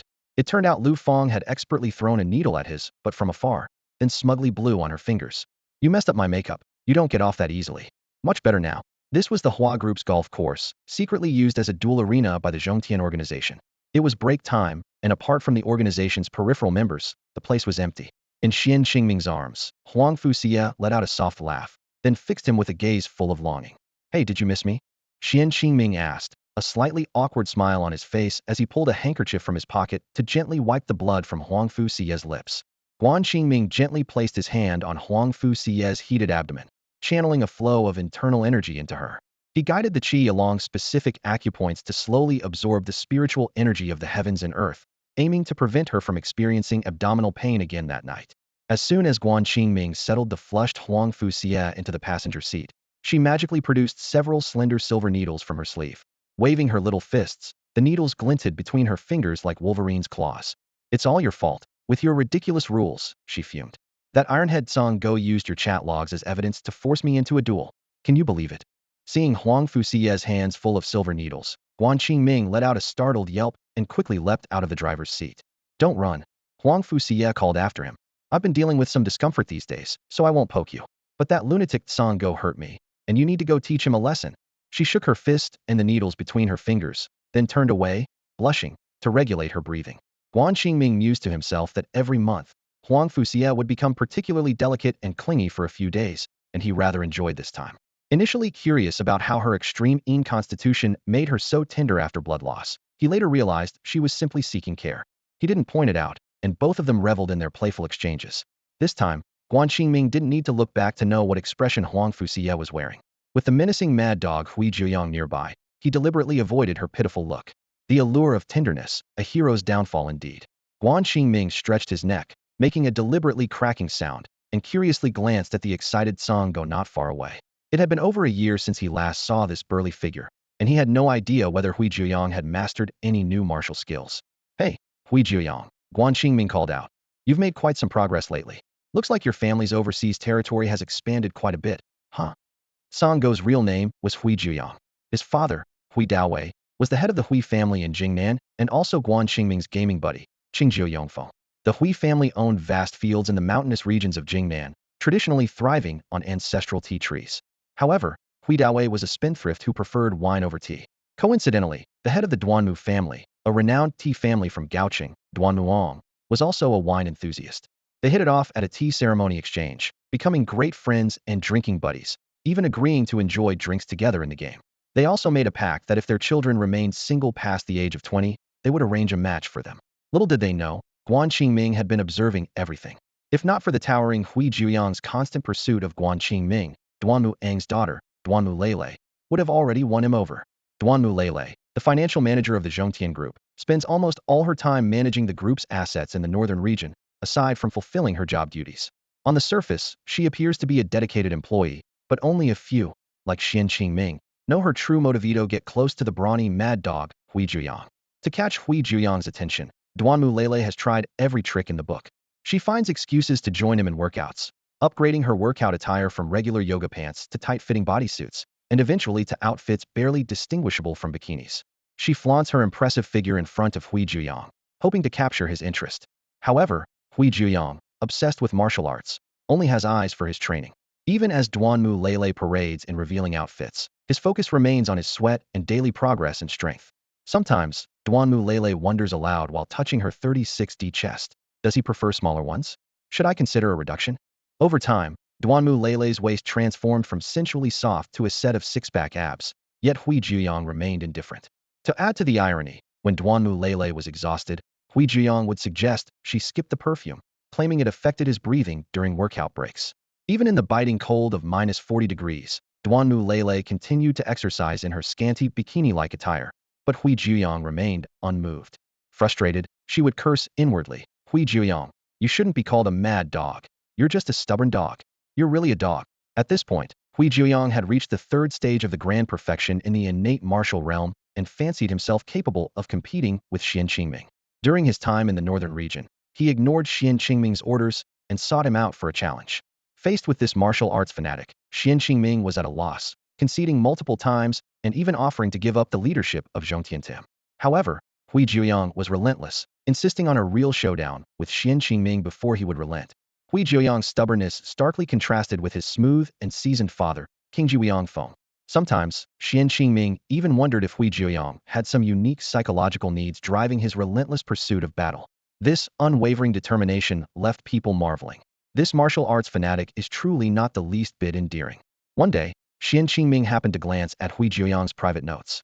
Between the lines, he saw Hui Jiuyang's inner desires to catch up with Xuan Qingming, to become Xuan Qingming, to defeat Xuan Qingming. Xuan Qingming couldn't help but chuckle, thinking, I merely turned you from a target at school into the leader of an underground faction, and you admire me this much? Sometimes, Xuan Qingming really wanted to tell Hui Jiuyang that the martial world today was no longer just about fighting and killing. He thought to himself, wouldn't it be better to just be a little fanboy? Wouldn't it be nice to get along well with Duanmu Lele? Thinking about Duanmu Lele's situation, Xuan Qingming couldn't help but find it amusing. He had planned to use a beauty trap to take down Songgo, but instead, it turned Duanmu Lele into a laughingstock in Zhongtian. Xuan Qingming was speechless at Hui Jiuyang's persistence and even wondered if Hui Daowei should give his son a thorough checkup. At one point, he changed Hui Jiuyang's nickname to Hui Weiyang, until Hui Jiuyang agreed to the rule of quarterly challenges, and only then did Xuan Qingming change it back under his supervision. Huang Fuxie faced a similar situation. Xuan Qingming once nicknamed her Desperate Big Needle. They agreed that if she won a challenge, Xuan Qingming would change the nickname to Special Little Needle. Xuan Qingming muttered to himself that he couldn't escape the word needle in the nickname. As memories ebbed away like the tide, Xuan Qingming shook his head with a smile and walked towards Hui Jiuyang. He cracked his knuckles as he walked, both to show off in front of Hui Jiuyang and to hide his own nervousness. If it weren't for Xuan Qingming's experience as a seasoned assassin who had learned to control his emotions, his nervousness would have been obvious to Hui Jiuyang. Hui Jiuyang's gaze at Xuan Qingming transformed from initial fear and reverence to a passionate desire filled with aggression. He shouted excitedly, Boss, I finally get to meet you. I defeated Sister Fengxi, and although it wasn't an honorable win, I finally have the right to challenge you, and I have no regrets. Xuan Qingming met Hui Jiuyang's gaze for 3 seconds before conceding. He wondered why Hui Jiuyang, upon seeing that he had reached the 5th stage of martial arts, was not disappointed but rather eager. Xuan Qingming shook his head helplessly, cracked his joints a few more times, tossed aside his coat, and stepped forward again, stopping 5 meters away from Songgo. You really came all the way from the Northern Territory just to get beaten up? Today, I've decided to make it quick, so I won't waste time with you, Xuan Qingming said with feigned disdain. Hui Jiuyang paid no mind, seemingly accustomed to Xuan Qingming's attitude towards him. To him, even getting beaten was worth it. Xuan Qingming's words were not out of reluctance to fight, but out of concern that a prolonged encounter with Hui Jiuyang might expose weaknesses in his family's martial techniques. He calculated internally, with the little secret behind me today, I can't lose face. I'll admit defeat another day to lull you into complacency. Hui Jiuyang couldn't hear Xuan Qingming's thoughts. He slightly bent forward, assuming a standard combat stance, ready to spring into action. His seriousness made Xuan Qingming wary. Let me show you my family's martial arts technique. I just mastered it this year. Benlai Fist. Hui Jiuyang shouted, launching a powerful and wide-ranging punch straight at Xuan Qingming's face. Xuan Qingming quickly retreated, his eyes fixed on Hui Jiuyang's fist. He thought to himself, such fierce fist wind, if met heated, would result in mutual injury. To have such power at the 3rd stage of martial arts, the family's heritage is truly formidable. Xuan Qingming's mind raced, yet his hands moved without hesitation. In just a few seconds, he had deflected several of Hui Jiuyang's punches with his palms. The sound of their clashes filled the air, and as he neutralized Hui Jiuyang's attacks, he suddenly struck Hui Jiuyang's shoulder with a palm. Hui Jiuyang threw a punch, but Xuan Qingming deftly deflected it, causing Hui to stumble several steps. Xuan Qingming instantly grasped the secret of the Benlai Fist, concentrating all spiritual power at the ulnar styloid process to break through with a pinpoint strike. He calculated silently, skillful attacks can break it, brute force cannot. Alright, I'll use you to practice the new martial technique I've learned. Before Xuan Qingming finished speaking, he pushed off the ground with his right foot, shooting towards Hui Jiuyang like an arrow. Hui Jiuyang reacted quickly, charging forward with a punch aimed directly at Xuan Qingming's face. This time, his fist was enveloped in a bluish-gray aura, with spiritual power spilling over, making it formidable. Xuan Qingming's pupils narrowed, knowing that the Benlai Fist was no ordinary technique. Even if he dodged the punch, the residual force could injure an ordinary person. However, Xuan Qingming advanced instead of retreating, meeting Hui Jiuyang's fist with a palm. With a crisp snap, Hui Jiuyang's heavy punch was effortlessly deflected. He was startled to feel spiritual power surging from Xuan Qingming's palm, even distorting the air. The back of Hui's hand felt a burning pain, but instead of dampening his fighting spirit, it fueled his battle fervor. Despite having his attacks neutralized repeatedly, Hui Jiuyang grew more excited, his punches raining down like a storm. The sound of pa pa pa echoed as the wind from their blows howled around them, the grass beneath them undulating under the pressure of their inner force. After dozens of exchanges, Hui Jiuyang's hands were bruised and battered, yet his spirit only intensified. He believed that landing just one punch would severely injure Xuan Qingming. Even if he couldn't win, wounding his opponent would be worthwhile. Hui Jiuyang rejoiced internally. I'm just that crazy, and I love it. I'm proud. Xuan Qingming knew he couldn't take Hui Jiuyang's punches hidden, maintaining high alert and keeping a keen eye on his opponent's fists, waiting for an opportunity to counterattack. Despite Hui Jiuyang's numerous bleeding wounds, his assault showed no signs of abating. Xuan Qingming dared not relax for a moment, focusing on finding an opening for a decisive strike. Finally, as Hui Jiuyang's onslaught slightly slowed, Xuan Qingming seized the chance, striking with both hands. With a snap, he pushed Hui Jiuyang's arms backward, exposing his chest completely. Xuan Qingming pressed the advantage, unleashing a barrage of palm strikes imbued with spiritual power, targeting Hui Jiuyang's vital points with the speed and ferocity of a storm. Smack! Smack! Smack! The crisp sound of blows echoed in the air as Hui Jiuyang was subdued within a few moves. Xuan Qingming's attacks were relentless like a storm, landing heavy blows on Hui Jiuyang's cheeks, shoulders, chest, and arms. Initially, Hui Jiuyang tried to counter despite his blocked meridians, but as Xuan Qingming effortlessly neutralized his every move, Hui Jiuyang's expression shifted from confusion to shock, and finally to sheer terror. You're so strong. Hui Jiuyang gasped, his eyes filled with disbelief. Xuan Qingming's lips curled into a slight smile. When did I become strong? He teased. I'm not telling you. Gritting his teeth, Hui Jiuyang mustered all his remaining strength to throw a full-force hook. Yet, Xuan Qingming dodged it with ghostly ease. As Hui Jiuyang's punch missed, Xuan Qingming swiftly executed a grappling move, pinning Hui Jiuyang's arm and pressing him face down to the ground. I only used one move from my falling leaf grapple technique, and you're already down, Xuan Qingming said, pretending to be nonchalant despite his full effort. He playfully stepped on Hui Jiuyang's back, applying slight pressure as he twisted Hui Jiuyang's arm. Hui Jiuyang, do you concede now? Pinned to the ground, Hui Jiuyang stubbornly shouted, No. Even if you beat me to death, I won't concede. I want to challenge you. Hearing this, Xuan Qingming clicked his tongue, thinking to himself, this kid is nothing like his father. Not fun at all. Duanmu Lele is also unlike her father, much smarter. He turned to Huang Fuxie, who had mostly recovered but still pouted. Xuan Qingming pretended to negotiate. Hey, little you, I've already slapped him around a dozen times for you.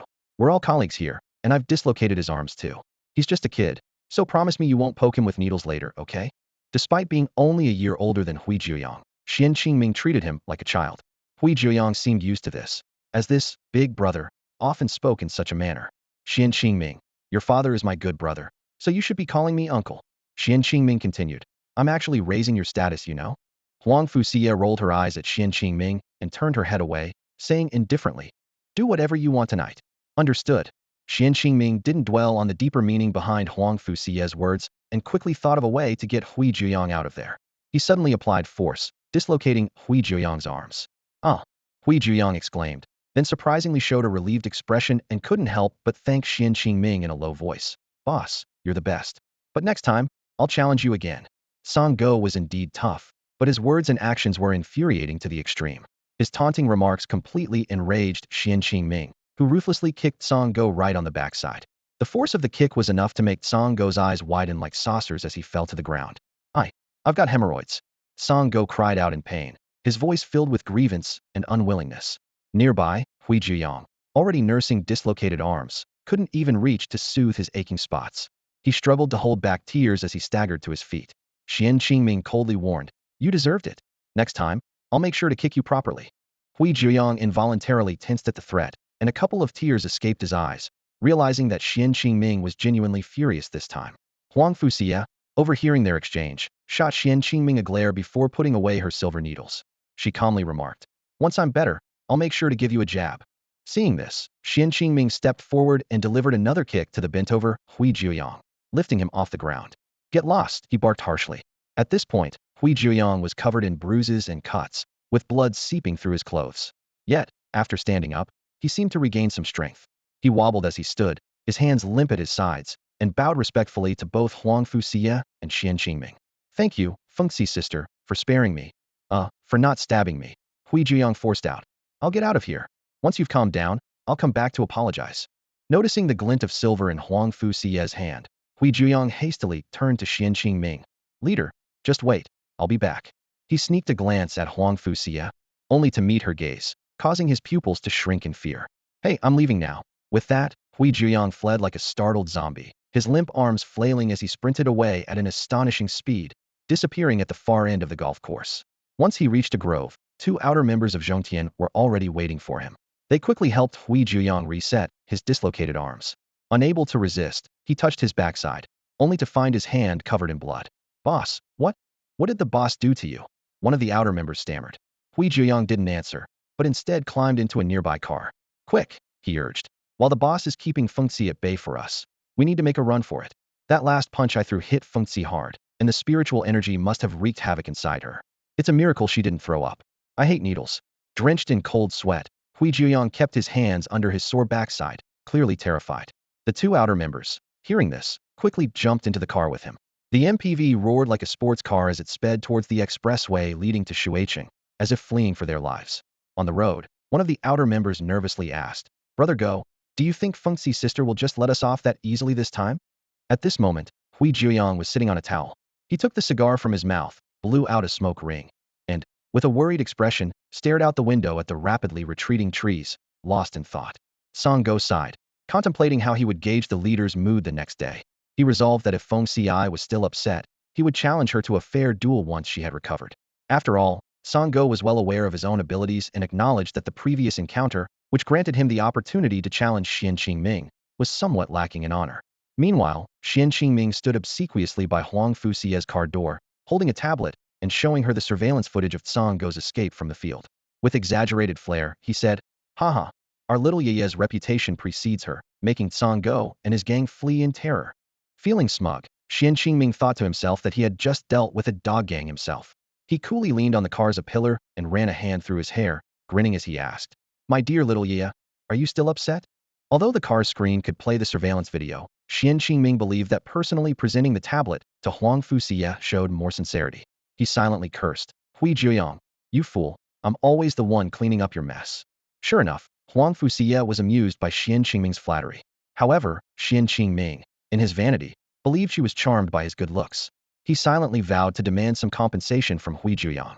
Huang Fuxia rolled her eyes at Xuan Qingming, lightly responding with a before saying, Humph, you're always speaking up for him.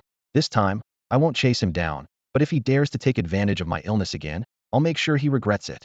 Upon hearing this, Hua Zikoan, with dirt still on his face, instinctively tightened his legs and glanced towards Lu Fang and Xiaoyun. The two women, sensing his gaze, glared at him simultaneously, warning, The same goes for you. Their words carried an implicit warning. Long ago, Lu Fang and Xiaoyun had told Hua Zikoan that as long as he remained faithful, they would fulfill all his desires. To this end, they mastered various skills, even some legendary techniques from novels. However, Lu Fang and Xiaoyun had also sternly warned Hua Zikoan that if he strayed, Feng Xi would deliver justice on their behalf. To support her friends, Huang Fuxia had once delivered a powerful kick to Hua Zikoan, leaving him incapacitated. While he lay on the ground, she enforced her family's acupuncture technique on him. Just a couple of needles rendered Hua Zikoan powerless, leaving him weak for days. To ensure Hua Zikoan remembered the lesson, Huang Fuxia refused to release him from the acupuncture's effects and took Xiaoyun and Lu Fang on a trip. Hua Zikoan was left to experience a life of restraint alongside Xuan Qingming. However, one was there by choice, while the other was not. At that moment, Xuan Qingming's cunning nature was fully revealed. When Hua Zikoan pleaded with him to help unlock his acupoints, he cleverly deflected, claiming that Huang Fuxia's acupuncture technique was too unique for him to handle. Not only that, Xuan Qingming deliberately paraded around in loose shorts every morning in front of Hua Zikoan, a spectacle that lasted 5 whole days. During those 5 days, Hua Zikoan endured a physical and mental ordeal. He was weak, envious, and anxious. Yet, this unusual training unexpectedly brought positive results. His energy increased, his focus sharpened, his cultivation improved, and he even gained 2 pounds. Seeing this, Xiaoyun and Lu Fang had a sudden idea. They suggested that whenever they were unavailable, they could regularly seal Hua Zikoan's acupoints, like recharging a doll. Although amusing, this idea was quietly vetoed by Huang Fuxia. She explained that sealing acupoints too frequently could diminish its effectiveness. Hearing this, the two women reluctantly dropped the idea. After all this, Hua Zikoan realized the formidable nature of Huang Fuxia. He immediately wrote a promise in blood, assuring her repeatedly that he would never betray their love. Seeing his sincerity, Huang Fuxia finally lifted his punishment. However, Xiaoyun and Lu Fang didn't let him off so easily. They imposed an unequal treaty. In Hua Zikuan's phone, their contact names must be inflatable doll, and he was strictly forbidden from secretly changing it. Tonight, Huizhou Yang, the reckless fellow, had the audacity to punch Huang Fuxie in the stomach. Xuan Qingming was surprised by Huang Fuxie's forgiving attitude tonight. He had been worried she might severely retaliate against Huizhou Yang, as she was always protective of her sisters in Zhongtian. Xuan Qingming wasn't sure if Huang Fuxie knew about someone standing up for Duanmu Lele. Just last week, while playing a millennia-old game, Xuan Qingming heard from Qingjiu Feng that his son had found a girlfriend. Unfortunately, before he could inquire further, he was swiftly defeated by a boss in battle, missing out on the offline gathering of the millennia-old guild. Xuan Qingming had planned to wear a human skin mask to secretly observe what his formidable gaming friends were like in real life. However, the death penalty left him flustered, missing even the chance to sneak a peek at the gathering, leaving him full of regret. At this moment, Xuan Qingming dared not ask Huizhou Yang which iron tree had bloomed. He thought to himself, I'd really like to see what kind of woman could make you give up Duanmu Lele's perfect figure. He worried that if Huang Fuxie found out Huizhou Yang abandoned Duanmu Lele for someone else, she might just stab the adulterous couple with her sharp silver needles tomorrow, and Huizhou Yang might really be ruined. Xuan Qingming stopped Huang Fuxie from attacking Huizhou Yang, considering Huizhou Yang's demeanor in front of his girlfriend. He didn't want Huizhou Yang to embarrass himself at this critical moment, as it concerned the reputation of Zhongtian's men. Seeing Huang Fuxie's understanding, Xuan Qingming couldn't help but smile and rub his nose. He thought, all right, tonight I'll have to comfort my little Yaya. Let's all go for some late-night snacks, and I'll find someone to make some medicinal kanji for you. Xuan Qingming harbored ulterior motives, but little did he know that Huang Fuxie was equally crafty. With a glance from her, Xiaoyun and Lu Feng decisively declined Xuan Qingming's invitation. Chief, we're going to grab some barbecue. We don't want to interrupt your private time, Xiaoyun said with a grin. Lu Feng teased, Sister Yu, we'll be back late. You might as well stay the night with the chief so we won't disturb you. In the blink of an eye, they reached a mutual understanding, their laughter ringing like silver bells in the air. On the way back, Xuan Qingming took on the role of Huang Fuxie's personal driver. Meanwhile, Lu Feng and Xiaoyun swapped their car for a sports car, not even allowing Hua Zikuan to sit in the back. They left the dented sports car to Hua Zikuan, calling it a reward for the little husband. Despite being barefaced, the two women remained captivating, yet they were displeased with their ruined makeup. They decided to treat themselves to some roadside barbecue. Hua Zikuan, with a resigned expression, wiped the dirt from his face and climbed into the dented sports car. After all, his two wives had punished him by not allowing him to wash his face. However, as soon as Hua Zikuan got the car on the road, it tilted to one side and toppled over. Whoa, is the suspension system broken? He exclaimed. The land tires won't deploy, and the door won't open. Hey, wait for me. Hua Zikuan shouted in vain. Lu Feng was merciless. No waiting, little husband. See you at home. Xiaoyun added. Husband, I've already informed the golf course to lock up all the cars tonight. Hua Zikuan's cries for help were lost in the night breeze. Lu Feng floored the accelerator, overtaking Xuan Qingming and heading straight for the barbecue place near home. Xuan Qingming, feeling playful, joined in the race with Lu Feng. But it wasn't long before he noticed Huang Fuxie looking distressed. A traffic light halted their chase, prompting Xuan Qingming to pull over and examine her closely. Little Yaya, he called softly. Huang Fuxie, as if intoxicated, waved her hands to signal getting out. Frowning, Xuan Qingming grabbed her wrist. Suddenly, he chuckled and reached for her waist. He lifted her shirt, revealing her smooth, alluring stomach. Already feeling queasy, Huang Fuxie stammered in embarrassment. You, I can't right now. Xuan Qingming, half amused, threatened. You little thing, don't make me poke you. No more pointing needles at me, or I'll strike first and deflate you tonight. Under Xuan Qingming's spiritual pressure, Huang Fuxie turned her head stubbornly, pouting in silence. Xuan Qingming flicked her belly, causing her to blush with excitement. Hey, you say no, but your body says otherwise, Xuan Qingming teased with a mischievous smile, giving her a quick peck on the lips. Xuan Qingming deliberately used his inner strength to create a small ripple across his firm, elastic abdomen. He pondered to himself, noticing that the movement seemed more pronounced than before. Could it be that I've gained weight recently? I haven't. As soon as Huang Fuxie uttered those words, she felt a sudden tightness in her lower abdomen. To her surprise, Xuan Qingming had swiftly pulled out a packet of silver needles from her waist and expertly pricked her abdomen and wrist. All done? Xuan Qingming asked with a smile, secretly proud of his skill. Huang Fuxie immediately felt a surge of powerful energy emanating from the needle points, quickly dispelling the hidden force left by Huizhou Yang in her abdomen. Suddenly, she let out a loud burp, her face turning crimson with embarrassment. Xuan Qingming chuckled inwardly. While he genuinely helped Huang Fuxie expel Huizhou Yang's hidden force, he also enjoyed making her feel awkward. He teased himself, The killing system really plays favorites. If it were Hua Zikoan, you'd probably make him wet his pants. Out loud, he said, Yaya is a little fairy, and fairies don't fart. In truth, if he weren't worried about Huang Fuxia getting so embarrassed that she'd lash out, Xuan Qingming would have made her let out a loud fart right there. You're so annoying. Always teasing me. Huang Fuxia feigned anger, extending her arms towards Xuan Qingming.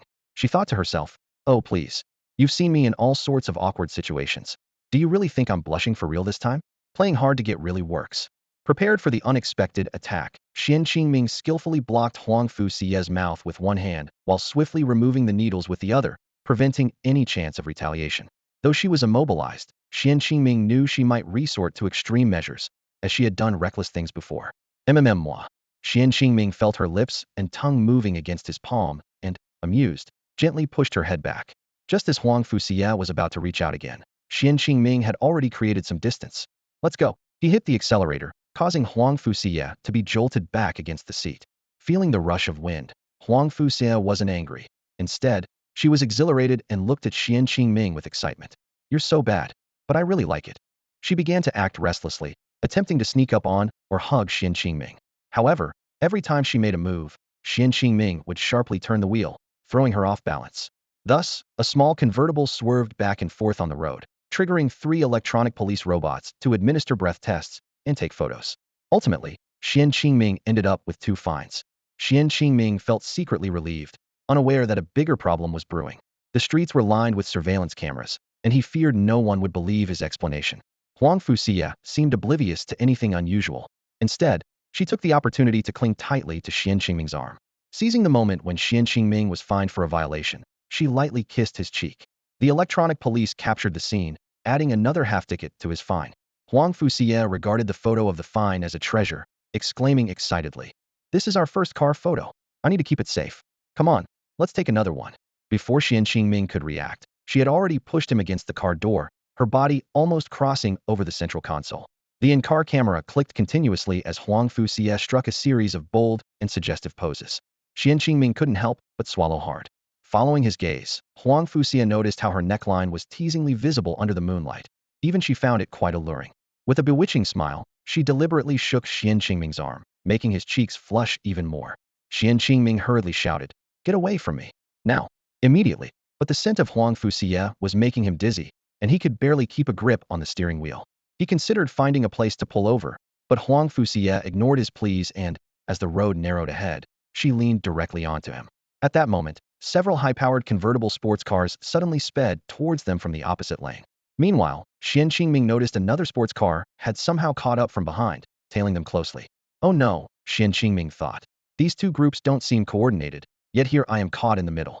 Turning the wheel sharply or slamming on the brakes would be too late now and would only cause an accident.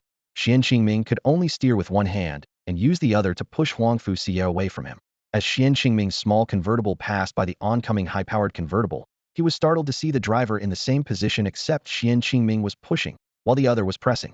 The sunglasses-wearing driver glanced at Xuan Qingming's actions and gave a knowing look, as if to say, Brother, you really know how to have fun. Xuan Qingming felt frustrated. How did I end up being misunderstood? In that moment of distraction, he heard a ripping sound as his pants tore. Startled, Xuan Qingming hastily grabbed the steering wheel, narrowly avoiding losing control of the convertible and crashing.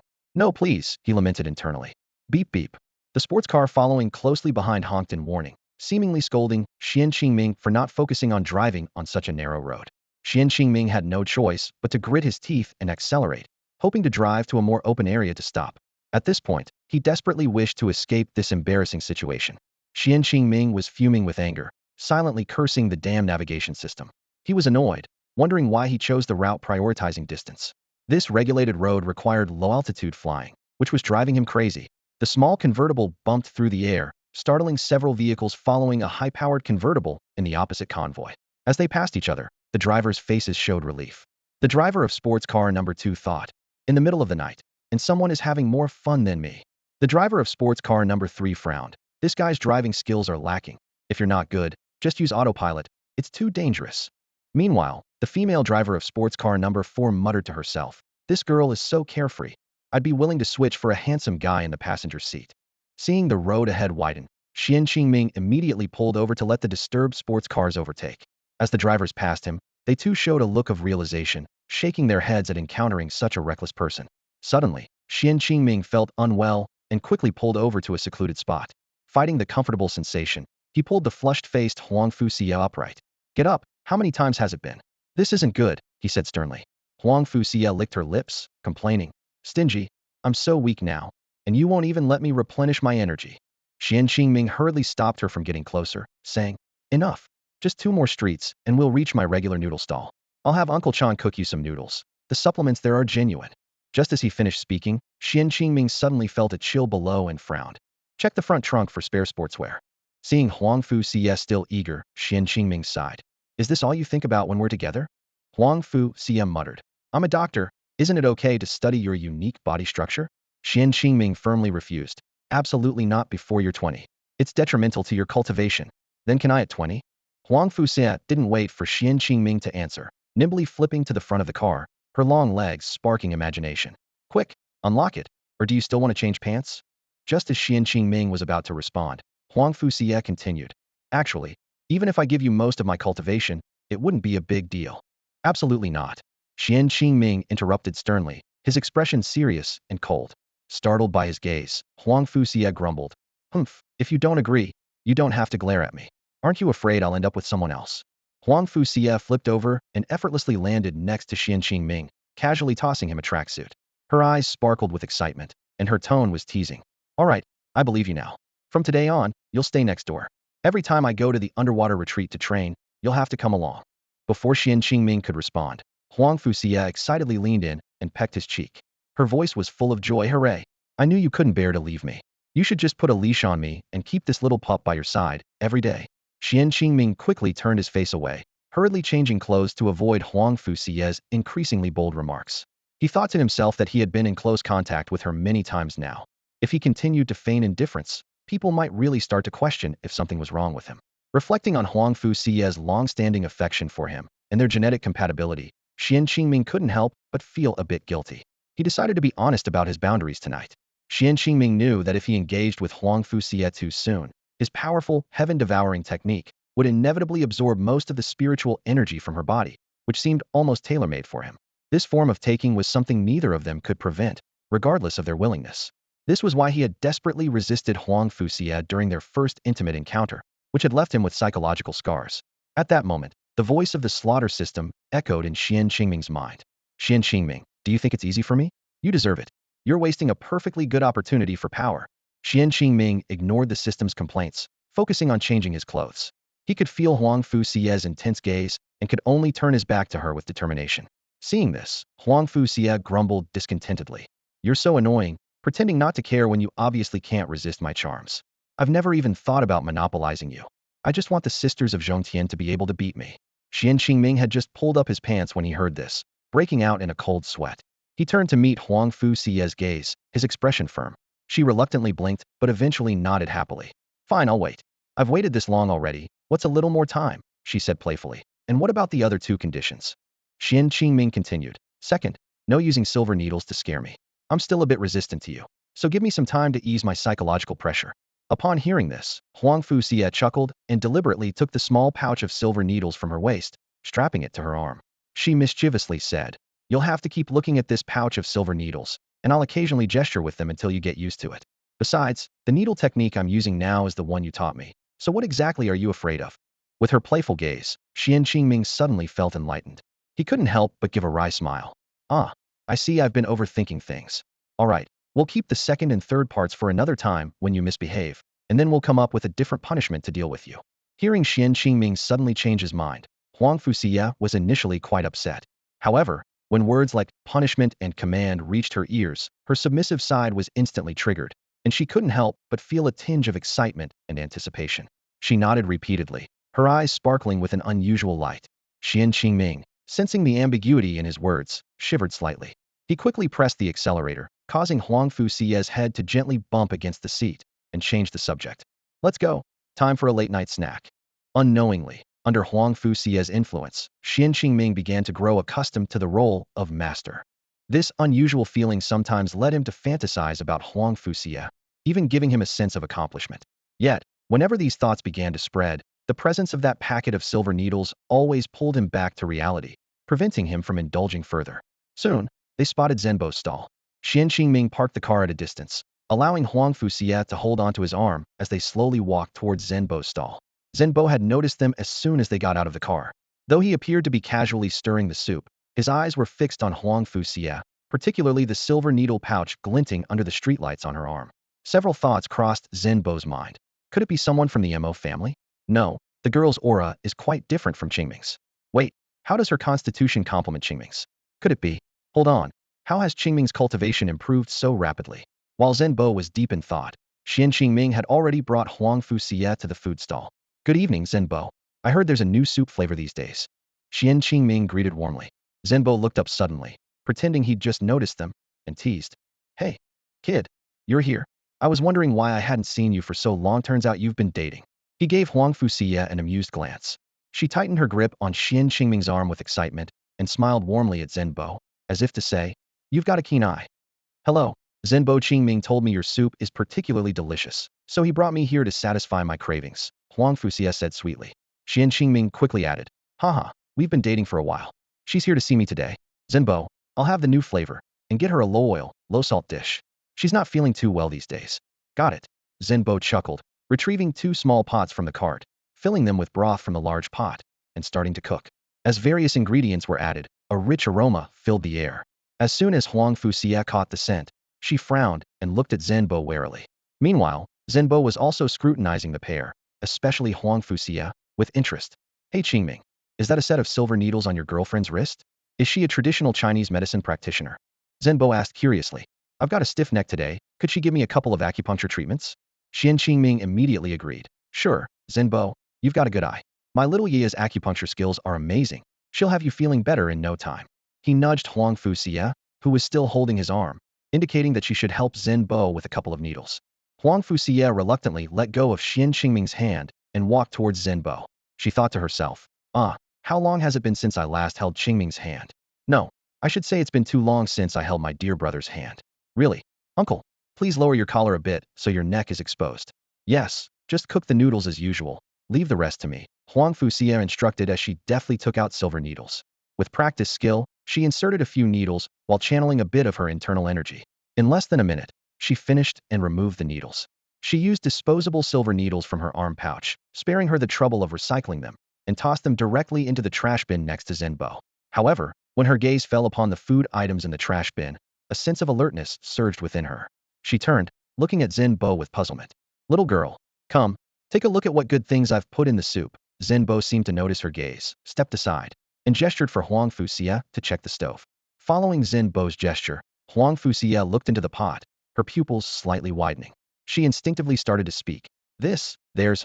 She abruptly stopped, shocked, and looked at Zhenbo, who was using his hands to release tangible spiritual energy, skillfully masking the aroma of the herbs in the pot. In the small pot in front of Xuan Qingming and her, there were dozens of herbs with considerable age.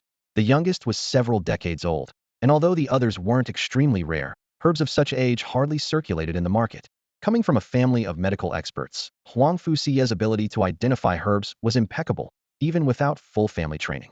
The value of the herbs in the pot couldn't be measured by ordinary prices. The so-called delicacies of noble families paled in comparison to this small pot of medicinal cuisine. Due to the rising steam and Zhenbo's deliberate concealment with spiritual energy, Xuan Qingming, sitting on a small stool, didn't notice the unusual expressions of Zhenbo and Huang Fuxia. What is endowed by heaven is virtue, what is bestowed by earth is qi. What's the next line? You say it, Zhenbo asked gently, looking at Huang Fuxia. She sighed, seeing Zhenbo's lack of hostility, and obediently answered in a soft voice. Virtue flows and qi condenses to give life. I am a member of the Huangfu family. May I ask who you are? You don't need to know who I am. Just call me Zhenbo like young Master Qingming does. Child, put away the silver needles in your hand. From now on, just take good care of the young master. As long as I'm here, no one from the Huangfu family will dare to take you back. Upon hearing Zhenbo's cryptic words, Huang Fuxia immediately realized that he had already guessed her seemingly noble yet tragic identity within the Huangfu family. Instantly, her eyes moistened, and the strength in her hand that tightly gripped the silver needles involuntarily dissipated. If Zhenbo hadn't first released a force to discreetly seize her wrist and block her spiritual power, Huang Fuxia might have resorted to self-harm as soon as her identity was revealed. She had escaped from the Huangfu family 2 years ago, met the man she admired, Xuan Qingming, and followed him to Zhongtian, severing all ties with her family. Even now, while living in the country, Huangfu Xie continued to use a false identity. The curse-like agreement that has plagued the Huangfu family for generations looms over each direct descendant. Last year, after Xuan Qingming fled from the Zhongtian headquarters, Huangfu Xie secretly made a blood vow, swearing that if she couldn't become Xuan Qingming's wife or concubine in this life, she would rather die to prove her resolve. Today, Huangfu Xie encountered an unexpectedly powerful figure, Zhenbo. She initially thought Zhenbo would capture her for the bounty and return her to the Huangfu family, but to her surprise, he had no such intention and even made a promise. This gave her wandering heart a sense of reliance, a feeling of unprecedented security brought about by Zhenbo's depth and acceptance, although she couldn't quite explain why. Huangfu Xie's thoughts were pulled back to reality by the sound of Zhenbo stirring the broth. To her amazement, she saw that the physical embodiment of Zhenbo's spiritual power was being slowly infused into the pot with a special ladle. The large herbs were ground into powder by the spiritual energy and dissolved into the broth, leaving almost no residue. Is this spiritual power materialization? Huangfu Xie whispered, unable to contain her excitement. Zhenbo frowned slightly at her. Keep it down, girl. I'm not a specialized healer. Most of my spiritual power is used for brewing the medicine, and I don't have extra energy to mask our voices. Huangfu Xie immediately fell silent, standing obediently to the side. Zhenbo nodded in satisfaction. Girl, how's my soup coming along? It's incredibly nutritious. Huangfu Xie nodded eagerly. Zhenbo, you must teach me well. Zhenbo proudly puffed out his chest. No way, this is my secret recipe, not for sale. Xuan Qingming, observing their camaraderie, assumed Huangfu Xie had discerned the secret of Zhenbo's medicinal soup and wanted to learn from him. Little did he know, the two were secretly plotting against him. Lowering his voice, Zhenbo asked, Girl, has young Master Qingming had any unusual encounters lately? His cultivation level dropped to postnatal just a few days ago. Huangfu Xie nodded thoughtfully, then shook her head. I did notice something odd about his cultivation when I first saw him. It wasn't that bad. Zhenbo gestured for her not to worry and continued to focus on the medicine at hand. Chanbo whispered to Huangfu Xie. It's okay. While young Master Qingming recognizes these herbs, he doesn't quite understand the difference in their ages yet. I didn't dare use anything too rare, afraid he'd figure it out. Right now, he just thinks the broth smells good and can't guess its secrets. With that, he motioned for Huangfu Xie to return to her seat. Girl, thank you for helping me with the acupuncture. Go back and keep young Master Qingming company for a while. I'll start preparing the powder now. Chanbo noticed that Xuan Qingming's attention had shifted towards them, so he quickly sent Huangfu Xie away to avoid arousing suspicion. Huangfu Xie solemnly promised, Chanbo, thank you. I will keep your secret and love my master with my life. Chanbo was taken aback for a moment, then nodded with satisfaction. Wiping away her tears, Huangfu Xie put on a cheerful front as she approached Xuan Qingming. Wow, darling, the noodle stall you recommended is such a hidden gem. We must come here often. She deliberately wiped the steam from her face to hide the traces of her tears. The steam got all over me, but this soup smells amazing. Xuan Qingming was flattered and let Huangfu Xie lead him by the hand, resting her head on his shoulder. Soon, Chanbo brought over 2 bowls of noodles and said with a smile, Here, you 2 little gluttons, try my handiwork. Huangfu Xie immediately signaled Xuan Qingming to taste it, and she also began eating earnestly. It's really good, Xuan Qingming exclaimed. Is there seahorse in this new noodle dish? The flavor is so unique. Chanbo chuckled and shook his head. Haha, don't try to steal my secrets. This is my exclusive recipe, and I can't share it with you, lad. Huangfu Xie quickly chimed in. Chanbo is right. As long as it tastes good, why ask so many questions? Xuan Qingming didn't mind and laughed. I thought so too. I've tasted reishi and deer antler in Chanbo's noodle soup before. His culinary skills are truly impressive. Huangfu Xie quickly interjected. How could that be? It must be Chanbo's cooking skills. Look, a bowl of noodles is just a few bucks. Is Chanbo running a pharmacy? Realizing she had said too much under Chanbo's sharp gaze, she quickly took a big sip of the soup. Wow, it's really delicious. In reality, Chanbo had secretly added premium Lingyu black chicken to the broth they were drinking. This precious ingredient was hidden in the big pot on Chanbo's small cart. It was hard for ordinary people to notice, but Huangfu Xie, coming from a family of medical practitioners, could discern its subtleties.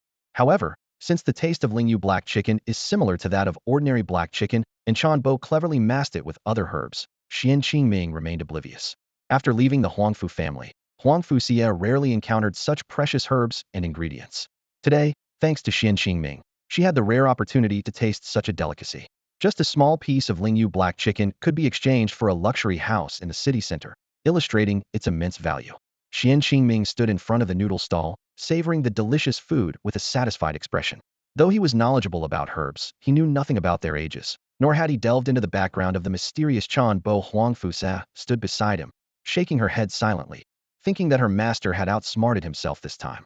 As he finished the bowl of noodles, Xuan Qingming felt a warm sensation in his dantian, and his cultivation unexpectedly advanced. Huangfu Xia glanced at his expression, shook her head helplessly, and took the initiative to lead him away from the stall. Let me tell you, Xuan Qingming said as they walked, they'll be fine the day after tomorrow. You need to arrange another match with Hui Jiuyang for me. I lost unfairly just now, and am not satisfied. After they left, Bo quickly packed up his stall. He drove to a secluded place and made several phone calls to confirm some matters. All right, I understand. Keep this confidential, he said before hanging up. He then took out a special communication device and initiated an encrypted call. Xiao Chan, came a slightly weary yet authoritative voice from the other end.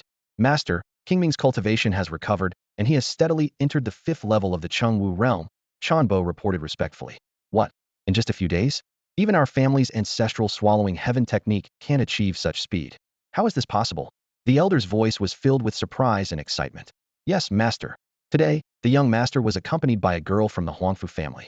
She's likely the current sacrificial offering. Humph, isn't it supposed to be Yu Xian from the Mo family this generation? Even if it's Qianer, she wouldn't need such a so-called offering, the elder replied with displeasure. Bo quickly explained. It's a junior from a branch of the Mo family. He covets the beauty of the Huangfu girl and has used every means to suppress the Huangfu family, trying to get the girl. Why are you reporting such trivial matters to me? The elder said impatiently. However, if Qingming himself is willing, then we'll take the girl for our family's benefit. Master, it's Qingming. This Huangfu Xia has acknowledged Qingming as her master and has been devoted to him for years. Oh, haha indeed. You, old man, never finish a story in one breath. This is getting interesting, the elder mused for a moment before asking. Xiao Chan, does Qingming's cultivation have anything to do with this Huangfu girl? Bo answered firmly, not at all. The girl's energy remains restrained, and I checked her pulse just now. She's still a maiden. He paused, a bit embarrassed, and added, in my opinion, the young master couldn't bring himself to harm her. Watching them together, they were indeed holding hands, and the girl seemed very affectionate towards Qingming. Master, you know that Qingming learned his medical skills from Yuxuan. I just tested it, and Qingming also taught this young girl from the Huangfu family the Yanhuang acupuncture technique, which she used on me just now. Before Bo could finish his sentence, the elder on the other end of the phone began to chuckle. All right, I get it. Our mischievous boy is just like me back in the day, still knows how to cherish beauty, huh? The elder's laughter echoed through the phone, followed by a moment of silence. Finally, he sighed deeply. All right, I'll send a message to Yuxuan. Let the feud between the Mo and Huangfu families end with this generation for Qingming's sake. Upon hearing this, Bo breathed a sigh of relief, a knowing smile spreading across his face. However, after another pause, the elder said something that caused Bo's heart to sink. Little Chan, I'll visit Qingming in a few days. I might. Well, let's talk when we meet. Listening to the dial tone, Bo realized something, and his emotions suddenly surged, leaving him momentarily stunned. Master, for a long while, even someone as strong as Bo couldn't help but shed 2 tears, inadvertently crushing the communication device in his hand. That night, a directive was issued by the influential Mo family. The current head of medicine, Mo Yuxuan, decided to lift the generations-old punishment of offering daughters by the Huangfu family. In recognition of the 3 generations of daughters offered by the Huangfu family, the complete Yanhuang acupuncture technique was bestowed upon them. Additionally, the Huangfu family was urged to treat their legitimate daughter, Huangfu Xia, kindly. The marriage of Huangfu Xia, the legitimate daughter of this generation, must not be interfered with by anyone, or the directive would be nullified. The head of the Huangfu family, Huangfu Wuyan, trembled as he read the handwritten directive from the head of medicine. Although it seemed like the Mo family was overstepping their bounds, Huangfu Wuyan felt no resentment, only immense excitement. This cursed fate, our ancestors inherited an incomplete Yanhuang acupuncture technique, and over the years, our families have been tangled in endless disputes due to trivial misunderstandings, burdening the Huangfu family with a harsh destiny. Huangfu Wuyan felt a sense of relief, letting out a long sigh. A woman beside him took the directive from his hands, carefully rereading it before saying softly, "Poor my daughter Xia, still wandering outside this year." Upon closer inspection, the woman's features bore a resemblance to Huangfu Xia. It's undeniable that Huangfu Xia inherited the best traits from both of them. Looking at his wife, Huangfu Wuyan suddenly had a thought. Why feel sorry? Don't you think there's something suspicious about this? Are you implying that our family's liberation from the curse is somehow connected to Xia's involvement with the Mo family? Fu Weiyan nodded to his wife, taking her hand and stepping together towards the hall's exit. Let's wait until the child reaches out to us on her own. Since the head of medicine has extended this grace, the news will soon spread among all the families. Our Fu family, having bent for so many years, should finally stand tall. An elderly man entered the hall, none other than Fu Xie's grandfather. Although over the years, some of the Mo family's bloodline has drawn us closer, it's also our family's sorrow. Why can't the Fu family marry into the Mo family's lineage? The old man shook his head, slowly walking to the portrait at the center of the hall. The old man muttered to himself with a sense of frustration. Our two families could have maintained a long-standing friendship, yet such a generation of grievances had to arise. It's truly ironic. Seeing the old man's low spirits, Fu Weiyan quickly interjected, "Father, don't be too upset. I will send someone to search for Xie's whereabouts. Also, I will immediately retract the order to hunt her down." The old man, with his back to Fu Weiyan, waved his hand wearily. "Don't bother looking for her. As long as she's happy." Xie left to escape marriage. She didn't want to marry a man from the Mo family. He paused, his voice becoming solemn. "But you've forgotten something important." Suddenly, the patriarch of the Fu family turned around, his eyes sharp as he stared at Fu Weiyan, with a hint of excitement on his face. That is, the current chief alchemist has a son, who, although missing for years, does not carry the Mo surname. "What? Father, are you talking about that one from back then?" Fu Weiyan's eyes widened in surprise. The old man of the Fu family merely shook his head gently, gazing through the open hall doors at the moonlight descending from the sky, speaking with a tone of relief. "I hope my granddaughter Xie finds happiness, regardless of her status. I believe it is her own choice, for she is someone our entire family looks up to." Xuan Qingming had just settled into the gaming pod when he suddenly sneezed. Rubbing his nose, he muttered to himself, "Hey, did I catch a cold after having noodles and soup? That can't be right. I'm at the 5th level of martial arts." Meanwhile, in Xuan Qingming's bedroom, Fu Xie was sleeping soundly. With the assurance of someone as powerful as Zhenbo, she no longer worried about being forcibly taken back by her family. She had deliberately chosen to stay in Xuan Qingming's room to get a good night's sleep, even daring to set aside the needle pouch she always kept close. Zhenbo's prowess was enough to deter any pursuers, giving Fu Xie a sense of security. Before sleeping, Fu Xie had even asked Xuan Qingming to warm the bed for her, an action that almost made Xuan Qingming's heart race uncontrollably. This little girl seemed mischievous, insisting on snuggling up to Xuan Qingming, rubbing against him until he had no choice but to block several of her acupoints, reluctantly making her stop, although her gaze remained fixed on him. In the end, Xuan Qingming could only engage in a light-hearted conversation with her, discussing the events of recent days. Though many of these events had already been mentioned in her messages, Fu Xie enjoyed recounting them to Xuan Qingming in person. "Little you, close your eyes now. You need to rest well these days. I'll give you a treatment this afternoon. I need to go play my game now." It wasn't until the sky began to lighten that Fu Xie finally closed her eyes obediently at Xuan Qingming's repeated urging. The main reason was that Fu Xie needed to absorb the precious medicinal ingredients from the soup given by Zhenbo. Upon waking, she had to train immediately, or the valuable medicinal effects of the soup would be wasted. After entering the game, Xuan Qingming walked over to Brother Catfish's stall with a smile. He intended to seek out Brother Catfish first because the beautiful woman he had been yearning for was about to appear. Every day, Chen the blacksmith's wife would go out 3 times morning, noon, and evening to bring meals to Chen the blacksmith. Xuan Qingming stood in front of Brother Catfish's stall, watching him practice boxing in the dawn light, and couldn't help but wonder, does Chen the blacksmith really never go home to sleep all year round? "Hey, Brother Catfish, you know how to box?" Xuan Qingming asked with interest. "Huh, who do you think you're underestimating? Sitting around all day will make you sick," Brother Catfish replied while throwing punches. Xuan Qingming nodded in agreement and pulled a music player from his pocket, handing it over. "Here, this will give you some motivation. Boxing won't be as boring with this. Hey, let me see the beauty. Now you can get lost." Brother Catfish's eyes lit up as he took the player without hesitation. Their relationship was straightforward, no unnecessary small talk needed. Xuan Qingming smiled, clasped his hands in farewell, and teased before leaving. "By the way, a beautiful lady might be coming out soon. Don't get too caught up in the screen and miss the real thing." Upon hearing this, Brother Catfish immediately placed the player on the table, facing the direction of Chun the blacksmith's small house, looking like someone who had just opened multiple video windows at once. The morning sun gradually spread across the street, and NPCs started appearing one by one. Xuan Qingming decided to visit the NPCs who had rested last night to see if he could receive new tasks, and then try his luck at Chen the blacksmith's place for a chance at a silver item.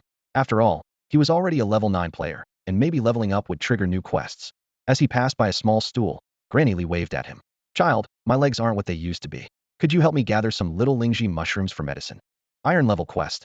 Help Granny Li collect 10 little Lingji mushrooms for the old medicine box. Reward: 30 copper coins and 1 random pill. Accepted. You're such a helpful child. Not far away, on a mound, Grandpa Zhang was scratching his back vigorously. Seeing Xuan Qingming approach, he waved eagerly. Young man, I'm itching all over. Can you help? Iron level quest. Help Grandpa Zhang collect 10 pieces of walnut bark. Reward: 40 copper coins and 1 random ointment. Accepted. Great. This itchiness will finally be relieved. Xuan Qingming wandered around the town calmly, chatting with various NPCs. Most of the tasks involved collecting minerals or herbs, with only a few requiring monster hunting. Considering his incomplete equipment, he wasn't keen on venturing deep into the wild. More importantly, in reality, he had painstakingly trained to reach the early stage of the 5th level of martial realm and didn't want to drop back to the peak of the 4th level due to injuries. Since breaking through the innate stage, each major level advancement required relentless practice and a deeper understanding of the world's spiritual energy. Even though Xuan Qingming mastered the heaven-defying swallowing technique, he knew that only by continuously understanding the spiritual energy of heaven and earth could he unleash the full power of this divine skill. His immediate priority was to level up to level 10 so he could equip more high-quality gear and prepare for future adventures. He wandered along the streets of Qingyu Town, ensuring he spoke with every wandering NPC. Finally, he stopped in front of the old medicine box's shop. Remembering the 2 undelivered items in his inventory, a meaningful smile appeared on Xuan Qingming's face. As he pushed open the shop door, a strong medicinal aroma greeted him. The old medicine box was standing with both feet on a grinding wheel, grinding herbs back and forth. Good morning, old doctor. Starting work so early? Need help finding some herbs? Xuan Qingming greeted enthusiastically. Hey, good morning, young man. The old medicine box's eyes lit up. Patients will be coming for consultations soon, so I need to hurry. By the way, you came at the right time. He stopped his work and stepped off the grinding wheel. There's been trouble in the northern mountains wild forest. Villagers have been getting bitten by venomous snakes and stung by poisonous bees while collecting wood. If this continues, there might be an epidemic in Qingyu Town. I need a special bark from there to make an antidote. The system promptly displayed a notification. Would you like to accept the silver-level quest life-saving bark in the wild forest? Upon completion, the old medicine box's shop will offer antidotes for sale, and all NPC favorability in Qingyu Town, except for Lu Huashuang's wraith, will increase by 10.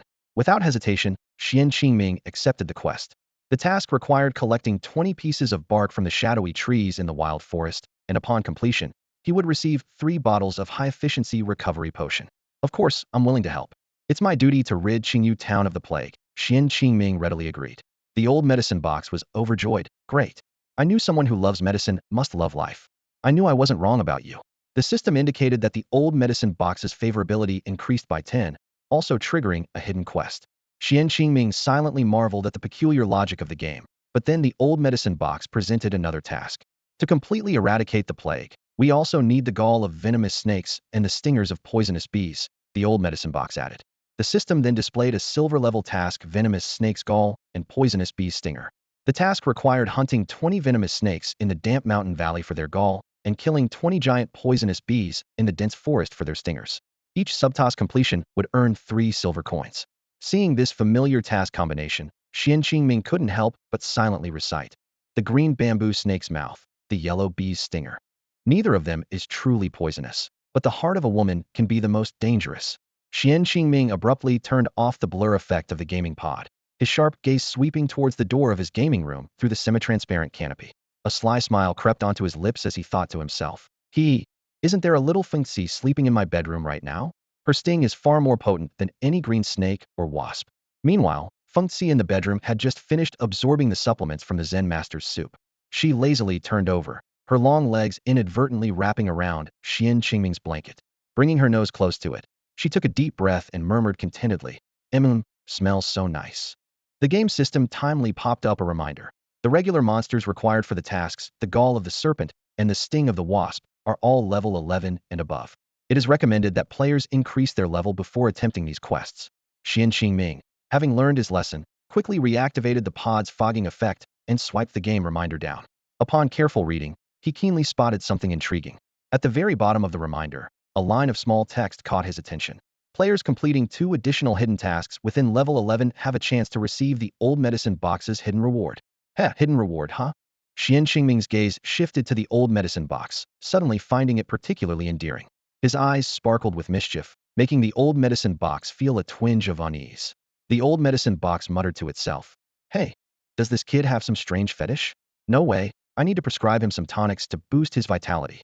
Then, acting nonchalant, it said, your level's increasing rapidly. It won't be long before you can raid the vulture's nest on the cliff. The old medicine box suddenly took 2 steps closer to Xuan Qingming, scrutinizing him before grabbing his wrist. With an air of importance, it analyzed, your energy and blood have fluctuated a lot recently. Have you been overexerting yourself? Did you practice the wrong technique? Or haven't you been resting well? Kid, I noticed your liver fire was a bit high a few days ago, though it seems better now. But your spleen and stomach have always been weak. As someone well-versed in medicine, Xuan Qingming found the old medicine box's words amusing. Apart from being worn out by Huang Fuxie last night, he had never indulged himself recklessly. The old medicine box's remarks seemed a bit exaggerated. Nevertheless, Xuan Qingming had to admit that some current programs could indeed use powerful big data AI algorithms to scan a person's physical functions via the gaming pod and analyze their health status. Although the AI algorithms were nearly perfect, Xuan Qingming still believed that traditional Chinese medicine practitioners, with their precise pulse diagnosis, surpassed AI in certain aspects. Has Zhongtian Company started expanding into online pulse diagnosis? Xuan Qingming pondered, though it's still lacking a bit.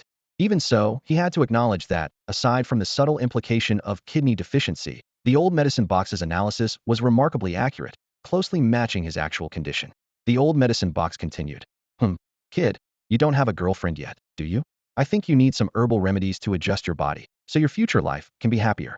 The game system popped up another reminder. Would you like to accept the old medicine box's exclusive silver-level task body adjustment? This task is a personal mission for the player Yidiangsu Xian. Personal mission? Xuan Qingming's eyes lit up. Does that mean it's tailor-made for me? A sense of anticipation welled up inside him, filling him with curiosity about this unexpected task.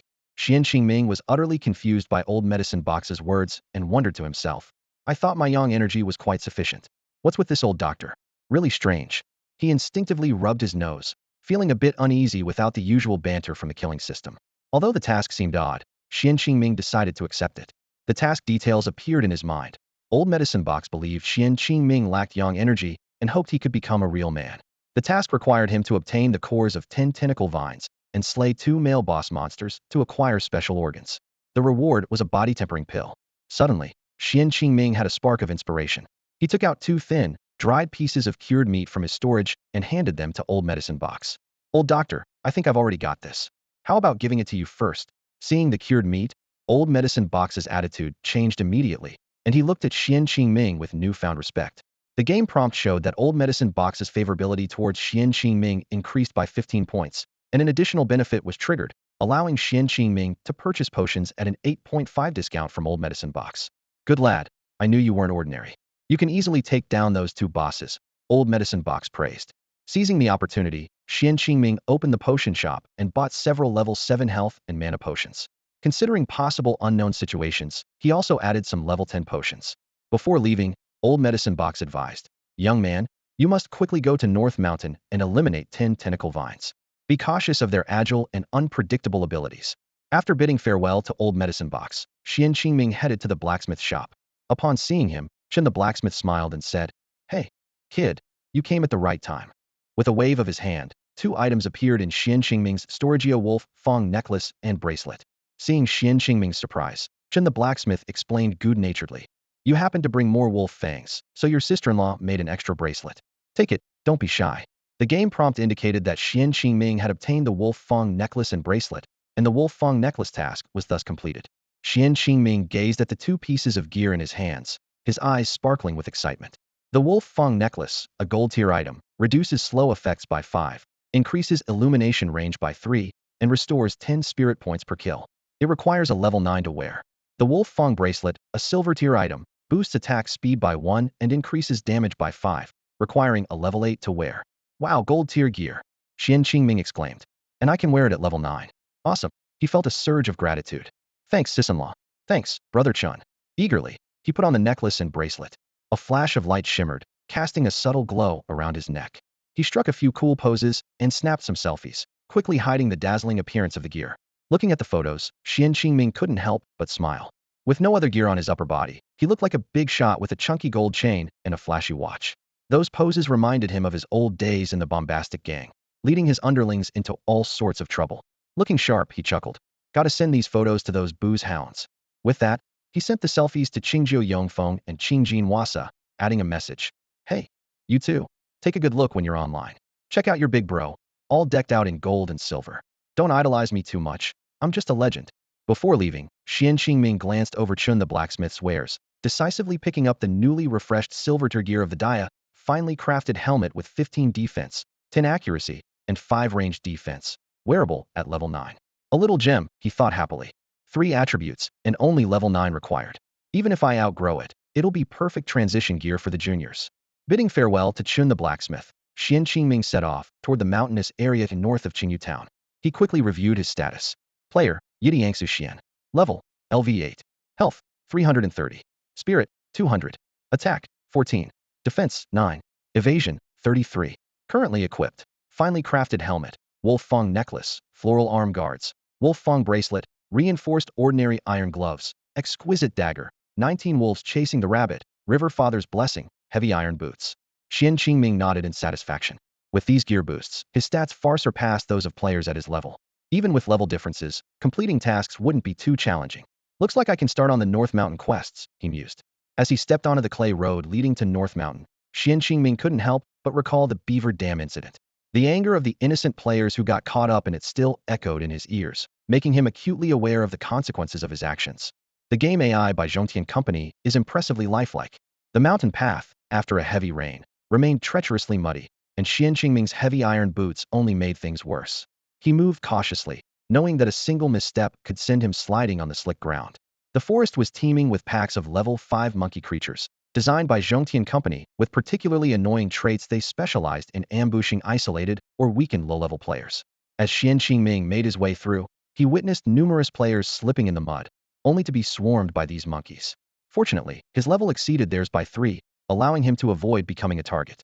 To move more efficiently, Xuan Qingming decided to remove his cumbersome iron boots. Even so, it took him a full 10 minutes to cross the muddy stretch. He couldn't help but smirk at the thought of players who rushed to the leopard hunting grounds only to be slain by the Dog King. For those who can only play an hour a day, I might have been a bit too harsh last night, huh? Throughout his journey, Xuan Qingming's hoe was not idle. In just over 10 minutes, he completed all the gathering tasks assigned by the NPCs in Qingyu town.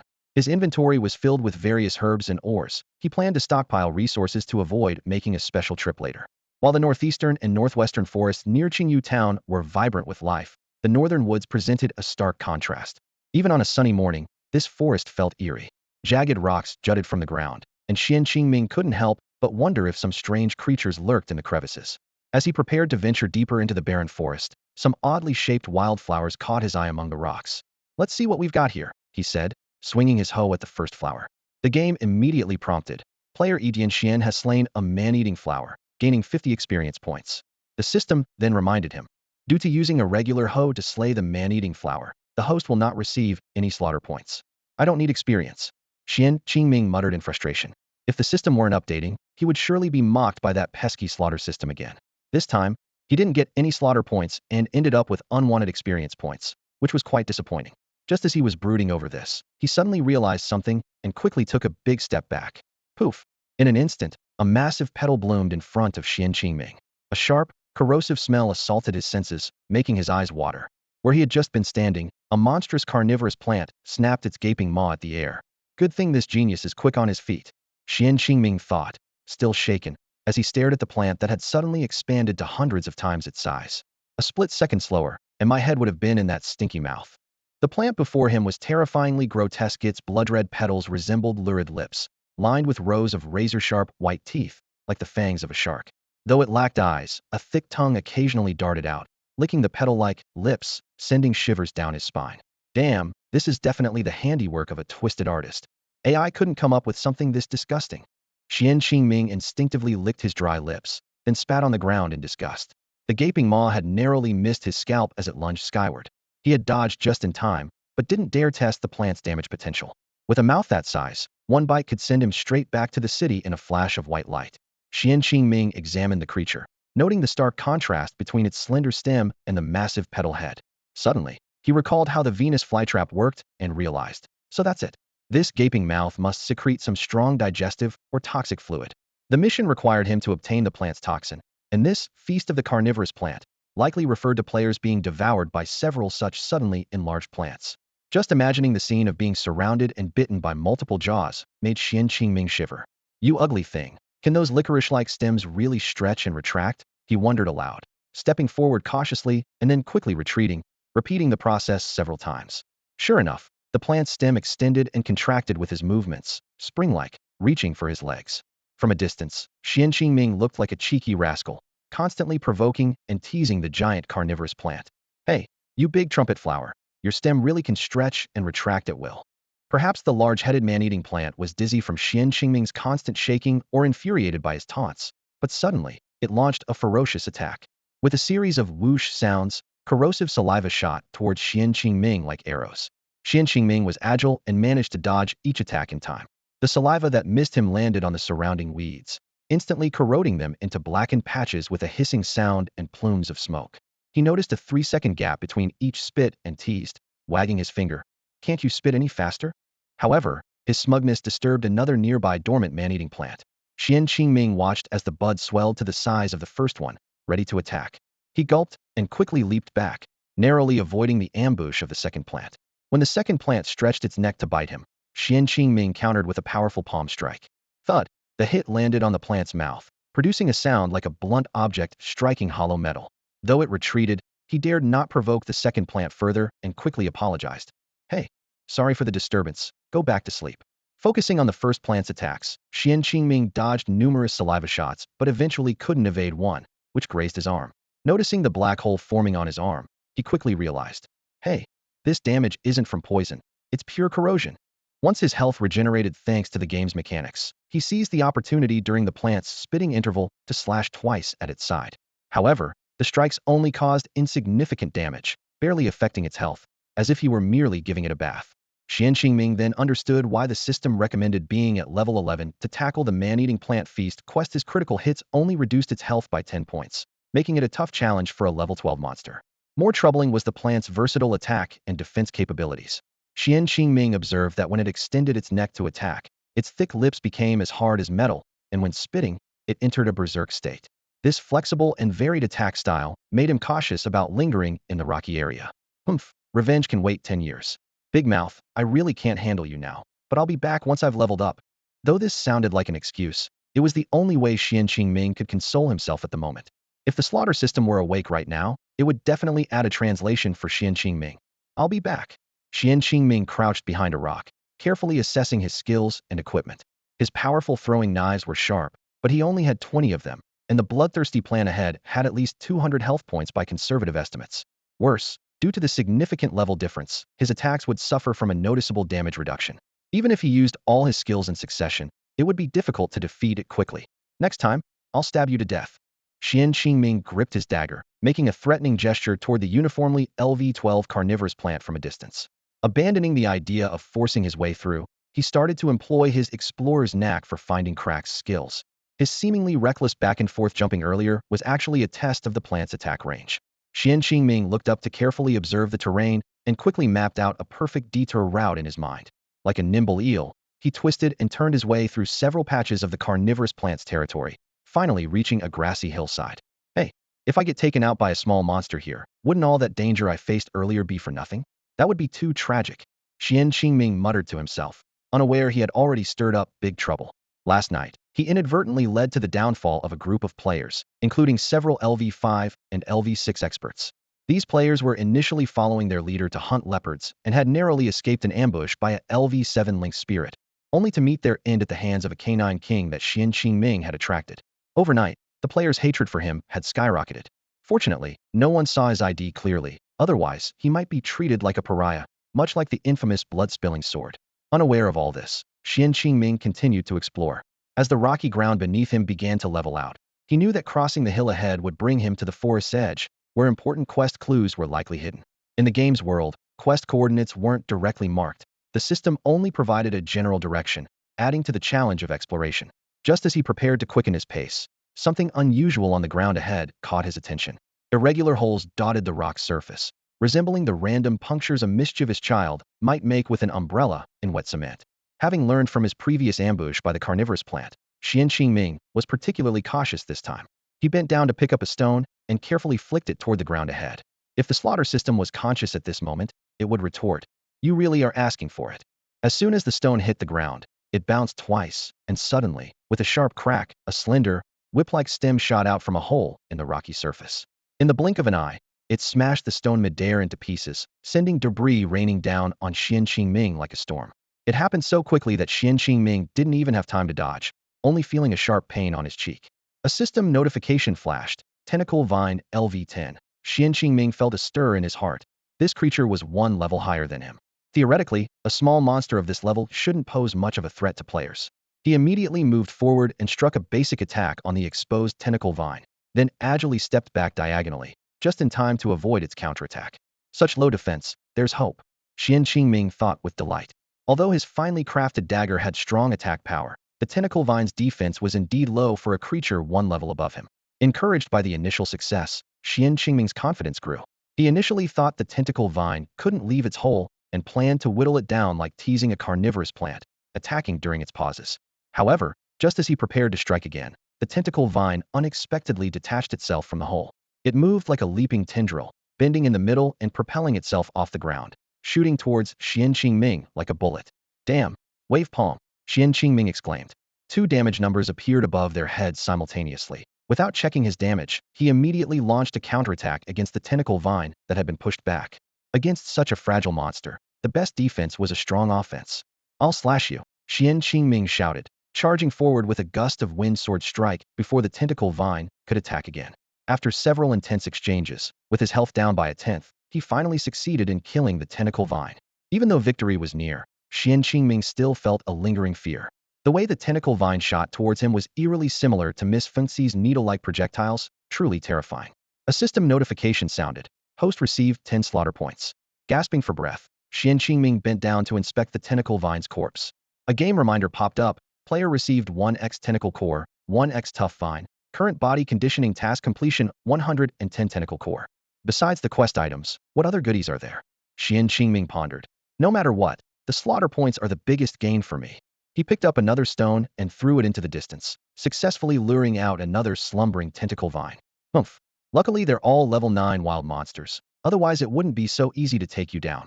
Xuan Qingming thought confidently as he prepared for the next battle. The man-eating plants are located on the outskirts, causing many newcomers to suffer. The area is quite far from Qingyu Town, and after dying 2 or 3 times, players tend to avoid it. Most players in Qingyu Town are around level 7 or 8. With experts like Xuan Qingming at level 9 being very rare. Members of the Zhadiang gang, led by Qing Jinhua Sa and Qingjiu Yongfeng, form teams to battle powerful monsters, securing their place in the top-tier ranks. The tentacle vines are agile and difficult for ordinary players to handle. Xuan Qingming's exceptional reflexes were evident when he fought ghouls. His strategy of heavily investing in agility is uncommon among players. Even when traveling in groups, most can barely defend themselves against the aggressive tentacle vines, let alone defeat them. In comparison, the leopards to the northwest are more appealing to players. Xuan Qingming noticed a slight increase in his experience points. Although not entirely satisfied, he nodded quietly. He quickly took down 10 tentacle vines in succession. A system notification popped up. Player has obtained Tentacle Core X1. Task completion 1010 tentacle cores. Task body conditioning completed. The flat rocky ground was dotted with about 30 holes. Despite fighting for half a day, no one else came to compete for the monsters. The first tentacle vine hadn't even respawned before he completed the task. According to the old herbalist's instructions, the venomous snakes and bees should be on the opposite side of the forest. Xuan Qingming decided to explore there first. The game clearly indicated that completing the tasks for snake gallbladders and bee stingers before reaching level 11 would unlock a hidden reward from the old herbalist. Xuan Qingming looked forward to this eagerly. As he pondered, he heard footsteps behind him, followed by a whoosh sound. It turned out the first tentacle vine he killed had respawned, and as soon as it emerged from the hole, it found a player stepping on its head.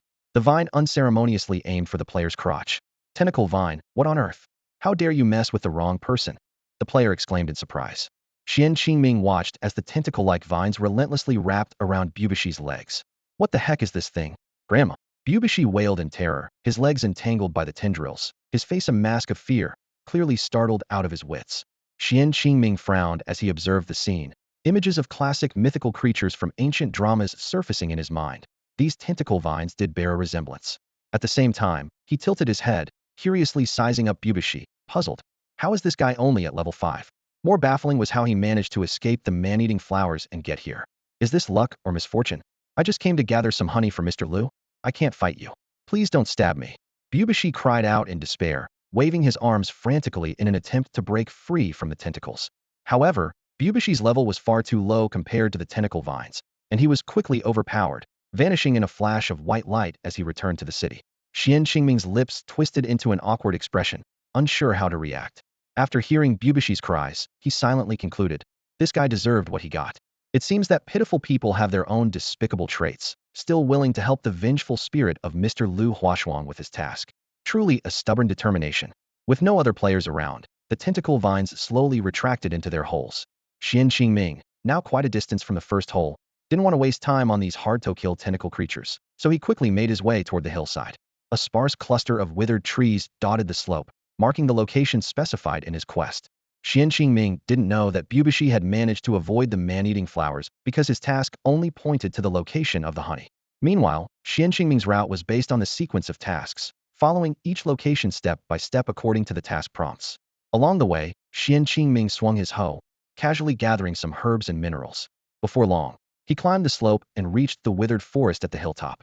How can there be such a large area of barren forest in Qingyu town when it's not even winter? He pondered to himself. The trees in this forest were sparse, each one not very tall, yet all were bare of leaves, giving off a sinister vibe. However, Xuan Qingming vaguely sensed that these withered trees were only superficially dead. There seemed to be life within them. He considered bypassing the withered forest, but it was both a necessary path to the back mountain and a quest location. As he stepped onto the hilltop, the system prompt sounded. Game tip. Player has entered the dark forest. Should I peel the bark with my hands, or use the hoe to dig it up? Xuan Qingming mused, staring at the tree trunk covered in scaly bark, unsure how to begin stripping it. But as he stepped closer to the dark tree, a sudden cold wind blew, and the branches in front of him abruptly sharpened, lunging at him like lightning. Damn! Xuan Qingming reacted swiftly, dodging sideways and leaping back to quickly exit the dark forest's range. Only then did he realize the dark trees had opened their eyes in unison. They seemed to be disturbed from their slumber, filled with a strong sense of irritation, glaring at him with hostile intent. A game notification appeared in Xuan Qingming's view. Dark Tree, LV10. The trees around Qingyu town had died due to a mysterious plague, but instead of decaying, they had transformed into a menacing grove of dark trees on a nearby hill. At this moment, the nearest dark tree to Xuan Qingming was brandishing its withered branches, the tips of which showed a faint hint of blood red dissipating. Crack! The trunk of the dark tree spirit suddenly split open, revealing a grotesque maw that emitted a dry, shrill sound. To Xuan Qingming's surprise, his beast language ability was still effective here. Your blood's not bad. Satisfying. The dark tree spirit smacked its lips. How many years has it been since I last tasted human? Oh right, 2 years ago. Xuan Qingming smirked and beckoned the startled dark tree spirit with a finger. You think you're the boss here? Come on, let's see what you've got. Although he successfully evaded the attacks of carnivorous plants, tentacle vines, and the dark tree spirit, Xuan Qingming felt a lingering fear. The monster designs in this area were so cunning, it seemed like the handiwork of a haunted house game designer. Fortunately, he hadn't ventured too deep into the woods. Even at level 9, stepping within 5 meters of the forest would likely lead to being overwhelmed by these zombie-like tree creatures. Hey, do you guys sleep at night too? All lying in wait pretending to be dead. Xuan Qingming mused, recalling the moment he was hit by the dark tree spirit. Could these tree monsters have poisonous attacks? Faced with the toxin-laden northern hills, Xuan Qingming felt relieved that his rooster hat could be worn now that he had reached level 10. Otherwise, he would have had to turn back. Come on, Twiggy. Let's see if your branches are sharper, or if my shorts are tougher. His taunt provoked a shriek from the dark tree spirit, which pulled its roots from the dry soil and began to sway menacingly towards him. Although not tall, its speed wasn't particularly fast either. Crack. You brat, calling yourself a boss in front of me? There's only one granddaddy here, and it's not you. I'll thrash you. The leading dark tree spirit waved its branches and accelerated towards Xuan Qingming. That's the spirit. Seeing the dark tree spirit distancing itself from its companions, Xuan Qingming launched his attack. If you hadn't come, I'd be uneasy. Now that you're alone, don't blame me for taking advantage. As the dark tree spirit's 4 branches rose menacingly, Xuan Qingming seized the moment, swiftly lunging forward with a fierce explosive thrust. 3 damage values floated above the dark tree spirit's head instantly. Not giving his opponent a chance to recover, Xuan Qingming struck again, delivering a powerful palm strike before the branches could fully descend. The branches finally came crashing down, but only hit thin air. Crack! You rascal! It roared in anger, its branches flailing wildly as it charged at Xuan Qingming. However, to Xuan Qingming, its movement seemed as slow as a snail. Once more, he timed his move perfectly, closing in as the dark tree spirit raised its branches and landed several rapid dagger strikes. Huh. The dagger attacks are indeed swift, Xuan Qingming mused happily. This guy may have a lot of health, but it's clumsy enough for me to kite it. During the battle, Xuan Qingming gradually discovered the dark tree spirit's weakness. It always had a moment when all four branches were raised skyward during its pursuit. Xuan Qingming didn't miss these prime opportunities, accurately driving his sharp dagger into the unprotected body of the dark tree spirit each time. After several rounds, the guarding dark tree spirit finally dissolved into a white light, disappearing before Xuan Qingming. A game notification popped up. Player received Dark Tree Bark X1, Copper Coins X50, current task, life-saving bark in the desolate forest, progress, 120 Dark Tree Bark. The system also reminded, host received Slaughter Points X10. Hehe, are you tree roots here to repay a favor? So considerate. Xuan Qingming smiled smugly at the increased experience points and slaughter points. Mimicking the dark tree spirit, he waved his arms around, looking like a comical, two-armed monster. Xuan Qingming thought, if the slaughter system were conscious, it would definitely praise him as the two arms, while the dark tree spirit would be the four arms. If Qing Jinhua and Qing Jiuyongfeng were present, they would surely seize the chance to record his ridiculous antics. But since they weren't around, Xuan Qingming felt relieved. No chance of capturing my silly side. I'm always the coolest. Compared to the troublesome tentacle vines before, these 10 slaughter points came with ease. Xuan Qingming immediately set his sights on the second dark tree spirit, licking his lips and launching into his taunting mode. Come on, baby, bring Grandpa some slaughter points. Oh 3-0. Crack. How dare you insult me, the tree lord? I'll stab you. The dark tree spirit fumed with rage. Xuan Qingming landed 2 strikes on this dark tree spirit and dodged to the side, muttering with a frown. All of you are learning bad habits from Fengzi, always trying to stab me. How dare you even mention stabbing? I'll stab you to death. At this moment, Fengzi on Xuan Qingming's bed moved slightly for some reason. However, it soon rolled over and continued to absorb the medicinal power from Fu Bo's soup powder in a lucky posture. The game notification sounded again. Player received Dark Tree Bark X1. Task, life-saving bark in the desolate forest, completed. Please deliver the task at the old medicine box in Qingyu Town. Hehe, you're truly good trees here to repay a favor. Xuan Qingming chuckled, rubbing his nose as he glanced at the remaining 10 dark trees, licking his lips. All right, I'll just take you all down. You're all here to repay a favor. Each dark tree meant 10 slaughter points, so Xuan Qingming wasn't about to let this opportunity slip by. In no time, he had cleared the mountaintop's withered forest, leaving only devastation in his wake, like a whirlwind had passed through. I'm not bald, Chong. I'm not bald, but this little mountain of yours sure is. As soon as Xuan Qingming finished speaking, he felt a slight tremor beneath his feet. He assumed it was due to the soil loosening after the disappearance of the dark tree spirit, and casually walked to a spot away from the dark forest to sit cross-legged and restore his spiritual energy. Although he was unscathed except for the initial ambush, he had exhausted all his skills to quickly conquer the dark forest, leaving his spiritual energy nearly depleted. Gazing at the scarred and dry land around him, left by the departure of the dark trees, Xuan Qingming chuckled to himself. What's the matter, Mountain God Grandpa? Are you mad at my little joke? I just helped you clear up all those pimples on your head. Before he could finish his sentence, an unexpected change occurred. From the ruins of the dark forest, an ominous, 2-story-high dead tree as thick as 3 people suddenly emerged from the ground. More accurately, it was a massive tree root. A game prompt immediately appeared. Dark Tree Root, LV10 Elite Monster. A creature formed by the roots and grudges of 30 dark trees. Damn, so it wasn't the Mountain God Grandpa. I knew it. He'd never be mad at me like that. Xuan Qingming glanced at his Yeto Recover experience bar, then at the thick tree root in front of him, hastily standing up as his spiritual energy hadn't fully replenished. Wow. Who are you calling pimples? Those are my offspring. Your whole family are pimples. Your whole family are pests. The dark tree root opened its gaping maw, its hollow eye sockets flickering with eerie green phosphorescence, emitting a chilling chorus as if 30 wraiths were howling simultaneously. What frightened Xuan Qingming even more was the sight of the dark tree root's base, writhing like the tentacles of a crazed octopus, at least 20 roots thrashing wildly, each poised like a whip ready to strike.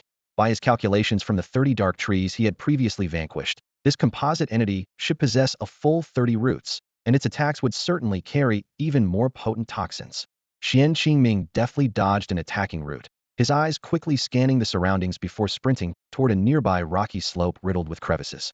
Just a few meters into his run, the dark tree root struck the ground with its roots, sending it rocketing toward him like a missile. Damn, Big Wave Palm. In a split second, Xuan Qingming unleashed his Big Wave Palm technique, the knockback effect triggering instantly, forcing the airborne dark tree root back by 1.5 meters. With quick reflexes, Xuan Qingming unleashed a move called 19 Wolves Chasing the Rabbit, sending flying needles through the air. He followed up with a strike known as Crosswind Sword Chi, taking the opportunity to flee forward. This attack noticeably reduced the HP of the level 10 Gloomy Root, but the flying needles had lost their bonus to ignore the defense of monsters below level 10. Suddenly, a glitch forced the Gloomy Root to be knocked back. It dropped straight from midair, hitting the ground and looking bewildered. Xuan Qingming chuckled to himself. Are you really the grandmother? A hermaphroditic, old tree spirit. Taking advantage of the Gloomy Root's momentary daze, Xuan Qingming quickly dashed to a rocky slope filled with crevices and hid behind a protrusion. The Gloomy Root snapped back to reality, saw Xuan Qingming escaping, and immediately slammed the ground with its tendrils, launching itself toward him once more. Just then, Xuan Qingming was positioned below on the other side of the rocky slope. He crouched down swiftly, allowing the tree stump head of the Gloomy Root to pass overhead. As its tendrils were about to strike him, Xuan Qingming suddenly executed a move called Great Wave Palm, sending the Gloomy Root flying diagonally upward. The Great Wave Palm drained 13 HP from the Gloomy Root, sending it soaring in a parabolic arc. However, its two tendrils, due to inertia, still grazed Xuan Qingming's arm and head, causing his health bar to drop slightly. Damn, you don't hit someone in the face. You blockhead. No, you're a rotten piece of wood. Xuan Qingming cursed inwardly, quickly pulling out a small health potion and a small mana potion to drink. Hick, why does this taste like tomato juice and blueberry juice? He was surprised to find that these potions had flavors, and he couldn't help but praise. Hey, the old medicine box is pretty impressive. As a veteran online game player, he was quite satisfied with the detailed design of the game world. However, the scene he envisioned of the Gloomy Root rolling down the rocky slope didn't occur. Just as it was about to crash onto the slope, several tendrils suddenly extended, gripping the rocky slope like a landing gear. Wow, you dare insult me. I'll thrash you. The Gloomy Root seemed enraged, letting out a silent roar. Its 30 tendrils, resembling a giant spider, instantly clung tightly to the rocky slope. With a slight backward sway, the Gloomy Root menacingly charged at Xuan Qingming. This is tricky, Xuan Qingming muttered under his breath, keeping a close eye on the Gloomy Root as it approached, its tendrils flailing. He was already calculating his next move. The wisdom of the Dark Tree Root far surpasses that of the clumsy Dark Tree spirits. Its flexible tendrils dance around, tightly wrapping its thick rhizome body to form an impenetrable defense. Standing on the ground, Xuan Qingming, even when confronting it head-on, cannot break through this ironclad defense to inflict any damage. As the Dark Tree Root approaches, Xuan Qingming's dagger precisely strikes the tip of its tendril. However, this minor damage only slightly slows its attack, unable to stop its fierce assault. Seeing several tendrils about to strike him, Xuan Qingming decisively uses his Great Wave Palm, blasting the Dark Tree Root down the rocky slope. Despicable human, dare you push me? The Dark Tree Root's hollow eyes glare viciously at Xuan Qingming through the gaps in its tendrils as it flies down the slope. This time it has learned, reaching out with its tendrils in midair to grab onto some indentations above, preventing itself from falling too far. Stubborn wood, you've gotten smarter. Xuan Qingming glanced at his spirit power, which was less than 3/4 full, and then at the Dark Tree Root's health bar, quickly calculating in his mind. The Great Wave Palm has a cooldown of 3 seconds and consumes 20 points of spirit power. The effects of the small blue potion he drank are still ongoing. Come on, watch me play a war of attrition with you. Xuan Qingming said as he swung his dagger to sever the tendril reaching in front of him, followed by another Great Wave Palm to push the Dark Tree Root back. Ha ha ha, standing tall and seeing far, the little tree spirit sighs in admiration. He triumphantly waved his dagger, throwing a taunting look at his opponent. Come up, come and fight me. Xuan Qingming mocked the enraged Dark Tree Root below, imitating the raspy voice of the kill system. In round after round of attrition, the Dark Tree Root's health had dropped to below half, with more than 10 tendrils severed, and its climbing ability greatly diminished. Although Xuan Qingming has gained a moment to breathe, his spirit power is nearly depleted. Even with the slow recovery from the potion, he can only manage 3 more Great Wave Palms. He still has 9 flying needles left, but needs to save them for the upcoming Poison Bee quest. He weighed the risk of exchanging blows with the Dark Tree Root, but the unknowns of its poison damage, duration, and stacking effects made him reluctant to take that risk. Xuan Qingming accelerated his attack rhythm, his moves becoming increasingly tricky. He dodged skillfully while precisely reducing the health of the Dark Tree Root. As the root's health bar dropped to a quarter, the situation suddenly changed. I'll kill you. With only 4 tentacles left, the Dark Tree Root suddenly went berserk.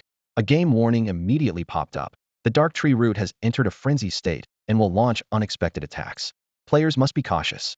Xuan Qingming squinted, fully focused. He realized that the previous strategy of wearing down the enemy using the terrain advantage was no longer effective. Sure enough, as the dark tree root approached, two tentacle tips in midair instantly transformed into sharp blades, glinting with a menacing green light in the sunlight. Poison again, Xuan Qingming cursed under his breath, deftly avoiding the incoming blades.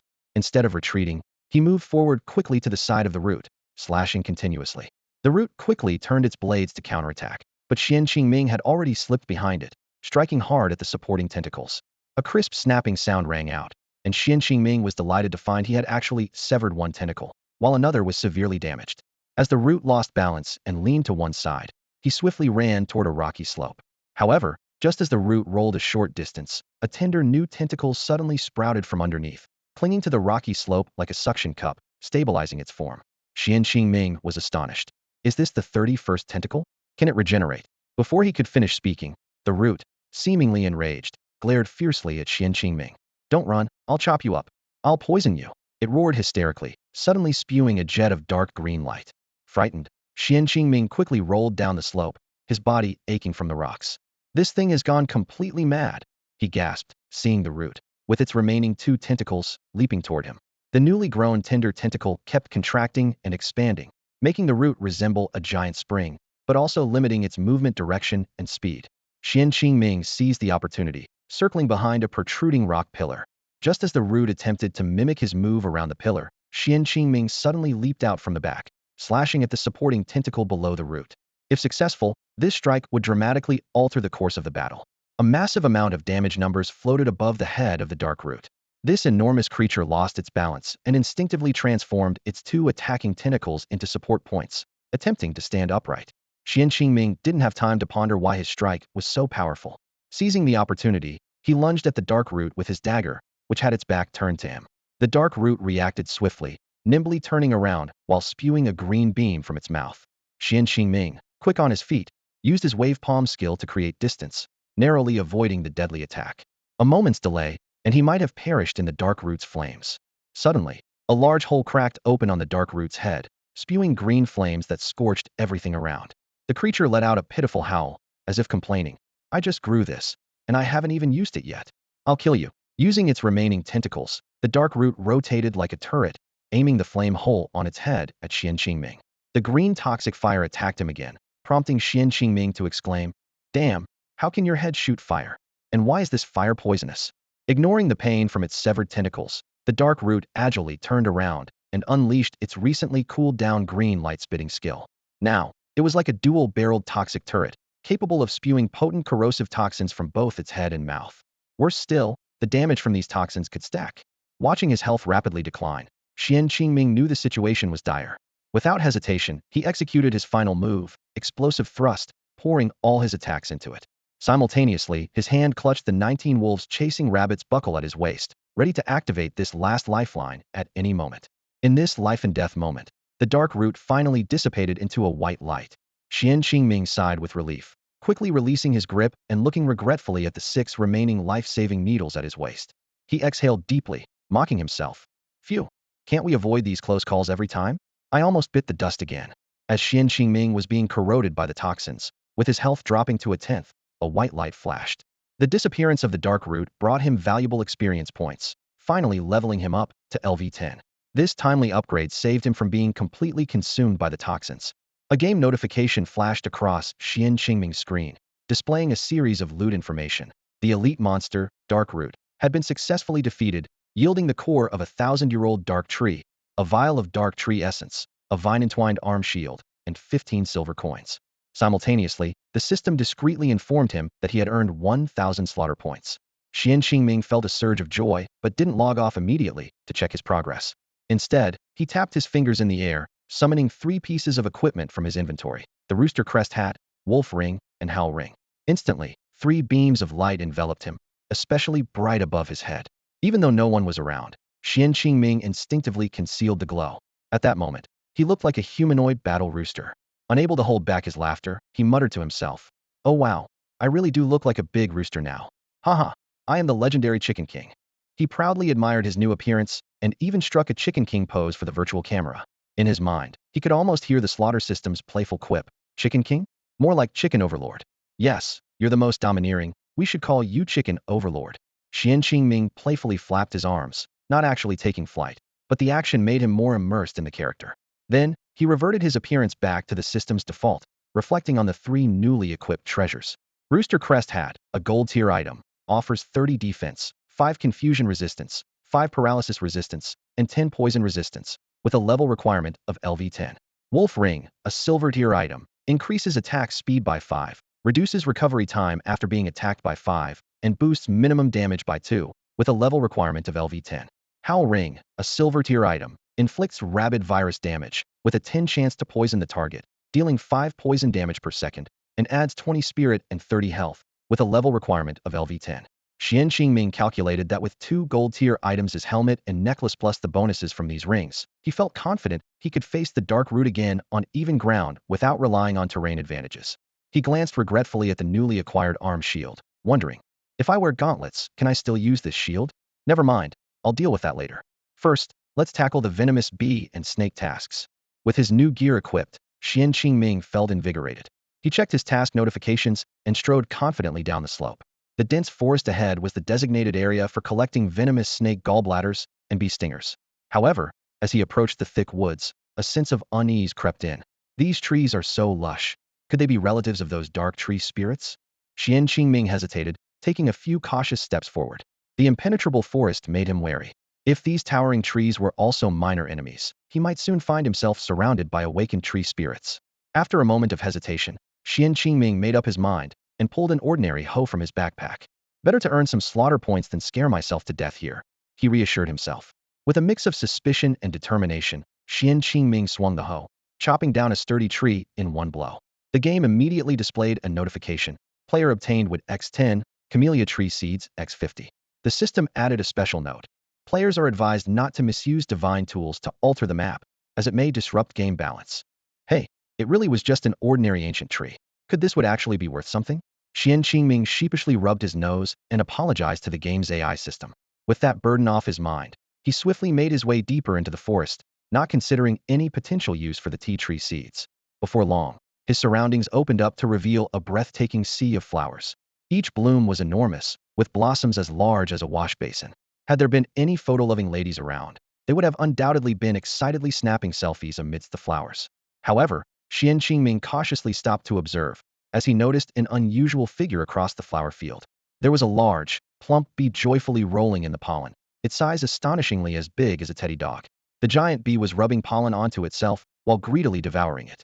Xuan Qingming was both amused and amazed, thinking to himself, this big orange fellow is both ugly and cute. No wonder it's called a giant poison bee. The bee quickly consumed all the nectar from the flower beneath it, then sat up and let out a loud, satisfied burp. Xuan Qingming chuckled as he watched its round body and noticed it even licked its lips. He mused, could this be a mutant bee with a mind of its own? Even having a tongue, but could its tiny wings really support such a hefty body in flight? Almost as if to answer Xuan Qingming's question, the LV11 poison bee suddenly flapped its short wings. It wobbled up from the flowers, covered in sticky pollen, and slowly buzzed into the depths of the forest. A bright idea struck Xuan Qingming. Let this creature go back and bring others. Soon more poison bees would come to gather nectar. He just needed to lie in wait and take them down one by one. He quickly slipped into the nearby woods, holding his breath in anticipation of the arrival of more bees. Sure enough, the buzzing sound grew louder as a swarm of poison bees, each the size of a teddy dog, descended upon the area. At a glance, there were at least a dozen. With the game's passive translation skill, Xuan Qingming could surprisingly understand the bees' chatter. Buzz, look, the early bee gets the pollen. This is my secret spot. Buzz, you really are a genius. We all love you. Buzz, let's go, gather pollen, and sip nectar. Xuan Qingming broke into a cold sweat, marveling at the creativity of Zhongtian Company's planners. He wondered if the bees had similar conversations every day. As it turned out, he was only half right.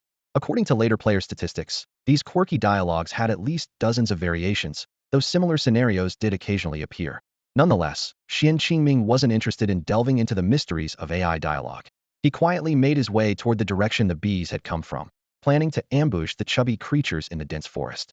Despite being fully armed, he dared not provoke the entire swarm recklessly. As social creatures, Xuan Qingming was wary that the planners might have designed some group attack skills for them.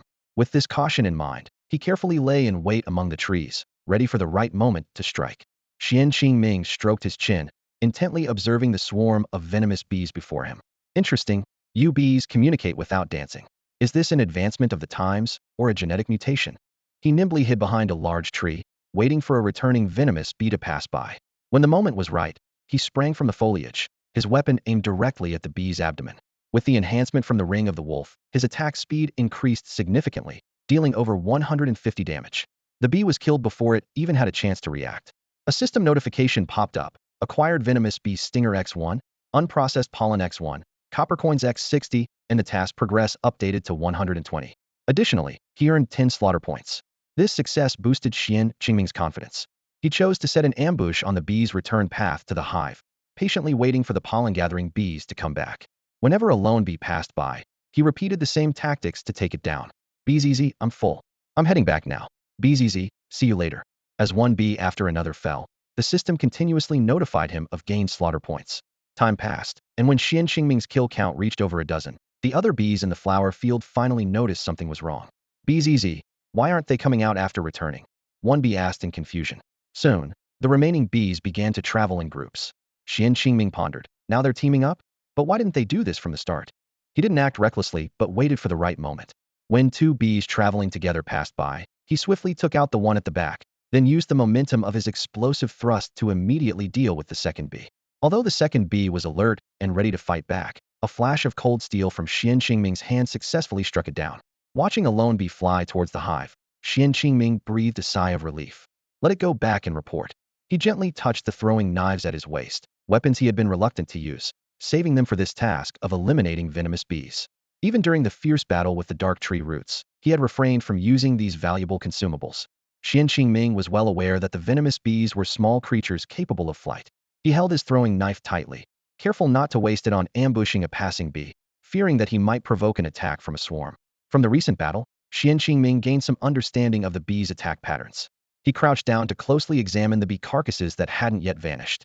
The last giant bee's body was particularly striking, with its tail sporting a long, thick stinger covered in fine barbs. Clang! He drew his dagger and experimentally struck the bee's stinger. The clear sound of metal confirmed its hardness.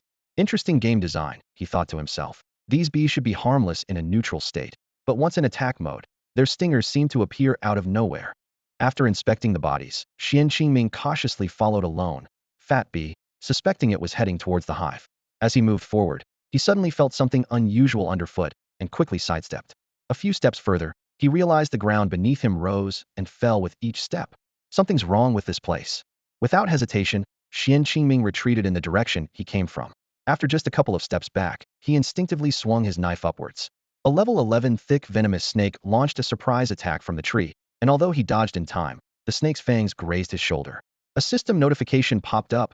Thick venomous snake, LV11, a unique species in the northern forests of Qingyu Town, short and stout, slow-moving. You fat worm, how dare you ambush me? Prepare to die, Xuan Qingming shouted in anger. The snake, which had just landed, lashed out with its tail, but Xuan Qingming, prepared, deftly evaded. Seizing the opportunity, he drove his dagger precisely into the snake's vital spot. The snake dissolved into white light and vanished. System notifications followed. Player has killed a thick, venomous snake, obtaining snake gallbladder X1, copper coins X60, snake gallbladder quest progress 120. Host has earned 10 slaughter points. After the battle, Xuan Qingming checked his condition. The poison effect fully dissipated after 10 seconds. The chicken comb hat is really effective. Chicken, you are so beautiful, is mighty. Oh, he exclaimed with genuine admiration. Completing the tasks for the snake gallbladders and bee stingers was a formidable challenge, even for Xuan Qingming. The venom from the thick snakes was particularly troublesome, but thanks to the resistance granted by the chicken comb hat, he could quickly overcome the negative effects. More troubling was that he had unwittingly wandered into the snake's lair. The undulating ground was clearly the nest of these fat worms. As expected, just as Xuan Qingming was deep in thought, several thick venomous snakes suddenly slithered out from the shadows. They hissed, communicating with each other. Who dares to step on my head? In broad daylight, waking me from my nap. Where's old Six? Wasn't he supposed to be on lookout in the tree? The last snake's reminder made the other two alert, and the trio immediately began to patrol the area around their nest. Hiding behind a tree, Xuan Qingming watched as these giant worms got closer and closer. He gripped his dagger tightly, his eyes sharp. Come on, just don't bite my dagger, he muttered to himself, aware that the durability of his equipment had already dropped to half. After his encounter with the shadowy tree roots, his silver dagger was severely worn. This time, he decided to avoid a heated confrontation, fearing the only weapon he had might break during the fight. As the nearest snake approached, Xuan Qingming suddenly sprang from the bushes and swiftly slashed at its vulnerable spot. With a successful strike, the giant worm instantly dissolved into white light. He quickly retreated behind the tree, holding his breath. The remaining two snakes sensed something was wrong and approached while conversing. Why is old 8 so quiet? Let's go check. Maybe he's sneaking a fat bug. Could be. Those bugs coated in pollen taste pretty sweet. Listening to their conversation, Xuan Qingming contemplated whether to provoke a war between the teddy bees and the snake group again. Just as he was pondering, the two snakes reached their fallen comrade's remains. Old 8 is dead, one snake exclaimed in shock. Before they could react, Xuan Qingming swept out with his sword, followed by a powerful thrust that precisely struck the nearest snake's vulnerable spot. In a flash, he continued his attack, swiftly dispatching one of them. The other snake lunged at him, and Xuan Qingming chose to face it head-on. Just as he dealt with the second snake, he suddenly felt a numbness in his arm. Damn, the paralysis effect hasn't completely worn off, he cursed, realizing he had narrowly avoided disaster earlier. Now, he was both poisoned and paralyzed, his movements restricted but not bleeding. Xuan Qingming thought cautiously. I absolutely can't face more than 3 snakes at once, or multiple paralysis might prevent me from dodging. About 10 seconds later, the numbness in his left arm abruptly vanished. Xuan Qingming took a deep breath, readying himself for the challenges ahead. The effect of the golden equipment, the rooster crown hat, is indeed remarkable. It neutralized the poison's influence in just 10 seconds, far more effective than the enduring poison effect of the dark tree spirit. Xuan Qingming cautiously moved along the edge of the snake nest, his steps so light they were almost soundless. Thanks to his special ability to understand animal communication, he knew these giant worms were all asleep during the day. But then, how should I lure them out to kill them? Xuan Qingming frowned. Then suddenly his eyes lit up. Got it. He quickly darted into a nearby thicket, concealed himself, and with a gentle wave of his hand, summoned an ordinary wild wolf. This level 1 wolf was gray-brown all over, with eyes that gleamed with loyalty. Xuan Qingming pointed to the entrance at the edge of the snake nest, and the little wolf immediately understood, lowered its body, and slowly approached the target. As expected, it wasn't long before a thick venomous snake slithered out of the hole, its scales glistening coldly in the sunlight. Seeing this, Xuan Qingming immediately gave the retreat command to the wolf. Although this summoned creature was low-level, as long as it survived for 5 minutes, it was an excellent tool for luring out monsters for Xuan Qingming. He had been so focused on honing his combat and reflex skills that he had never used this method before. The snake took a moment to notice the little wolf's trail, but by then, the agile wolf had already reached a dense thicket. Hiss, little doggy, come to Grandpa Snake's tummy. Grandpa Snake is just hungry. The snake hissed, conveying greed in the language of animals. Against this level 11 snake, the level 1 wolf was indeed as weak as a puppy. The thick snake, though somewhat bloated, accelerated with astonishing speed, quickly reaching the thicket. Come on, feast time. The snake sneered, raising its body, ready to swallow the little wolf whole. At this critical moment, several sharp flashes of light sliced through the thicket, hitting the snake's vulnerable spot precisely. Xuan Qingming leaped out, ignoring the slight numbness in his shoulder from exertion, and successfully dispatched the giant worm. After collecting the loot from the corpse, Xuan Qingming wore a satisfied smile as he crouched down to pat the little wolf's head, which affectionately nuzzled his leg, its tail wagging happily. With the assistance of the rooster crown hat, Xuan Qingming no longer had to fear poison. Facing a lone venomous snake posed no threat. Taking 10 to 20 points of damage and a brief 10-second paralysis was a minor inconvenience, easily recovered over time. However, a question suddenly crossed Xuan Qingming's mind. He looked down at his finger, focusing on the ring that glimmered faintly. Hey, system, our howling ring is supposed to add a poison bonus to attacks, so why hasn't it worked all this time? I've been fighting for ages, and the poison damage hasn't kicked in once. Xuan Qingming frowned, taking off the howling ring and giving it a few taps like an old man fixing a TV, then put it back on. He almost held it up to the light, muttering like a wizard. Why is the magic failing? Isn't my luck supposed to be extraordinary? Why isn't it working? Did I ruin it with a bad touch? It's not the howling ring that's faulty. It's just that you're too ugly. The system's mocking voice rang out without hesitation, sharp and sarcastic. The sudden insult infuriated Xuan Qingming, making him regret asking the system in the first place. It was like inviting humiliation upon himself. The voice of the slaughter system lazily echoed, carrying an unpleasant rasp. Xuan Qingming frowned as he listened, silently mocking the system's ignorance. The rabies toxin from the ring couldn't possibly infect snakes, bees, or trees. He couldn't help but scoff at the system's wasted pharmacology knowledge. The system seemed to sense Xuan Qingming's discontent, but didn't miss the chance to be sarcastic. Xuan Qingming coldly huffed, secretly hoping to revise these absurd settings once the beta testing was over. He touched the coxcomb hat on his head, grateful for the powerful effect of this equipment. His body, which should have been completely paralyzed, was only partially numb, feeling more like a tickle. Xuan Qingming skillfully maneuvered around the snake den, constantly changing positions to lure the venomous snakes. He coordinated seamlessly with his wolf companion, cleverly setting up an ambush using the game AI's corpse recognition mechanism. As the last thick venomous snake fell, the system notified that the mission was complete. Xuan Qingming looked at the experience bar that was just over halfway and smiled proudly. He quickly adjusted his direction, preparing to head to the beehive. After taking a few steps, a buzzing sound reached him. Xuan Qingming swiftly ducked into the nearby bushes, holding his breath. A swarm of teddy bees hovered above the snake den, soon spotting the undisappeared snake corpses. They communicated with each other and decided to split up. Xuan Qingming patiently waited, watching as 2 teddy bees flew closer. He swiftly adjusted his stance, gathered his spiritual power, and unleashed a sweeping wind sword aura. 2 damage numbers appeared above the bee swarm, followed by a fierce explosive thrust. Xuan Qingming's eyes were sharp as he watched the health of the 2 teddy bees rapidly decline. Without hesitation, he launched a fierce attack on the nearest venomous bee, his dagger slicing through the air with a cold gleam. As the first bee fell, the second bee's attack was already closing in. Xuan Qingming swiftly threw a dagger, but felt a sharp pain in his left shoulder. Gritting his teeth, he ignored the numbness spreading through his left side and continued his frenzied assault on the teddy bee. The bee was relentless, twisting its plump body and repeatedly striking at Xuan Qingming with its stinger. The two engaged in a fierce back-and-forth battle. Ultimately, Xuan Qingming's dagger struck the bee's vital point with precision, turning it into a flash of white light. Panting heavily, he marveled to himself, the damage is really high. I didn't expect that withdrawing motion of its stinger, with its barbs, could actually injure me. Xuan Qingming noted that the bee's attack also had a paralyzing effect, though compared to a viper, this paralysis only lasted a brief 5 seconds.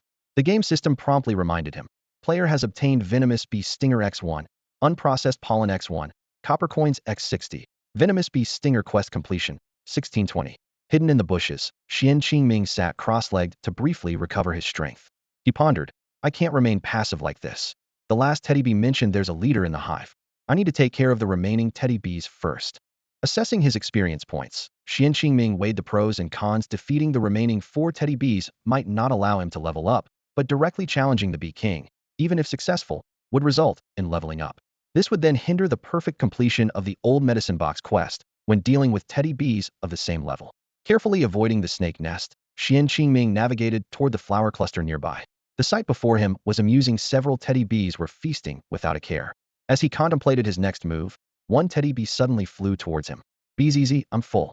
Why aren't they back yet? I'll go check. As expected, this teddy bee fell right into Xuan Qingming's trap. From a distance, he heard other teddy bees conversing. Bees easy, did I just see a little wolf dog? Did you too see it? Bees easy, are you seeing things? Bees easy, no, I'm sure I saw it. I'm going to check it out. Xuan Qingming's eyes gleamed with insight, and he immediately directed the little wolf dog to show its head from the bushes, capturing the teddy bee's attention. Bees easy, I told you I wasn't mistaken. I'll catch it and show you, then we'll have dog meat. One teddy bee exclaimed excitedly. As the teddy bee was lured into the bushes by the little wolf dog, Xuan Qingming seized the opportunity, leaping from behind with his dagger aimed at the bee's vital point. However, this teddy bee was ready, brandishing its sharp stinger and claws, and Xuan Qingming didn't gain much advantage this time. A fierce battle erupted, with massive damage values floating over Xuan Qingming's head. He felt intense pain, realizing he was injured. Nevertheless, he gritted his teeth and persevered, determined to completely defeat this teddy bee. As the teddy bee's stinger pierced Xuan Qingming like a sharp sword, its razor-sharp appendages quickly wrapped around his arm, holding him tightly. Xuan Qingming struggled desperately, but couldn't break free from this deadly grip. Seeing the dire situation, he acted decisively, aiming his dagger straight at the teddy bee's head. In a critical moment, the teddy bee's chubby face split open to reveal a gaping maw filled with tiny sharp teeth, lunging at Xuan Qingming. In a split second, Xuan Qingming delivered a fatal blow, and the teddy bee disintegrated into a burst of white light. Xuan Qingming breathed a sigh of relief but quickly realized he had lost 80 health points, and his dagger's durability had decreased by 1 point. He swiftly downed a large health potion to regain his strength. However, the crisis wasn't over. As if he had eyes on the back of his head, he spun around to unleash a sweeping sword strike, followed by a rapid thrust. This attack did not go as planned. 2 more teddy bees, alerted by the commotion, were ready. One evaded the sweeping sword strike, while the other launched an assault on Xuan Qingming's dagger-wielding arm. Remaining calm under pressure, Xuan Qingming repelled the nearest teddy bee with a powerful palm strike and seized the opportunity to retreat into the depths of the forest. Yet, The other teddy bee was faster, its wings humming like a small motor as it quickly caught up. Thinking quickly, Xuan Qingming turned and unleashed a powerful palm strike, narrowly dodging the stinger attack, and then hurled two throwing knives, striking both teddy bees. One was nearly out of health, while the other moved into support. At this moment, Xuan Qingming seized the opportunity, delivering a precise palm strike. The weakened teddy bee was sent flying, crashing into its approaching companion, both dissolving into white light under the knive's sharp edges. Xuan Qingming pressed the attack, launching a relentless assault on the remaining teddy bee. A series of normal attacks, powerful palm strikes, and explosive thrusts rained down mercilessly until the massive venomous bee also turned into white light. With the battle over, the game system notified Xuan Qingming of his loot: the bee's stinger, unprocessed pollen, and copper coins. His task was completed with a perfect score, and he could claim additional rewards at any time. Although temporarily safe, Xuan Qingming remained vigilant. He decided to scout the situation with the bee queen. If it proved too challenging, he planned to use the summoned wolf to divert attention and seize the chance to return to the city. At this moment, the summoned wolf also appeared somewhat nervous. Xuan Qingming's main concern was the dagger's durability, but he was confident in handling most foes unless faced with significantly higher level or bronze tier bosses. Carefully avoiding a snake nest, Xuan Qingming ventured into a dense forest. As he delved deeper, he gradually approached the edge of the woods. Suddenly, the sound of intense fighting nearby caught his attention. "Hey, gorgeous, let me take another swing at you. Just one more, okay?" A familiar female voice reached Xuan Qingming's ears, causing him to furrow his brow in thought. Although he couldn't immediately recall who the voice belonged to, he was sure it wasn't someone he liked. Deep in the forest, Xuan Qingming wondered why another player had arrived before him. His gaze suddenly locked onto an ID that filled him with distaste: Tian Kai Shanu. "Hey, gorgeous, don't hide. You're already halfway down on health. Don't be scared. Soon you'll turn into white light," Tian Kai Shanu said, brandishing a sharp blade with a bizarre excitement in her voice. Watching the scene, Xuan Qingming broke out in a cold sweat. "This person, no matter how you look at it, seems like a total creep," he muttered to himself. Not far off, a massive beehive sat at the foot of the mountain, as tall as a five-story building, resembling a towering self-built house from afar. The first and second floors of the hive had been hacked open, leaving a large hole.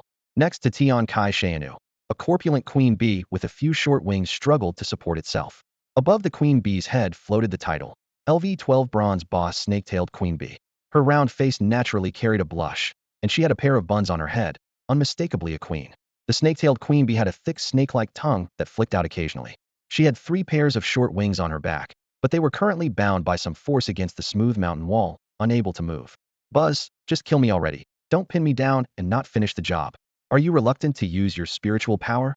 The snake-tailed queen bee groaned, her voice sounding like a muffled old lady to Xuan Qingming. After taking 2 more normal attacks from Tian Kai Shanu, the snake-tailed queen bee moaned in pain. "Buzz, why do women make it hard for each other? Young girl, I heard the outside world is terrifying. Are you under too much pressure out there and came into the game to vent on us? I have thick skin, but I feel pain too." Tian Kai Shanu remained unmoved, instead showing a strange smile. There, it doesn't hurt. Snake Bee Beauty, hang in there a bit longer. It's time to switch tactics. I'm going to start using spiritual power now. You better hold on and not die. He's almost here, and soon I'll send you off to respawn." The girl with divine talent wielded a blade shimmering with a rainbow of colors, muttering softly under her breath. Xuan Qingming watched the battle intently, noticing that every strike from the girl was accompanied by a chilling attack of spiritual energy, directly targeting the snake-tailed bee king. "This crazy woman," Xuan Qingming thought to himself. "That swordsmanship must be from the stone tablet. That was the tablet I was looking for." He recalled with frustration the day he missed the chance to search for the stone tablet at the riverbed, preoccupied with washing off the stench of rotten mud, convinced that this opportunity had been seized by the girl before him. The battle raged on, 2 dazzling lights flashed, and the snake-tailed bee king's health bar dropped further. Finally, the tormented bee king could take no more and howled in madness. "You're not human. Even monsters have dignity. You're a freak. Just kill me. No, let me go? I'll sting you to death." Unwilling to sit idly by, the snake-tailed bee king twisted its body in a bizarre manner, its tail sweeping wildly. A thick, purple, sharp light shot towards the girl, with a deep purple center gradually fading to colorlessness at the edges. The girl deftly rolled to dodge most of the attack, but was still grazed by the sharp overflow, losing some health. Xuan Qingming was shocked to notice the girl's impressive level of LV13. Not only did she overpower the bee king in level, but even the restrained bee king couldn't match her speed. Hiding in the shadows, he heard her muttering intermittently, "Don't worry, beautiful one. Just a little longer, my celestial divination won't be wrong." Xuan Qingming furrowed his brow in thought. Is she really a freak? No, She was a freak from the start. Who calls someone a hero right off the bat? The battle grew fiercer, the Bee King's attacks became more frenzied, and the girl dodged left and right, looking quite disheveled. Xuan Qingming couldn't help but worry that if the Bee King were unbound, it would be a far more formidable foe.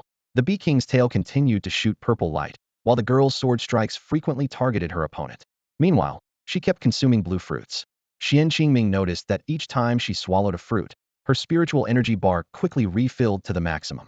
Do these fruits have no cooldown time? Xuan Qingming wondered, realizing the cooldown was about 5 seconds. Instant recovery potions, too strong. What kind of fortune does she have? Xuan Qingming watched the battle with envy, coveting the rapidly cooling and instant recovery fruits. He secretly hoped, for this mission's hidden reward, I wish the old medicine box would let me buy these fruits freely.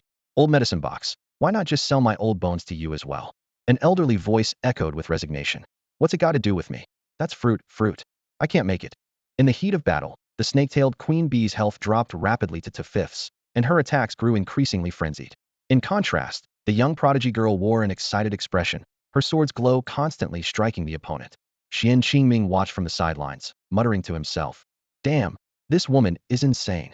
Is she a demon? You can't just torture a boss like this. He had labeled the prodigy girl as someone who bottled up too much stress in real life and released it in the game, a pathological gamer. However, Xuan Qingming didn't notice the nimbleness in the girl's sword movements. He squinted against the bright sword aura, shaking his head in disdain and turning his gaze to the snake-tailed queen bee. Buzz hiss, you can't bully me like this, I'll sting you. The queen bee screeched angrily. Her upper body was pinned to the rock wall, forcing her to lift her thick tail with her abdominal muscles. From the stinger, thick purple needles shot towards the prodigy girl. The queen bee thrashed her body violently, resembling a fitness-obsessed brute. Seeing the continuous barrage of tail stingers, Xuan Qingming gulped, thinking, why does she seem scarier than Blade Sting? At least Blade Sting was pretty, but this queen bee looks like a monster. It's terrifying. Unbeknownst to Xuan Qingming, as he daydreamed, Blade Sting lazily turned over in bed, thinking to herself, Blade Sting's not just pretty, I'm naturally seductive. In the battle, the queen bee's short wings were torn by her violent movements, causing dark green blood to drip continuously.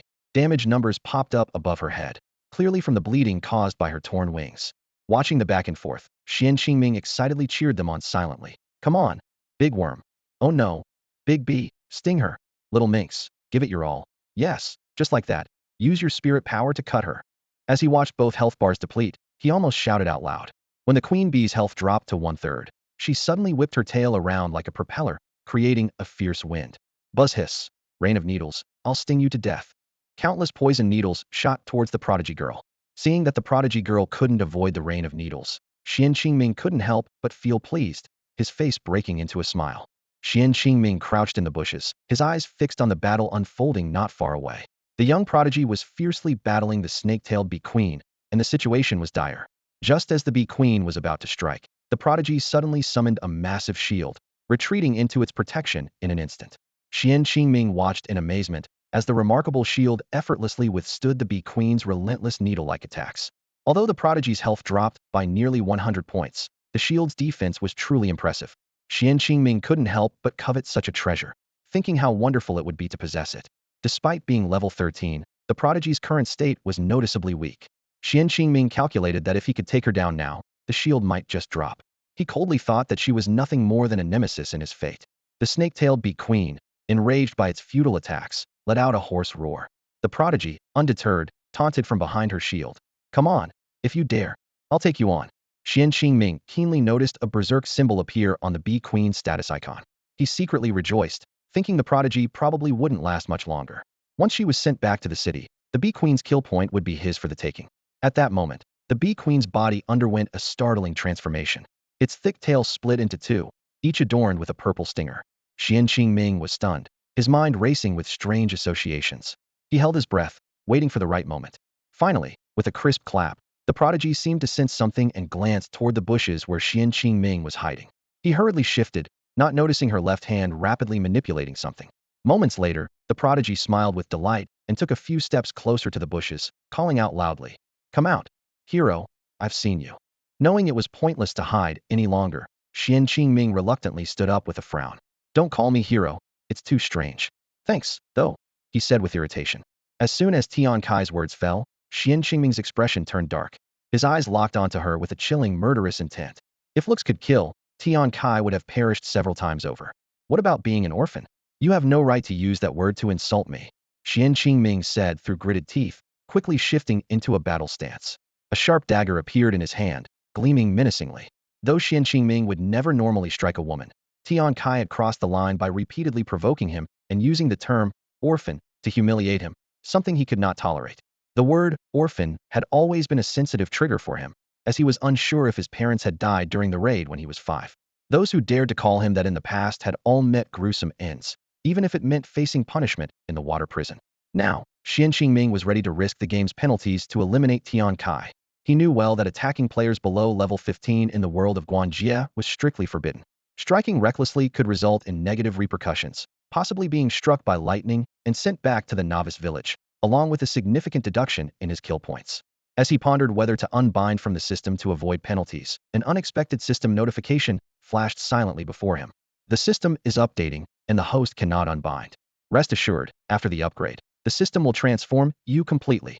Then, the kill system sent another message.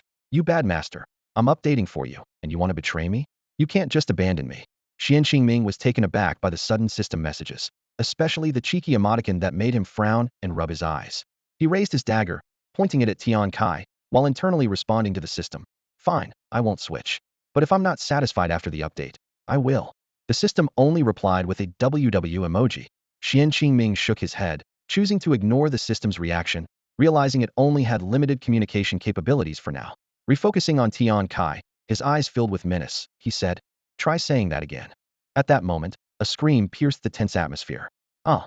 Tian Kai, clearly frightened by Xuan Qingming's fierce gaze, failed to dodge in time and was struck by the snake-tail queen bee's thick purple stinger, crying out in pain. The celestial maiden realized her words were ambiguous and quickly apologized to Xuan Qingming. She stammered, I'm sorry, I spoke too hastily. I meant, you've always thought you were an orphan, right? Please don't be angry. I didn't mean to be rude. In a few days, you'll meet your family. Upon hearing this, Xuan Qingming flew into a rage, advancing towards the celestial maiden with a dagger glinting in his hand. He trembled as he sneered. Are you saying I'm going to die soon and meet my parents? Fine, then I'll send you to meet them first. Sensing danger, the celestial maiden instinctively tried to dodge, but inadvertently moved into the attack range of the serpent-tailed bee king. Seizing the opportunity, the bee king struck with its lightning-fast tails, piercing her shoulder. Damage numbers floated above her head as the bee king pulled her into its embrace. This was no gentle hug. The razor-sharp edges of the bee king's legs scraped mercilessly against her body. With damage numbers continually flashing above her, the celestial maiden's arms were tightly bound, leaving her powerless to resist. Suddenly, the bee king, pressing closely against her, opened its massive maw. Its once beautiful face turned grotesque and terrifying, with the mouth splitting far beyond its cheeks. The celestial maiden watched in horror as needle-like teeth inside the mouth came closer to her neck. Facing imminent death, she closed her eyes but managed to shout one last message to Xuan Qingming. Remember, spend more time with the old man. Ah. Before she could finish, she vanished into a white light under the bee king's fangs. Xuan Qingming witnessed this and sighed. Really, what a bother. Shaking his head, he thought to himself, why am I getting tangled up with a lunatic? But as he noticed the bee king's health bar changing, he was taken aback. Damn, this thing can actually absorb blood? Xuan Qingming was shocked to see that although the celestial maiden's health was depleted, the bee king's health had recovered from 1/3 to nearly half. He licked his lips, staring at the still frenzied bee king, silently hoping that this blood-sucking ability had limits. Otherwise, if he got entangled with the bee king, his defeat would be certain, and he didn't want his health to drop to the 4th stage of the martial realm. Just then, Xuan Qingming remembered the steel needles the celestial maiden had left behind. As soon as he thought of it, there was a bang-bang sound, and the needles that had been pinning the bee king's wings turned into light and disappeared along with the celestial maiden. Caught off guard, Xuan Qingming found himself under attack by the snake-tailed bee king, which lunged at him like an arrow released from a bow. In that critical moment, he quickly devised a plan and executed a move called Great Wave Palm, momentarily forcing the enemy back. Despite this, the bee king's overflowing spiritual power left its mark on him. Xuan Qingming dared not let his guard down as he faced this terrifying opponent again. The snake-tailed bee king was a chilling sight. Too thick, long tail supported its massive body like legs. The large needle at the end of its tail glimmered menacingly, ready to pierce anything. Its forked tongue flicked in and out, emitting a spine-chilling buzzing hiss. The bee king spoke. Buzz hiss, are you the lover of that crazy woman from earlier? Xuan Qingming hurried to clarify. No way, I have a deep-seated grudge against her. However, His explanation had no effect on the Bee King. Buzz hiss, you humans are all deceivers. I'll crush you. The Bee King roared, swiftly advancing on Xuan Qingming with its two snake tails. Its short bee-like legs flailed, trying to pull Xuan Qingming into its grasp. Cursing inwardly, Xuan Qingming thought, that brat Tian Kai girl took my task slate and left me with this rejuvenated monster, and it's in a berserk state. He dashed forward and to the side, ducking to avoid the Bee King's short, slicing bee claws. At the same time, his hands moved with precision, turning and slashing a brilliant arc with his dagger burst strike. This high-difficulty maneuver seemed effortless with the game's action enhancements. The Bee King reacted swiftly, twisting its thick waist. One tail supported its weight while the other, armed with a long needle knife, swung at Xuan Qingming. He ducked again, rolling to the Bee King's side. Huh!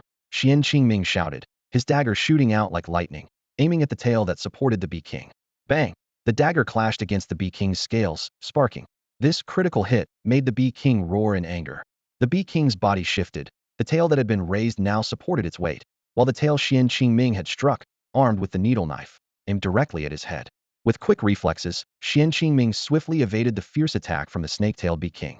Seizing the opportunity, he unleashed a powerful wave palm strike, forcefully pushing the opponent away. Wow, you're really clever, Xuan Qingming thought to himself, impressed by the crafty angle of the snake-tailed Bee King's attack. As the snake-tailed Bee King was knocked back, Xuan Qingming quickly retreated, staying alert for a possible counterattack. He noticed the creature's health had dropped by nearly a fifth and couldn't help but smile slyly. Let's see how long you can last. Who do you think you're underestimating? This taunt clearly enraged the snake-tailed Bee King. It crouched low, using its short forelimbs to support its body, and both tails swept out simultaneously. Suddenly, a thick purple beam shot from between its tails, aiming straight for Xuan Qingming. What? Is that all you got? Xuan Qingming joked, though he was secretly alarmed. The purple beam was as tall as a person, leaving almost no room to dodge. At the last moment, he noticed a depression near the surface inside the beehive. Without hesitation, Xuan Qingming rolled into the beehive, sliding into the depression. Although he avoided most of the damage, he quickly climbed out to avoid being trapped inside by his opponent. As he emerged from the beehive, Xuan Qingming seized the moment and unleashed a sweeping sword aura. The attack struck the snake-tailed Bee King's chest, momentarily halting its movements. Humans are all the same, the creature hissed, unable to dodge, as the sword aura left a deep gash, green blood gushing out. Got it. Xuan Qingming pressed the attack, alternating between normal attacks and skills, following every few strikes with a powerful wave palm. Despite the rapid depletion of his energy, he was determined to take down the snake-tailed Bee King in one go. However, as a bronze-level boss, the snake-tailed Bee King was not to be underestimated. After losing nearly 200 more health points under Xuan Qingming's relentless assault, it finally found a chance to counterattack. The snake-tailed Bee King coiled its tails and launched itself into the air. Despite the wounds at the base of its wings, it managed to open them for brief flight. What the? Weren't its wings injured? How can it still fly? Xuan Qingming exclaimed, just as the snake-tailed Bee King's two thick tails began to glow with purple light, signaling an even more ferocious attack was imminent. Oh no, I can't let her use that move again. Xuan Qingming's mind was on high alert. He knew he didn't have the powerful shield like the talented young girl, so he quickly withdrew his dagger. At the same time, he hurled throwing knives and needles from his waist like raindrops towards the two tails of the snake-tailed Bee Queen. Damage numbers floated above the snake-tailed Bee Queen's head, and though they weren't high, they successfully interrupted her skill charge. Xuan Qingming felt relieved. Luckily, I watched your fight earlier. That storm of needles skill is truly terrifying. The snake-tailed Bee Queen's spell was interrupted, leaving her with little spiritual energy. She abandoned the needle storm skill and focused on batting away the incoming knives with her snake tails. Unwilling to back down, Xuan Qingming shouted, Snake-tailed Bee Queen, if you have the guts, let me use potions too. I'm not convinced. Wham! The snake-tailed Bee Queen flicked her tail, instantly knocking Xuan Qingming's knife away, only losing 10 health points this time.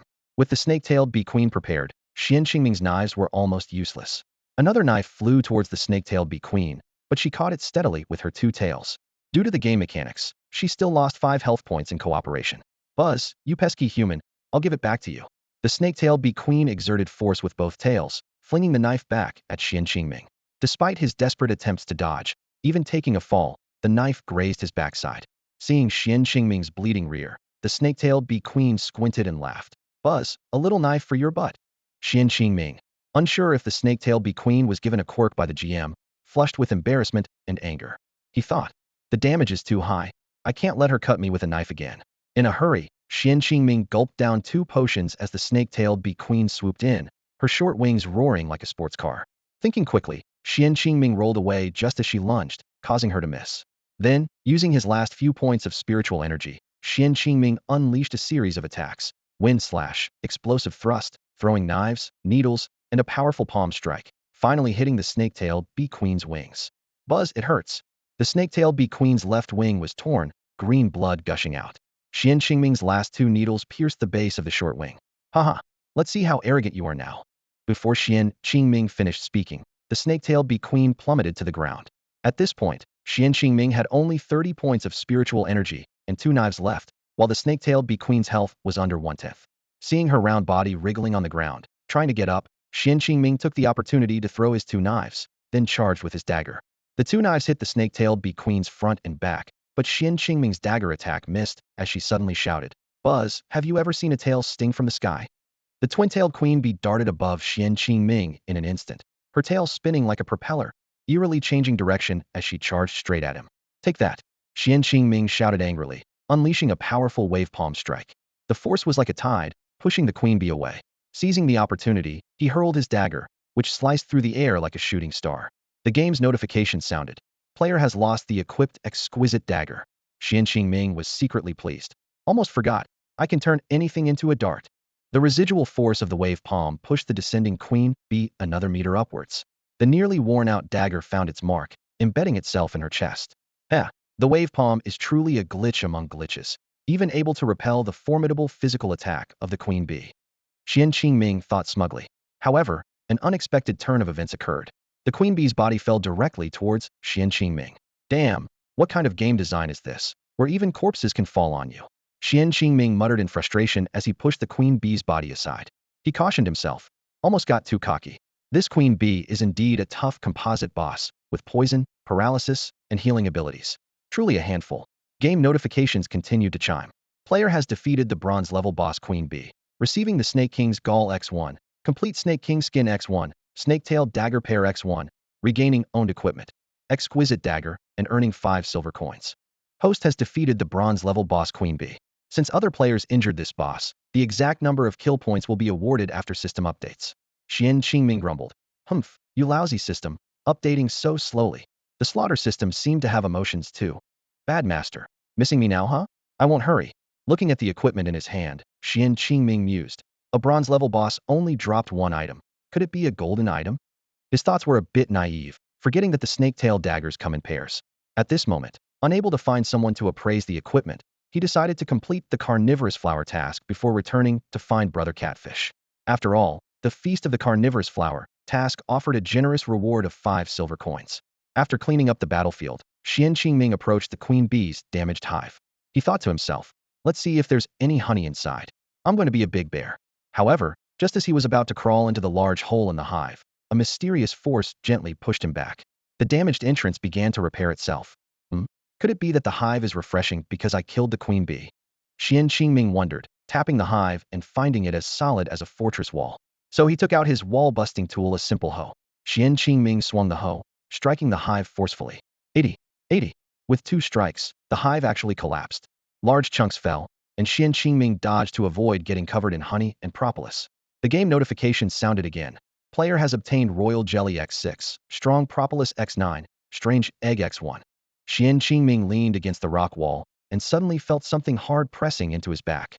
Reaching around, he pulled out an egg the size of a soccer ball. Could this be an egg laid by the snake-tailed bee queen? Is it the seed of a heavenly gifted girl? An absurd thought flashed through Xuan Qingming's mind, and he quickly realized his imagination was running wild, causing him to shrug awkwardly. Never mind, I'll ask Brother Catfish, the appraiser, when I get back. He's knowledgeable and should be able to figure it out, Xuan Qingming muttered to himself, while checking the durability of his dagger, which was down to 420. He skirted around the snake nest, picking up some fresh flower seeds from where the teddy bees collected nectar, and headed straight for the territory of the carnivorous plants. Flowers, here I come. Get ready for my revenge, he said to himself with a sly smile. Just then, his game pod received a message notification. It was from Huang Fuxia. Dear, I'm going to train in your room for a bit, so you can play a little longer today. Sango has prepared a table of apology dishes for us tonight, and I agreed. Let's give this bully a chance to prove himself. If any dish isn't tasty, I'll stab him on the spot. If I hadn't agreed, he probably would have run away immediately. This way, he'll let his guard down. If he dares upset me, I'll find an excuse to stab him. I'm so clever. Don't miss me too much. See you at dinner. Reading through the string of messages, Xuan Qingming shivered. This little girl who loves to stab really can't go 3 sentences without mentioning it, he replied with a wry smile. See you at dinner. Glancing at the system time, Xuan Qingming sheepishly scratched the back of his head. It was already noon, and in his rush to complete tasks, he had completely forgotten to make lunch for Huang Fuxia. Even though she didn't need to eat, he still wanted to do something nice. No, I have to make a soup for Huang Fuxia before dinner, to help stabilize her energy and relieve pain. Xuan Qingming calculated. After all, I plan to keep her happy, so I can dig up Slade in the mud by the beaver dam at midnight. It's the weekend, and if I miss this chance, I'll have to wait until next Monday.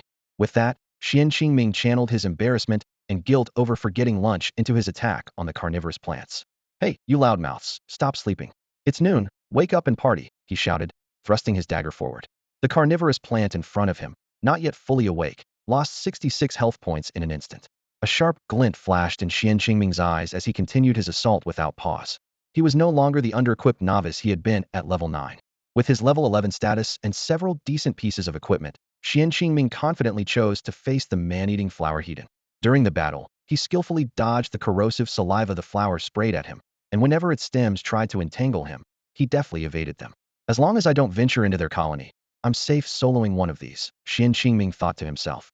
A system notification popped up. Acquired. Man-eating flower toxin X1, copper coins X70, Feast of the Man-eating flower quest progress, 120. Buoyed by newfound confidence after easily dispatching the first man-eating flower, Xuan Qingming quickly moved on to his next target. Before long, another system notification appeared. Acquired. Man-eating flower toxin X1, copper coins X70, Feast of the Man-eating flower quest progress, 2020. A level 12 quest completed so easily. I'm definitely a high-level player. Xuan Qingming thought smugly. If it weren't for the recent update to the combat system, his prowess would certainly earn him that title. After collecting his spoils, Xuan Qingming cheerfully activated his return to town. He hadn't realized that while hunting those glowing plants in the dim northern mountain forest, several game cycles had passed. Yo, fish brother, did you miss me? Xuan Qingming greeted the mustached catfish brother enthusiastically. Catfish brother yawned and lazily glanced at the excited fellow. Huh, you rascal, hand it over. Catfish brother snatched Xuan Qingming's player device, and with a casual flick, a few silver coins vanished from Xuan Qingming's inventory, replaced by several appraised pieces of equipment neatly arranged on the table. Darn, this is daylight robbery. Xuan Qingming pretended to complain, but I like it. The first piece of equipment was a vine-entwined arm shield. Silver equipment, usable at level 11, base defense 45. Special ability 1, can extend a 3-meter vine, attack power 20. Special ability 2, can unfold into a medium-sized shield 1.50.7, reducing defense to 35. This offensive and defensive equipment made Xuan Qingming tremble with excitement, and although its size and defense didn't match the great shield of the Fortune Maiden, the combination of its abilities rivaled that of gold equipment. The second item was a serpent-tail dagger. Silver equipment, usable at level 12, can serve as a secondary weapon, attack 40, speed 5.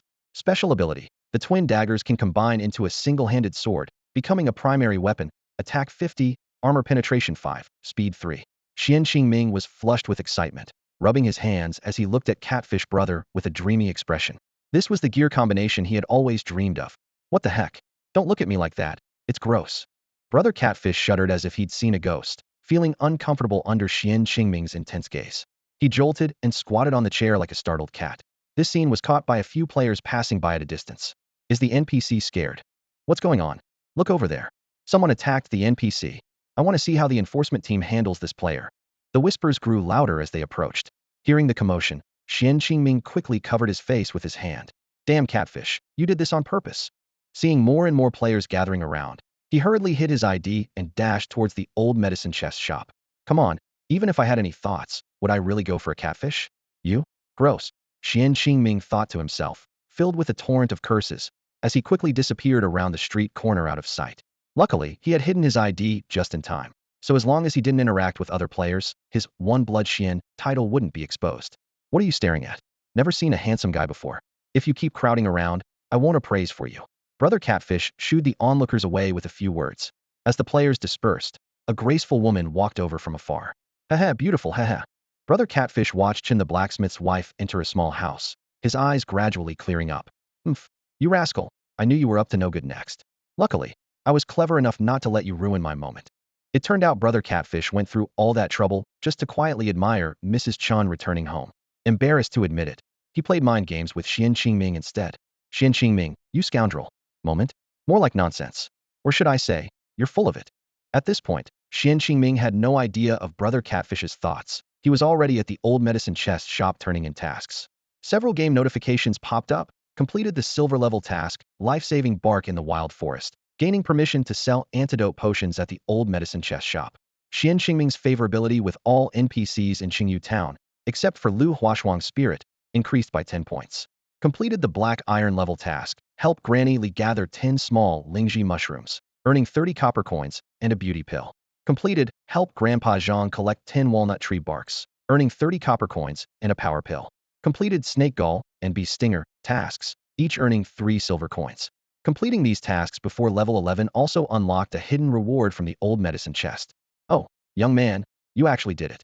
Truly remarkable, the old medicine chest praised. The game system chimed in Xuan Qingming's ear, indicating that his favorability with the old medicine box had skyrocketed by 30 points. He also received a 30 discount on potion purchases. Every day, he could buy 5 special potions from the old medicine box, including 3 health potions and 2 mana potions.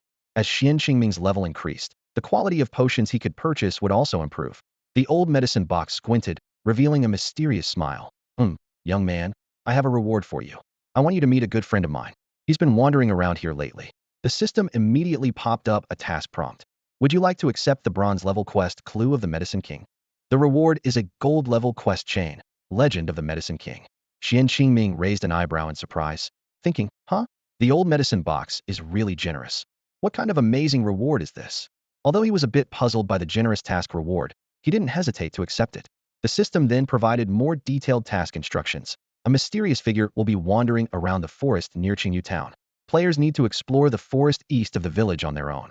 If they are lucky, they will naturally trigger the Medicine King's legacy. However, the system kindly reminded them to be cautious of the formidable tigers and porcupines in the forest. Xuan Qingming smirked, feeling somewhat dissatisfied with the vague task prompt. He couldn't help but mutter, Medicine King, huh? Is this what you call a legacy? Is this your surprise reward?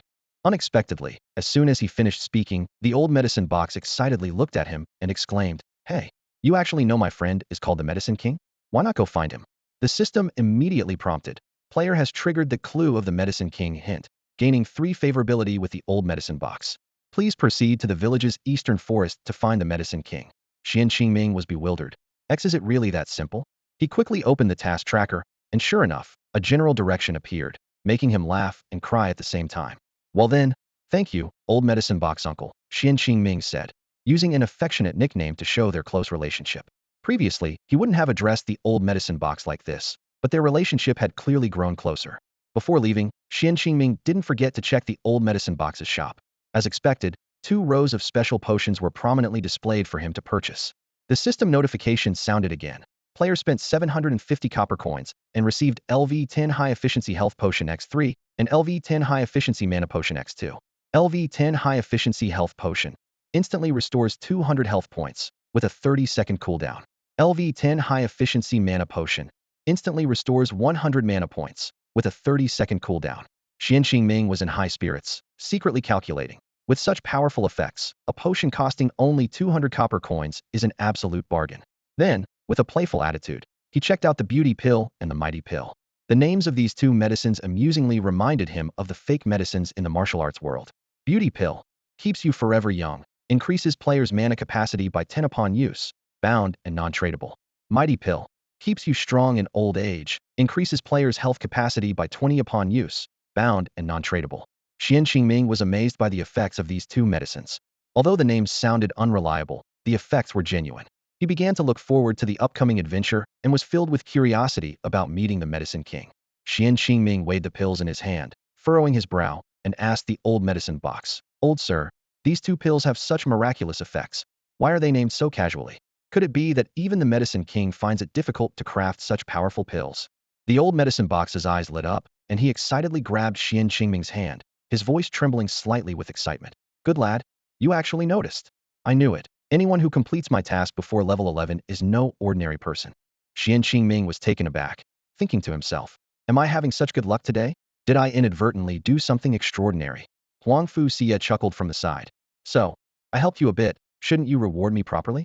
A game prompt popped up. Old medicine box's favorability towards player 10, player's purchase discount, increased to 35 off, and daily purchase of special potions 1. The old medicine box continued. Over 100 people have come here to complete the task of making medicine for Granny Li and Grandpa Zhang. But only you resisted the temptation of the 2 pills without exploiting the resources. A new game prompt appeared, asking Xuan Qingming if he would accept the gold-level quest, Consult the Medicine King. Without hesitation, Xuan Qingming chose to accept. The task required him to consult the Medicine King on the methods of making the beauty pill and power pill, with a chance to obtain the pill recipes. However, if the pills were lost before completing the task, it would result in failure.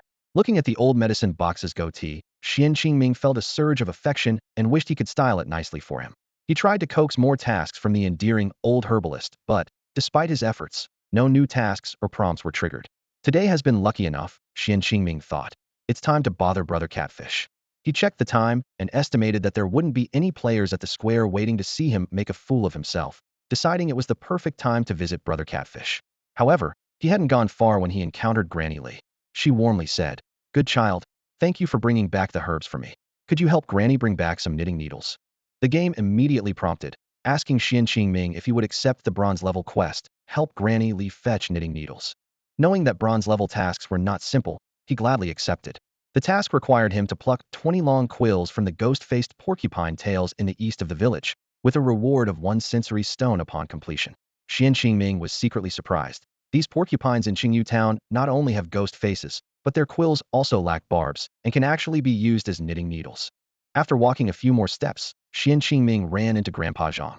Not wanting to miss any interaction with an NPC, he greeted him proactively.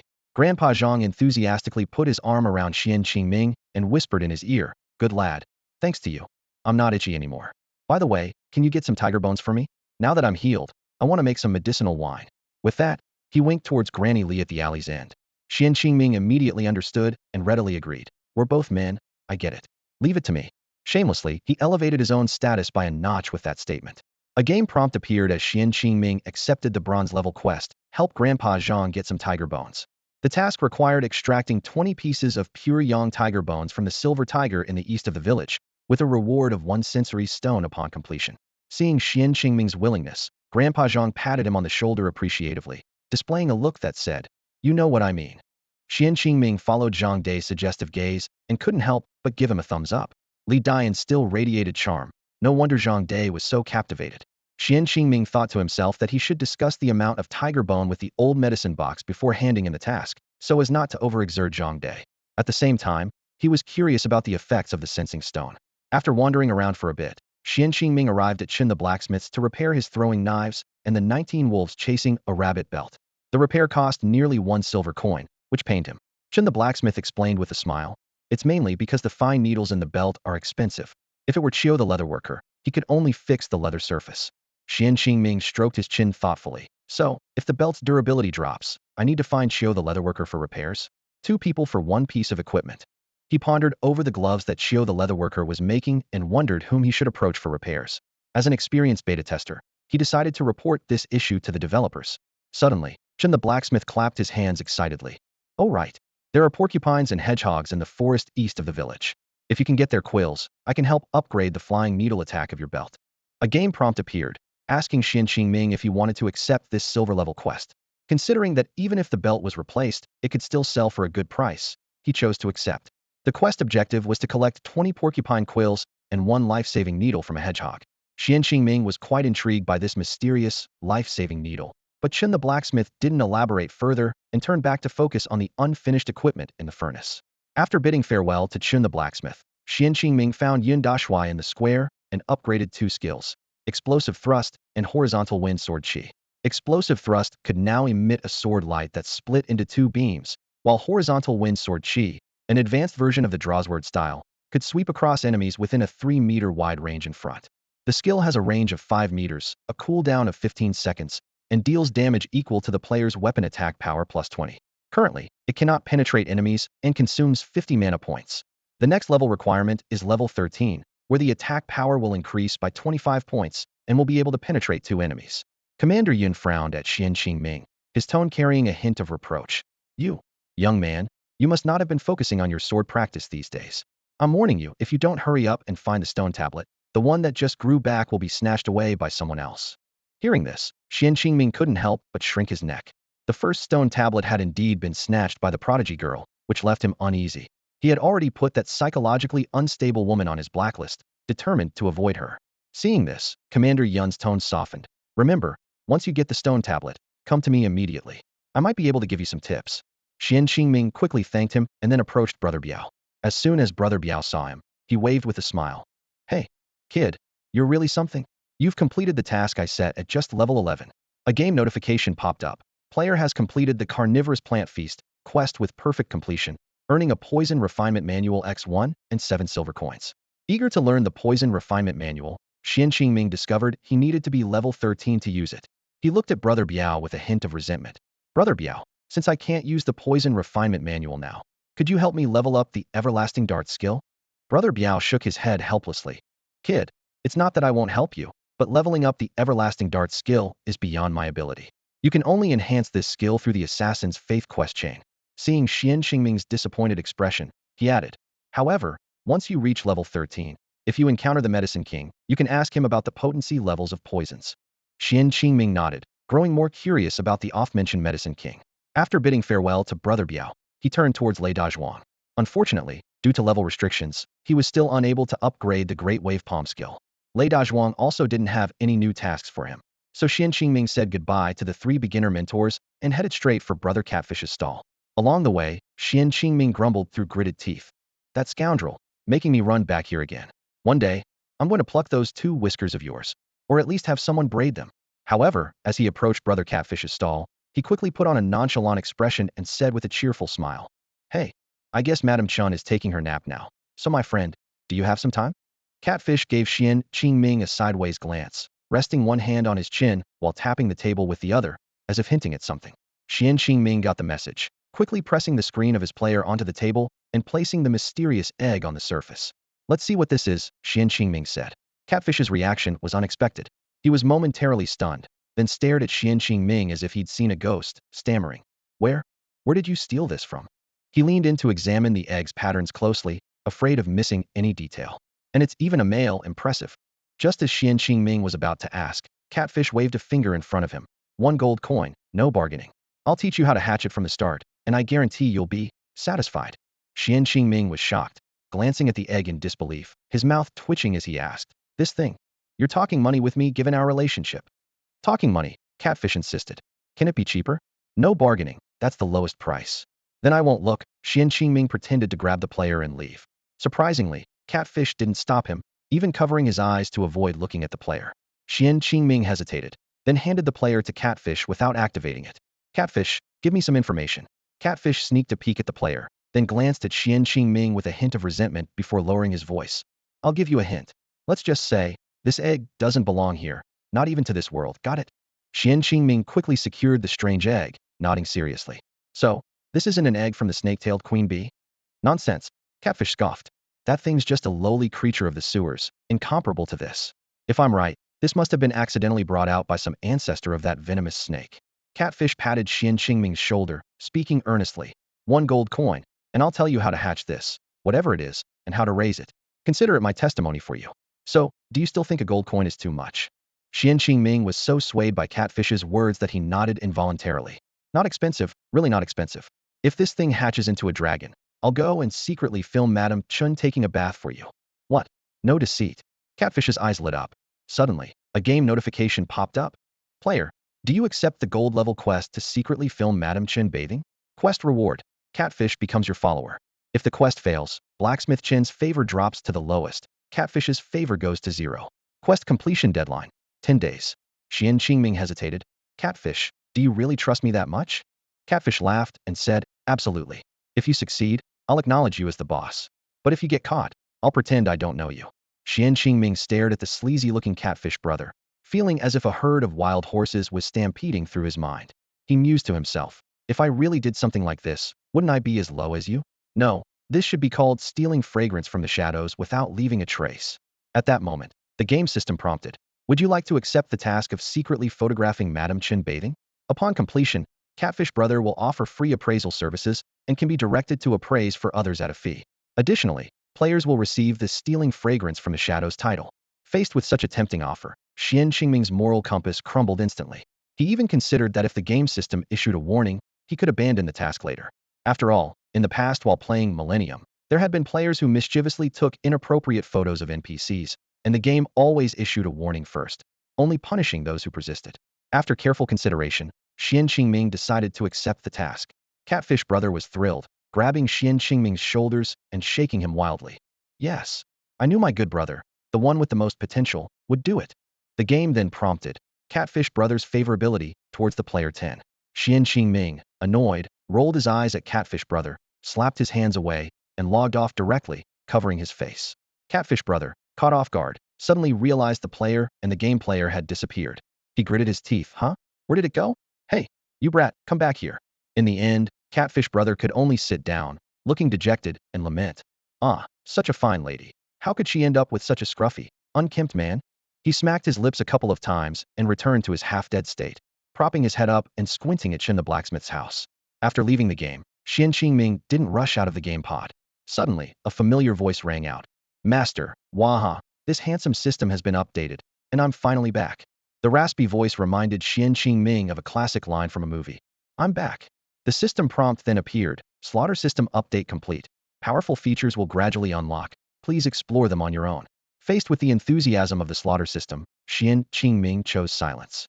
However, the system was persistent, continuing. Hey, master, can't you humor me? We haven't communicated for 24 hours. Don't you miss me at all? Xuan Qingming couldn't help but retort. Only 24 hours? It's just been 24 hours. Do you think I miss you talking nonstop all the time? Miss you deducting my slaughter points for no reason? Miss you deliberately withholding important information to frustrate me? Before Xuan Qingming could continue his tirade, the slaughter system quickly interjected. Master, don't be angry. Anger is bad for your health. I have good news for you. Do you want to hear it? Xuan Qingming glared disdainfully at the slaughter system floating in the void. His face was full of contempt. This system seemed to have forgotten the pain of past failures, despite the chances he had given it before. If it weren't for the impressive effects of the falling leaf capture technique this time, he wouldn't have considered forgiving this annoying entity at all.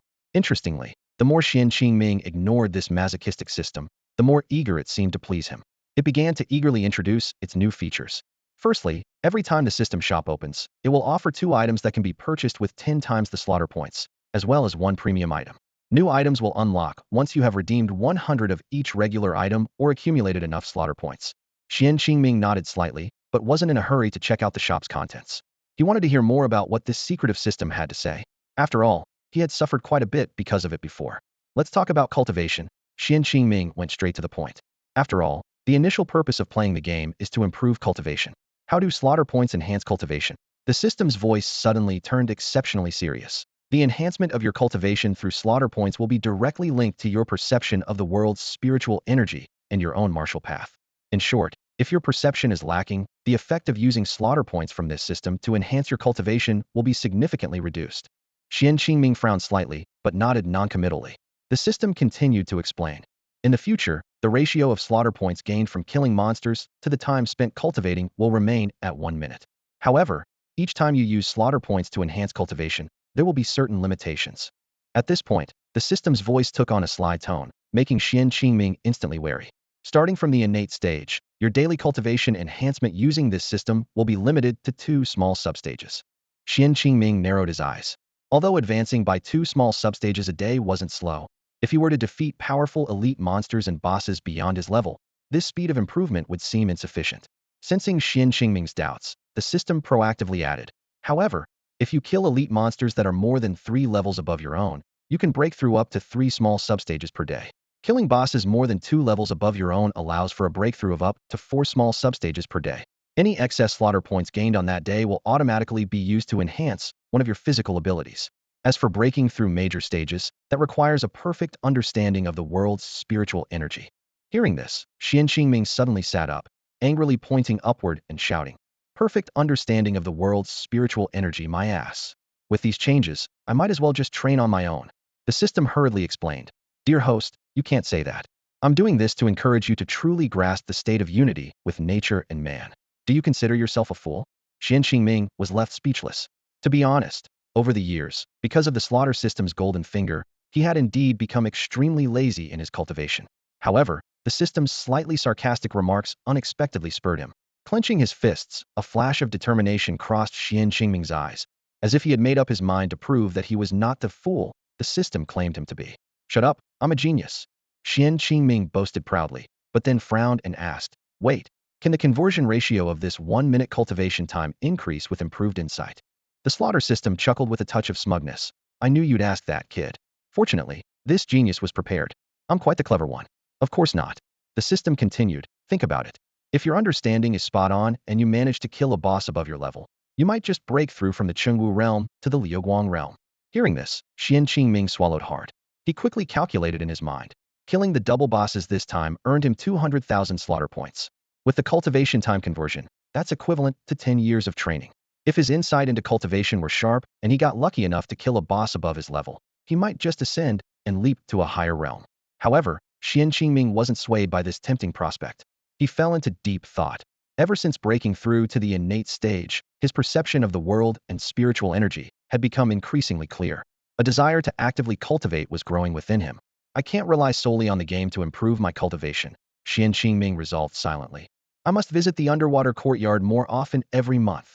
Having made up his mind, Xuan Qingming coldly remarked, what you say is true, but the chances of a win-win situation are still too low. The slaughter system slyly replied, heh, I knew you'd say that, so I have some good news for you.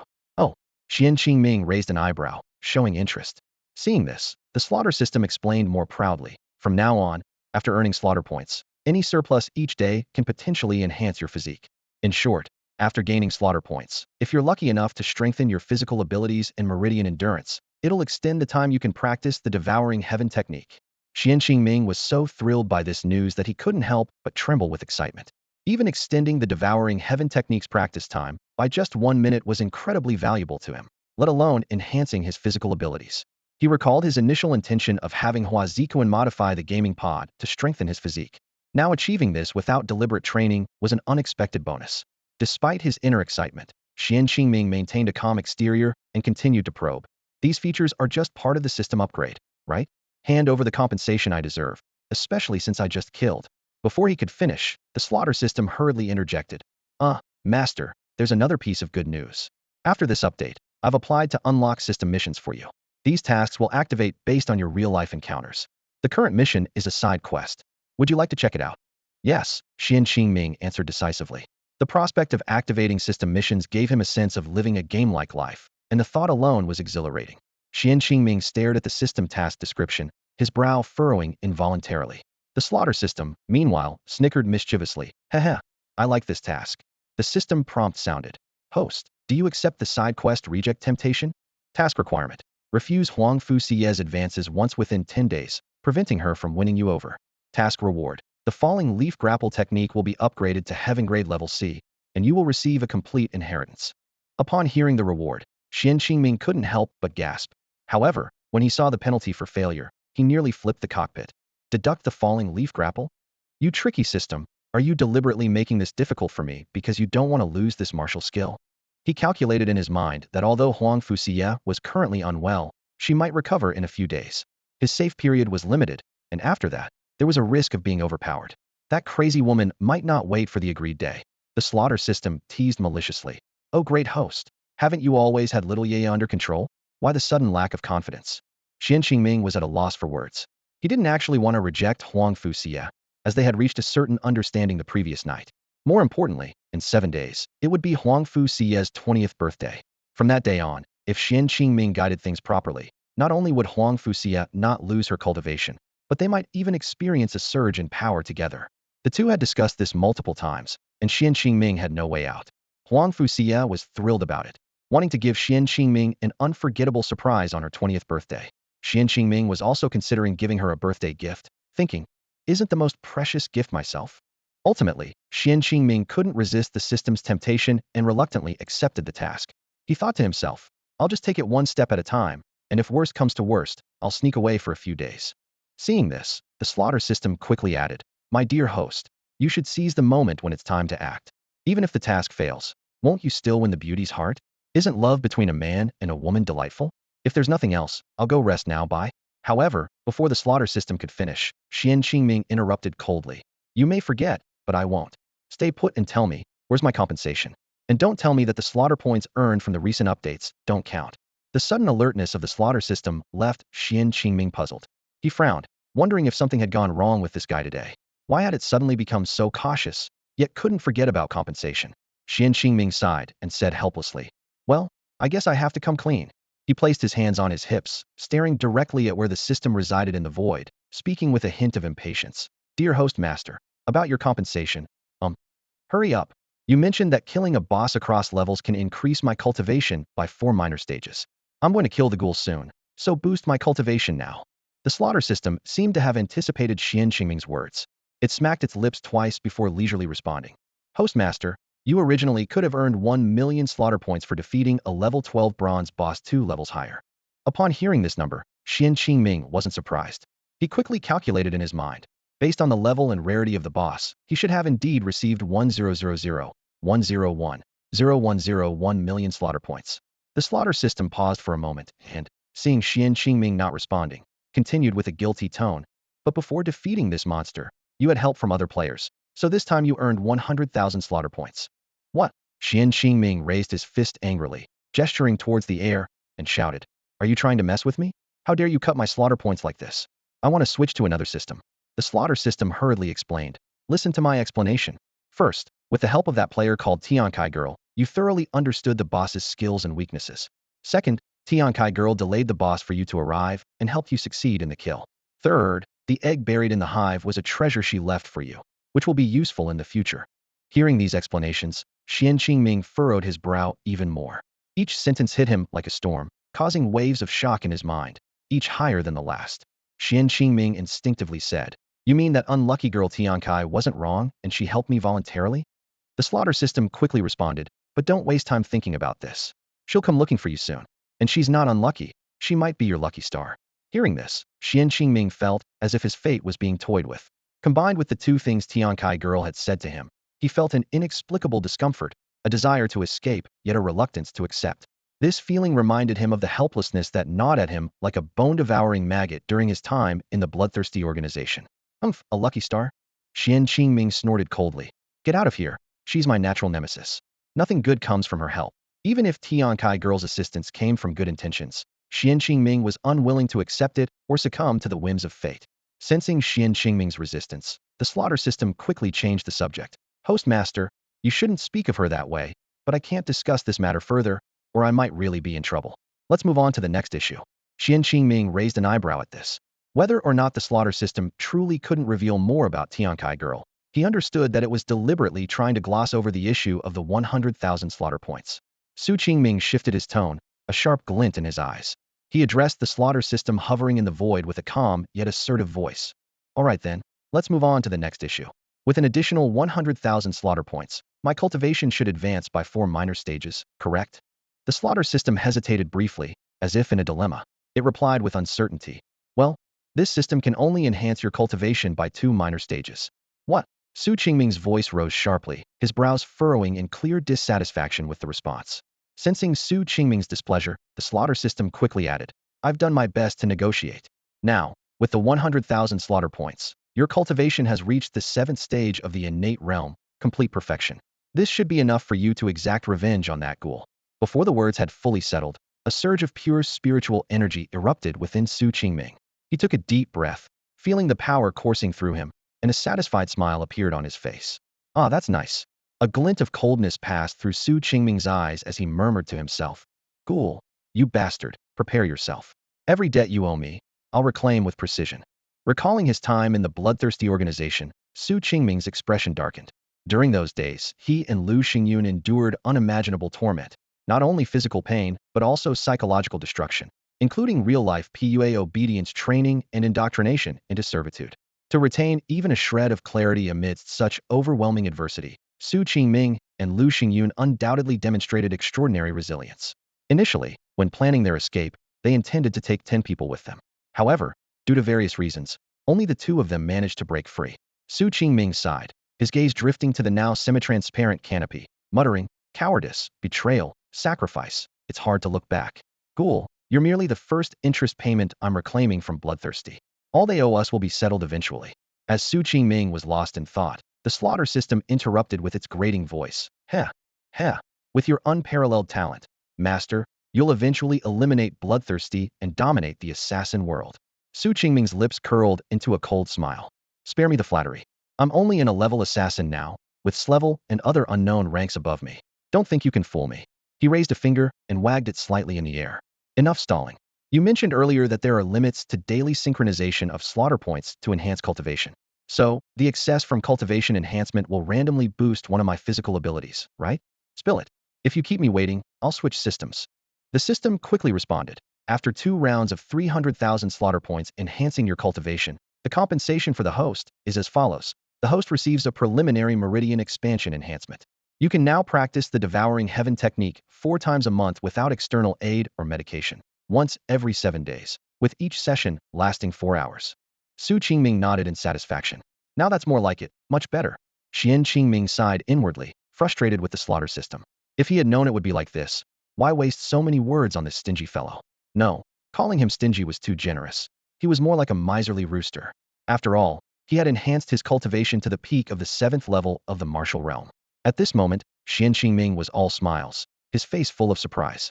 The unexpected benefits of expanding his meridians had left him ecstatic. It actually allowed him to increase the frequency and duration of cultivating the Devour Heaven technique.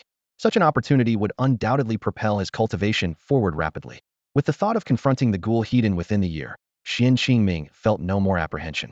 Recalling his last encounter with the ghoul, Xuan Qingming reminded himself to stay vigilant. That time, he had only succeeded by taking advantage of the ghoul's injuries, sneaking in an attack. The ghoul, after all, was genuinely at the 9th level of the martial realm, but had only managed to exert less than the 7th level's power last time. His victory was purely by luck. Dear host, the voice of the slaughter system suddenly chimed in. I've really gone out of my way for your cultivation this time. I even bent the rules to lock your abilities onto the meridians. I'm the real hero here. Surprisingly, the slaughter system's voice sounded pleasing to Xuan Qingming this time. He couldn't help but murmur to himself. Yes, you did a good job this time, you dog of a system. You're reliable when it counts. If the slaughter system had a physical form at that moment, he might have even given it a warm hug. Having been together for so long, Xuan Qingming had figured out the slaughter system's modus operandi. It never lied. At most, it would remain silent on matters the host wasn't concerned about, but it never dared to spread false information. So when the system said it had fought for him, it must have genuinely put in the effort. You can scram now. Xuan Qingming suddenly changed his tone. No, come back. Open the system store for me. Right away. The system, seemingly eager to please despite not being able to deduct any slaughter points, beamed at Xuan Qingming's rare praise. It promptly displayed the store panel. Please take a look, dear host. The store panel was divided into 2 sections. The left side featured regular items like face-swelling potions, powerful scar removal ointments, and universal bottle openers. The right side, the premium section, had only one item, the glimmering wall-breaking pill. The function of the glimmering wall-breaking pill was straightforward. It increased a warrior's chance of breaking through from the martial realm to the glimmering realm, priced at 200,000 slaughter points per pill, with no side effects. As Xuan Qingming was deep in thought, the system's shrill voice snapped him back to reality. Hee, dear host, isn't my premium product like a cow flying in an airplane? Xuan Qingming nodded in satisfaction, finding the price of 200,000 slaughter points fair and the product truly powerful. Oh, by the way, dear host, the system added, if you redeem over 100 items, certain special items might receive a functional upgrade. Xuan Qingming's eyes twinkled. You mean if I exchange for more than 100 of these glimmering wall-breaking pills, I might get something like a refined wall-breaking pill? After all, above the glimmering realm was the refined realm, a natural deduction. No, dear host, the system quickly clarified. The glimmering wall-breaking pill won't change its name. At most it will become an enhanced version. After all, the martial realm and the glimmering realm aren't even on the same value level. Come on, boss, Xuan Qingming understood. You're dreaming too big. From the system's explanation, he gathered that the glimmering wall-breaking pill could at most enhance its effect, like increasing the original 20 breakthrough chance to 30, without exceeding its core functionality too much. Xuan Qingming nodded slightly, his eyes sharply fixed on the system interface. I get it. But aren't these 3 items on the left just useless junk? Is this column always going to have such trash? Sensing the threat in Xuan Qingming's tone, the slaughter system quickly explained in its distinctively shrill voice. No, dear host. I just updated it. How could the items on the left not be upgraded? Before the words were fully out, Xuan Qingming saw the names of the strong scar removal cream and the universal bottle opener suddenly glimmer with a soft light. The system interface then displayed the updated details. Enhanced strong scar removal cream. Function: Instantly heals any scar or wound not exceeding 100 times the user's destructive power. Price: 2,500 slaughter points box. Side effects: none. Enhanced universal bottle opener. Function: can open anything not exceeding 50 times the user's destructive power. Price: 3,000 slaughter points item. Side effects: none. See? Upgraded without a price increase. Aren't I just the most considerate system? The system flattered in its cringe-inducing voice. Xuan Qingming shivered at the sound, thinking to himself, is this creepy system hitting on me? Hey, host, what are you thinking? The system bristled. How could I have such disgusting thoughts? You're too revolting for me. I only like fellow systems, especially female systems. Internally, the system fumed. This damned host, daring to slander me like this. I can't call him a dog owner. That would mean calling myself a dog. I'm so mad. Maybe I should upgrade my language skills next time. Looking at the system, which sounded like an angry puppy, Xuan Qingming uncharacteristically refrained from mocking it. He noticed that both the items in his hand and the ones stored in the system had been upgraded, deciding to let it go this time. Glancing at the time, it was only 3 p.m. Feng Xiai had just messaged saying he was going next door to freshen up and reminded him not to forget the soup. Xuan Qingming decided to test the upgraded items, and the best test subject was naturally the nearby Han Zikuan. At that moment, Han Zikuan had just finished his training and was lying on the bed watching a short drama projected onto the ceiling, with a silly smile on his face. Come, let Big Brother give you a slash, Xuan Qingming said softly as he entered the room. Han Zikuan inwardly wailed. Did I owe you something in a past life? Can't you pick on someone else? Han Zikuan was lost in a delightful daydream about being the center of attention in a drama, surrounded by admirers, when suddenly a powerful force yanked him from his bed. Before he could react, he found himself under the control of Xuan Qingming. Brother, what are you doing? Stop! Han Zikuan exclaimed in panic, struggling against Xuan Qingming's grip, but his protests were ignored. Xuan Qingming swiftly made a 10-centimeter cut across Han Zikuan's chest. Before any blood could flow, he quickly applied a potent scar removal ointment to the wound. Astonishingly, the cut vanished instantly without a trace, not a single drop of blood spilled. Han Zikuan stood there, stunned, his mind trying to process what had just happened. After a few seconds, he blurted out, "What the heck, brother? What kind of operation is this? Cutting first, and then healing? Are you farming sturgeon for caviar without damage?" Xuan Qingming watched Han Zikuan gesticulating wildly and chattering incessantly, and then noticed he still had half a box of the ointment left. A mischievous idea crossed his mind, and a sly smile crept onto his face. He quickly smeared the ointment on Han Zikuan's lips and pinched them together with his fingers. In less than 3 seconds, Han Zikuan found he couldn't open his mouth. Worse yet, Xuan Qingming's fingers were now stuck to Han Zikuan's lips because of the ointment. Han Zikuan's eyes widened, and he made muffled sounds, clearly both terrified and helpless about the sudden situation. Xuan Qingming marveled to himself, wow, this stuff can stick even where there's no wound. The system smugly responded, Master, the instructions clearly state that this is a magical product that can bond any surface. Xuan Qingming suddenly realized the product's potential, his eyes widening further. Does that mean it can bond even there? As Xuan Qingming pondered the endless possibilities of the powerful ointment, Han Zikuan was desperately trying to escape the awkward predicament. He moved cautiously, but accidentally tugged at Xuan Qingming's fingers still stuck to his lips. Han Zikuan could only look at Xuan Qingming with pleading eyes, gesturing frantically between them, hoping to resolve the situation. Feeling a slight pain from his fingertips, Xuan Qingming saw Han Zikuan's tear-filled eyes and heard his pitiful sounds, finding the situation both exasperating and amusing. This stupid system, Xuan Qingming grumbled internally, didn't warn me about any side effects. The system retorted bluntly, this is entirely your own fault. You didn't release your fingers after applying the ointment.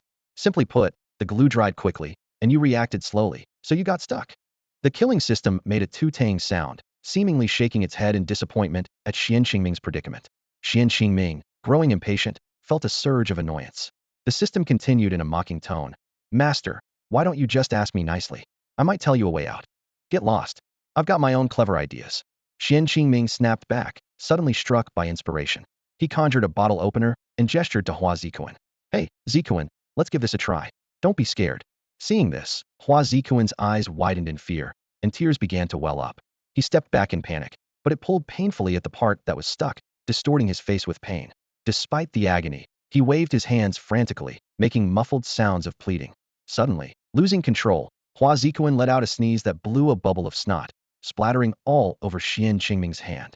EW. Shut up. No. Stop struggling. Xuan Qingming scolded, lightly tapping Hua Zikuan on the head with the bottle opener in an attempt to calm him down. However, the tap only made Hua Zikuan break down completely. tears and snot flowing freely down Xuan Qingming's fingers onto the back of his hand. Hua Zikuan, calm down. Let me see if I can help you out. I'm not trying to scare you, Xuan Qingming urged, suddenly feeling a chill on his hand. In a moment of desperation, Xuan Qingming instinctively pinched Hua Zikuan's lips and gave a tug. Caught off guard, Hua Zikuan toppled forward, and Xuan Qingming's knee inadvertently hit his stomach. With a muffled grunt, Hua Zikuan's stomach churned, and two strands of instant noodles shot out of his nose, one landing right on Xuan Qingming's hand. EW, this is too much. My hand. Looks like I'll have to scrub it clean today, Xuan Qingming exclaimed in disgust.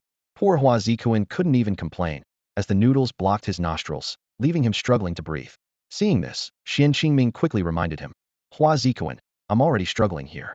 Don't you realize your strength is way above mine? Hua Zikuan's chest heaved vigorously, seemingly gathering his energy. No, don't. Xuan Qingming watched in horror as Hua Zikuan expelled two streams of internal energy from his nose, shooting the obstructing noodles away. Ah, that's better.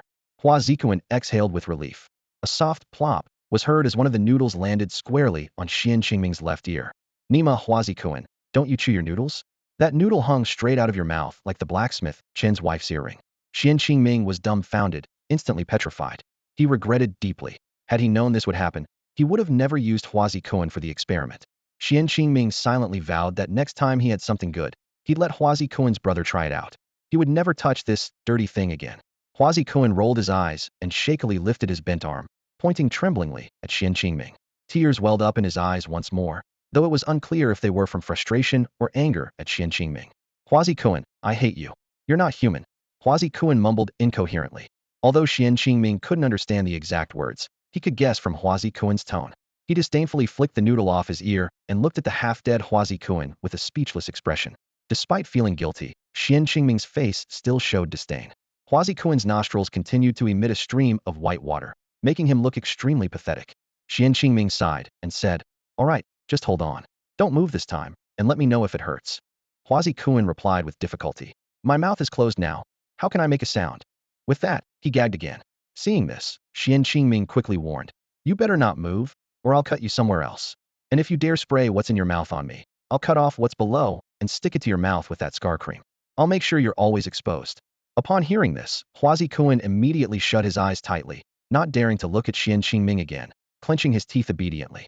They had all experienced Xuan Qingming's terrifying nature. He was definitely the type to unleash a murderous persona after seeing blood. However, Hua Zikuan, who had been trained by Xuan Qingming, wouldn't give up easily. He closed his eyes not because he was afraid to let Xuan Qingming see his gaze. Hua Zikuan had already decided that as soon as he opened his mouth, he would make sure this bastard leader got a faceful. Xuan Qingming was completely unaware of Hua Zikuan's intentions. Otherwise, he would have cut Hua Zikuan's face first. He picked up a universal bottle opener, aiming its sharp end at the contact point between Hua Zikuan and his finger. Hua Zikuan sneakily opened his eyes for a peek, saw the sharp tip approaching, and quickly shut his eyes again, looking like he was awaiting execution. Hua Zikuan thought to himself, Big brother must have learned this from Fengxi. No. I suspect Fengxi was corrupted by him. Luckily, my wives didn't see my embarrassment, or they'd wash my nasal cavity out with saline. Xuan Qingming, while maneuvering, muttered to himself, If only this opener could turn into a dagger. As soon as he spoke, the slaughter system's voice chimed in. As you wish. The universal bottle opener instantly transformed into a small knife. Heh, good job, you lousy system. Xuan Qingming exclaimed excitedly. With no more worries, Xuan Qingming wielded the small knife with confidence. He recalled a time when he took down a heinous target by making hundreds of cuts, letting the guy die slowly from blood loss and fear. This cruel method was one reason he ranked among the top 100 great assassins. Xuan Qingming carefully separated his index finger from Hua Zikuan's philtrum. The process went surprisingly smoothly, taking just 2 tries. Hua Zikuan touched his philtrum in disbelief, then looked at Xuan Qingming with a pitiful expression, gesturing frantically. Xuan Qingming squinted and slightly smirked. Got it. Raise your hands. Pinch your little mouth. Hua Zikuan complied, tightly pinching his stuck lips. Xuan Qingming grinned maliciously and pulled out a small knife, causing Hua Zikuan to quickly close his eyes in fear. Hua Zikuan, it's just one cut either way, hurry up. I'm about to swallow it, Xuan Qingming urged. The moment Xuan Qingming cut Hua Zikuan's lips, the knife vanished into thin air. Xuan Qingming dodged swiftly, narrowly avoiding Hua Zikuan's vomit. He shook his hand, covered his nose, and walked towards the door. Ugh, I can't deal with this guy, too messy. If I could beat you, I would definitely fight you. You're unbelievable, Hua Zikuan shouted angrily. Without looking back, Xuan Qingming said, Hey, clean up the floor. Huazi Kuan rushed to the bathroom to brush his teeth, while a cleaning robot quickly tidied up the room and sprayed air freshener. After washing his hands, Xuan Qingming carefully examined his fingers and was surprised to find no traces left. Wow, there's really no wound at all. Even fingerprints and hair follicles are intact. These things are amazing. Xuan Qingming marveled. The killing system smugly replied. Heh, all courtesy of the store, following your instructions. Hearing Xuan Qingming's words, Huazi Kuan checked his lips closely. He was astonished to find that not only was his beard lightly trimmed, but even his previous ulcer had healed. Where did you get this amazing stuff, bro? Huazi Kuan asked curiously. Xuan Qingming stroked his chin and calmly replied, stole it. My scar removal cream is unparalleled. With that, he turned and left, leaving Huazi Kuan to continue inspecting himself with a camera. Back at the bedroom door, Xuan Qingming squinted, chuckled to himself. Humph, stupid system. Almost got distracted by you again. He stood firm and directly pulled out the killing system. Hey, kid, stop interrupting me and give me the compensation right now. All right, I get it, master. The slaughter system replied helplessly, realizing that Xuan Qingming wasn't falling for its tricks anymore and decided to reward this now clever guy. The mechanical voice of the system echoed in Xuan Qingming's mind. System alert. Host has exceeded the daily maximum tolerance of slaughter points for cultivation enhancement. Host receives 15 to physique, strength, agility, endurance, 3 to length, and 10 to duration. A warm energy surged through Xuan Qingming's body, resetting him to full status. His body suddenly felt incredibly light, like a character leveling up in a game. Xuan Qingming took a few steps, savoring the changes, and couldn't help but fall onto the bed, hugging the quilt folded by Huang Fuxia, taking a deep breath. That's the scent, he thought. The attribute boosts made Xuan Qingming feel unprecedented comfort, and the lingering fragrance of Huang Fuxia on the quilt multiplied his happiness exponentially. Hey, how about that, master? The system interrupted his enjoyment smugly. I swapped 1 year of life for 3 centimeters in length and 10 minutes of duration for your happiness. Aren't I great? The system's grating voice boomed in Xuan Qingming's mind, the harsh tone making him frown. It felt like being a student rewarding himself, only to have family burst into the room. Just as Xuan Qingming was about to scold the system for its noise, he caught some useful information from its words and realized something. He pressed his heel against the end of the bed and measured the distance from his head to the bed's headboard with his hand. That's not right. It only went from 179.5 to 180.5. That's not 3 centimeters, Xuan Qingming muttered to himself. And what about those 10 minutes? Compared to a year of life, the latter is surely more valuable, right? Master, do you really think those 3 centimeters are that cheap? The system, hearing Xuan Qingming's confusion, burst into laughter as if it had heard the funniest joke, its tone laden with obvious innuendo, as if saying, I'm experienced, I get you. What do you mean, kid? Before Xuan Qingming could finish, he instinctively glanced down at his groin amidst the system's boisterous laughter. Damn, it really did grow. Xuan Qingming's face turned crimson, a peculiar smile creeping across his face, which slowly became more suggestive. However, compared to the system's unrestrained laughter, his smile was more reserved while the system's was blunt. Xuan Qingming could only straighten up and play the role of the silent one. Am I not an understanding treasure of a system? The slaughter system continued to laugh triumphantly, saying, Haha, master, the extra 10 minutes was something I fought for. It was supposed to be just 5 minutes. But if you want more, you'll have to work hard yourself. Consider this a freebie. Wishing you and that Fengxi guy happiness. Be happy. Xuan Qingming wanted to say something, but the slaughter system had already gone silent, as if it had logged off. He found himself at a loss for words, so he simply remained silent. That's all for today. Thank you so much for watching. I hope you guys enjoyed. If you wish to have another part of this recap, please give us at least 1,000 likes. Please don't forget to comment and subscribe to our channel for more content like this until next time.